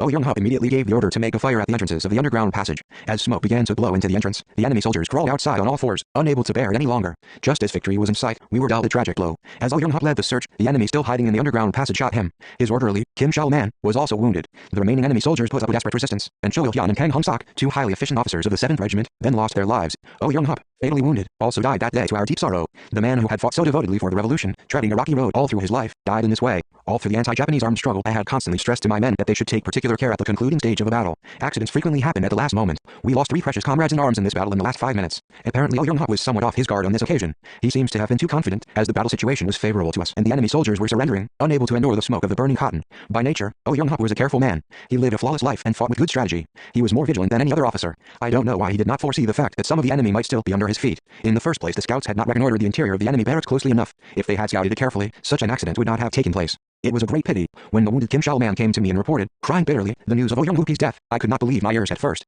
As I ascertained the brutal fact, I almost lost my mind and rushed to the enemy barracks, shouting, "Who killed Oh Young-hap? I can't forgive him." 289 I was accustomed to suppressing my feelings in front of my men, no matter how excruciating the pain, but that day I could not endure it. How dearly had I loved him. Even to think of it now, I still tremble. That day we killed a large number of enemy soldiers and captured lots of booty, but it meant nothing to me. Never had my men felt such acute heartache as they did at the time. At the order to withdraw, we left Liuxong carrying the bodies of our dead comrades in arms. Hundreds were marching, shedding tears. I could not hear a single word being spoken. We held a memorial service in bitter grief. I stepped forward to deliver a memorial address, but I could not see or speak properly, as tears blurred my vision and I felt a heavy oppression in my chest. I never shed tears in the face of difficulties, but I can shed more tears than anybody in the face of grief. The Battle of Liuxong was of great importance. It threw the enemy's second stage, punitive operations, into confusion, and our unit laid a basis for winning victory in the first stage of the large unit circling operations. As we shut off our guns in the backwoods of Dunhua, while the enemy was concentrating his forces, looking for us in the areas along the Tumen River northeast of Mount Patu, they could not but be dumbfounded. At the Battle of Liuxong, the 7th Regiment, the backbone of the main force of the Korean People's Revolutionary Army, again fought well. It was an invincible unit that could be called steel-like for its toughness. Its growth to be a match 400 unit should be attributed to Oh Young-hap, the commander of the regiment.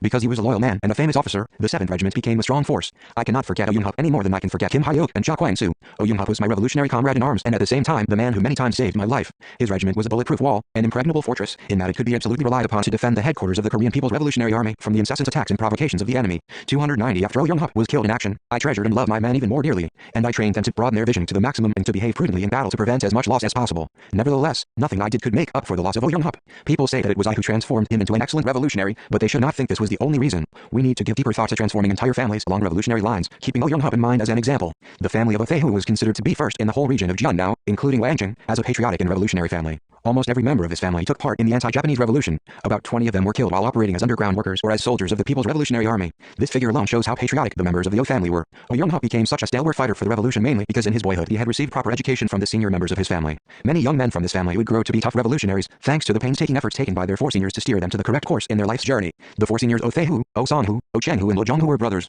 The OS paid deep attention to the education of their offspring. They gave them effective moral education, which then served as a solid basis for the education and patriotism and the anti-Japanese revolutionary education they were to get later. Though living in poverty, the family attached great importance to the education of its children and made special effort to send them all to school. 10 men from the family finished middle school, but none of them took to careerism or officialdom. They all became revolutionaries. Here Oh Young-hap played the greatest role, transforming the family into a revolutionary group with great efficiency. When we went to Wangjing after the expeditions to southern and northern Manchuria, all the young and middle-aged men and 291 women of the O family were already enlisted in revolutionary organizations. Oh Young-hap's family was the poorest of the OS, so they were revolutionized sooner. Oh Young-hap was the first to transform himself into a revolutionary, and then his younger brothers and the rest of the family followed. Oh Young-hap and his 2 younger brothers all fought as military or political cadres of regiments and battalions, and they all fell in battle. When conducting small unit operations in the area of Luozigu in the summer of 1941, I was in touch with Oh Chang-hu, Oh Young-hap's father, and Pak Tok-sim, Pak Kil-song's father. In those days the OS were living in Luozigu. When I looked down at the OS house from the mountain through binoculars, I could see them coming into the yard through the brushwood gate, carrying piles of firewood on A-frames. Even in Luozigu they lived like a family that had sent its children to the Revolutionary Army. At that time I had Kim Il form a secret organization of the guerrillas families in Luozigu, with Oh Chang-hu and Pak Tok-sim at the center. When I advanced to the area northeast of Mount Patu during the days of small unit operations, I received much help from Oh Chang-hu. With the old man's help I crossed the border and went to Kyangwon, the present-day Saipil, to form revolutionary organizations there. The OS were truly a revolutionary family, one that should be recorded in the history books. I often think how good it would be if Oh Young-hap were still alive. If he had been here, many 7th Regiment type units would have been produced in our country. Comrade Kim Jong-il is now guiding the movement in the People's Army to emulate Oh Young-hap. That is highly laudable. In the past, there were many people by my side as loyal as Oh Young-hap. We must educate many people to be as loyal as Oh Young-hap, so that they can help Comrade Kim Jong-il in his work. Comrade Kim Jong-il is the future of Korea, for he is shouldering the destiny of the Korean Revolution. In order for our motherland to achieve eternal prosperity, and for socialism in our country to win a continuous 292 victory, Comrade Kim Jong-il should remain healthy and the entire party and army should support his leadership loyally. Officials must support him as the leader of the revolution and with a firm determination to carry out the revolutionary cause of Jush, pioneered in the forests of Mount Patu. They must achieve brilliant, continuous successes in all sectors of socialist construction down through the coming generations. They should also defend the party's central committee, the supreme headquarters of the Korean Revolution, and Comrade Kim Jong-il with their very lives, just as Oh Young-hap and his regiment defended headquarters in the anti-Japanese struggle. 293.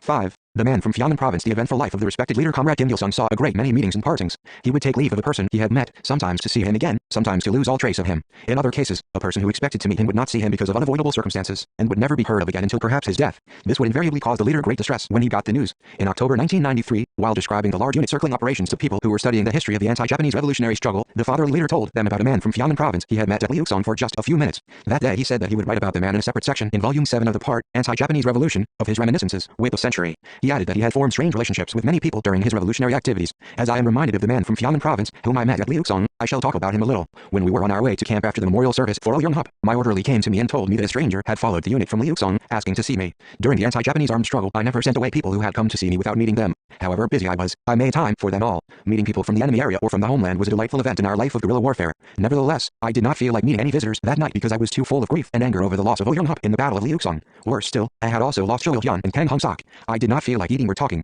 Oyeonghup was my right-hand man and his death left me in great mental shock. 294 saying that I did not feel like meeting anyone that night. I told my orderly to obtain the visitor's understanding and send him back. The orderly was quite embarrassed. He said that although he had tried to reason with him several times, the visitor had insisted that he was a close acquaintance of General Kim Il-sung's and that he would like to see the general, even if it was for a minute to say hello. Listening to the orderly, I felt it quite strange. I had no acquaintances in Liuxiong. I was a stranger there. My orderly took me to the visitor, a middle-aged man with a knapsack on his back. Though he had said he knew me well, I could not remember where I might have met him. But as soon as he saw me, the man seized me by the hand and said, "It's me, the man from Funan province." Now I remembered. One year, as my unit was marching through a forest, we came across a burned-down house in a remote valley. At the sight of the house, still smoking, a middle-aged man carrying a boy on his back was sobbing bitterly. After calming him down, I asked him what had happened. The man explained that while he had been away cutting wood for fuel on the mountain a few hours ago, the enemy's punitive force had set fire to his house and shot his wife and children. He added that the boy on his back had escaped death only because he had climbed the mountain in search of his father. When I heard his story, I could not suppress my fury. I made up my mind to take revenge, and asked him how many enemy soldiers there had been and how long it was since they had left. He replied that they numbered about 40 and that it was only half an hour since they left. I said to my men, "Look at what monsters the Japanese are.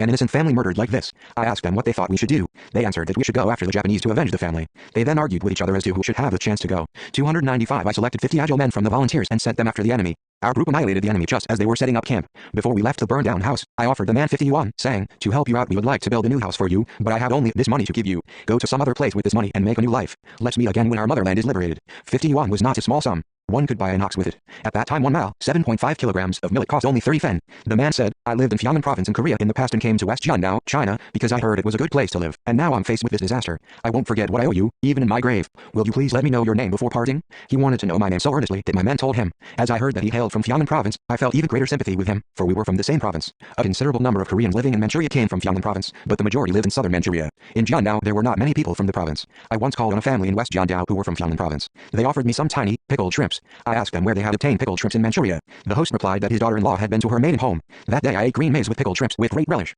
As I had spent my childhood in Western Korea, I especially loved pickled shrimps. After witnessing the tragedy of the man from Funan province, who had lost the 3 members of his family in a single day, I could not repress my rage at the enemy. Though I had given him some money before parting from him, I did not feel lighthearted, and I left the place reluctantly as I thought about the grief and pain he was going through. I was worried about how he would live now, with a young son who would be pining for his mother. Though our hearts ached for him, we had to take leave of him. The world seems wide, but it can also be small. I would never have 296 expected to see the man from Funan province in the backwoods of Dunhua, a man I had met for only a few minutes in a nameless valley. But for the loss of Oyeonghup, I would have been delighted by the encounter, as I was in bitter grief over the loss of my comrades in arms. However, I was not in a mood to greet the welcome visitor with joy. Repressing my grief, I asked him how come he had appeared in Liuxiong and why he wanted to see me at night. He gave an account of his life after he had parted from us. He came to Liuxiong with his son, got a job and took a second wife. He had managed to get along so far. He continued, "It's thanks to you, General, that my son and I were able to remain alive. But for your 51, we might have become beggars and died of hunger. While working in the mountains, felling trees, I bought 1 mile of rice and have been looking forward earnestly to seeing you again, and I have prayed to God that you would visit this place." The man was obviously fully aware of his obligations to his fellow man and never forgot what he owed others. From the 1 mile of rice I could sense people's warm love for our revolutionary army and the purity of their devotion and obligation.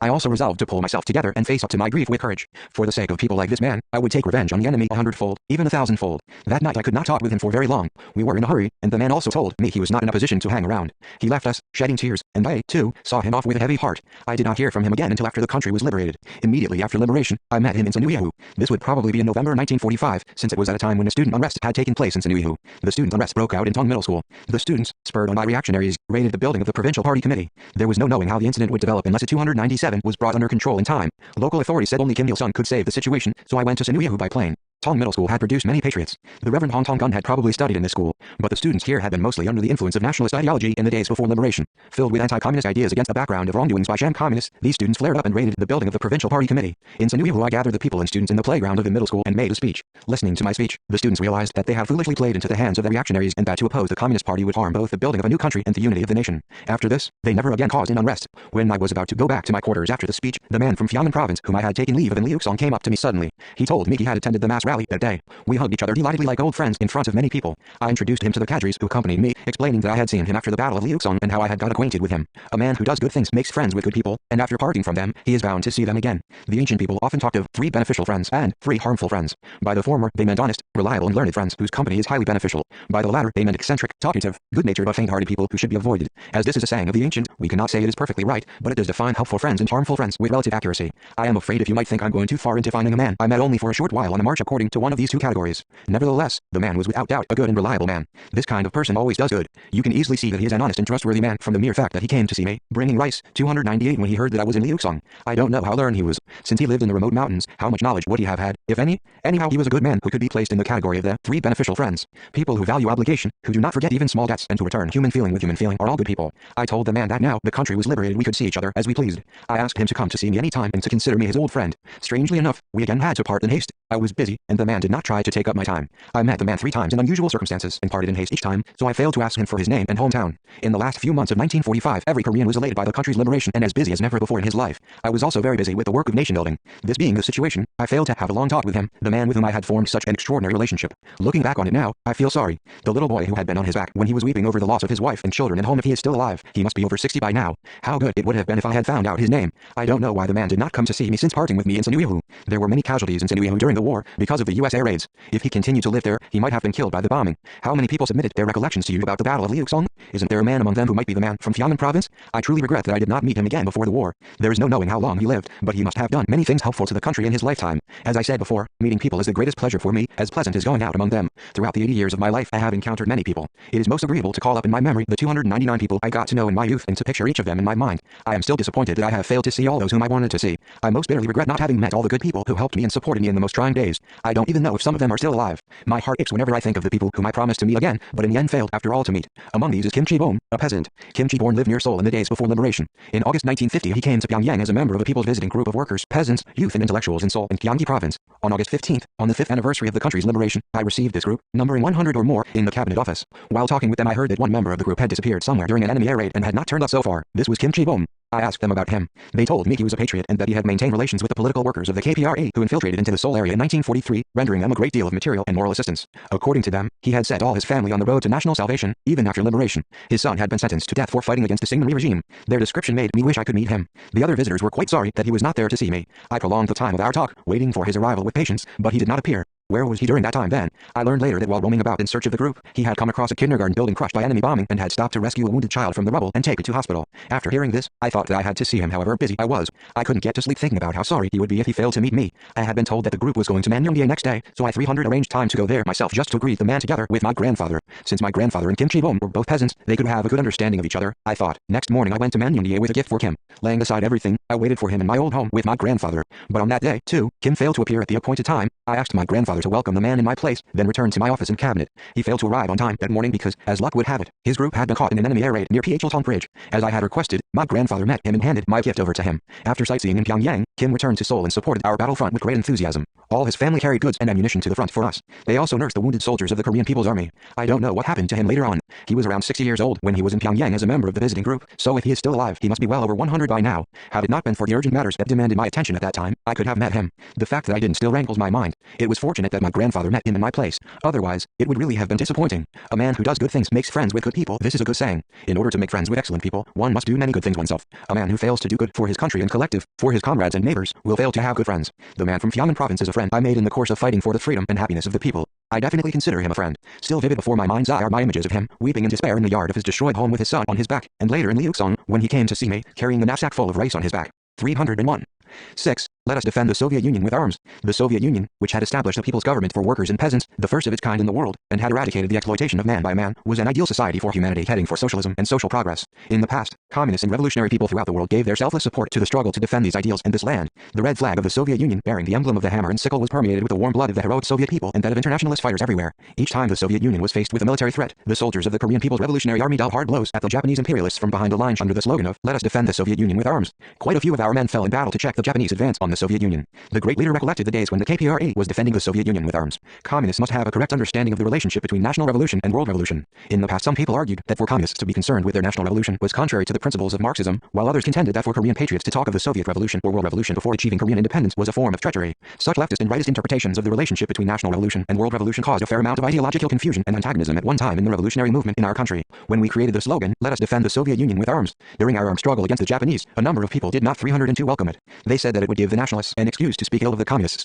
Propaganda by Japanese imperialists and their lackeys often warned Koreans against falling victim to the Soviet Union or becoming Stalin's scapegoats. When we suggested fighting in support of the Soviet Union, people who had no true idea of internationalism considered it to be a futile sacrifice. We fought in support of the Soviet people at the cost of our blood and in spite of our own arduous revolution under the slogan of "Let us defend the Soviet Union with arms," simply because the situation at the time required it. In those days, the Soviet Union was in complete isolation, encircled as it was by the imperialists on all sides. For all communists to defend the Soviet Union was under the circumstances essential to the interests of the revolution, as well as a moral necessity. From the outset of our armed struggle against the Japanese, therefore, we strongly supported and defended the Soviet Union under the banner of proletarian internationalism. It was not only the 1930s that witnessed the Korean struggle to support and defend the Soviet Union, the support was there even in the 1920s. Hong Pom-do was not a communist in his early years, but he did not reject the communist movement. Even though he had started his patriotic activities with the nationalist movement in Korea, he did not confine his activities to this movement alone, nor did he consider the nationalist movement as absolute. After the March 1st popular uprising, in 1919 tr.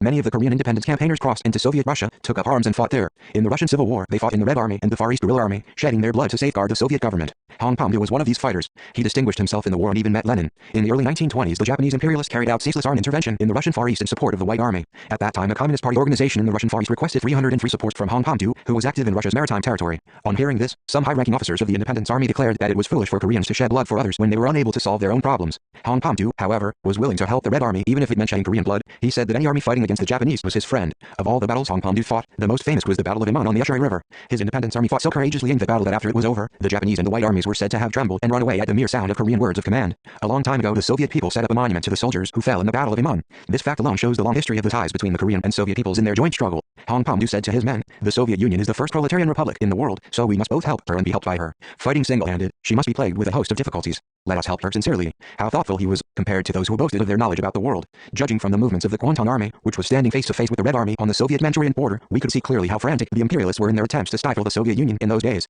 From 1932 to 1939, the Japanese imperialists provoked nearly 1,000 border clashes, big and small, including the well-known incident of Lake Khasin and Khalkhin-Gao. This meant that they provoked an armed conflict every few days. Not a single day passed without gun smoke rising somewhere on the Soviet-Manchurian border. The hostile relations between the Soviet Union and Japan had historical roots. As is widely known, Russia and Japan had a war between 1904 and 1905, with the result that Russia lost many concessions in the wide territory to Japan. After the October Revolution, the imperialist powers, particularly Japan, launched armed interventions against the new Soviet Republic. Japan sent its 304 Army to Siberia for overt armed intervention in support of the whites. I have been told that the most vicious and atrocious among the imperialist armies to invade Soviet Russia was the Japanese army. The Japanese aggressors soaked the maritime territory in blood. It was around that time that the Japanese army captured Lazo, commander of a guerrilla army, and killed him by throwing him into the furnace of a locomotive. Even after the armies of the United States, Britain, and France had been driven out by the Red Army, the Japanese army continued its atrocities, bringing in reinforcements. Since their triumph over Russia and the Chinese Qing dynasty in previous wars, the Japanese imperialists had become infected with megalomania. So elated were they with their success, they convinced themselves that there was no country and no army equal to theirs. Whenever a major international dispute broke out, the Japanese imperialists came sniffing around to bite off what they could. Antagonism between the Soviet Union and Japan came to the surface with the outbreak of the Sino-Japanese War in 1937. When Japan provoked the July 7th incident, the Soviet Union supported China, and from that moment on the Soviet-Japanese relations went downhill. In August 1937, the Soviet Union signed a non-aggression pact with China. It then closed some offices of its consulates in the area under the jurisdiction of Japan and demanded that Japan do the same. With the passage of time, tensions between the Soviet Union and Japan mounted. To make matters worse, in January 1938, the Japanese authorities detained a Soviet plane that had made an emergency landing in Manchuria, and this incident strained the Soviet-Japanese relations even further. It was easy to see that the antagonism and tension between them could lead to a local conflict or even all-out war. At their five ministers meeting in August 1936, the Japanese adopted a state policy of aggression against the Soviet Union. The meeting confirmed their plan for war against the Soviet Union, in which they would reinforce their armies in Manchuria and Korea so as to annihilate the Soviet armed forces in the Far East at the very outset of the conflict. On the eve of the 305 Second World War, Nazi Germany planned what they called their Barbarossa operation against the Soviet Union, whereas the Japanese military actually anticipated Germany by planning their Atsu operation first. Japan was one step ahead of Germany in wanting to get its hands on the Soviet Union, so to speak. In Japan's program for the settlement of border disputes between Manchuria and the Soviet Union, Uda, the commander of the Kwantung Army, instructed that in areas where the line marking the boundary was not clear, the field commander should define the boundary line on his own, and that if clashes occurred, he should ensure unconditional victory regardless of troop strength or existing boundaries.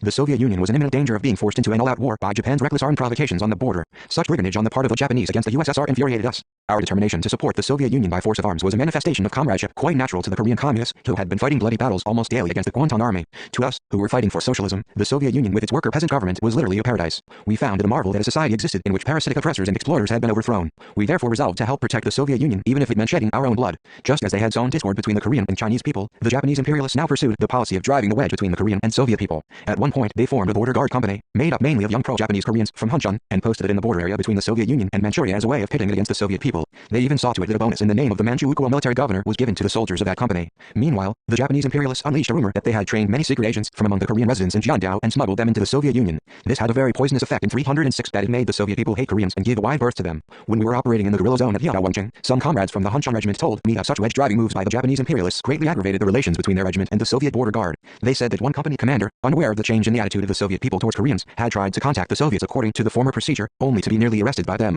In the summer of 1938, rumor had it that a high-ranking official in the Soviet Far East Home Affairs Commissariat had defected to Japan via Hunchun. In the middle of the 1930s, measures were taken to move the Korean residents in the Soviet Far East to Central Asia en masse. The Soviets explained that the collective emigration of Koreans from the eastern areas to either Kazakhstan or Uzbekistan was a measure that was necessary for their own safety and defense, but the Korean people did not welcome it. At the news, I also felt our ruined nation's sorrow to the very marrow of my bones. Nevertheless, we continue to hold high the banner of defense of the Soviet Union for the sake of the greater cause. All the battles we fought in the Soviet Manchurian border areas were carried out on our own initiative to assist the Soviet Union, even though we knew that these battles were tactically disadvantageous to us. In those days, we had neither signed a treaty of military cooperation with the Soviet Union, nor had we been requested by the Soviet Union for assistance, as Hong Pomdu's unit had been. All those military actions were decided by us on our own, motivated by our comradely feeling for the Soviet Union and our hatred for the common enemy, Japanese imperialism. A good illustration of our soldiers' enthusiasm for defending the Soviet Union can be seen in their efforts in the winter of 1934 to rescue a Soviet pilot whose aircraft had been swept away in a gale during training and had crash-landed in Hulun, Manchuria. 307 Pak Kwang-sun played a leading role in the rescue operation. Right at that time, he was working not far from Hulun with Yu Yang's Chinese anti-Japanese army unit as an operative from the liaison office of the anti-Japanese People's Guerrilla Army. The day the Soviet plane crashed on the shore of the Ushuaia River, more than 50 stout young Koreans had just joined Yu Yang's unit.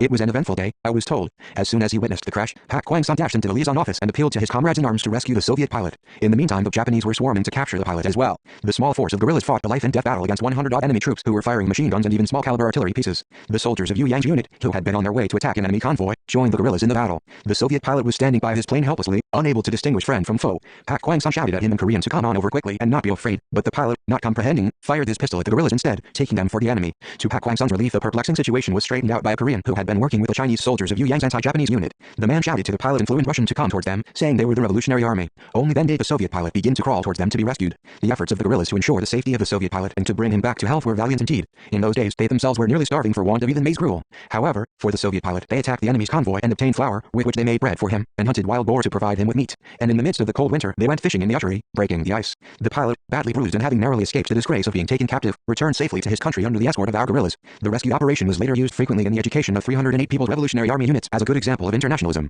In the summer of 1938, the Japanese imperialists provoked an incident at Lake Khasin. That incident, which was also called the Zhang Yufeng incident, was one of the largest and most shameless of the border disputes started by the Japanese imperialists up to that time. Zhang Yufeng is a low Soviet hill on the opposite side of the Tumen River across the then Seoria, Umgi County in Korea. The Soviets called it a nameless height. In its vicinity is Lake Khasin. Terms such as the Lake Khasin incident or the Zhang Yufeng incident are all derived from geographical names. At first, the Japanese imperialists claimed that Lake Khasin belonged in their territory, but as their claim did not get by, they attacked the Soviet border guard post on Zhang Yufeng. Their aim was to occupy Zhang Yufeng and then reinforce their troops to control the area of the maritime territory south of Vladivostok. After seizing the Soviet guard post, the Japanese army massed a large force, mainly from the 19th Division in Ranam, in that area. The Soviet side, mobilizing huge forces, beat back the Japanese invaders and drove them out. At the time of the Lake Khasin incident, we struck the enemy from behind in Linjiang. The Japanese military were very nervous about the People's Revolutionary Army, which attacked them in the rear each time they carried out armed provocations against the Soviet Union and China. Their failure to wipe out the anti-Japanese guerrilla army, which they called a cancer in their rule, was an acute headache for Japanese politicians and military. It was in Linjiang County that we held a meeting of military and political cadres and adopted the policy on attacking the enemy from behind to help defend the Soviet Union. All the officers and men of the People's Revolutionary Army actively supported and carried out this policy.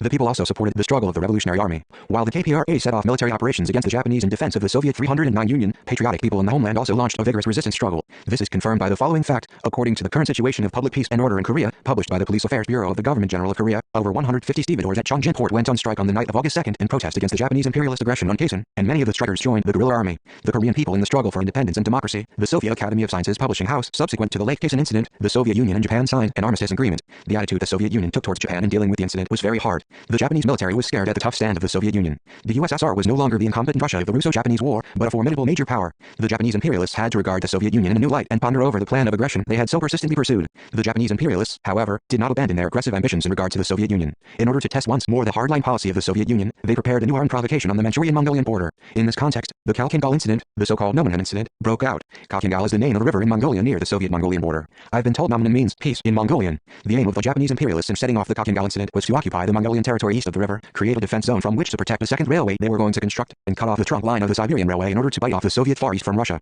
They also wanted to test the Soviet attitude towards the Japanese invasion and its strategy against Japan and its military power. At that time, no details about the Soviet military power were known. Much was shrouded in mystery. Around that time, quite a few high-ranking Soviet military commanders 310 were being removed from the battle lines, and Japan was watching the development with interest, for it was keen to know how such a change would affect Soviet military power. As is generally known, Japan's political and military circles were long divided on the issue of northward versus southward expansion. They were having a hot debate on the strategic issue on whether they should attack the Soviet Union first or occupy the southern regions first. Their armed provocation at Khalkhin was a kind of test battle to examine the possibility of their northward advance. The Khalkhin area is a vast expanse of sand dunes and grassland. The Khalkhin incident was deliberately provoked by the Japanese, who made the absurd charge that the Mongolian border guard had violated the border. The absurdity of the incident lies in the fact that this local war was directly brought on by a flock of sheep grazing on the grassland in Khalkhin. Do cattle or sheep know anything about borders or military off-limits zones? Yet the Japanese sent out Manchukuo police to search and arrest Mongolians on the preposterous charge of border transgression by a flock of sheep. They seized this opportunity to set off the Khalkhin incident. Already in 1935, the Japanese imperialists had forged a map on which they had drawn the borderline of Manchukuo over 20 kilometers deep into Mongolia. That Japan was preparing such a large-scale armed provocation as the Khalkhin incident beforehand is clearly shown by the fact that one of the Japanese masterminds of that incident was General Kimitsu Ubara, who had previously been the military attaché at the Japanese embassy in Moscow.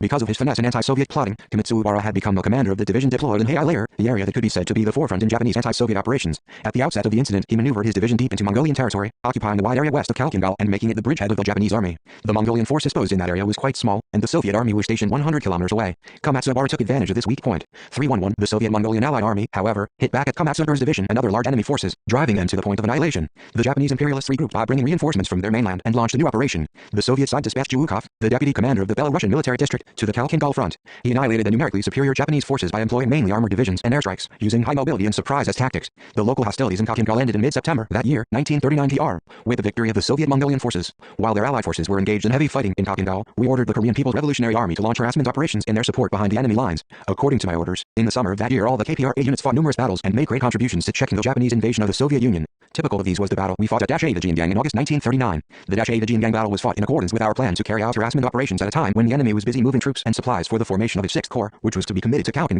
The battle lasted 2 days and destroyed 500 enemy troops. At the Battle of Daesan, Kim Jin blocked an enemy pillbox with his body to open up the way for his unit to charge. The example set by Kim Jin was emulated by many soldiers of the Korean People's Army during the Great Fatherland Liberation War, when they silenced enemy guns by blocking them with their bodies. Kim Jin had joined the army at Badaohezi, Minkan County, on our second expedition to northern Manchuria. When we entered the village of Badaohezi, Oh Jin-yu brought along a young farmhand by name of Kim Jin 312, who had volunteered for the Revolutionary Army with such eagerness that we accepted him. Comrade Oh Jin-yu knew Kim Jin well, for he was the latter's platoon leader. Kim Jin had studied at the village school for only a few days, but after his enlistment he continued learning with the help of his comrades in arms. I took him along with me for a while, teaching him how to read and write. He was a simple young man who rendered an enormous service to our revolution and died a heroic death. It is necessary to give wide publicity to a man like Kim Jin among the younger generation. I think it is very significant that the hero who blocked an enemy pillbox with his body was produced in the fighting in support of the Soviet Union at the tough battle of Khalkhin.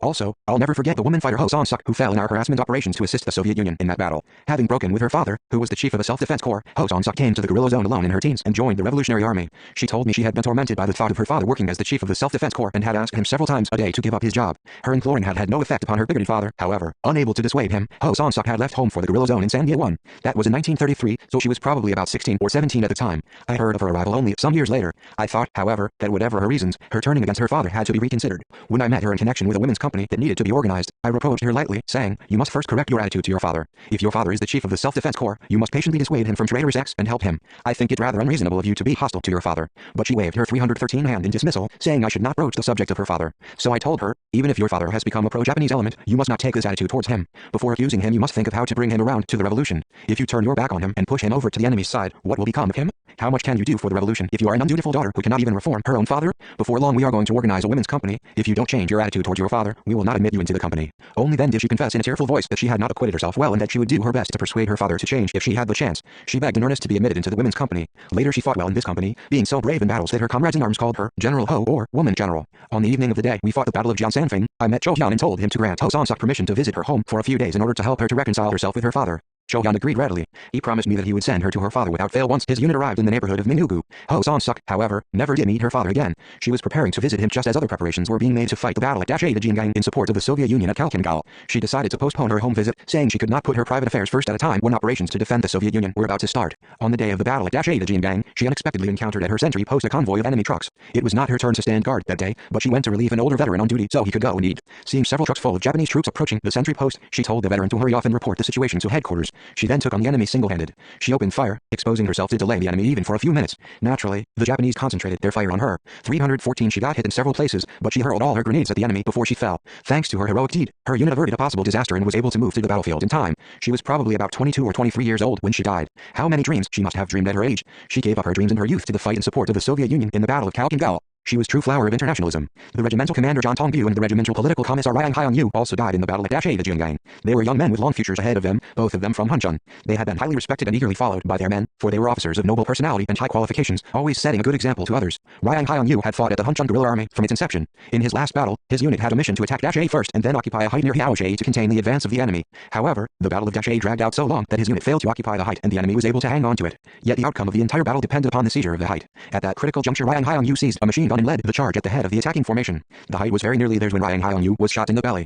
Pressing down his wound with his left hand, he fired his machine gun at the enemy with his other hand, shouting, "The Japs are the sworn enemy of our Korean people. Now they're invading the Soviet Union. Destroy the enemy to the last man. Let's defend the Soviet Union with our blood." The soldiers stormed up the hill in angry waves and occupied the height in a minute. The regimental commander John Tong-gyu, who had fought shoulder to shoulder with Ryang Hyung-yu from their days in Hunchun, also died a heroic death after annihilating many enemy troops. The guerrillas who fell in the battle of Dachedajiangang are all internationalist martyrs who were loyal to the revolutionary cause. 315 The battle of Yaojiao was also fought by the People's Revolutionary Army at the risk of their lives in order to help the Soviet Union. The new regimental commander Ri Ryong commanded the battle in which he and his men killed hundreds of enemy soldiers. In the battle Ri was shot in the chest, but fortunately the wound was not fatal. After the Hiao-Erbeling meeting, however, he fell in small unit action in the Soviet Manchurian border area, fought in cooperation with the Comintern. His small unit actions were also motivated by internationalism. The People's Revolutionary Army fought many other harassment battles behind enemy lines in support of the Soviet Union at the time of the Khalkhin-Gol incident, among them a raid on the police barracks in a gold mine in Sandae-ku, Heilong County, an attack on Fire, Antu County, and an assault on Baike-ku, Wanking County. How annoyed the enemy were by the harassment of the People's Revolutionary Army was illustrated by the fact that they had cut down all the trees and undergrowth within a range of 100 to 200 meters at the sides of all the roads and railways leading to the Soviet Manchurian border. Nevertheless, they were unable to check ambushes and raids by the People's Revolutionary Army. Because of the daring and brisk activities of our fighters, explosions and derailments of military trains took place constantly on the railways in the Soviet Manchurian border area. Through their successive attacks in the enemy rear, the People's Revolutionary Army not only wiped out large numbers of enemy troops but also pinned down large enemy forces within the area of their operations, thus preventing the enemy from throwing their full force against the Soviet Union. At the time of the Lake Khasin incident, the enemy had deployed 2 brigades to Jiandao alone just to check our force. I've been told that in the Khalkhin-Gol incident they were forced to keep large forces in their rear. As you can see, our harassment of the enemy in the rear under the slogan, "Let us defend the Soviet Union with arms," played an important role in frustrating the Japanese imperialist aggression against the Soviet Union. To make an all-out effort to provide protective cover for the attacking 316 elements of the dispersed, advancing formation is a basic principle of military science. From the point of view of the communists, the Soviet Union, the one and only socialist state in the world at that time, could be compared to a soldier charging at the head of the line of advancing formation. The Korean communists struck the Guantan army from behind to support both the Soviet Union that was leading the international communist movement. To do one's utmost to maintain and defend the revolution that has emerged victorious and to preserve and consolidate revolutionary achievements is the internationalist duty of communists as well as their moral obligation. Only when active assistance is rendered to the advanced revolution can the backward revolution advance successfully in tandem with the former. For this reason, the international cooperation of the communists must be aimed at helping, supporting and complementing each other. The Battle of Khalkhin-Gol ended in the disastrous defeat of the Guantan army. The number of casualties, captives and missing amounted to 50,000 troops. The warmongers got what they deserved. I heard later that the Japanese officers who had lost all their men either voluntarily set fire to their colors and committed suicide, or were forced to kill themselves by their superiors. The top-level executives of the Guantan army, including Commander Huda, the chief of staff, chief of operations and operations officers were all dismissed from their posts before the ceasefire agreement was signed. After suffering this bitter experience in the Battle of Khalkhin-Gol, the Japanese imperialists changed their attitude towards the Soviet Union. They shifted from their former high-handed policy to one of temporary appeasement. Some people may raise the following questions. Was it right for the Korean communists to have assisted and defended the Soviet Union at the cost of their own blood during the anti-Japanese war? In the light of today's reality, in which socialism has collapsed and capitalism revived in the Soviet Union, was the internationalist assistance of the Korean communists an exercise in futility? In fact, there is no need to argue about these matters. Few of our people 317 will raise such questions or argue about them. Only those who have abandoned their faith will do this. We have never considered the internationalist assistance of the Korean communists to the Soviet Union from a nihilistic point of view. Although the Soviet Union has disintegrated, the help we extended to their revolutionary struggle in the past was not futile. Loyalty to one's duty and efforts made on behalf of justice will never be futile. We regard the setback faced by socialism in the Soviet Union as a temporary phenomenon. Socialism is a human ideal, an inevitable course of historical development, and therefore it is perfectly clear that socialism will rise again in the end. Socialism is justice, not injustice. And since socialism stands for justice, the assistance given to its first embodiment, the Soviet Union, is itself a just and sacred act. Such an act can never be futile. We are still immensely proud that we helped the Soviet people with arms and at the cost of our own blood when they were in difficulties. The name, Soviet Union, no longer exists and the veteran revolutionaries who created the Soviet state are all dead. Not many of the soldiers who took part in the Battle of Khalkhin are still alive in Russia, and few people can recall our harassment operations against the enemy in support of the Soviet Union. But even if no one remembers us, the painstaking efforts we made to tend the flower garden of internationalism was not in vain. Whether anybody recognized it or not, we gave armed assistance to the Soviet Union in the past, and this was both for the sake of the Soviet Union and at the same time for our own sake. The Soviet people answered the Korean Communist internationalist deeds with their own internationalist deeds. Most countries are now acting in their own selfish national interests. Many people seem to be completely self-centered, not caring a straw as to whether others are happy or unhappy. I object to both individual and national selfishness. What human worth is there in a purely egocentric existence? To my mind, the greatest pleasure in the life of any human being is in helping others. 318. 7. The end of the made-up unitive force. The Battle of Honka, fought in March 1940, was one of the highlights of the last days of the large unit circling operations. The enemy, who constantly boasted that it would annihilate the Revolutionary Army through the special cleanup campaign for maintaining public peace in the southeastern area, suffered a telling blow in that battle. The tragic end of one entire company and its punitive force threw the enemy into total confusion. What was the world situation at that time? The Sino-Japanese War had entered the stage of drawn-out, pitched battles and the Soviet-Japanese relations had become extremely strained owing to the Lake Khasan and Khalkhin incidents. The flames of the Second World War were spreading far and wide. At this point the top brass of the Kwanton Army launched its special cleanup campaign, claiming that it would put an end to the anti-Japanese movement in northeast China once and for all. As we used to vanish after each of our attacks, the enemy trekked about the backwoods of Fusan and Dunhua in search of us all through the winter. While the enemy was going around claiming that the KPRA had frozen to death, the main force suddenly appeared in the border areas of Atu and Heilong counties and wiped out the made-up unitive force at Honka. What an astonishing blow this must have been to the Japanese. The Battle of Honka remains so conspicuous in my memory because it is a major battle along with other major battles, such as Pokambo, Jian Sanfeng, Dongning County Town and Fusan County Town. This is also why I so clearly remember May the company commander May of the police punitive force in Heilong 319 County was, in fact, a small fry for the KPRA to deal with. Nevertheless, he was as rabidly against us as Commander Wang in Fusan and Ri to Sun in Antu. Although low in rank, he found notoriety in the end because he was destroyed while attempting to wipe out the headquarters of the Korean Revolution. During that period we were dealing repeated blows at the enemy, while at the same time relaxing and carrying out training now and then according to our plan for large unit circling operations. About 1 month before the Battle of Honka, as we were conducting military and political training in the secret camp at Baeshitan, the enemy came in to raid the secret camp. We struck the enemy like lightning and then slipped away towards Antu. This was the beginning of the second stage of the large unit circling operations. From the very start of the second stage we had to face many difficulties. Because Remsu-san at the secret camp in Dongpachi had neglected the mission given by headquarters, we had to abandon the planned route and strike out on an alternate route that ran through the uninhabited region northeast of Mount Puktu. It was said that there were many map surveyors in the Japanese army, but they dared not venture into that region, so they left it white on the map. For this reason, it was called a white region. On leaving Baeshitan, we planned to march across the white region, fire off our guns once again at Musan and Samjiang in the homeland, then return to the central area of Atu, China, via Heilong County. This was our new plan for the second stage of the large unit circling operations. After fighting a battle at Laoxiuhi, we marched across the Tuideobaye, Erdeobaye and Sandeobaye rivers towards the southern tip of Atu County. We passed through the white region with great difficulty. At that time the great snowdrifts and blizzards were our greatest enemies. It was hard to endure the cold and hunger. The biggest problem was that we often lost our way. As everything was white, we could not judge where we were, nor could we see any landmarks. As we approached Damliu, we had run out of 320 provisions and our clothes and shoes were all worn out. We therefore raided Damliu to capture supplies. Damliu means Large Elk Valley and Xiao Malugu, Small Elk Valley. In those days the elk of Damliu used to cross the Tumen River to graze in the meadows of Korea and then return to Damliu in winter to feed on purple eulalia. In Damalugu, the base of an enemy punitive force, there was also the headquarters of a company of rangers. The place could be called a stronghold of the enemy punitive force in the border area. The Japanese imperialists plundered great amounts of timber for wartime use from lumber companies and timber forests in the area. Before the battle we dispatched a reconnaissance party to Damliu. On their return, the scouts reported that they had seen strange tall men with blue eyes there. They said the men had long noses and that the backs of their hands were covered with thick hair. They did not know who these people were. I sent a man to check on them. He reported that the men were all Russians working as drivers at the lumber station. They were from the families which had supported the White Army. There were many Russians in the Harbin area. I had seen them when I was in Harbin in the summer of 1930. While the enemy's main force was out on a mission one day, we took Damliu by surprise. The Russian drivers immediately offered my men gold rings, apparently taking us for bandits. When my men declined, they cocked their heads as if to say they had never before seen such strange people in this world. Their ideology was obviously a very backward one. We captured an enormous amount of wheat flour at Damliu, which we distributed to the local people, 1 sack for each person. We captured so much that it was impossible for the guerrillas to carry it all.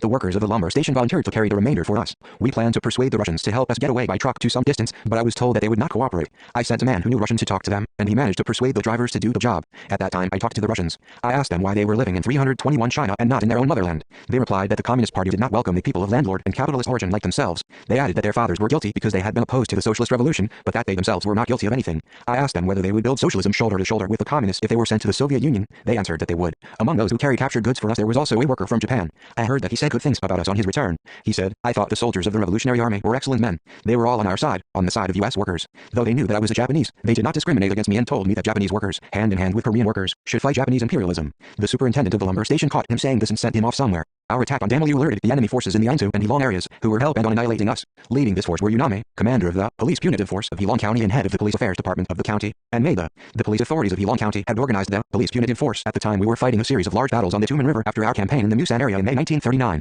The force had been organized hastily for the sole purpose of containing and annihilating our army, composed of 4 companies, including the one led by Maida and 2 railway guard companies. It was running wild under the command of the head of the Jiandao District Punitive Force, trying to mop up the guerrilla army. They had thought us to be far in the north. When we appeared in the areas bordering Hilong and Antu counties all of a sudden and raided Damalu, the Hilong Police Punitive Force set off its entire force on a desperate pursuit of us. As I learned later, Maida launched himself into the punitive operations against us with even more bravado than others, bragging frequently that his 322 company would destroy the main force of Kim Il-sung's unit for sure. The Notsuo Punitive Command set 10,000 yuan as a price on my head. Another source said that an even larger sum had been offered. When you consider that the public security authorities of Manchukuo set its police reward as 10 to 200 yuan, the highest reward in the name of the public security minister, you can see that 10,000 yuan was an enormous sum indeed. Having served as a junior policeman in Korea and then in Manchuria under the garrison command subordinate to the Metropolitan Police Office and as a head of police stations in areas bordering Korea, Maida had received a reward from the public security minister for the exploits he had performed in the cleanup operations in the Jiandao area. On hearing the news that we had raided Damalu, Maida went into a rage, raving that he was going to wipe out the guerrilla army. He wrote pledges in blood to this effect and held a grand ceremony of departure for the punitive troops. The joint punitive forces of Army and Police of Japan and Manchukuo were spreading out to encircle the vast forest at the foot of Mount Patu, throwing out such a dragnet that even an ant would find it hard to escape.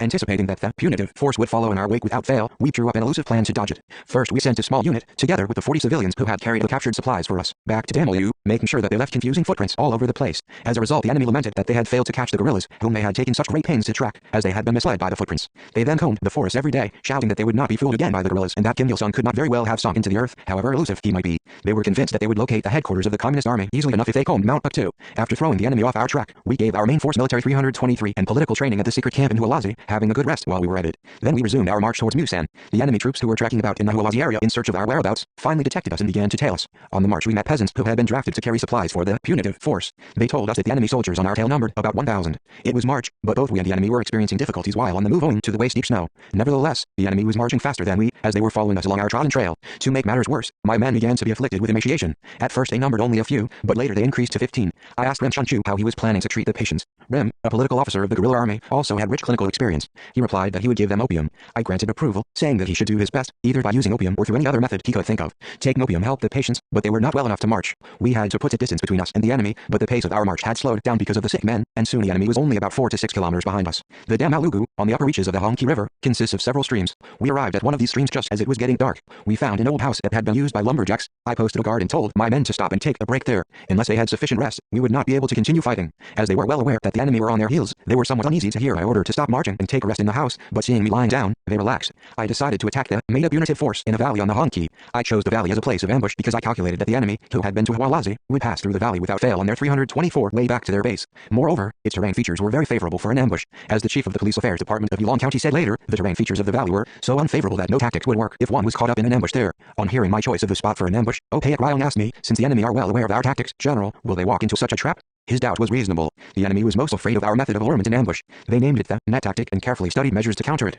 Don't be caught in Kim Il-sung's net. This became a catchphrase among them. You can imagine the hard time they had because of this tactic. They tried as far as possible to avoid places where guerrillas would find it favorable to lie in ambush. Opayak Ryong had this in mind when he spoke. I considered that the enemy, aware of our nets, would be convinced that the Communist Army would not repeat this tactic, so I decided to position my men in ambush in the valley on the Hongki and fight a battle there. In other words, I planned to use once again the tactic the enemy had concluded we would no longer employ. Next day we marched along the ridge of a mountain toward Hiaomliu before descending into the valley. The mountains on both sides of the valley were unique. On the right, toward the upper reaches of the river, stood 3 peaks looking like 3 brothers. They were ideal places for an ambush. In addition, there was a peak on the left with a small forest at the foot of it, which was also a favorable terrain feature for us. I held a meeting of commanding officers and organized the battle. I positioned the machine gun platoon and guard company on the 3 peaks on the right side of the valley and the 7th and 8th regiments on the fringe of the peak on the left. Next, I ordered each unit to climb down to the valley, then climb up the heights again, erasing their uphill footprints before lying down in the designated positions for the ambush. Finally, I sent a decoy party to resume marching along the valley, leaving as many footprints as possible. I also positioned a group, led by Sun Fei Shun, on the northern side of the 325 first height in the valley to cut off any enemy retreat. The decoy party would block the enemy advance at the end of the valley. That day we fought a battle on the Hongki, as planned. It suddenly began to thaw, and the snow on the sunny sides melted. The paths became muddy. The enemy appeared in the valley of the Hongki at the wane of day in the afternoon. I looked at the entrance of the valley through binoculars and found an enemy scout party, larger than usual for a scout party. It was their habit to dispatch 1 or 2 scouts, but this time they numbered nearly 10. It suggested that all the punitive forces in Hualazi were swarming in. The scout were followed by a point. As the point was marching past the last height, an officer with a sword at his waist entered the valley. I later learned that this was Maida himself. The head of the enemy's main body was walking deep into the trap. Maida stopped and carefully examined the footprints in the snow and the features peculiar to the valley. I guessed he was probably thinking about dispatching a scouting party up to the heights, or about withdrawing his unit altogether. However, Maida extremely exhausted from his 10 days of lost labor in the mountains, seemed to be off his guard just at the fateful moment when he ought to have been thinking and judging the situation coolly. Seeing Maida standing under a lone tree, his subordinate officers gathered around him. Maida, leaning on his sword, gave some instructions to them. In the meantime, the main body of the enemy was pouring steadily into the area of our ambush. Taking advantage of this golden opportunity, I fired my signal shot. Half of the enemy was killed by our very first strike. Surprised by crossfire from the right and left sides of the valley, Maida instantly dispersed his marching column on the spot and attempted to direct his main force to the height in the north to capture it, but was frustrated by our flanking fire from the bushes in the west. As the situation grew more and more disastrous for him, he ordered a charge, apparently determined to fight a do-or-die battle. Then, drawing his sword, he led the charge himself. Though seriously wounded, he commanded the battle until the moment he fell. 326 The remaining enemy put up a desperate fight. Most of Maida's men did not lay down their weapons until they were mowed down. Except for about 30 men, who laid down arms and surrendered, all the enemy soldiers were killed. Their casualties numbered about 140. In the Battle of Hongkudi, my men fought very bravely. Opayak Ryong, the new regimental commander succeeding Young Hup, who had fallen in the Battle of Liuxong, fought with great audacity. Kim Il, too, showed great efficiency as the head of the shock troops. We searched the battlefield after the battle and captured a large amount of booty, including wireless equipment and tens of thousands of cartridges. It was difficult to dispose of all the weapons, for we had more than enough of them. We kept a number of the captured weapons to replace the outmoded ones still being carried by some of my men, and wrapped the remainder in oil paper and either buried them in the ground or stored them in the hollow trunks of trees for a future great event. After we had finished the disposal of our booty, we discovered the faction unit of the puppet Manchukuo army building campfires and watching us in a place not far away from us. Too scared of us to attack, they merely fired a few blind shots. I ordered Opayak Ryong to set up all the captured machine guns and fire a couple of rounds at them so as to threaten them and test their efficiency at the same time. That night Opayak Ryong, reporting that the faction unit was sneaking towards us, asked me if we should strike back at them. I said to him, leave them alone. Why bother hitting mere onlookers? It's better to send them back alive, then they can tell the world how Maida's unit was destroyed. We discovered that Maida had made his men write their wills before the battle. We found his out after reading a note in the pocket of an officer's uniform while searching the battlefield. The note was wrapped in a piece of silk cloth, and its content was very grim. According to the pals, Maida gathered his men before departing for battle and made them write their last testaments. He told them that their company, as part of the district punitive 327 force, had to fight with Kim Il-sung's army, and that to win victory in the battle, they needed to cultivate Yamato Tamashi, Japanese spirit, and be determined to die for the emperor. He even had a box made for the ashes of his own dead body. On hearing this, I realized that Maida, though only the company commander of a punitive force, was also an evil henchman of ultra-nationalist forces. I think it was the militarism and ultra-nationalism of Japan that turned Maida into an extremist of national chauvinism and an anti-communist fanatic. The Japanese imperialists resorted to all means and methods to transform the population of Japan into rabid supporters of ultra-nationalism, which often hides under the cloak of patriotism. This is why the virus of ultra-nationalism finds its way easily into the hearts of people not awakened ideologically. As I have mentioned earlier, the militarists of Japan persistently indoctrinated Japanese youth and children with the aggressive idea that Japan would prosper only when it conquered Manchuria. It was said that they even baked slogans into such foods as bread and biscuits, which people consume every day, urging them into overseas expansion. This meant that while swallowing their food they were encouraged to think about swallowing other nations' territories. When propaganda is as persistent as this, its virus must penetrate people's minds. Some of our people think that the bourgeoisie have no ideology, but they are mistaken. Just as communists have communism, they also have bourgeois ideology, and they persuade their faithful henchmen to espouse their ideology as well. On the issue of indoctrination in the spirit of the imperial way in the Japanese army, some commanding officers in our revolutionary army were at one point teaching our men only about its deceitfulness and absurdity. This consequently gave rise to the incorrect view of Japanese soldiers as insensible robots only carrying rifles. This was a very dangerous way to think. 328 That we emphasize the political and ideological superiority of our own army does not mean that our enemy has no ideology. While we see our ideology as being superior to the enemy's, this does not mean that we can underestimate the enemy as having no distinct beliefs. I instructed our political officers that they should not place all their emphasis on the vulnerability of the enemy's ideology, and that they should not ignore the fact that the Japanese do inculcate ideology in their soldiers and fill them with the most evil spirit of anti-communism. In the Battle of Hongkudi, the enemy drank a truly bitter cup. They learned the harsh lesson that, however zealously they might track the KPRA, no victory would await them and that instead they would experience a painful end, as the Maida punitive force had done. They also found out that no force in the world could defeat the KPRA. In this battle we demonstrated to the whole world that the KPRA was going strong, winning one victory after another, and that however severe the trials, it would never yield or perish. The battle exerted a good influence on the people in the homeland. As the Hongki was within hailing distance from Korea, the news of Maida's defeat in the fight with the Revolutionary Army spread like wildfire across the Tumen River into Korea. The people, who had been worrying about the fate of the KPRA, drew great strength from the news. After the battle they never again believed the propaganda that the Revolutionary Army was rooted. The battle occasioned widespread discussions about the power of the KPRA. It was a very good thing that people trusted the KPRA and entrusted their future to it entirely. It helped the anti-Japanese, patriotic forces of Korea promote an all-people resistance with greater confidence, looking forward to the glorious event of national liberation. This was our greatest gain in the Battle of Hongkudi. In contrast, for the Japanese and Manchukuo army and police, who had been bragging that the anti-Japanese guerrilla war in the northeast would come to an end when Kim Il-sung's army was wiped out, this was an unhappy bolt from the blue and a tragic defeat. 329 The police authorities of Yulong County, frightened by the annihilation of the Maida unit, had to admit that they had not exactly been blessed by divine providence. They also confessed that the defeat of the Maida unit had been unavoidable because of the adroit tactics of the KPRA. The destruction of the made-up punitive force also meant the frustration of the special cleanup campaign for maintaining public peace in the southeastern area, in which the Japanese and Manchukuo top brass have invested so much effort. Onami, Maida's immediate superior and chief of the police affairs department of Yulong County, returned to Japan after the defeat in the war. He left this article. It was from 1938 to 1941 that I, as a Manchukuo policeman in Jiangzhou province, took part in the punitive operations against the anti-Japanese army led by General Kim Il-sung. It was hard to collect information, but a relatively reliable source said that General Kim Il-sung finished school in Jilin City. With high academic records, he had an outstanding ability to make political judgments. He also had organizational and leadership ability and enjoyed great popularity. It seemed that his outstanding leadership talent found full expression during the anti-Japanese guerrilla struggle. We experienced especially hard times because of his death-luring operations and ambushes.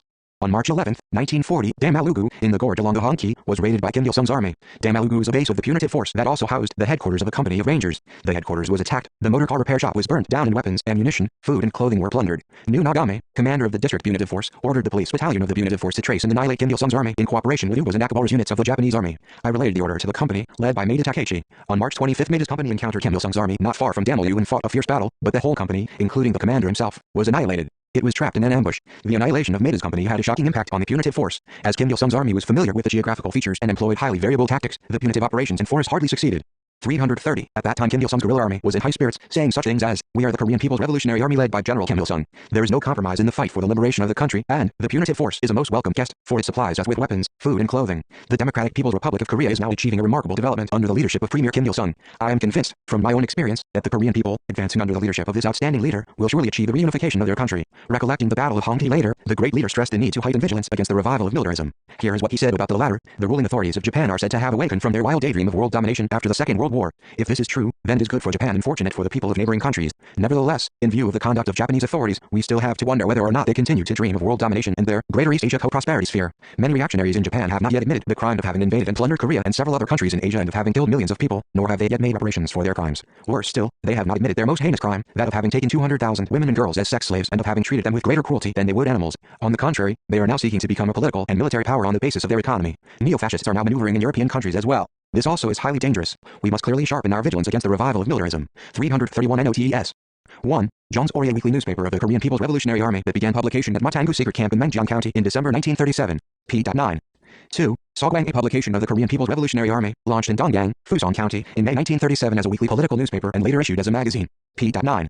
3. The Haizen incident, 2 rounds of wholesale arrests of Japanese army and police conducted in the autumn of 1937 and 1938 in order to track down and suppress the Korean revolutionary organizations and revolutionaries in the areas along the Yeongnam River. p.11. 4. Independence Army, Korean nationalist armed groups organized and active in southern, eastern and northern Manchuria, China, to fight against the Japanese aggressors after their occupation of Korea in 1905. The army ceased to exist in 1938. p.20. 5. The PXN armed group organized by Kang Jin-sok, a maternal uncle of the great leader Comrade Kim Il-sung, with independence fighters active in Pyongan province as its backbone. p.34. 6. Hong Jong-yu, a patriot, who, while serving in the military police of the Japanese imperialists from 1919 on, gave a great deal of help to Korean independence campaigners, especially to Kim Hyong-jik, father of the respected 332 leader Comrade Kim Il-sung and an outstanding leader of the Korean National Liberation Movement. p.59. 7. The Liaoyi area, an area situated in northeast China, with Liaoyi being west of the Liao River in the western part of Liaoning province, and Ruyi as the former Ruyi province, the area including the present northeastern part of Hebei province and the western part of Liaoning province. p.61. 8. Internment village, a village that was created by the Japanese imperialist aggressors in which people were herded together and kept out of contact with the Korean People's Revolutionary Army. A typical village was surrounded by a high wall, with gun emplacement towers on its 4 corners to prevent food, clothing or other supplies from being smuggled out to the KPRA.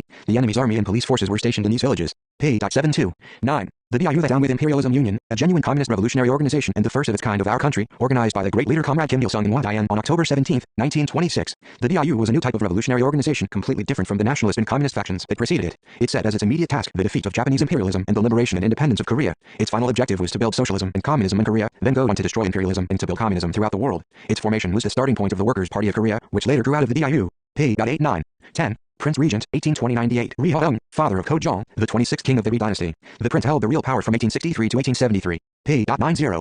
11. The Hwasong Wisok School, a 2-year military and political school, founded by Korean nationalists at the beginning of 1925 with a view to training cadres for the independence army. The great leader Comrade Kim Il-sung was enrolled in this school in June 1926, but, disillusioned by the nationalist ideas taught at the 333 school and by its old-fashioned military training, left the school in December of the same year to conduct the communist movement in real earnest on a higher scale and wider areas. It was while he was studying here that he organized the Down with Imperialism Union. p.94. 12. The Tale of Simchong, a novel written in the early 18th century. It was based on a folk tale about the performance of one's filial duties. In the novel, the heroine Simchong devotes herself to her blind father, taking the place of her mother, who died early. The strength of her filial service and love cure her father of his blindness. p.104. 13. The Society for Rallying Comrades, the name of the first party organization, formed by the great leader Comrade Kim Il-sung at Kowloon on July 3, 1930. The Society for Rallying Comrades was an important parent body in forming and expanding the basic organizations of the party. p.106. 14. The Harvest Moon Day, the 15th day of the 8th lunar month, a traditional autumn holiday celebrated for many centuries. On this day, the Korean people hold a memorial service before the tombs of their ancestors. With the approach of the harvest, they celebrate their successful work during the year with a variety of festive activities. p.127. Printed in the Democratic People's Republic of Korea.